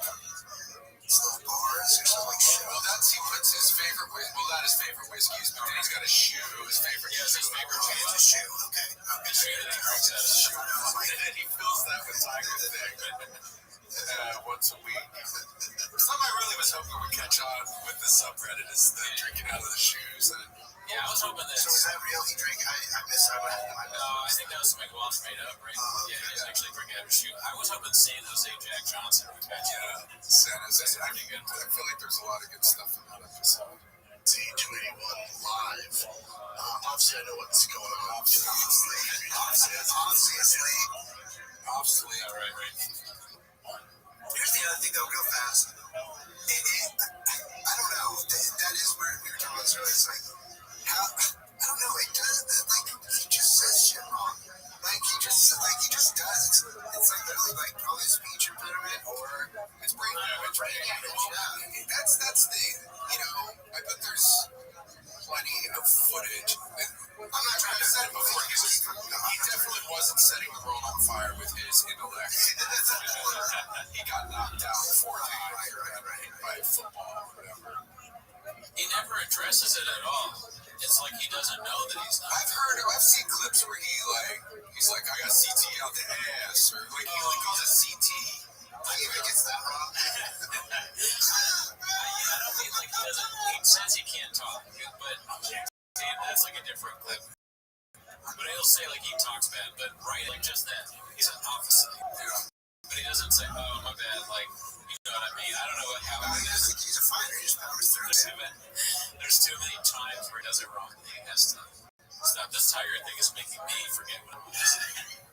Yeah, I got always just wanted me to certain fans that talk to my dudes who happened to his and like, thank you. I didn't thank you. So there's no way to not hear about it. So Oh, I remember what I was gonna say. There's something in this map. Oh, there's that too. He puts like 10 nicotine pouches in. Is that what it is? Is that what it is? That's the sponsor. Yeah. Oh, yeah, they're like the snooze. I think it's like snooze. Is that what it is? But it's crazy because he doesn't smoke. Why would he start to? No. Because, and this, I gleaned this from the T5K, is I think that somebody told him that nicotine helps with CTE or something. I mean, he's just getting advice from like, it's so funny, the fire of the kids pictures. Randy. He's getting advice from the Liver King or something. Some idiot Fucking knows. I do remember. I mean, nobody's giving him any good advice anywhere, and if they do, he doesn't fit into nicotine is, smoking's bad, but nicotine it does stimulate your brain. Oh, but is it? I never Johnny Pemberton. Shout out. Johnny, yeah, we should definitely get the doctor and advice from him. I mean, I want to find out what Schaub's dad does. Yeah, we're talking about Peter Schaub is his name. I did like it seems like people on the subreddit know. Somebody knows because people were alluding to the fact that his dad funds his lifestyle. So, like he's the secret. Like he invented the he's the guy who said no, like he's just a rich kid. So he's the guy who says the bottle. It's like I'm tired of my son doing. He's like actually like this is another way to get the name out there. Like if they're ripping on him, like all press is good press. He's like the Chris Jenner or whatever. I'm not trying to tell you how to run your show, but I think 10 minutes of shop should just be a drinking game. 10 minutes, like you have different guests, a bottle of Tiger Thing every week. Okay. Yeah, I mean, not a bad. Just refill this with other shit. Nobody will know. Yeah. It's Tiger Thing again. That's a big apple juice. We never do that to you guys at Chang's. I think Chang's would be behind you not spending $90. Yeah, that's right. Martin route where you're like not actually drunk. You're just pretending to be. That is something one or two people have said. They're like, you're wearing his merch. No, that's the other thing too. It's like it's literally you are like in a way promoting him, even though you're ripping on him or whatever. But I don't know. Also, I feel like pretty much every comment is like from the desire that like we should tell a good joke. Yeah, we wanted to get better. No, that's true. I think that's true, right? I wanted to get better. I wanted to address some of these criticisms that people level. Okay. You want to jump into this guy? Yes. Okay, so this is Dense Boy. This is also from Rogan and Shorty Pie. There should be Dense Boy. The brand's but it's different.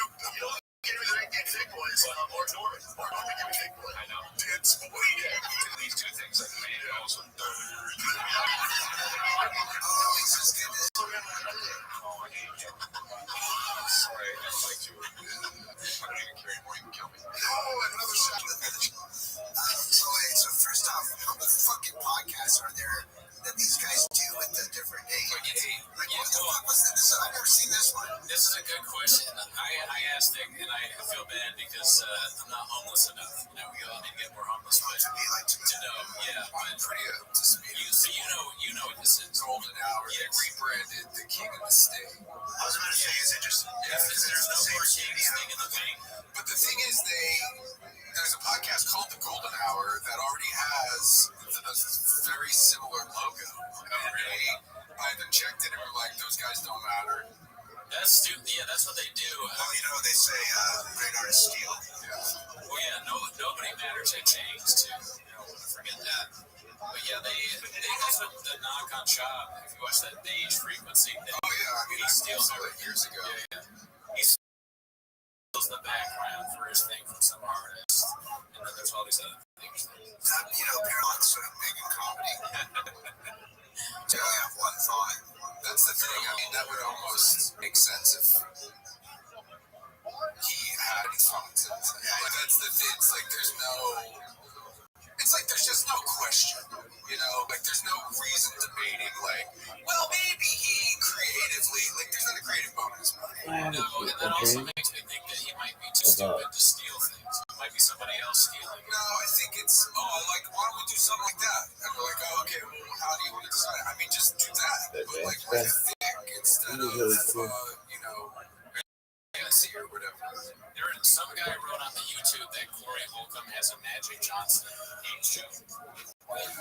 And I wonder if I would have aimed to have that bad. I know it's terrible. It's terrible. It's terrible. I bet Holcomb, whatever his version of it, is funnier than Sure. Chop right now. Okay, so this is the intro to the Golden Hour podcast. Friends that laugh, friends that shout. Sometimes we don't know what we're talking about, but there won't stop.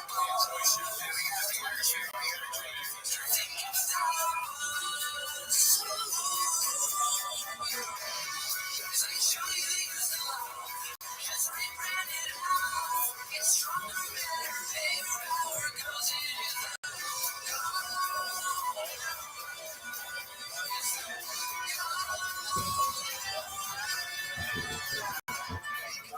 First one is you guys definitely need to record. Although you can already have one. Yeah. It's a drag around thing. So when you kind of look, I'm like, okay, yeah. Well, they're big stole from you. They do like a Louis. Yeah, I mean, well, we have that for the regular podcast, but we also have for the 10 minutes of shot. We have the thing that CR Guitar. Shout out to the Canadian guitarist. Made it. It's like time for my. I know that song, but I mean with like, you know, they have like it's a fake sitcom type thing. Yeah, we should have like three That's so things like that it's corny and played out though too. Like, I mean, what? Well, also it's just like, why does your podcast need a visual type?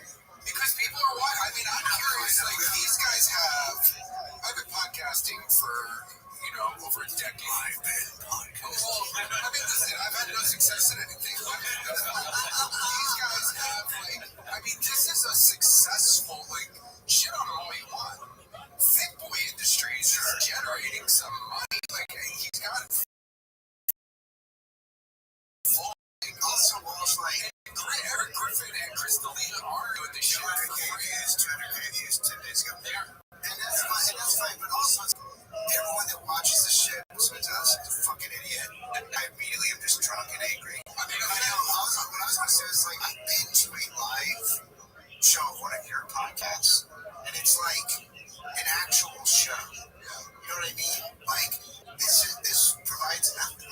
That's a good point, because you did the Moon Tower. You actually did it on a live podcast there where Shaw was going to do Moon Tower, right? And then he canceled because he couldn't be with his kids or something. Yeah, but really it's because they didn't have tickets sold, or like he wasn't even supposed to do it anyway. Something, I forget. There's always something shady. Do you think in that intro that Sean picked out the things they do? Like, did Eric Griffin pick out poop and smelling? Like, yeah, they brainstormed. I mean, that is an example of all three of their comedic sensibilities sitting down at a fucking table for an hour and a half for so long. Like, the editing, like, hung on it for so long. It really did. This guy is the handsome superstar.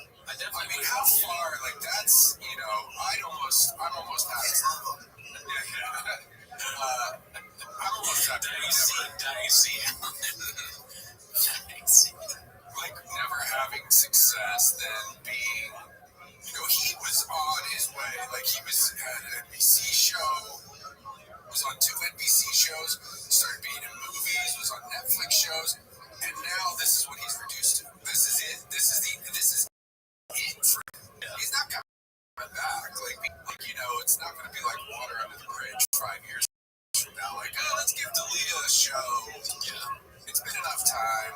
This is it. And I mean, it's also, this is it for me, but even worse. So I think this has been said before, but he's like living in like a Steinbeck novel.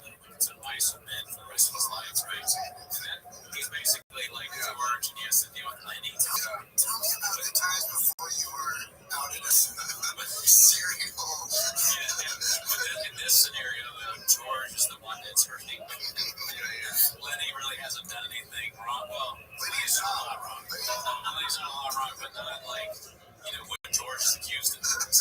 George has a bit more checkered past. Honestly, there's two Georges, because there's Riggs. Yeah. Oops. Yeah. There's Callan and Riggs. God, that's so funny that both of them were accused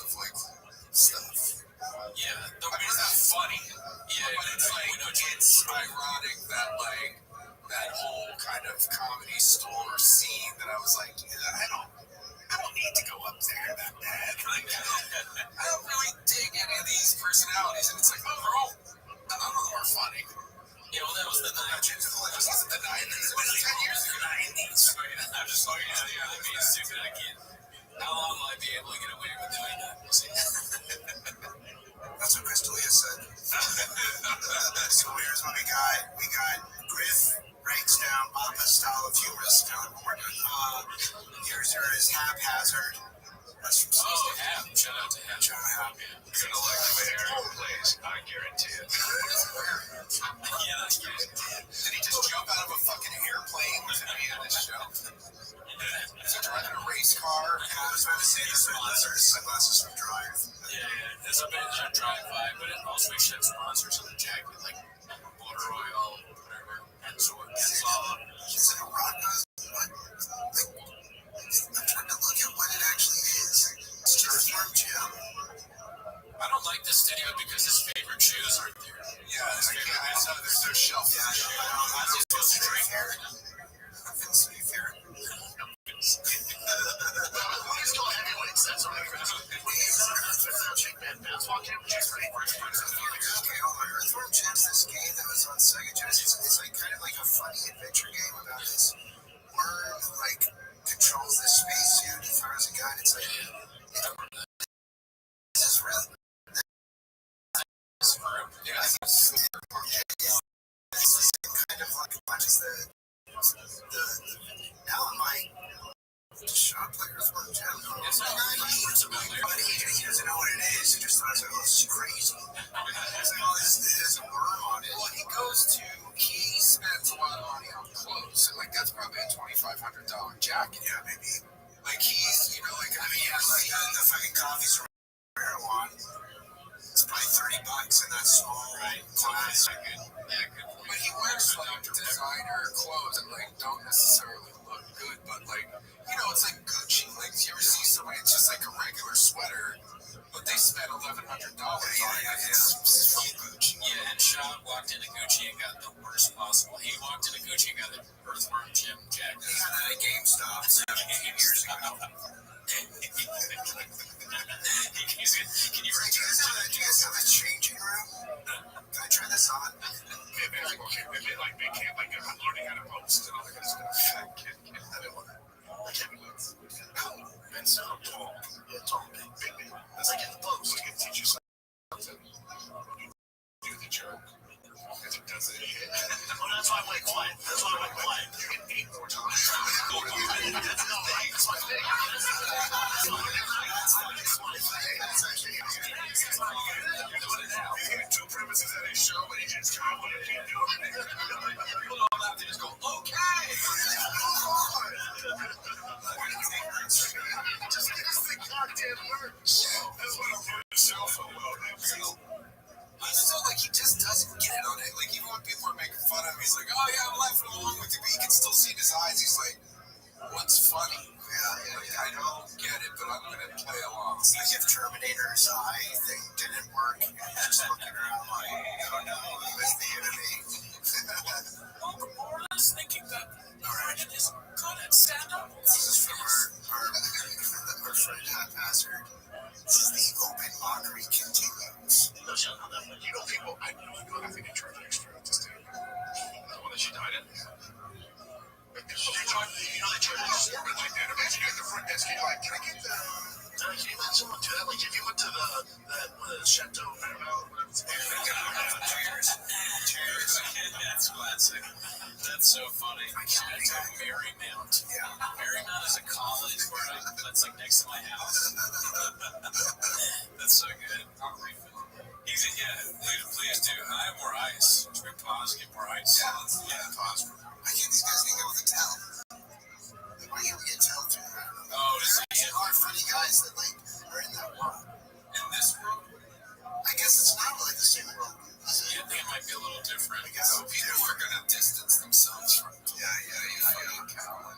And then also, I mean, Sean's a fucking 6-year open micer. I would love to see Sean talk about Dave Attell and how we would watch any of my favorite comics or George Charlton, David Tell, Richard Pryor.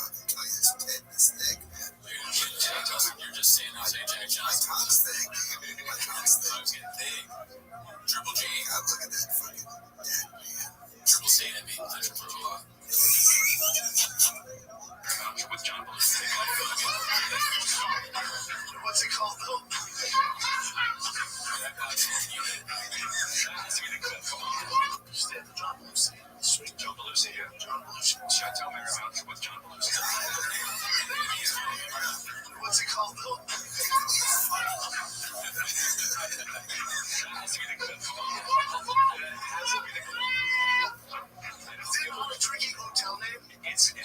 It's tricky.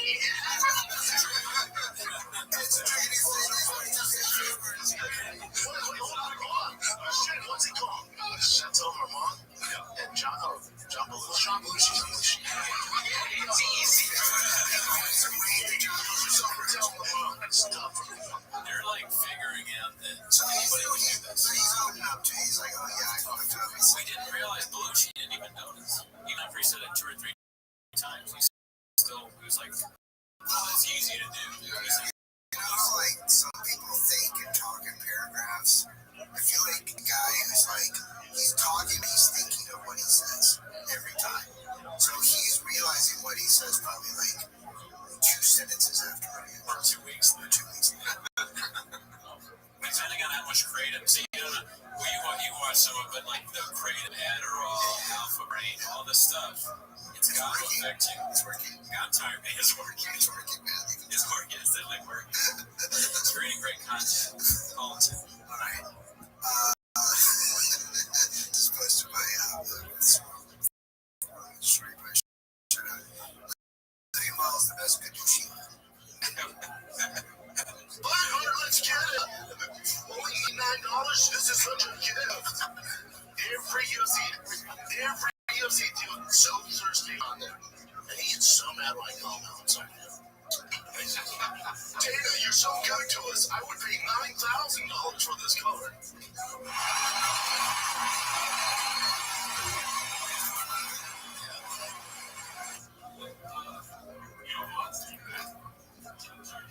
Okay, so just in case you didn't hear that, Theo Von's in the back of the chair.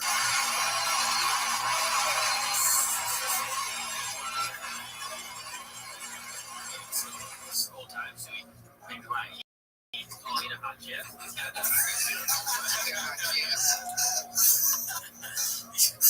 For all the time, I didn't know where to start with this shit. You're at camp. No, I'm okay with that. What is he say? I don't want to do that. I don't want that. They think he's so broken up. You think they have flaming hot Cheetos in the front row? I mean, I feel like Shaw would be the best, like, PSA for, like, the dangers of the UFC. Oh, yeah. Like, you too could become a comic. You too could have 100,000 people. I think he's different, you know. He's different. I mean, I think that's an insult to all UFC. Like, I mean, there's a lot of pretty, like, there's intelligent, There's UFC guys. I like UFC. I like Cormiers. Not much of that. but I watch UFC, I'm like, this guy's a reader. Alan really is going to get beaten up by one of the UFC people. You know, we joke about it. No, Shaw's inspired me. I'm going to start MMA fighting. And I'm going to do the reverse of what he did. Right, not to compliment you too much, Brett, but I think one of the funniest things that we've come up with during all of this is the idea of him cutting stucco Dallas. You know, like the stucco shit. You said that is so fucking funny. Like the night you said the night before, he's using stucco. You know, he's cutting out the Dallas skyline to put over the improv shit. God damn, that's stupid. But somebody had to do it. Somebody had to do it, yeah. Why? I say why too much of this show, but it's like, that is a mystery. That's going to be in the 30 for 30 or the documentary that comes out. I mean, I kind of want, like, I think if there's a documentary, 30 for 30, if there's a documentary filmmaker out there right now, I mean, I think, Ken Burns, are you listening? Just put cameras on Shaw, start following him around. It's a fascinating, like, just from the time he wakes up. Like, whatever that. Windy City. Oh, yeah, Windy City. I mean, I've talked to somebody about trying to Windy City meet him, but I just, like, straight up from the time he wakes up to follow the thing GoPro on him. I mean, just make a documentary. A GoPro on him for safety purposes for him. Yeah, no, he needs, like, for his health insurance, he probably needs, like, a GoPro, like a dash cam. Kids can't get life insurance because it's so stupid. They're like, we can't. It's too expensive. We can't insure you. You bring too much freedom. At one point in the day, he's just like running through the park chasing a frisbee. Totally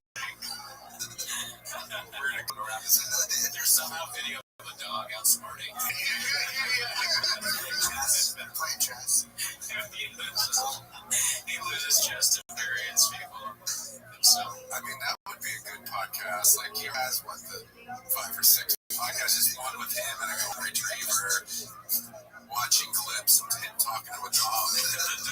You know, the dog actually has a better The dog still starts ripping on him like Delia and shit. The dog starts barking at him, but he has so much creative. Because that's the next thing is like getting off creative is like or teen lozenges. He doesn't smoke. And why would you take a teen if you don't?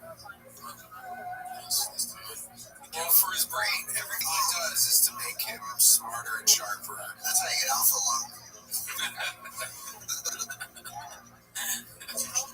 But I guess that that golden hour thing, if I could see the appeal in that, if it is just those two guys ripping on him, then that's at least a good use of Shaw. Yeah, you're right. When you said that Talia is funny, I think you're kind of joking, but I agree. I guess he said the same thing I said. But he is smart enough. He does have enough comedic sensibilities to when he's sitting next to a fucking. Well, he's bullying. Yeah, but it's funny. I do feel like if we harnessed, Shop could be a sacrifice for the world. If we all rip on him enough, it could be some sort of renewable energy or something. Like the Wicker Man. I'm from Jacksonville, Florida. I feel like we probably. Did you say Jacksonville, Florida? You said it I'm from Jacksonville. Throw this fucking tire thing down the drain. I'm from Jacksonville. Listen, we all know you're from San Jose, Jack Johnson. That's the clips. Tune in next week. Join the Discord. Have a good one.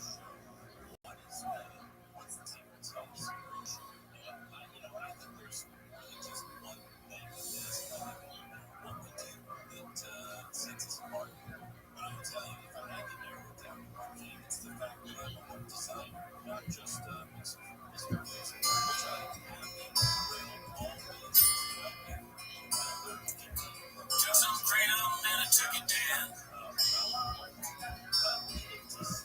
Alpha brain and a whiskey sour. And I saw my reflection in the merch covered table till my drunkenness brought me down. Oh, mirror in the sky will cloud a fuck.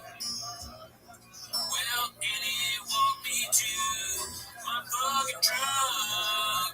Can I message all the chicks on Trash Tuesdays? Is it true that little Esther goes both ways? Papa.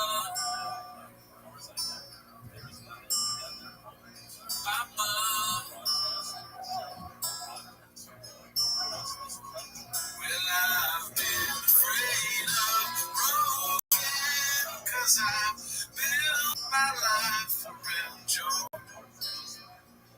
And time makes you homeless, even Theo got homeless, and I'm getting homeless too.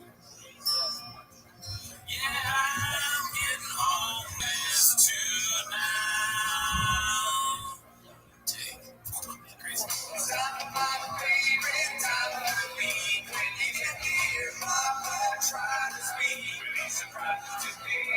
You better get on 10 minutes of Shaw. Welcome back to 10 minutes of Shaw. I was dressed as BGL briefly, redacted and covered up and all of that. I don't know if you dressed up, kind of threw me off a little bit. I'm not used to you with hair. Well, yeah. I need hair 7 times a week. I'm bald as fuck, as they call men say. Yeah, man, we dressed up as BGL for this episode. I know we said it would be 20,000 views, but I don't think we'll ever hit that. Join the Discord. Shout out to Sierra Guitar for the amazing theme song as always. Also, shout out to Haphazard. I know you don't matter, but thanks for shouting us out at Chang's. Your clips are great. I don't know, but you don't matter, so whatever. You're not here for that. So, let's start the timer now. Alright, so for this first clip, it's from Wizard's Coat. A day ago, haters wouldn't get it be next level comedy. I think everyone's seen this clip already. You saw this, right? I don't know, that's a hard one to remember. Imagine if I just remembered that. That would mean I was homeless as fuck.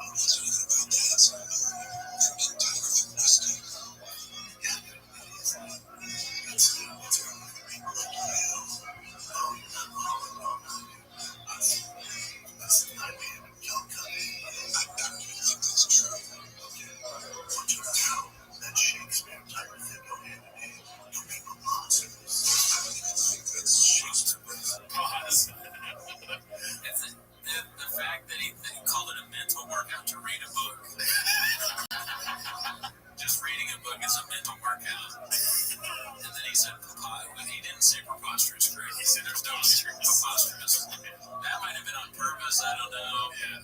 That was ridiculous. And that doesn't look like Shakespeare. So I'm glad that BGL is pointing out, even though we're kind of used to his voice being blurred out, blanked out. But also, whose idea do you think the sketch was? BGL's or Brendan's? They're both so dumb. I don't know. It could have been either one. It could have been from the brain of either one. I have no idea. Okay, so it was basically the end already. Okay, so I predicted that it's not actually Shakespeare. That was the punchline of the sketch. That he's reading a different book than he thinks he's reading. Shout out to Wizard Code, dude. This one's from Thick Boy with 3 Z's. Oh, that's pretty cool. Big Boy Squad. Big Boy Nation. This one's called Papa Kicking Off a Tie 23 with some topical fire emojis.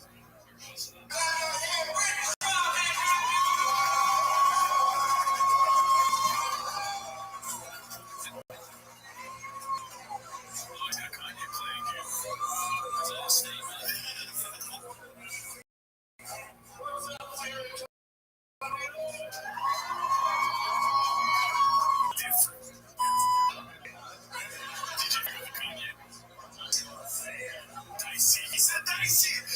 Return to the dice, dude. Dicey is back. Oh, really, dude? Yeah, I'm glad it's back. And he also clearly had the guy play Kanye on purpose. Yeah. So he could be like, well, look at that. He bet the Kanye on me. The DJ really fucked me right now, dude. I'm a fan, but, we'll see what he says. It was a plan and a gay joke, dude. He said something about being gay. He said the DJ fucked me. Okay, he said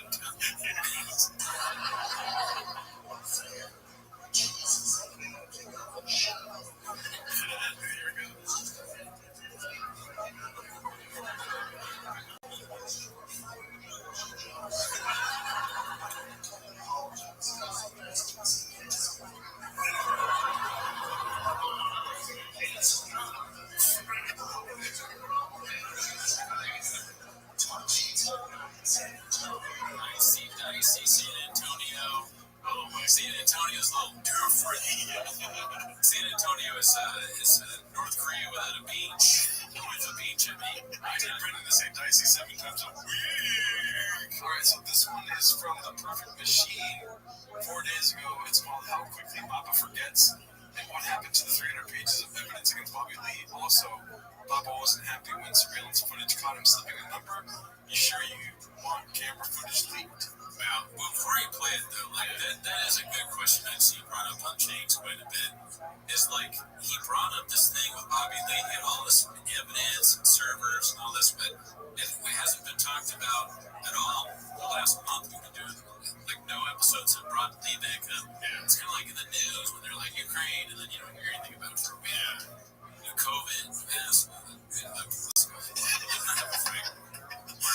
Political diary. Question. It's all on camera. The police have looked at the whole footage. Well, there's an ongoing negotiation. You're not allowed to see it. Okay. You will see it. Oh, okay. That works for me. Good. Oh, and I believe them. Brandon, the San Francisco police are not going to cover for Paul promotion. Never. They would never. It's a lot of I don't have a crime issue at all. Everything is all good. But he didn't get recalled in his crime so bad at all. I want him to say Pelosi so bad to see how he'd say it. But no, so I'm surprised no gay joke in there. No, but he was rubbing his knees intensely. Yeah. So Shaw thinks that there's a deep conspiracy until there's a video of an old man being beaten with a hammer. Shaw's like you say, it's like, show me the tape. Show me the tape of him getting beat up. Shaw wants to really see an old man beaten. How many chicks he fucked? Yeah, exactly. How many chicks does Paul Pelosi fuck? Oh, really? Alright, so this one's from Rogan is Shorty Pie.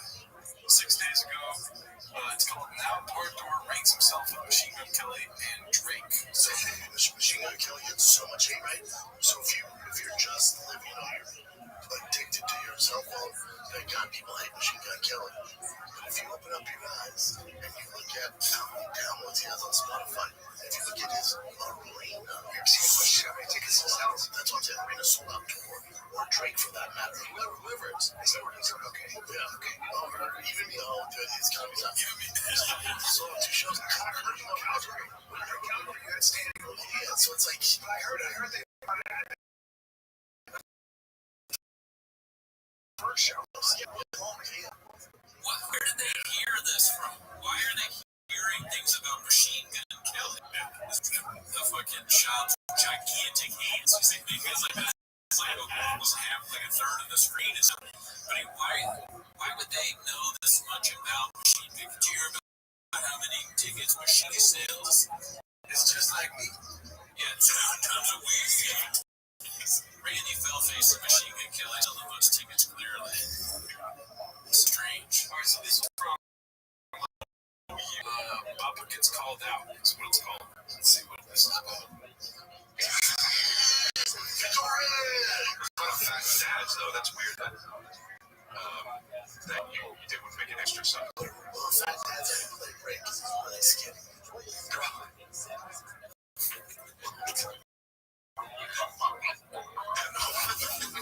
I wish you had a close-up of his face. It's a cock shut. Wouldn't play Rick because he's skinny. He says, like, show my face like it's a fact. Fat dads are like, fat Rick. You can't do it. It doesn't make sense. Guy, like we adhered. Delia's got a point. I mean, I don't even really know what Delia was saying there, but I assume he has a point because it's just like sure shots and something stupid. Yeah. And it was so stupid that Delia's like, he's doing like, really, dude? Yeah, he should have just said that. Yeah. I get it. Listen, I understand where you're coming from, Delia. You know, then Pickle Rick, somebody pointed out that's like the worst. Oh, yeah, that's where the shows are The shows are getting bad. I agree. I only like the first 2 seasons of that show. It kind of went downhill. So, of course, that show's favorite. 10 minutes of review. Yeah, coming soon. All right, this is from KRC 365. It's called This Man is 40 Years Old. Morning BGL alert. What is going on? So you can walk around with a cape. Yeah. That's like a jet. What did you say? What did you just say? You're what? No, you're not, dude. No, you're fucking not. What is going on there? No, I'm not, dude. Take it back. Cut that excess cloth off right now.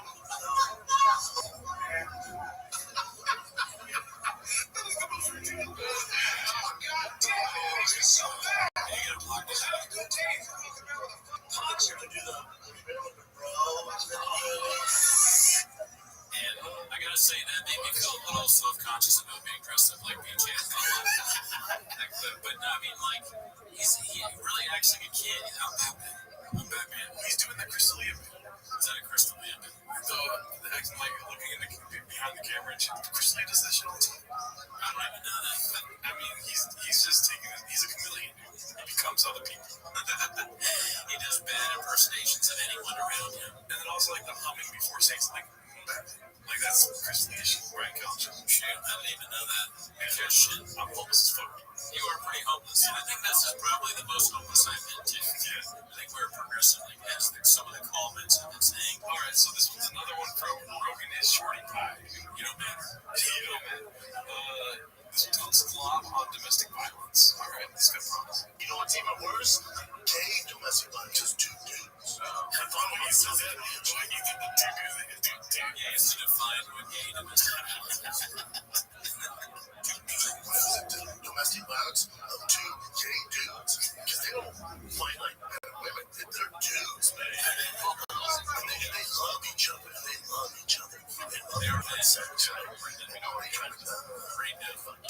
Yeah. It's because you got 2 dudes. You know, it's 2 dudes. And I understand the dudes. They're not like this dude. They're like this. And not all the dudes are like, you know, hey, bro, you want to have fun? Some of them are, you want to fuck tonight? And I was like, yeah, bro, it's not you and Mark. You know what I mean? Yeah, sometimes it is. I'm just saying, sometimes you and Mark, then I'm saying Mark. You know what I'm saying? People hate the shit out of that cop.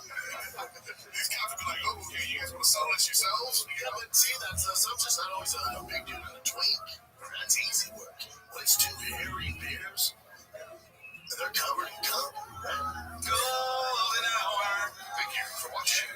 covered in cum. Now they're fighting. I don't know what they do, man. And they're wrestling and fighting like secretly. Why would they be covered in cum and fighting? Because it's funny, Brendan. And at night we fuck each other. That is that's like classic shop, like stupid gay riffs that make no sense about nothing, and then Billy Ed kind of pointing out that he's running Griffin, sort of trying to do the same thing. It's like a sitcom. Their show is like a sitcom, and it just makes a fool of himself. Shout out to the Golden Hour, dude. This brand new podcast. Oh yeah, that's what the Golden Hour is. Is this? Yeah. Yeah, man, they have so many podcasts. Yeah. Why would they need another podcast? Well, they got rid of the King and the Sting of the Wing. But isn't? Oh, is it This is the King and the Sting of the Wing. Is it okay? Why? Because Theo left. But Theo wasn't even on the podcast. Yeah, he was. No, he wasn't. Eric Griffin and Leah too. Yeah, I didn't know that. But Are you fucking homeless? I know. Yeah, am I even homeless, man? All right, so this one's from Rogan and Shorty Pie again. It's called the Papa's Hands. So, for instance, the fact that I'm in Boston, Massachusetts, on the right coming up in 2 weeks, that would be good to know now. You know what? I'm not doing this hard. I'm doing it. The Wang Theater, so it's 3,500 tickets, and I'm doing 2 shows there, so that's 7,000 tickets. In your face. Lakeland, Florida, and also, black people wash their hands after they piss. So the UFC official contacted me, John Bottom of his shit. They said that they actually gave him a 3-fight bonus man. This is on Alpha Break too, so he's supposed to be smart. Smartest version of shut the Yeah. So why was it a ban? I was talking shit before. Apparently there were 3 strikes. One time you came to a hotel room. I'm so sorry.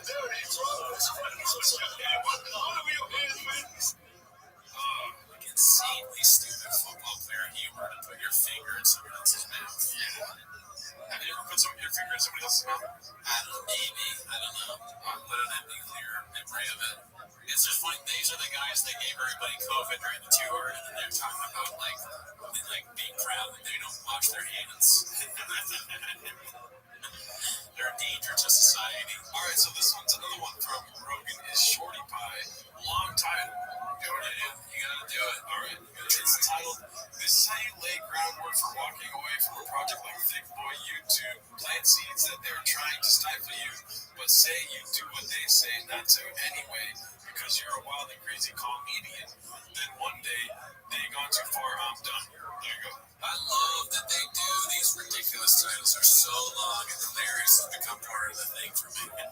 Oh my God, can Gerardo read the whole thing? I try hard. You're good, very good. Do you know about the Pelosi thing? And then it's often racist. And I know he's actually racist and girls, so I'm doing it on purpose. I know we get demonetized. And I could see Mike, who's the head of Thick Boy Productions. He was behind the camera. I don't know how the police thing actually his eyes go. Because he knows we're getting demonetized. And I know it's going to cost me financially when I do that stuff. But I have to do it. I have to do it. I can't. And listen, I've had conversations with YouTube, and they're like, make sure you don't say this, make sure you don't do this, make sure you don't cuss the first, whatever. At some point, like, if I start being disingenuous Dude, we did a whole hour-long episode on our podcast about Pelosi. We didn't get demonetized. We did, like, was it Flat Person Attacks the Pelosi's? Yeah. And we make jokes about Paul Pelosi. Well, respectfully, I guess. Respectfully. But, yeah, what's he even talking about? That's more bullshit. Wow. Does YouTube talk to Shaw? No. It's probably his homie that told him don't cuss in the first 2 minutes. Or Mike, who's the head of Thick Boy Productions, apparently. Yeah. I didn't know they were that Official. Yeah, we should get a head of Raccoon Tweeties, but I guess that's you. Don't fucking forget it. Even because this is what I believe. I know it's not maybe the public opinion online right now or the facts are now, but from the sources and what I see, like this is what I think is fun to talk about. I know it's getting demonetized. I can't change. I know it's going to affect the show. I know the show's going to get suppressed, which it is. I think so. Okay, can you say redundant reading? Yeah, he's pretty boring right now, but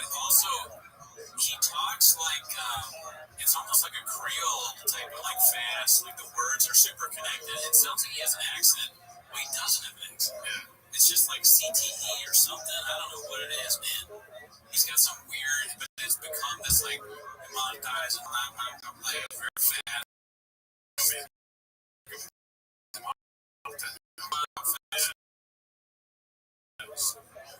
I can't do it. I can't do it. 100K, which I thought about 20K. You're talking about some politics.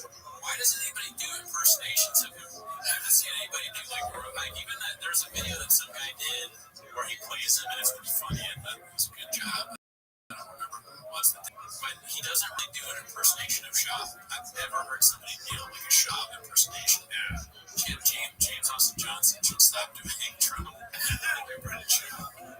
All this stuff, and they even called Obama freaking like Obama's born female, some crazy shit. I don't know, but that's so much fun to me. I'm from the Wild West days with Rogan, Eddie, Brian, and myself, where it was on.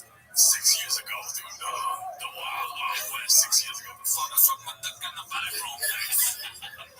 But back then, got suppressed or demonetized, and it was you're allowed to say whatever you want. We're in this weird world now, and trust me, I fight it every single day. Where my shows get suppressed and demonetized and flagged and taken down and all this shit every day. Every day now, it's just like it's part of my gig now. It's insane. It's absolutely insane.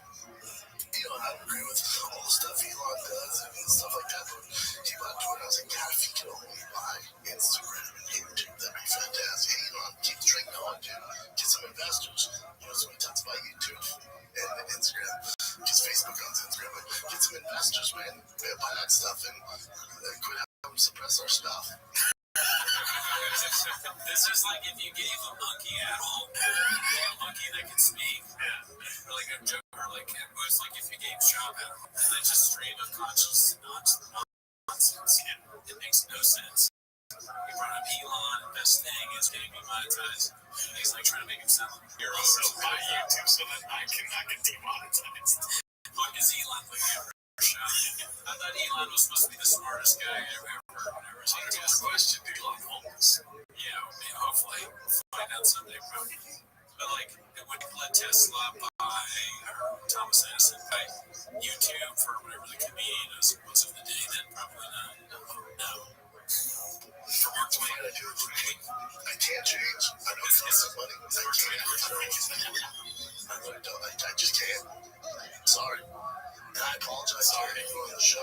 Even Sam, like, hey man, I set you up for that stuff. It's gonna, get the show demonetized. Sam's watching. He's like, we never had that conversation. Oh yeah, who is he speaking to? Who is he apologizing to? Fans of Thick Nation? Maybe people that have like they get commission off of like the percentage of the YouTube. Yeah. Maybe that's who he's apologizing to, but I just imagine like who is watching this and understanding it. You know? Like, is there a fan out there that's a really dumb, thick boy, squad guy who's like, man, he's right, dude. Everything he said, I 100% agree. 100%. What's crazy is this took us 3 minutes, and he's demonetized or suppressed like 9 times. Why is he really getting demonetized and suppressed? Well, that's what the title is saying, is that he's planting the seed that he's going, because all the hate about whatever podcast he has, right, he can take it down and say that it got deleted by YouTube. Right. And every time he tweets, like, he gets this big package. Every time he tweets, like, if it's a stand-up, it gets destroyed. And then not just a stand-up, he posted, like, hey, what do you guys think about Terrifier 2? And he had to turn off the comments because they were just shitting on brain dumbass about movie history. But yeah, he asked about it and had no comments, so you couldn't even tell him what you thought about it. That's funny. I didn't even think about that. Yeah. It's just Shop is turning me to Shop. Surprised, but that's what you're here. It's literally what this is what's fun for me. And if I have to change and bow down to their criteria and what they think is misinformation, what they think you can't talk about, I'll just quit. I'd rather retire. I'd rather make less money and just do my thing. It's so much fun. I have so much fun doing those things. I can't do a fight command next Saturday for the base UFC. You know who else is a hero that stood up, when other people went? Mark Twain. No, Mr. Rothschild. right, so this one is from Rogan and Shorty Pie. Again, Rogan and Shorty Pie all over the T5K suburb. This one's called Scoop Regrets He Wasn't There to Help Ye take on security guards at a children's soccer game. Riggs and Papa have a Facebook mom's group moment together. Alright, I'll say this about him. What's his name? Rogan and Shorty Pie. Rogan and Shorty Pie is doing some good work on the titles. Yes, sir. They need to put Gerard to the test. What they did in Ghana is a soccer game. I know exactly how to work it. I understand what they post and what they're tracking. You got each of them on Kanye's go to that. I was just saying, Dragon Ball Z. One time, and the one person he looks more than anybody on this planet, security stopped him from seeing his son at a soccer game. And he starts freaking out. I would too. Starts freaking out. I would too. And then what? You know what I would do if that happened to me? I would put security into a lot of hard scarf and then try to stop me from seeing my kids.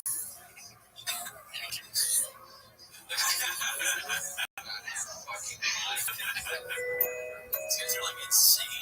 These cannons, and they take their word for what they take word for it. Like they're always doing clips where they're like, "Oh, you know what I would have done in this situation? I mean, I would have gotten up in their face." Mark Wahlberg on kind of like, yeah, they're basically, yeah, they're Mark Wahlberg without any sort of reason for being Mark. Mark Wahlberg would say that he would, if I was on those kids, but these guys are like, if I was in that soccer match, yay. And I wanted my son to be better at soccer, I would help him what? Feed up the ref and talk to it, yell at his son in front of everybody. You'd help him do that. Yeah. Like, now we got a job, and we have like the two cities, and now Callan's here. Like, no one is safe. This is the last clip of the day. It's from Bitchy Stick, LDC. Boba. Oh my god. Boba. Boba having a stroke live on ear. Already. Bill like Visa credit cards issued to Stripe Bank and 8% of a license with Visa USA checking account, $200 qualifying direct deposit card, deposit secured. Clock time credit bill like Visa credit card, regular on time payment history can have a positive credit score and impact the score may vary, and some user scores may not improve. Network ATM withdrawal fees, bank flag accept, and money pass ATMs. Is that a side effect of Tire and Thick whiskey? Kratom, Alpha Brain, Adderall, or one of the many energy drinks in that show? Yeah, who knows? Only time will tell. I'm worried about Papa in that clip. Although, I don't know, I can't see myself, so for all I know, I'm doing the same thing. But, alright, that's it. See you next week.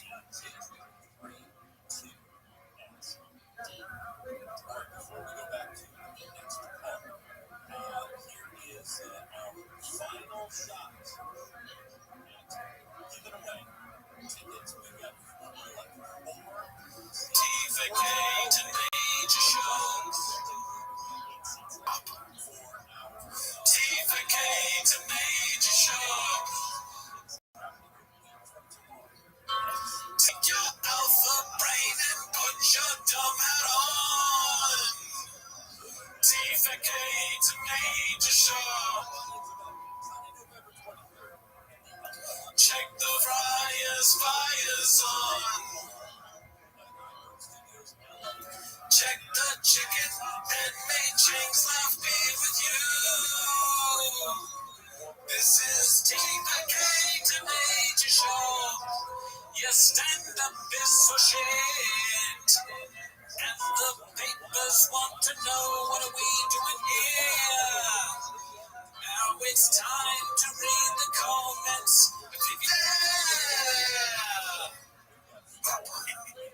This is Major Shock to TVK. I'm slipping on my words, and I'm speaking in the most peculiar way. And almost all my jokes are gonna be yay. One take.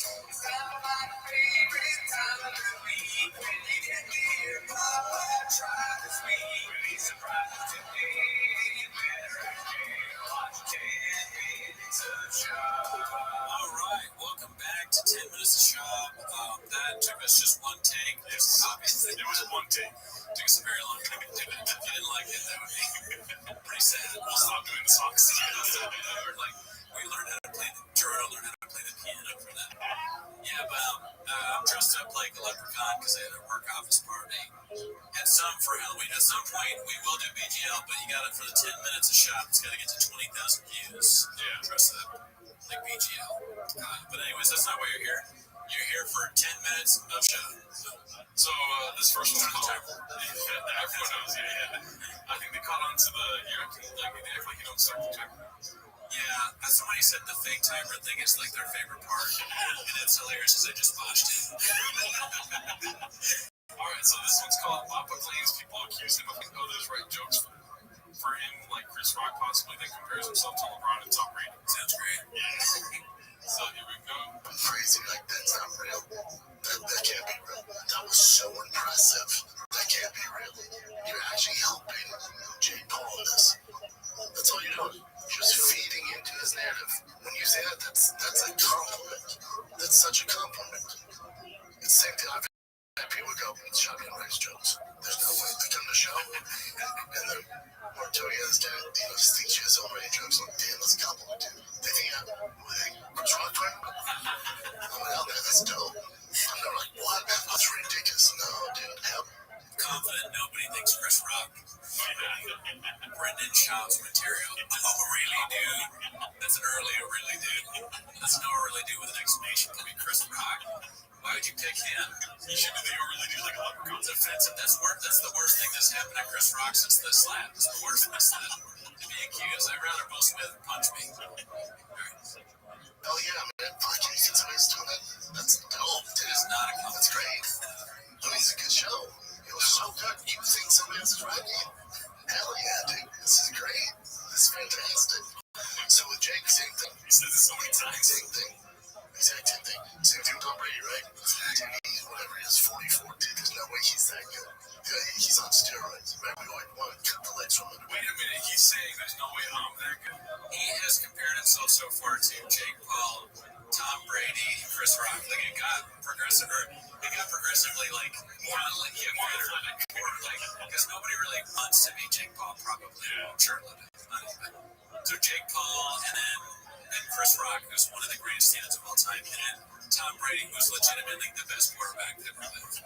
So what's the last one? Does he do? Didn't they say LeBron? Let's see if he does. What does he say about them? Because we can never comprehend that even somebody could achieve these accomplishments. Oh my God, Tom Brady, he's on so much shit. LeBron did so much shit. Okay. Just makes you feel better about yourself. What?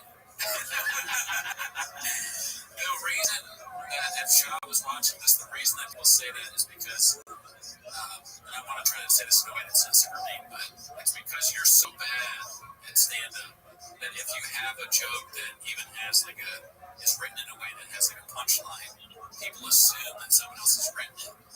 Because they've seen things like the Magic Johnson thing. Like nobody would accuse you of writing or not writing that.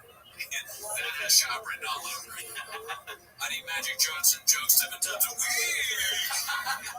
I try to force that out. I just love it. The tater tot thing has been stuck in my head, so I've been doing it nonstop. I'm sure like the tater tot 7 times a week. I'm really do. This one's called the Stop Painting Narrative. Papa Dana's gonna call you a dummy. Frankly, I want to know where does Shaw think Jews came from? I guess he's talking about like Egypt, maybe when there were slaves in Egypt. Oh yeah. Well, does he elaborate more? Do you think? Well, he watches George Carlton and Dave Chappelle. So Dave Chappelle has that one joke about going toe to toe with the Jewish person. It's seeing who had like the Impression Olympics. Oh, I don't even remember that, but yeah, maybe he stole it from that. So But anyway, Chappelle, George Carlton. So here's the change the narrative photo. Watch the fight, he was definitely won. Ready to go to heart emoji. Really great. And then since then, Daniel Cormier, he says he's been hearing stuff about Peter Yan. Because, Peter Yan, he lost a split to Aljamain. He had the DQ because of the knee. And then now this Sean O'Malley thing. He's saying that he thinks the UFC doesn't have his back, so he might want to do something else. Now, the UFC is on a Russian champion during these times.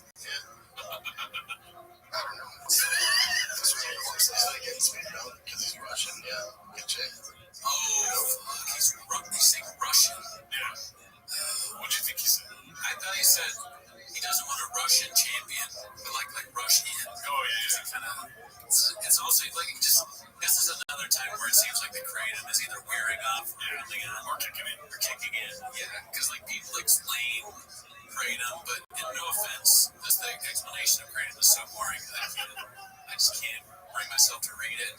I like that you're commenting, I like that you're engaging, and I wish you well, but I'm never gonna take it. So when I'm like, what is kratom? I don't care really. We'll take kratom out of the conversation if you see something longer than a sentence. You don't. You said it to your son? Well, it's like, no, if it's like 8, not 9 sentences, I'm not going to read the whole thing. I got a job. I can't be like reading it. There's like 300, 400 comments on these things. So I do read the comments, okay? I check my social media. Like, you have 2 jobs, dude. Chang's and your job. Yeah, I got my shift at Chang's. I got to cover for Chang Super. Respect. My guy, sorry, you got a head weight. You're going to come back even stronger next time I feel it. The Chang's 1 or 3. All right, let's do some Chang's. What are you gonna do with that? You can't fight in Russia. If you come from Russia, what do you do? We do that. You can't face it. No fighting. That division is Russia. What's going on right now? It's gonna be tough to market. You think Americans are gonna get behind that? They're American audience. Can't advertise in Russia for the most part, I don't think. Can't advertise Russia for my family. From a business standpoint, I'm the PDR like that. I'm fucking out of here, dude. I don't know if that's true. I haven't heard anyone say that to him. What does that being Russian have to do with anything? Well, he's saying that, let's say PDR becomes the champion, you can't go to Russia to fight because of the war happening. Do they normally go to other countries with the fighters to fight? Yeah, they do like a there's a Brazilian champion, they'll go to Brazil for him to do a title defense. Really? Yeah. I don't even know that. Yeah. Like UFC does that. Yeah, like what's his name? Steopich. Yeah.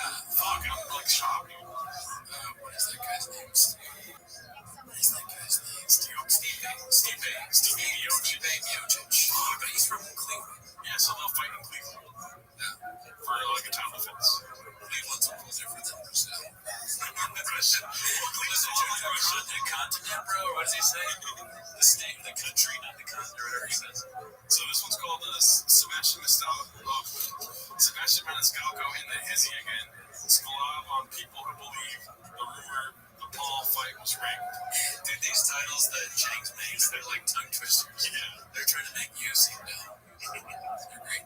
Yes, they're amazing. Here we go. What I think is funny is, I've had people say that. I was at Starbucks this morning, some guy goes, dude, do you think that's real? I'm like, oh my God. Yeah. He talks so fast for no reason. It's gotta be like people said, the Adderall. That's one thing he doesn't shell.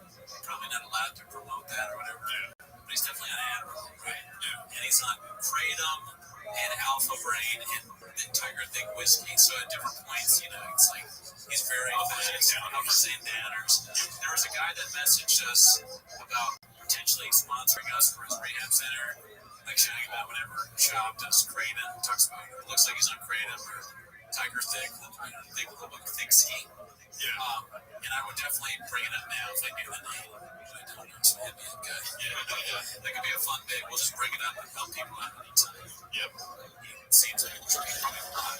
This is a good sponsorship. Because you got a pumpkin spice latte. Like if you think it's dangerous, also the same grown man that orders pumpkin spice lattes, right? So what? Shab, I didn't know that Shab was another one of these people that says grown man. So that's a huge thing on the YouTube. He's like, I can't believe a grown man did this. A grown man does this. I responded to one guy. I was like, would you rather Shab let's make fun of a child? It makes no sense. It's a grown man. Why can't a grown man have a pumpkin spice latte? It's probably because he doesn't want to say that word. Those words. Pumpkin spice latte. That's a hard one for Shab. He goes into Starbucks and he's like, he wants to get a pumpkin spice latte. He's like, can I get a Guadalajara hard scarf? I need a Guadalajara hard scarf 7 times a week.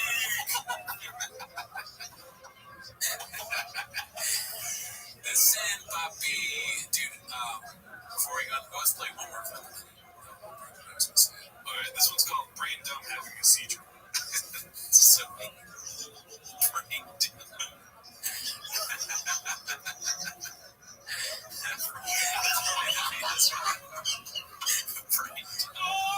That's silly. You told us you had a first touch about these things. Is he really reading?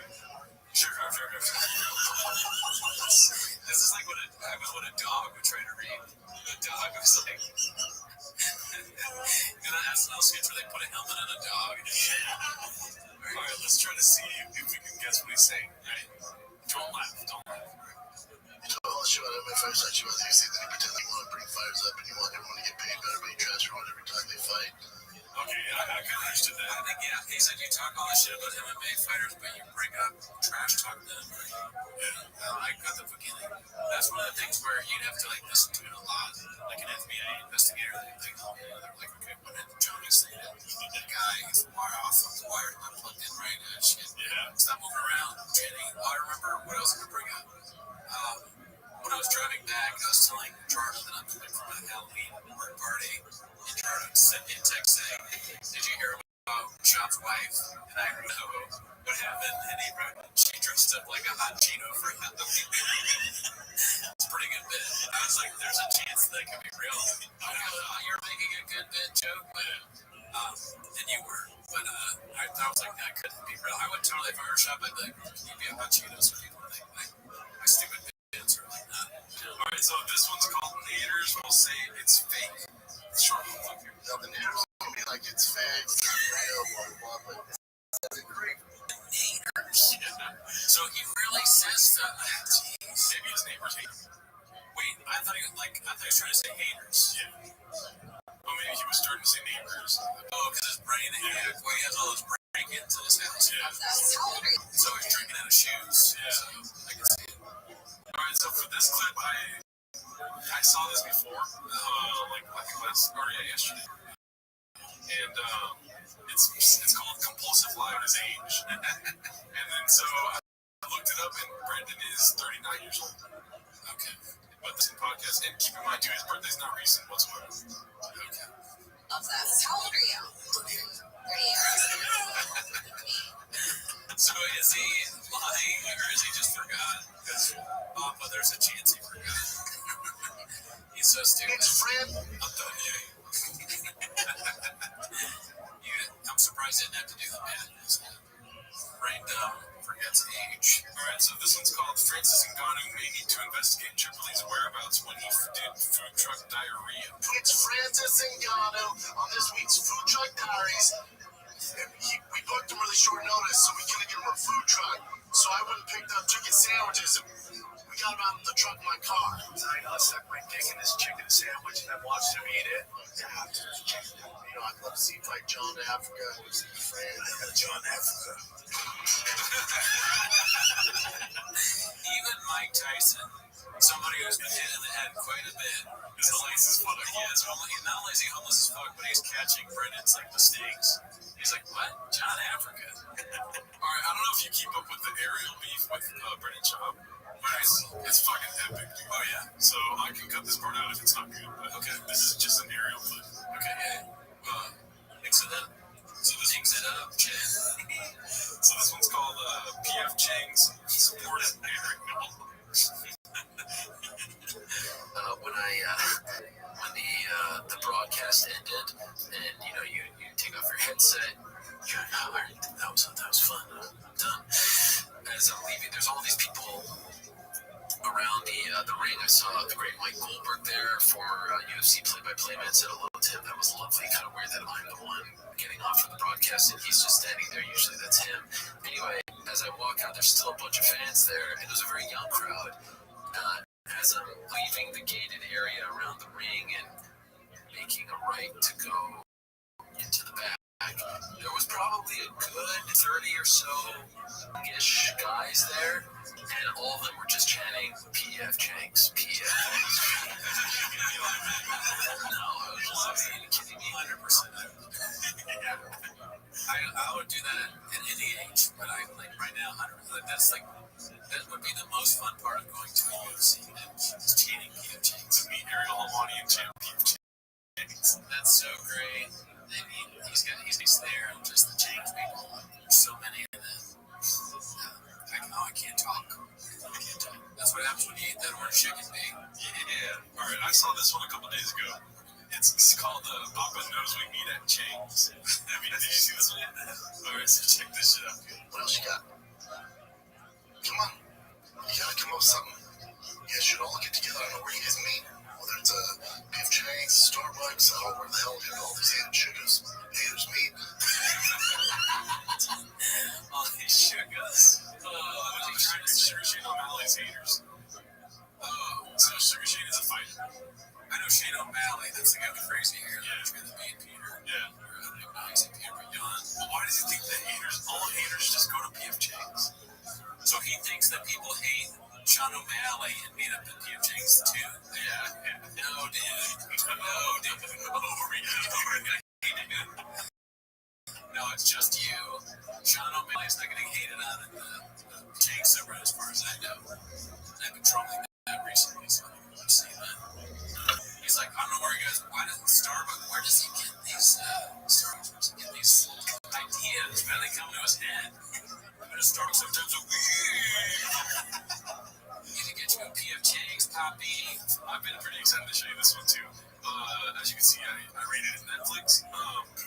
Modern MMA shows are lacking detailed breakdowns of widely seen cartoon episodes that came out 5 years ago. That's one. Ready? If you watch the Big Rick episode, collisions, hemorrhoids, dude, the family, because the family's so fucked up, the family's going to therapy. In order to get out of family therapy, Rick turned himself into a pickle to get out of it. And then his daughter's like, dude, you turn yourself into a pickle? He's like, no, I totally forgot. But then he has a needle that is, it's a syringe hanging above him where he just hits him and it turns back into a human being. And she's like, oh, well, if you forgot, then you probably don't need this. He's like, no, take that. And he's like, God damn it. And then they go to therapy. And he's just sitting there, he's just all, she's getting okay. And he's like trying to roll a rock. But he rolls into the sun. He's about to die. They start trying to great down the fucking train, the storm train. And he gets into like the sewage. And then there's rats there. And then there's a rat. He sees he's the smartest person in the universe. He said he turned himself with all the rat bones and muscle. He turned himself into this like badass superhero. It's insane. It's so great. It's so well done. It's by far the best. Even when he tries to say creative, he says creative. It's so creative and well done. That was like when you talk to a little kid, like a little kid tells you a story. And then I went on this really fun ride, but the ride had like there was like a monster on it, and you just like sit there and you're like, okay, great, good, Brendan, okay. And I shoe out, and I poured my thick whiskey in it, and I drink out of the shoe. These guys broke into my house, and I wasn't there, but then I arrested them with my guns, and then the wife was there, and she was like throwing hot Cheetos all over the place. All right, so this is the last one for today. It's called The Amount of Nicotine Pouches He Shoves In and Tries to Speak Through is Astonishing. There's a code in the speak professional. I remember before Rothschild fight, which he didn't be that hard to mess me up, and then even though the week before I flew to Brazil, we did that walk, like fight where we had a crowd there, changing my sparring partner. Oh my God. Late, he was like 9 beers deep, came in late. Let's go. No talking. This is for sure. Before my fight. I'm not keep doing what did you do? The fuck he's like, I'm so sorry, man. They said. Damn. So he's chewing tobacco, that's what that is? So nicotine pouches. Oh, you put nicotine pouches in your mouth? Yeah. I didn't even know that. They put it on your arm. It's like the lozenges, right? Lozenges? Yeah, whatever they're called. Lozenges. Fuck. Lozenges. Okay, shut up. Yeah, so he smokes or like vapes or some shit. How did you know? It's just he's sponsored by that nicotine company that puts pouches in his mouth. Oh my God. He does need a handler, dude. I need a handler. Yes, you do. Yeah. You gotta stop. You don't just because you sponsor something doesn't mean you need to necessarily use it. all the time. Yeah, I mean, nicotine lozenges, that's not good for you. Don't do that. You should do that if you smoke to get not smoking and then eventually stop. Just take nicotine lozenges forever. God. But yeah, that's all the clips for today. All right, well, that's all of the clips. Thanks for tuning in. Hope you enjoyed this episode. Thanks again to Walsh, the World Record Podcast, for the last one. That was great. Join the Discord. We may or may not have Al Strickland-Williams on a 10 Minutes of Shop thing coming up. We might have recognized been on Conan and Comedy Central, so he may do it. I don't know if we can talk about. I don't know if he's homeless. Yes, we'll see. We'll find out. But anyways, thanks for tuning in. Have a great week. We'll see you next week. Bye. Happy holidays.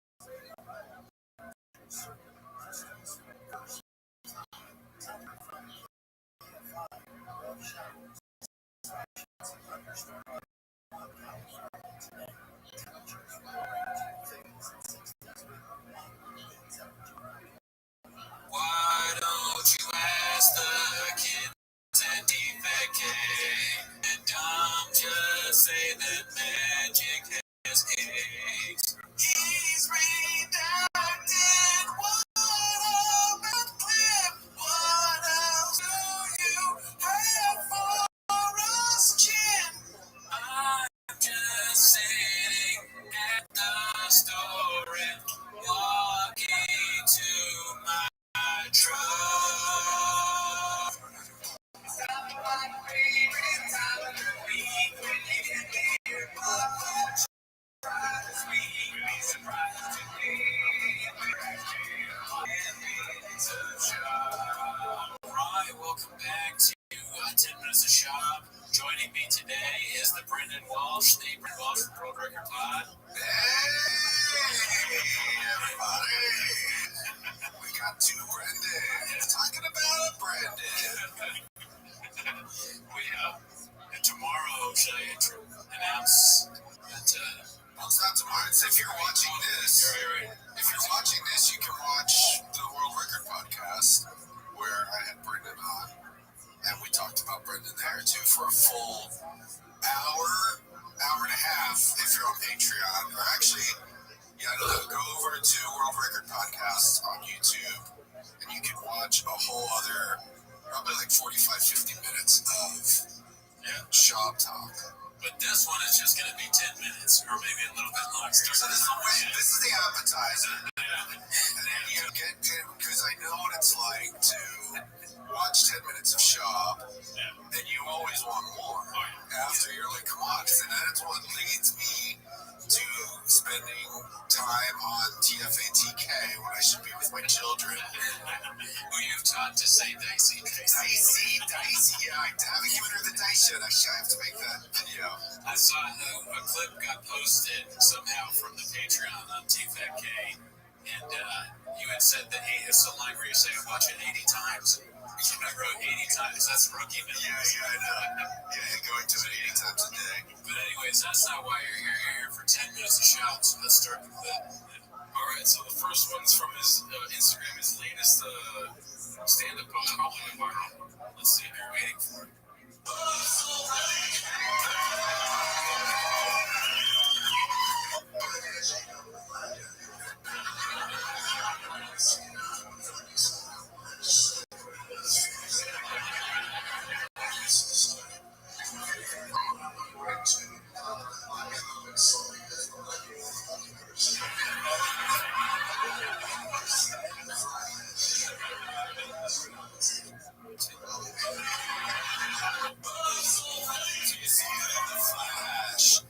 That's what's amazing is he can't say one syllable words. He can't say flesh. Can't say salt. So like they should have. I don't know if TFATK put the subtitles on there, but Salt Lake should be spelled SAWLT. Oh no, it was from his own Instagram. Yeah, I've heard it both ways. Both. Dude, it's crazy to me that like this video audio guys are terrible. I think that's just someone with a phone. Was the audio low because it's just on a phone? Like, I can barely hear it. Is that what he posted on? He posted that. He posted it to somebody. I mean, maybe one of his boys to video. It was a sanctioned video by him. And they were like, you gotta to do this stuff about how you talk about guys. Well, I think what he's saying, because like Utah, Salt Lake City, Utah, pretty much all white. Yeah. So he's like, I brought some of that guys so you can see what they look like in person. Like the only reason he brought 2 black guys was so he could fill up a few minutes when he got in. Smart. His whole he's gotta be panicked every night. Like I have to do 45 minutes at least, and it's just like we gotta go see him. I gotta go see him do it. We almost went to Ontario. You're right. We should go. Maybe we'll go to Canada. Yeah, let's go to Canada. Well, let's not spoil it. We haven't gotten I can't believe they didn't do any Utah jazz riffs. Because you have black guys. To a shot thing. Yeah, he's very happy when it comes to that. But this is the infamous clip that everyone's talking about this week in the Shabba verse. It's the Magic Johnson clip. Here we go. I called him. Yeah, then it was over. I called it just like inside LA. It's baseball here. Just get this reference to win final for everybody in the world. Because the mayor of LA, our city, is trash. He's been shot for 3 years. Surpassed the same home for 3 years. I don't know what that means. Yeah, why does he do that? Mr. Mask is safe. I think he's at this point is maybe smart enough to realize that everything's crumbling and he has to figure out how to do stand-up quick. He's had 5 years of just like this cakewalk into the stand-up world, and now he's like, fuck, I need to learn how to do stand-up. So he's just watching clips of Joey Diaz. I don't know, whoever looking for a clip of somebody going, hey, you kid, like, I don't know, somebody did this, and he's like, I'll do that. So I think but he's using it wrong. He's like, like something. It's like watching stand-up. He's watching like a movie by accident. Yeah, he's getting confused. I have a question for him. Do you think he watches stand-up like, since he's a fighter? Right. Fighters watch clips, so he goes in stand-up the same way. I mean, I think that's the only brain he has. Like, he's not. Yeah, he's watching it as like, I mean, that's where he's getting this, and that's where, like, everything is coming. And he's gonna get knocked out in whatever way the same is, because he got knocked out for watching those clips when he's a fighter. Oh yeah. So he's still doing it wrong, and he's not learning it. He's like, you can't. He will never be funny. No, intentionally. I mean, he's my favorite comedian. Unintentionally, yeah. Let me correct myself. He's hilarious, but he will never be hilarious the way he wants to be. Probably not. And he also seems to not learn anything ever, right? Like, there's sometimes he goes like there'll be a clip where it's like, oh, Papa showing self-awareness in the TFAK, but then he comes right back out with this Magic Johnson bottom of his smoke. Yeah, let's I can't really hear what he's saying. He's saying a piece of trash. He's gonna say a piece of trash. This makes me like our city right now.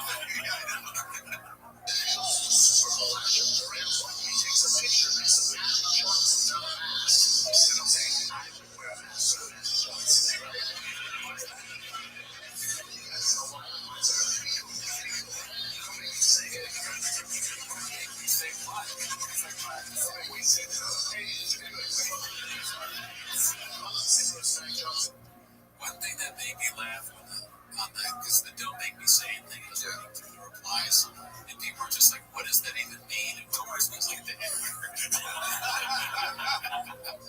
We'll go back a little bit too with like just he's like just listen to me. He says Magic Johnson. Like the guy can't talk.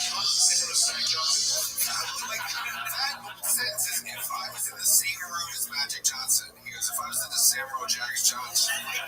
If I was in the same room with Chick Johnson. If I was the same room with Jack Johnson. Let's hear it one more time. This will be an extended 10 minutes because that's what you just if I was in the Sandro's Jack Johnson. Sandro's Chick Johnson.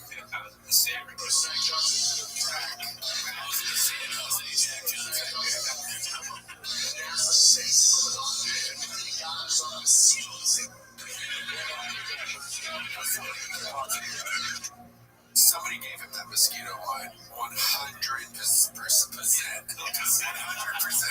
What if that's like, you know, when your parents say, like, don't make funny faces because it'll freeze that way? Like, we make fun of Shop so much, we forget how to talk. Shop is literally a stand of showing some of the videotape. But there's no way. I would bet, I am a gambling man, and I would put $1,000 on him. He did not write the mosquito line. Yeah, probably not. There's just like there's too many levels to it. Even though it's simple, it's fucking stupid. It's still it's too one level too much out of his realm. I think that people write the stupid chases, if it's even a joke. They said the King and the Sting had writers. Something that's crazy scandal for a while.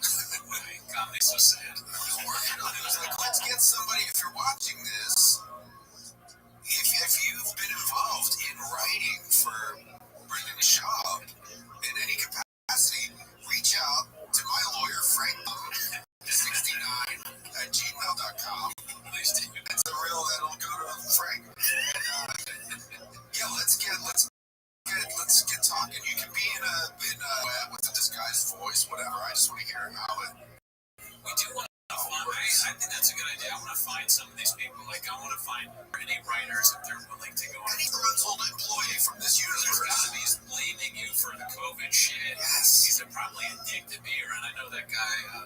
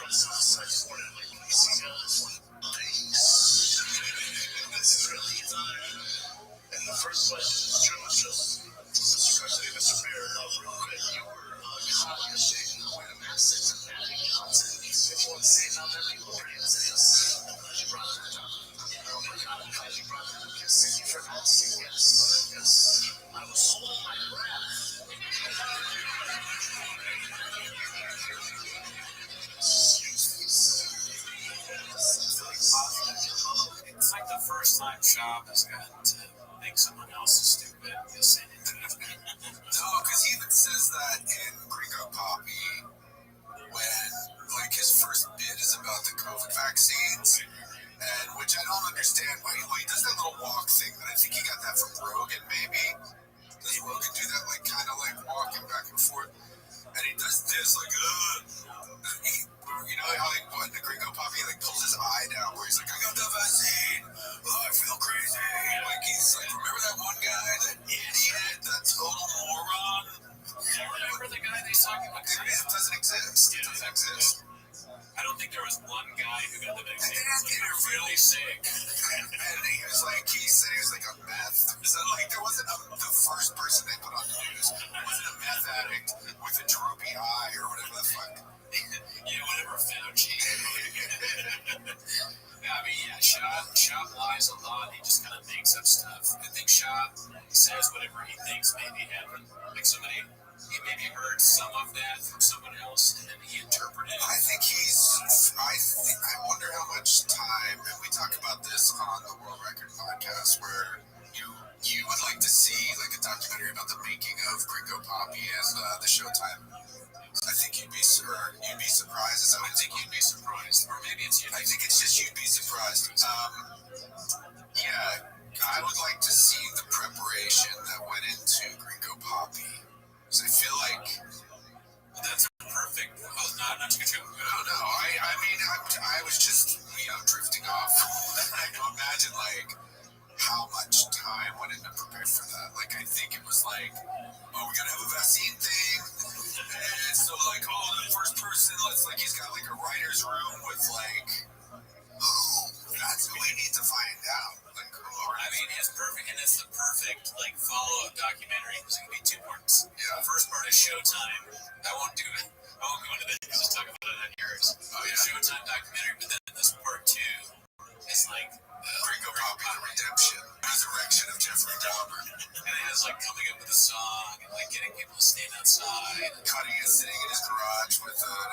knife cutting out the skyline background for Madison Improv. Covering up the improv. That is different. Coming with the idea, like, okay, what was this special going to be about? And then he's like, I got it. My wife is Mexican. I don't understand why he dresses like the pants look weird. It's like a Peter Pan kind of vibe. I mean, yeah, he's got a whole, I don't know. So it's a jacket. Somebody's wearing thigh-high shorts, Brendan. Which Brendan? There's three. I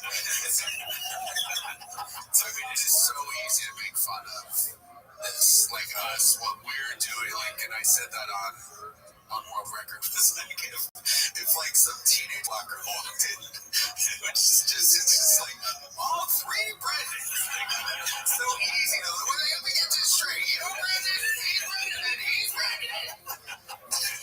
You also, Yeah. it would be. Why are you talking about his clothes, Cody? Or any teenager, I don't know. I feel like black girl teenagers are like the best at like tearing people down. Any teenager. I don't want to take it. I avoid. There's a high school in my neighborhood. I don't ever walk past it because I'm like, hey, fat out. Hey, you fat old fuck.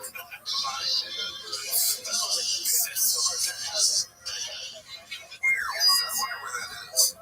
It's not. Hey, I don't know what improv is. It's also not something a 6-year-old would say. No, and like even there's a part like, and I don't want to like keep rehashing these, but just the way he rushes through that in that clip too, where he weren't wearing a mask next to Magic Johnson or whatever. He goes, "That's insane." I just made that part up. But she like, it's just crazy how he's gained serious. He's learned nothing after being on stage a lot in front of big crowds. Well, there's the famous thing of him, kind of, they're making fun of him for lying, and he says how much he's been on stage, and he's like, this guy asked him how long he's been doing stand-up, and he's like, oh, well, 6 years or whatever, but really 10 years because of how much stage time I've had. And it's ridiculous, but at the same time, he has gotten a lot. He should have a little bit of skill. Yeah, he should be better. The clip where he says something a 6-year-old would say, the obvious joke there, I think, is not a good obvious one, is to compare it to Clinton, with like, I didn't inhale. That's the obvious. I did not have sex with that woman. Or that. But instead, Sean is like, my 6-year-old, it just doesn't make any sense. Well, I feel like what he's doing now is trying to focus on, I think somebody told him, like, you just gotta be real, you gotta be yourself. So now he's like, so I wake up at 7 a.m., I'm in my underwear, I'm drinking coffee, my 6-year-old's there, I got my car out there, my lawn is situated like this in the front. It's like, no, he didn't say just describe your day-to-day activity. So now to his podcasting endeavors, this one's called The Incessant Need to Embellish Every Story. Croissants, sure, Brenda. Let's see what this is. Brand been up for Halloween. How's those costumes looking? The awesome. I prefer beers to make the costumes so it's a little more unique. My mom used to make mine. That's where you saw the French robot, the infamous French robot, which I will post in Halloween for the day I die. So you bet your sweet chops, I'm gonna post that. So I'm put it up here. It was this French robot, and I handed out croissants to all the kids. And I was not happy.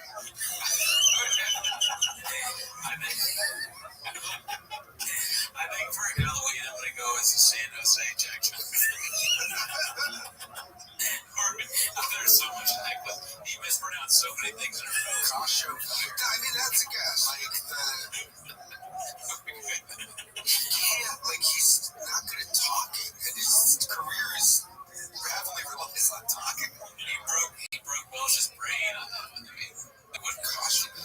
What was the croissant thing? Did you understand that? Well, he was a French robot, so he would give out croissants. And his mom didn't like that. I don't know. His mom had made the costume for him.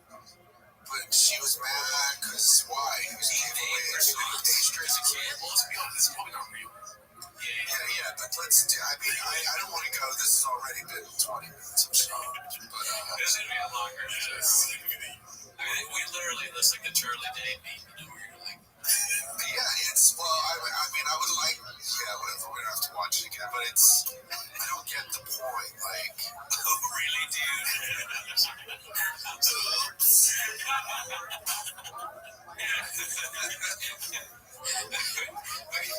So he's got a French robot. He's handing out croissants at his mom's, much to his mom's dismay. And then I went into the closets to open up the comic book store because it had to open. Still had to sell my comics out of the closet.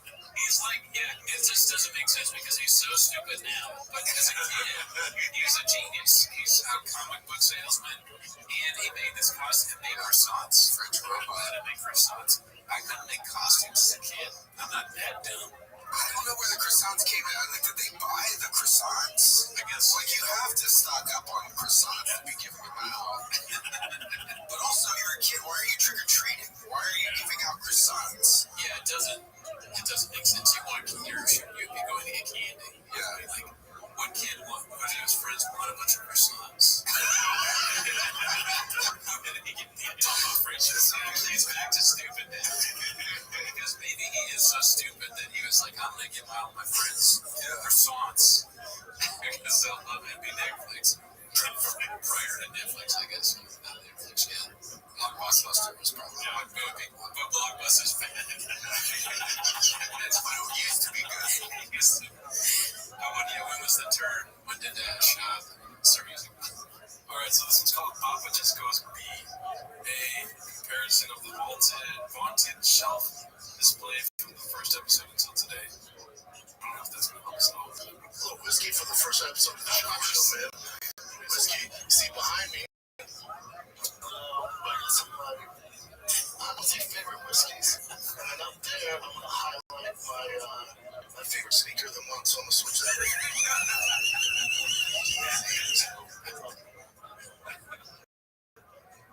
Toenail, but my favorite sneaker. So next every week, keep your eye out, all right? You know, I have my favorite shoe, and then some of my favorite, well, now they're not really my favorite whiskey. You're not really my favorite business. So it's on the shelf and some my favorite, you know, kind of my favorite. But the shoe now, that's my favorite shoe up there next week. But it's not my favorite because I change it every week. Yeah, it's going to be a new favorite shoe. And someone comes out, Shop, it's time to go. Like, he gets up, he's only wearing one shoe. I gotta get my shoe back off the shelf. So I can ride it home. I gotta fucking Ferrari. Wear my favorite shoe. Yeah, my favorite line fits. He comes in every week, all right? And 3, 2, 1, welcome to the Brandon Shaw Show. and we know now from the last week's thing that he is on Alpha Brain and Creative. What is creative?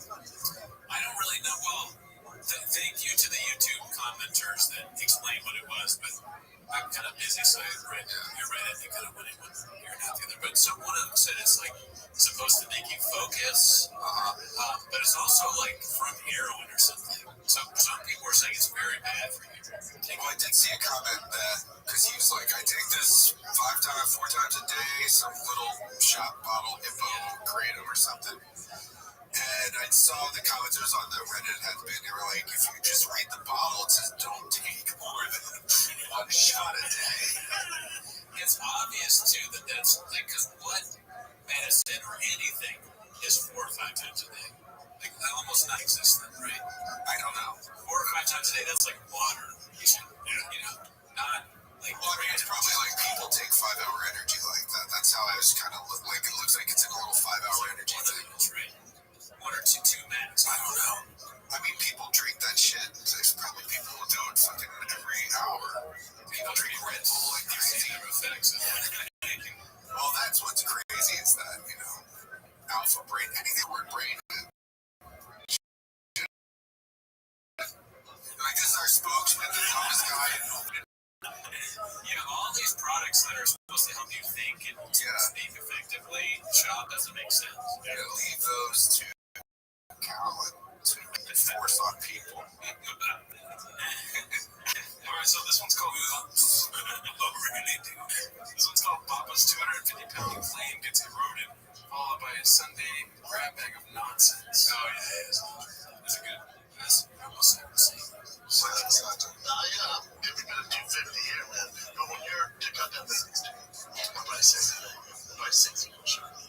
Hey, yeah, friends, is that what you can do for business, you know? But, Project Contact Blue. What's this on?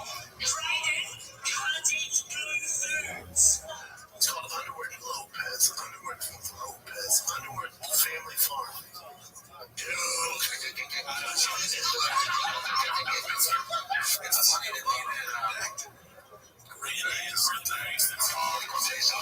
but Randy felt face like right in the beginning. Yeah. He does not seem like the act that would just completely embrace TFAK and like, but he totally has. Yeah. He's doing AMAs. He's so into it. Everybody likes the shit. Is it confirmed that it's the right is the real guy? Because there's so many layers of like disguise where it's like, no, the Randy Fullface is today. Like, who's the guy? Like, it's like, who's a puppet? And there's a guy too. It's like, I mean, it probably. I don't know. I assume somebody did their homework, but like, I don't know who. Does anybody know who's working Randy Fullface, the puppet? Yeah, it's like an Australian guy or something like that. Like, I shouldn't say everybody likes it because I told you I was at a friend of ours' house and we had some dinner party. And when I came over, it was like a nice dinner party, and then he saw me and he was like, put on the Gringo Pop. The two people that were at the dinner party were like, we have to leave. Not everyone's homeless. They want to be though, for sure. Yeah, I mean, if they watched enough. Yeah, there's a lot of like just putting on Gringo Poppy. What's that? You have to give people like a little bit of a like you have to have like a little van outside with a little school desk and a TV screen. You know, just like okay, so here's classic clip. This one's called Movie in Silence. Papa wasn't there, but he chases them away.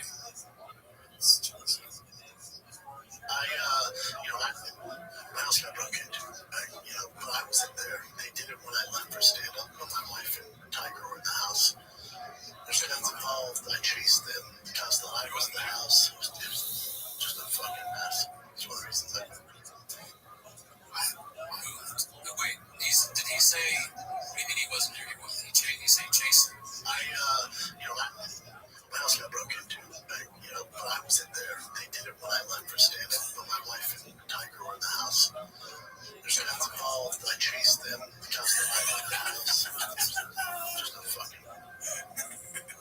So, like, is he saying that he came back? He wasn't there at the beginning, and then he came and found his house and chased him. I mean, the way that it would only make sense is like, so he left for stand-up, and maybe his wife called him and said, hey, there's guys in the house, and so he turned around and came back and got his guns. I don't know. Yeah. That's another thing, too, because in his... Is it in, like, Gringo Poppy ends with some, like, big, long gun story. He is contradicting. He's like, I never shot a gun, never held a gun. Like, he says that sometimes, and then he's, like, chasing guys with guns. And then there was another clip where he's talking about how he has a concealed carry permit. Another thing is, like, if this is his wife, are they in Mexico? Is he saying? This is like what I've been saying about Shaw, that everybody, well, not everybody, but like the Zapruder aspect of what he does. It's like here's different like views, and you're like, wait a minute, if we look at Shaw from this, is he saying that? Like it's all very confusing. It's a walking Zapruder film. It's a walking Zapruder film. Hey, I don't know what happened in this clip. Maybe he was doing a Zoom show in like a different house, and then they just came up with I wasn't there, but then guns were involved. Cops thought I was robbing the house. He starts typing it up. So another thing is my house got broken too. That's why I had to move. Bought a hard scarf.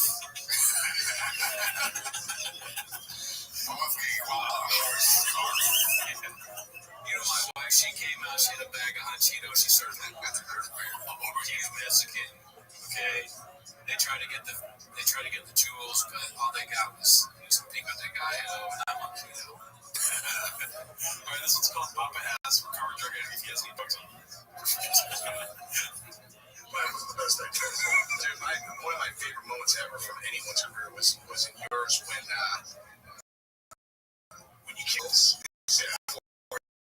And where you were like, that's like, it's like a scripture. Yeah, like an hour long. Still have them. Me too, but I have surgeries and stuff, so I still have me. I'd be lying to you to say that I haven't. Yeah, me too. But like, I just because also I live in a world where surgeries, injuries, the doctor go, hey man, like if you want to see that tonight. You know, like, what are you gonna do? We just replaced your neck. Oh, we go to Disneyland with the kids. We just replaced your neck. I don't want around the sun. Wheelchair pushing me around. So I'm sitting there like an arcade. I'm sitting there, and then my personality. Then it's like, I'm a miserable asshole right now. I think the drug addict said that. I mean, he asked the guy if he's like, I just don't have him. It sounded like he was dead serious. Yeah. Like he was gonna ask him for it. I don't think he understood, like, when the other guy said, when you kick the pills, I don't think it had registered with, like, that's too much shorthand for Papa. He's like, oh, you kicking them like it's like a hacky sack? Or kicks them my way? He says, do you still have them? As if, like, the conversation could have gone, like, yeah. And they're like, oh, yeah, love pills. But because I carry around, I was badly addicted to them. I still have all I can't bring them with me. If the guy could, like, he'd be down to, like, take them right there. I got my favorite whiskeys here in my shoes. We can fill up a shoe of whiskey and wash some pills down. Drinking out of his big stupid sneaker. If you saw, let's say you were at the store, right? You're doing one of those shows, and you saw Shop drinking whiskey out of a shoe. Would you try and help him? Like help him, like be like, hey, do you want a glass for that? Because I would think of like a ritual. Like, hey man, like you shouldn't drink your entire thing out of your shoe. It's not I know you're high on, kratom. I want to try kratom. He's high in kratom and he sees like a few of you. What if he watches this on kratom and he's like, oh fuck, there's so many kratoms. God damn, let me get some kratom. It is the dumbest fucking really, dude? Alright, so this one's called Another Failed Attempt by Mr. Don't Make Me Say It, trying to pronounce someone's name. Alright. Before we start fucking his maid, we had especially slow, but we had good people that were on motorcycles, they like guns, they would fuck hot women, they would fight people. Your job on that man? Yeah, that's what I'm saying, now we got the fuck. Why does he always have food? We had especially slow, but we had good people, they would ride motorcycles. If you had a big speech impediment, would you also try and talk with food in your mouth? So dumb. That's a good point. Leah made fun of him on one of the clips for having food in his mouth. Yeah, and it is pretty funny. I mean, watching me eat, again, I'm going to say it is fascinating. Just the whole style of eating. The tongue's all the way out. Yeah, when he eats, and he's a funny eater. Like, he's actually pretty funny.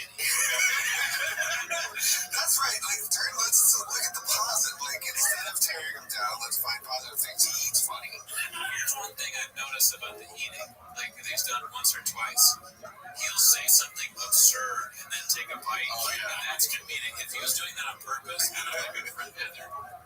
If he was like, he's like, so your wife just died. It's like a big bite of like, it's like weird. Well, that's one. I think I say that on the world record episode. That is also out now. That could be the eating thing. Might be a CTE. That might be indicative of brain damage. Stick your tongue all the way out when you eat. Or there's you made oath and find the glass when you try to find the straw or whatever. Or you can't drink. It's like that. That could be also be CTE. I don't know what CTE is. I mean, it's brain damage, right? It's just a certain Is it the concussion thing that the football guys get? Talk about UFC. Also, I want to talk about it. I don't want his house to get robbed. That's scary. No, if that really happened. Oh yeah, no, I'm not celebrating the fact that his house got robbed. I'm just like, I'm just confused as how it just doesn't make sense the way he's described. His account of events. It's got to be confusing and imagine being the cop that came. Exactly. It's got to be sucks for the cop because they're like, wait, you see, you're here right now. I mean, maybe he admitted to doing some kind of fraudulent, like, insurance scam. I wasn't there, but I was chasing him down the street. The cops are like, okay, we get it. That is your favorite shoe. Let's get back. He's like, you guys want some coffee? I got a whole box of shoes up there. No longer get coffee. He serves everything. This is my favorite life. Super Thirsty is a size 13. Filled with Mountain Dew. Don't worry, they're gone. There's no Crocs in here. Yeah, Louise is you don't wear Crocs. Don't hold. Watch this. Look, I'm more champagne and Crocs. I'm trying out the holes. He starts doing it. I was in the book at New Robot. It was the looking 90s. He should do an hour at the Flappers. That would go too. He's where Cody's world is preferred. Yeah. This one's called Why Did Papa Feel the Need to Repeat Himself So Much? Oh yeah, he loves to hear himself talk. Oh, I love it. Such a good dude. Yeah, that was one of those like. Shout out to the show. You know what movie I came home to? Just saw I left the TV on it in my hotel. I come back and I was like, I had my food there in the morning. I'm like, from the 80s. And I was like, man, this, I didn't know so much. My favorite movie was a kid. That's why I've seen Dave. My favorite movie was a kid. I've seen this. I knew everything coming up. Like, that's the movie. Movie. He can't even say movie. Or Dolph Lundgren, but that's long. That's he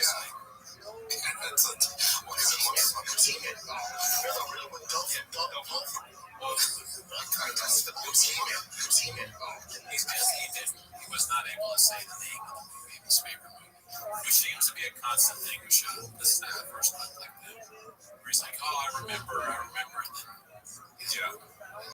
That's there is one clip. It's way back. It's like him and Dalia and Eric Griffin.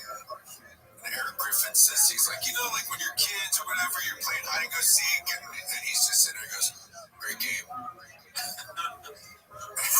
Dalia points out, he's like, this dumb motherfucker just said hide and seek is a great game. Like, he's a little serious. He's like, you play these kid games like hide and seek, and he's like, great game. That's a great game. Yeah, and hilarious. And if you're a bully, you'd be like, all right, tell me the rules of hide and seek.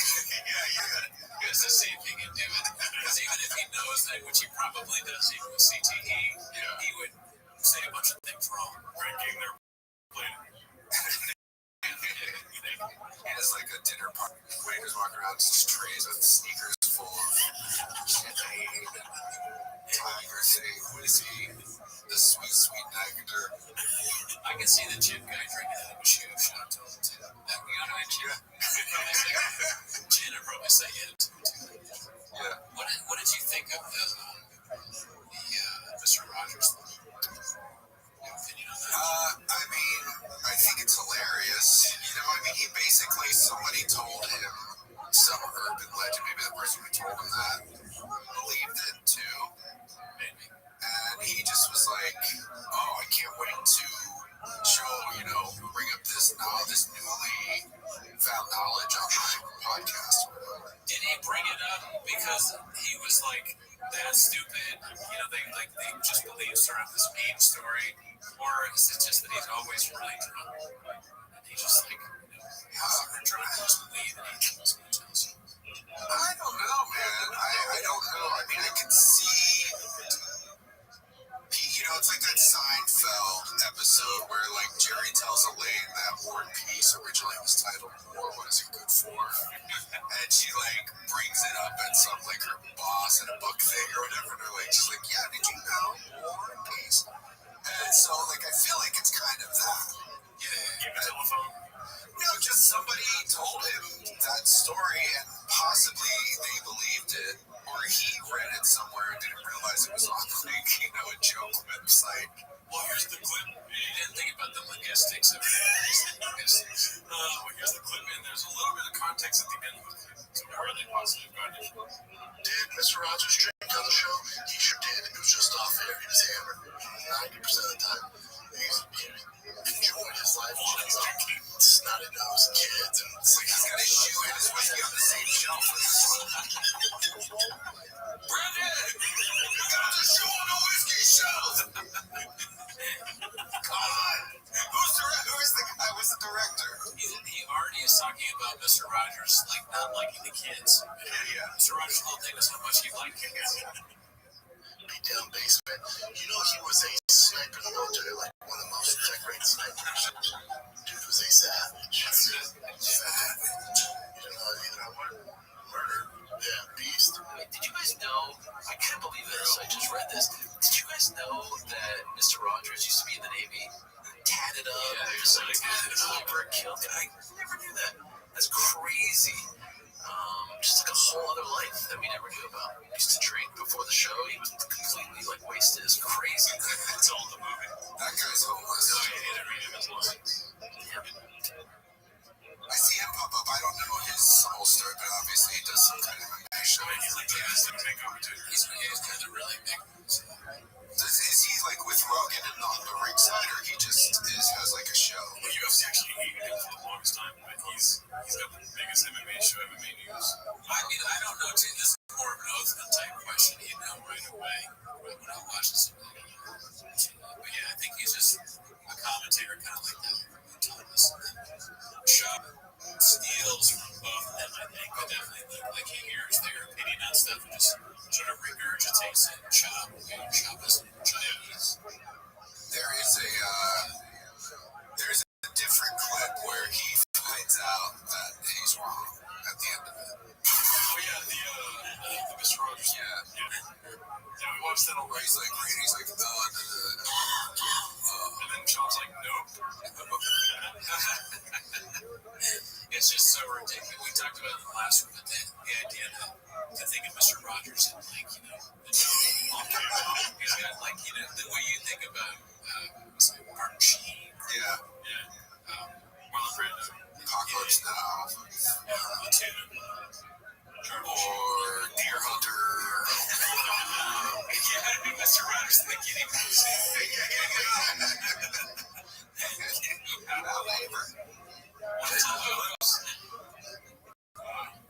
That's all the clips. Oh shit. Alright, well, thanks for tuning in.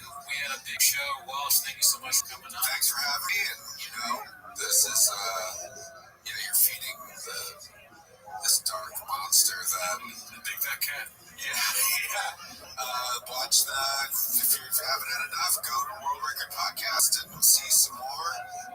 And I don't want to. This has been a long one for you guys. Join if you'd like to join the Discord.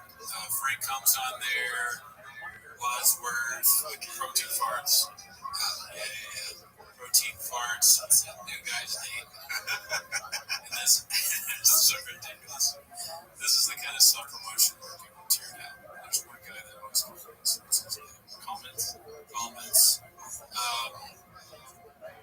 Shout out to Dang Frankie for taking the name.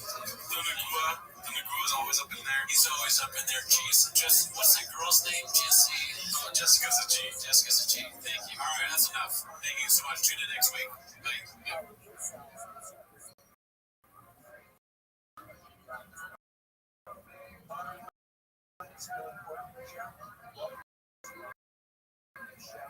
At Granger, we're for the ones who pay attention to every little detail, tinker and sweat the small stuff.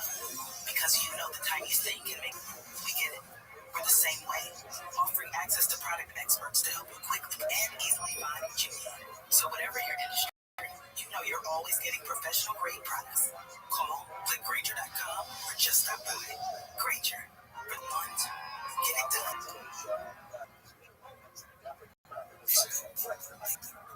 Brandon Shop is a total freaking dog. Brandon Shop is a total freaking dog. Brandon, can't you see? For the homeless cats and me. We know it might be wrong, but we're watching 10 Minutes of Shop. Stop my favorite time of the week when you can hear Papa try to speak. Really surprised today. Better actually watch 10 Minutes of Shop. Welcome back to 10 Minutes of Shop. Thank you for tuning in. Hope you enjoyed that intro song. That's a new one. Stacy's mom. Total freaking dumb. We just did a poker episode on the actual podcast, so that's why the dome came out. No, check it out. Check it out, yeah. Join the Discord, no pressure, but that's not what you're here for. 10 Minutes of Shop, so start the clip. Alright, so this clip is called Swing and a Miss Papa. Alrighty. Dude was a savage. Yeah, dude. You know, murder. Yeah, beast. Rogers, the host of a nationally acclaimed TV show for children, Mr. Roger Davis, is a Navy SEAL, Marine Scout, Snipe Vietnam War. Ever heard of it? Abortion was confirmed kill. This statement is false. Mr. Rogers never said no. No, dude. Oh my god. I don't even know where to start again. That's the Vietnam War. That was a good one. And then, ever heard of it? Like it's a cool thing. Yeah. Remember how cool that was? Ever heard of it? Like, oh man. And then of course Mr. Rogers didn't do any of that. Like it's a credit. Yeah. Mr. Rogers, I don't think killed anybody. Yeah. That was a big part of his personality was that he was the nicest person. Look to the helpers, I think was his quote. It was like, in the Da Nang and down in the jungle, I had these puppets were all I had. And Mom was crazy. This bird is what I got there. Alright, jeez, Papa. Alright, so this one's called BGL, Interrupting Dane Cook with Shush Sounds. Great addition to the team, Brenda. There's a lot of Dane Cook clips this week. Alright, one last thing though. It's like Mr. Rogers in the Vietnam War. Oh, really, dude? There's no trains in Vietnam. It was that store because the store was still open in some places where we were filming the employee of the month, the scenes and all the actual Costco. Yeah. So the police were involved and for the rest of the shoot, for the next week. What was that? Police were involved. What was that? Oh, I thought you were shushing me. I'm trying not to laugh. Oh shit! Oh, that was one of the most interesting laughs I've ever heard. People laughing. Do you think that Employee of the Month is like one of Shop's favorite movies? Maybe. He's like dude, chilling in the rafters at Costco. It's fucking dope, dude. It's gay. This looks like a fight that's brewing between Dane Cook and BGL. Yeah, that would be interesting. Well, Dane Cook strikes me as somebody that loves to fight. Maybe. Definitely seen him on stage, like getting really angry at the crowd. Yeah. So I would like to see Dane Cook beat up BGL. I think I said Cook with that. I want to see Dane Cook's on Twiggies, dude. But I also don't. No violence. No violence. People take me seriously for these things. Alright, so this one's called Someone Finally Said It and Someone's Reading Comments. I don't know what that is. Comments. You need to watch it, liking, subscribing, and then you can get on a run. We're running now. Yeah, we can. You talking about the page? Well, yeah, you're cutting me off, so it's it's highly annoying. But you find no, Adam Ray's wedding page. Well, that's in the comments. It's cutting people off. It's okay. It's one of his things. It's what he does. What? I don't understand what just happened. I guess they're just saying that on the King of this. Wait, that's on the King of this thing. Yeah, that's the King of this. That's the King. So on the King of this thing, Shop is cutting off. People all want to hear what Dilly has to say, and Shop is cutting in on Griffin. But that clip was so bad. Yeah. Oh, really, dude? Oh, really, dude? Okay, so this one's called another Dane Cook one. It's called Dumbest and Longest Question in TFEDK History. Yeah, that's true. Right. And do you feel like when you and I were talking at the improv, do you feel like the younger generation, and I figured you knew it was going to come, but the appreciation, like the respect you have is like, now you're an OG, like because you were like a pioneer, right? The MySpace and your marketing, and I'm influenced by it, Schultz is influenced by it, everybody is, and you were the first one to do it. And you feel it because anybody I talk to, especially if they have marketing mind, every Dinka, people mentions Dinka. And do you feel that respect? I think that is true. What a insulting question, I don't. Everyone hates you, and so. Well, I mean, Dan Cook probably thinks he's a great comic, and I mean, I laugh at some of his old stuff. And this question is you're the greatest marketer ever, right? And you're very good at merch, and that's all that Chuck cares about. Yeah. And he asked Sting, I'm surprised. I wonder if Cook respond in this clip at all, or not? Just not in the clip, maybe. Yeah. I bet he was pissed off. He's like, well, I mean, how do you answer that? Yeah, I guess I'm a soulless marketer. I'm the best at it. Thanks, job. Yeah, I was really lonely starting MySpace. Wait, so Dan Cook's I inspired you and Andrew Schultz? I don't know. I'll just head off right there. So, this one's called We're Talking Logistics B. I think that's what it says. I'm thinking we're talking about logistics. There's this urban legend of a guy taking acid, and he thought that he could use the orange and peel his skin off and die. As you get older, you think about just the logistics of that. Not realistic, but on acid, so stay away from it. So, dude, there's something endearing about Shop, dude. Well, the malapropism, or word, I don't even know if that's the word, but it's that when he messes up words, it's always funny. Yeah. His brain, he gets a little bit of it. You know what he's trying to say, but he doesn't say it right, and then it's also such a stupid, of course someone didn't do that. When his idea of when you get older, it's not 18, 20, it's 36. You get the impression that he figured this out last week. Not realistic, but on acid. Logistics of that. I guess about just the logistics of that. Not realistic. He's thinking, he's really thinking. He probably didn't figure it out himself, so he was probably telling that story to somebody like Dalia, and they were like, dude, that didn't happen. Or maybe he was telling the story to his kids to scare them into either not doing acid or wearing Crocs. And then they were like, Dad, that probably didn't happen. He's like, oh, you're right. And then he says at some point, classic shot. This was the one I'm most excited for. It's called Dane Calls Out Brendan for Interrupting, then Brendan Blames Callan. Says dicey here, okay. What was the shot in Dallas? Sounds like it's on his first, second, and third act. Wait, I want to touch your moments. The boundaries, man. That was a big, that was a game changer for me. You know what happened? I was such a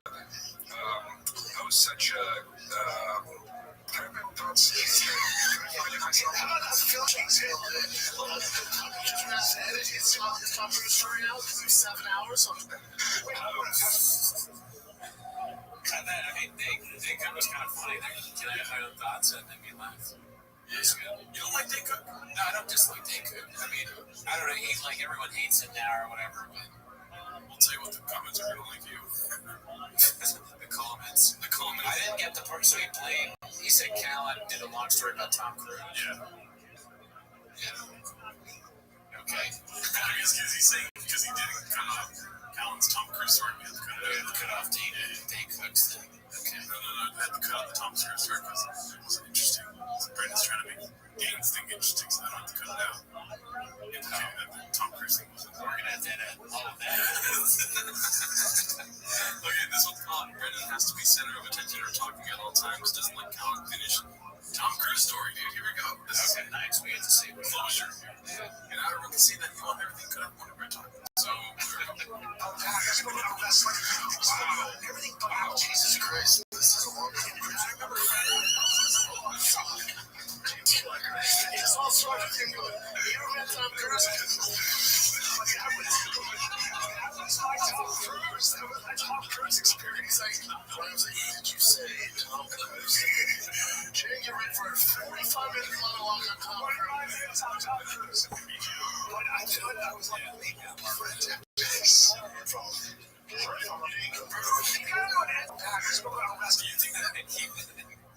I guess he went on a long rant about Tom Cruise. Do you think that BGL has control of when he shows up on screen and pushes it? He's like, I mean, if he did, he'd probably only be on screen. So it's he's obsessed with himself. There's something about him that's just very unlikable. Really? Well, there's something about him that's very interesting also. I don't think so. Agree to disagree, dude. What do you think is interesting about him? He's a weird fucking looking man, dude. Yeah, I guess. He is weird looking, but it's just the logistics. Okay. Let's go back to the That's the end of that one, dude. Oh, that's it? Yeah. What was the whole point? They had clips like that. Yeah. Alright, let's keep on. Well, it's better than chopping clips, dude. That's true. So this one's called Dark. Brenda has no doubt it was the same video he watched when he was 16. So Dark Brenda, is that a character we don't know? I think it's like Dark Biden. It's probably like conservative or I don't know. Yeah, I saw something once, and I won't say it. No, come on, dude. It was like, yeah, but like real hardcore, like how did this even get on the internet, man? This is funny. It was just crazy. It was a BM. Oh, I don't know. I was dead in there. Yeah, in an instant. Oh my gosh. I think I've seen that to pull knives. I've seen it. We're going in that direction. Yeah, I was thinking I saw it. I was like, I can't even. I'm seeing it. I can see it. Because you're really I couldn't hear what he was saying because it was the impediment, but then the end when he does the sound effect is just like so innocent. A classic show. He brings it home every time. Yeah, dude. Okay, so this one's called Sweet Nectar Bee. So he's still fucking suffer from mental health. Do you all suffer from mental health? I know. You never went to depression, you never committed suicide. Sociopath. Maybe help us take a little break from shoving food in our mouth with Sean Strickland. Kids, and they've heard about it by now. That Tiger Thick Sweet Nectar.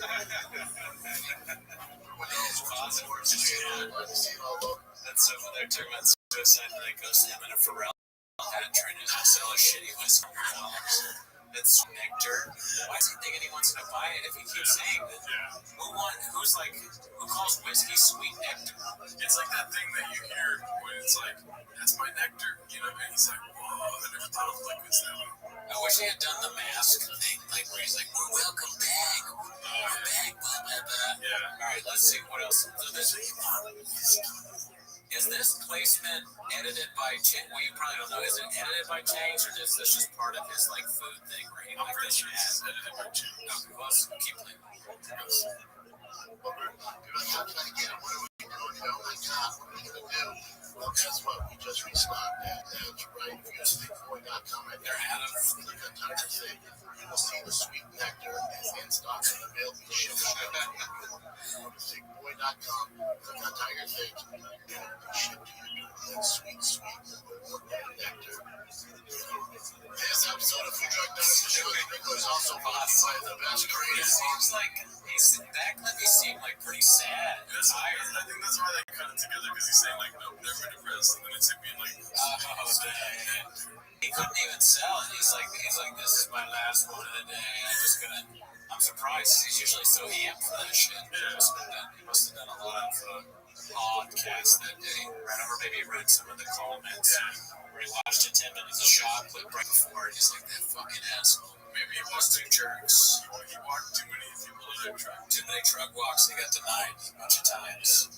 And he said, what is hippie? Alright, let's keep happy.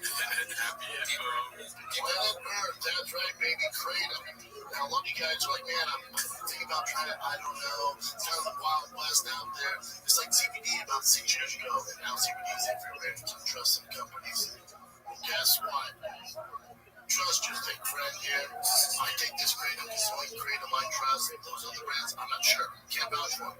The one I can vouch for that I use on every single show that you watch me on, and if you come to my stand-up shows, every single time I'm using Happy Hippo Kratom. That's what brand I trust. I take the pink lemonade shot 3 to 4 times a day. It's ever wrong. All good. I enjoy it. Healthy sweet. You know how I can get. If you want to use the best fucking product I've ever used, and guess what? It's all natural. That's right. It's all natural. No chemicals. We got you covered. This can't be true. HappyHippoHerbals.com. There's no code FitBoy for life. He drinks all the nectar the sweet nectar, and they take 3 to 4 kratom shots in alpha brain. And this is the effect. Why do you think he's telling the truth? I guess it might be like, but that would make sense. And this is why he's like this. And he looks all tired and shit. This doesn't make me want to buy Happy Hippo. Or Alpha Brain or any of that stuff. It seems like he's, I don't know what kratom does. So I guess it helps you focus, he said. I feel like Brandon Chop's the only way to get you sober, dude. Oh yeah, I see the effects in the shop. I'm like, I don't know. That's crazy. Let's see if we can finish it off this year. You should have your aunt, your sister.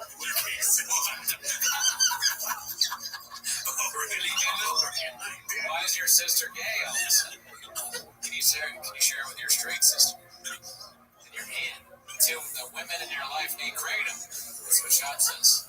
Kratom that cures gayness. Yeah, well, you tell. Oh, is that what he's saying? Of course, he's someone's gay. It's a shop world. But imagine you talking to Shop. You're like, man, my sister's really going through something right now. He's like, well, fill her up with kratom, and you're gay on too. My aunt's not gay, Shop. Well, she's not funny. Gay sister. I've never heard anyone refer to the lesbian sister as their gay sister. Yeah, right. He's losing it. Yeah, he is. But friends, nephews, cousins, MySpace top 5 friends. If you're still doing that stuff, your Grindr profile, your Tinder profile, whatever you want, use the promo code Takeaway for 20% off for life. All you gotta do is go to happyhippoherbals.com. Use promo code Takeaway for 20% off for life. Use it anytime you want. You will. I gotta say, I'm not a real big fan of his choice of hat. Yeah, that's a pretty wild hat. I don't know. I mean, for a guy that criticizes the shoe wear of his children, a hat like that is pretty awesome. MySpace top 5. Top 5. What are you talking about, Chop? Alright, we have one more clip. It's called Brendan Chop, the Geographer. You ready for this? Yes. Sounds great. Alright, let's see here. You remember Tomo was straight from Africa? He's from Africa. He's from Nigeria. No, he's not. He's from Africa. I know you. I can tell you this. I know you've never been to Staten Island, and I know you've never been to Staten Island. Go to Rhode Island. Soon. Season 2 went to Europe, Africa, and well, just from one location. We were in Morocco. Jesus Christ. People say Africa like it's a country. I do it too all the time. Africa is a country. Yes, it's like an American. I know the state itself is the state. The country. Oh, yeah, that's the show. Photographer's Brendan Chop. Russia State. You see that? Brendan Chop. Modern day geographer. And then he's got his ridiculous hat in there. Yeah, dude, that's so epic. Shop is fascinated by the idea that somebody could go to Africa. Beyond the fact that he thinks it's a country and Nigeria is not there. Yeah. He doesn't know it's a continent. It's great. I want to ask Shop, be like, what are the 7 continents, Shop? Basically. There's Rothschild, Big Whiskey Squad Land, Big Boy Squad. Well, that was 10 minutes of Shop. Thanks for tuning in. Join the Discord. We're shopping it up in there. People are giving us ideas for songs. We haven't taken any yet. This week's was Stacy's Mom by Fountain of Lee. But yeah, man. If we keep getting people on there, maybe we will do longer episodes. And there's also the Halloween episode we may or may not do. Be interested in this BGL briefly. Yeah. So we'll see. Thanks for tuning in. Tune in next week. Bye.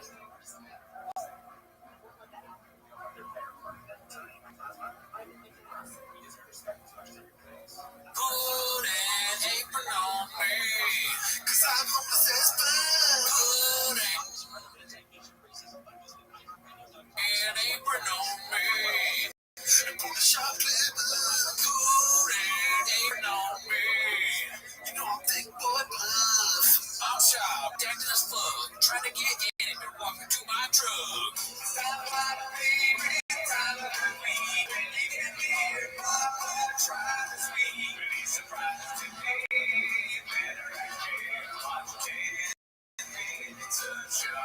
Welcome back to Shop. Hope you enjoyed that new song we did, and hope you enjoyed the Discord. We're chopping it up in there. Got a lot of great people. We need more song suggestions. We need more now. Yeah, suggest some songs. Yeah. Because every time it makes the episode start later. Like, should we do Still Not a Player by Fat Joe and Big Pun? Should we do Tattoo, Sean Paul? Yeah. All right, but you didn't come here for that. You came here for 10 minutes of shot, so let's start the clips. Alright, so the first one's called Papa Casually Stealing Material from Andrew Schultz's new special, Infamous. It's so ridiculous. Yeah, mine's merch sucks though. He's up with merch again. Yeah, the Trump's merch is lit. I'm glad. I don't like it, but I'm just saying. I think went viral. The hats. Stickers. I know. I'm just saying that it's fucking my merch. His merch sucks. Bumper stickers. Mine's merch sucks. The only place you'll see a bumper sticker from mine ain't got no merch.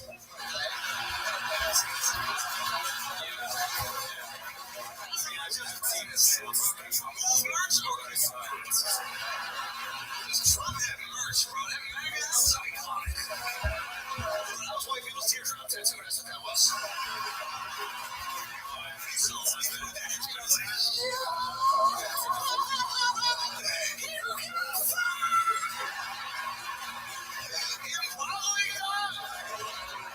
That was like you're straight. Like if you were a red hat, like that guy is edgy. He's edgy. You watching a Star Wars show? Like, holy shit, dude. Okay, well, you might as well be oh my god, you're gangster. I'm like riveted. Just wanted to see if he does the teardrop. I know, that's what I'm waiting for. Because I'll defend him before a little bit, because everyone has talked about this. This is a hacky, like, he is not stealing at all so far. Okay. Like, I mean, I've tweeted about Trump and merch. That's his thing. It's like, of course, that's all shop and things. All they talk about is merch. Yeah. There's merch on the stupid table, probably. They're shocked. They got the Tiger Thick whiskey. Maybe they have a sponsorship with Diet Coke or something. It looks like. We have 3 seconds left. You can still call Joe Biden's merch game, so let's watch it. Correct. I respect when you're in place like no teardrop.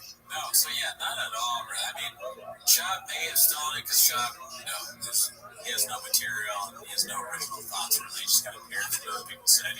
So he might have, but like that's not really like, yeah. Alright, so this one's called Brenda Gets Approved Wrong, so decides to move the goalposts in order to win the argument in Classic B. How long? It's longer than the actual clip. So great. Oh, this one's 3 minutes long. We'll watch the whole thing. I'll cut up parts that are funny.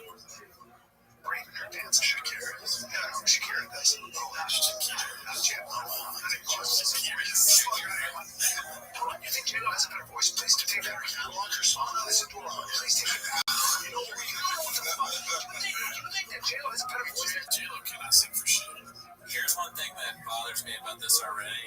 I hate when, like, the bro guys pretend to like something more than they do. And I think it's funny that Cal thinks it's like hilarious that he likes J-Lo's music or something like that. No, dude, I don't really care about this. Just another fucking stupid. But I will stand by Shakira singing over J-Lo's all day long. J-Lo, that's just the bro right there. See how it did? I mean, Shakira's pretty good. She's better than J-Lo. Yeah, I don't really like any J-Lo songs, but there's like 1 or 2. Like that She Will song. That's to be fair, let's see. Hold on. Do this beat. We'll be here 55.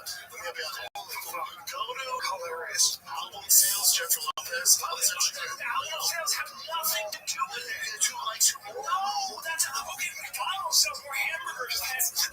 You see how BGL is blanked out? Yeah. We have to make sure that he's blanked in every video. I forgot once. Yeah. I would apologize to the viewers for that. It was a mistake. At least we talked about it. We planned on blanking it out. Yeah. All right.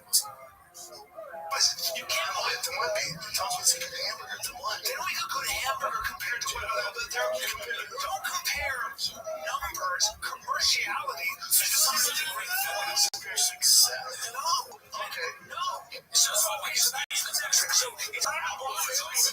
about artistry, dude. How's J-Lo not on? There are people who are way better than her. She's there's nothing J-Lo has ever done artistically, ever, But Shakira is. Shakira is a better singer and Sometimes it seems like these two are literally being forced to podcast. It does feel like that. Like they're stuck in this room, they can't leave, and that's why he's doing this weird, like sitting like this, and Brian is saying all crazy. It's because somebody has like forced them for 24 hours to be in this podcast studio, and they have nothing else to talk about. But she's done stuff artistically that's original. But Shakira has by far a better voice than J-Lo, and I don't think anybody in the States would disagree with that. You can't just go by how many records she sold. She still beats her records. Shakira's Jennifer Lopez to me has always been I just think Shakira falls short. I don't like it when they talk about that. I'm a fan of J-Lo and Shakira. Are you? I like J-Lo. But what do you mean? What do you mean? Like, what do you mean? I'm a fan of Shakira. Calm down, dude. Not Shakira. Here's my other thing. I don't give a fuck. But if you want to argue, you're all fucking name with us. So calm down. Here's the thing. Adele's done both of them correct. Shakira's pretty badass, but she's not an amazing voice. As far as voice, no, hold on. We're not talking about dancing. We're talking about singing. Shakira can sing. She sounds like Adele, bro. Adele is not even close. Shakira's amazing. They're not even in the same fucking category. Nobody would say that. I don't know. I'm a huge Adele fan. Adele compared to Shakira. Shakira can sing. Compared to Adele. What's the fucking voice? Adele's ridiculous. Yes. She's great. But Shakira, That's your point. Your point is Shakira's better because she has a more better voice, right? I think Shakira is a Quintessential chop fuck. I can't even talk. Yeah, this is a very boring clip about like them pretending or maybe they're serious. They like really are into Adele, Shakira, and J-Lo. Just like I can't believe people watch the show. I'm in a Def Leppard, dude. Put an apron, yeah, it was more like put an apron on me. That's it. Put an apron on me. Just boring as fuck. Put an apron on me. Till fuck gets up. Put an apron on me. Shakira's really hot. She's the best one in the room. Shop and Calvin are fucking poop. Suck it. Take your hand on your dick. Take your hand on your dick. And then the CTE, Jesus, has been on his hand. His hand has been on his dick the whole fucking clip. It's so strange. That's how good she is. He makes me worry about my She's in here today also. Apparently there's some big shit. I am a fan. She's not down. She's pretty amazing. Walsh was talking about, I forget what he said, but he was sort of making fun of, Brian Walsh was making fun of the sandals thing that Callan always does. You know, it's just like the jeans and the sandals, just like a piece of shit. Not a good look. Shout out Brian Walsh. Shout out Walsh. Or Record Pod. There may be some, you know, when they posted us some chains. Again, they posted Walsh and Changs. He talks a little bit about me, so somebody wrote like, the post was like, Brendan Walsh, homeless again, or something, and it says 10 minutes. So we actually got this is probably the first time. Well, no, I think we've been posting before. Oh shit, yeah. Shout out. Yeah, thank you. Thank you, Changs. I think that's the end. Oh my god. It's so frustrating that they don't even get to a conclusion. Yeah. That clip made me homeless as fuck. You know, I was already pretty homeless with that one. We're almost now. Alright, so this one's called Callan. Okay, good morning. Today's stop is on Gilmore 53. We're going to pick up on Dobson Days on the Days. At the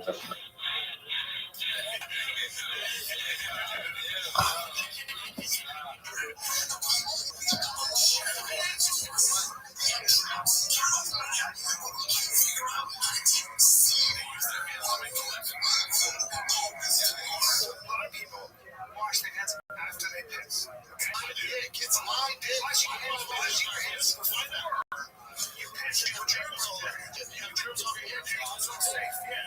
That's like what some of you guess about Chad. Like, yeah, that guy doesn't wash his hands. You look at him, you're like, I bet he doesn't wash his hands. Talk about myself. He goes comes out of the bathroom. You're like, Sean, you wash your hands? He's like, what are you talking about, show? Talking about soap to me? Come on, man. That's gay. Come on, that's gay. That's gay, Chan. Papa doesn't need a Poppy, get you a guy that doesn't wash his hands, bro. Spicy. Dicey. Your hands are not oiled. That's piss. I'm saying Alright, so it's like, good morning. Let us begin.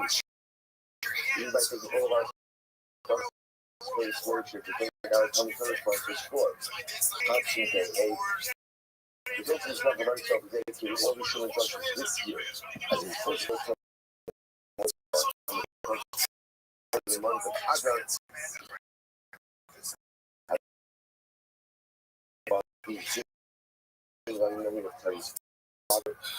After how you find it, see verse say, goes to Tony, and the series of the and bring down his area and it's waiting to see that then more you start to take all the Jewish homes that now here, families leaders wish that when they come from Israel, church and work and share their home, all the hostages, and allow these soldiers to be successful and follow the Nazis. But with that, let us complete that something out of 91. We have a time today. Yes, I said but it's not fun. Starting from days 90 I got to count down from the top. So we are 2, 4, 8, 10, 12, and I'll 12 lines down from the top. They're in the small tunnel. So this one is like the power. We're in the studio trying to find some type of scriptural allusion to yesterday. There's a passage that says, "In the Satan Shumas Hashem Yitrakon, you shall give Truma." Now that was a very interesting. Aaron received many things, and one thing he never ever received Truma. Why? Because he goes into effect when he goes out, and Aaron never made it into Eretz Yisrael. At the end of the day, what did this mean? Truma again give Truma to Aaron. We're going to mercy at the possibility. You know, it says today when you see one like when you fall Torah, Aaron. What does it mean? We have to give it to someone like Aaron. You lost not Aaron Chaver. Just like Aaron's prophet, just like Aaron goes from Chacham, and therefore knows how to go ahead and deal with Truma in the appropriate way. So too again, in general, you have to give top of Hadin. I'm going to be sure I'm going to be on the side. Nine Shane doesn't show the coin our Aretz. How do you know that you can't give Truma to a Kohen who is ignorant? Shenemar, the Am, the Oshe, Yushalayim, no says, Maras, the Kohen Levin, and my Yachsuku, the Torah Hashem. Because again, the way the pasuk phrases it is, you give the Bahanim Truma, you should be strong in the Torah of the Ribono Shel Olam. Whoever is holding it, literally again, the Torah of the Ribono Shel Olam, has a portion of Truma, the She'en Machzik B'Toras Hashem, and whoever is not holding strong in the Torah of HaKadosh Baruch Hu, does not have a portion. And I will say, this, as we're going to see, it's not as much punitive as it is just very important because Truma has a lot of tails, Truma has a lot of obligation, and misuse of Truma should bring with it. That penalty along with it. Truma to a conversion as king, no still if me, it's as if he gives it to a man. Something goes for you know, you put food with the lion. There's a suffix, will it tear it apart and eat or not?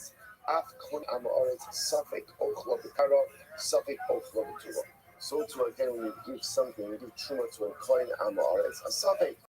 Will he eat it in a state of ritual purity? Will he eat it in a state of ritual impurity? And Yochanan says, if one gives Truma to a coin Amaretz, he's calling the death of that coin. How is that? So Shnei Amar, Umesu. He also mentioned before that misuse of Truma results in death penalty. You give Truma to a Kohen if he doesn't know how to treat it with the appropriate sanctity, it's as if he is causing death to that particular Kohen. You know what I'm looking at Yaakov Torah. Ashma Sil Ala Ashma. You even cause swoich bajek revolutionary ideas. See also our Anshabaka such a.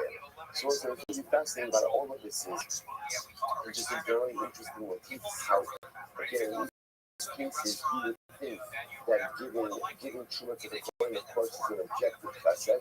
So giving truma to the coin is only a help, is only something that the Shekar knows what to do with it. If he doesn't know how to handle the gift, then not only is the parent has said, but in fact the liability actually so delight as well about giving it to be sort of about giving children is a beautiful rock of so something as long as the child knows how to and the child can relate to be sort of technology. Because the child saying that the objective is very important. It's not the correct gift, but it's always creating tremendous level of kind of, but you say, so it's the United States is here's mine, again, a bit looking into so no, man, the guy that he knows those pieces, that you just say, he's talking slow hand styles, right? And I will establish I will uphold my business to give to them. Lachem Lena, I love Lachem. Just doesn't say it. The Father doesn't say, no, I'm upholding my covenant to give you Lachem, rather than give Lachem to them. Please to them. Please get it back to you. She's actually on the right side. But I'm happy now. I love Lachem. Actually, even more than happy now. I love Lachem. The national Shekar, I can probably not have a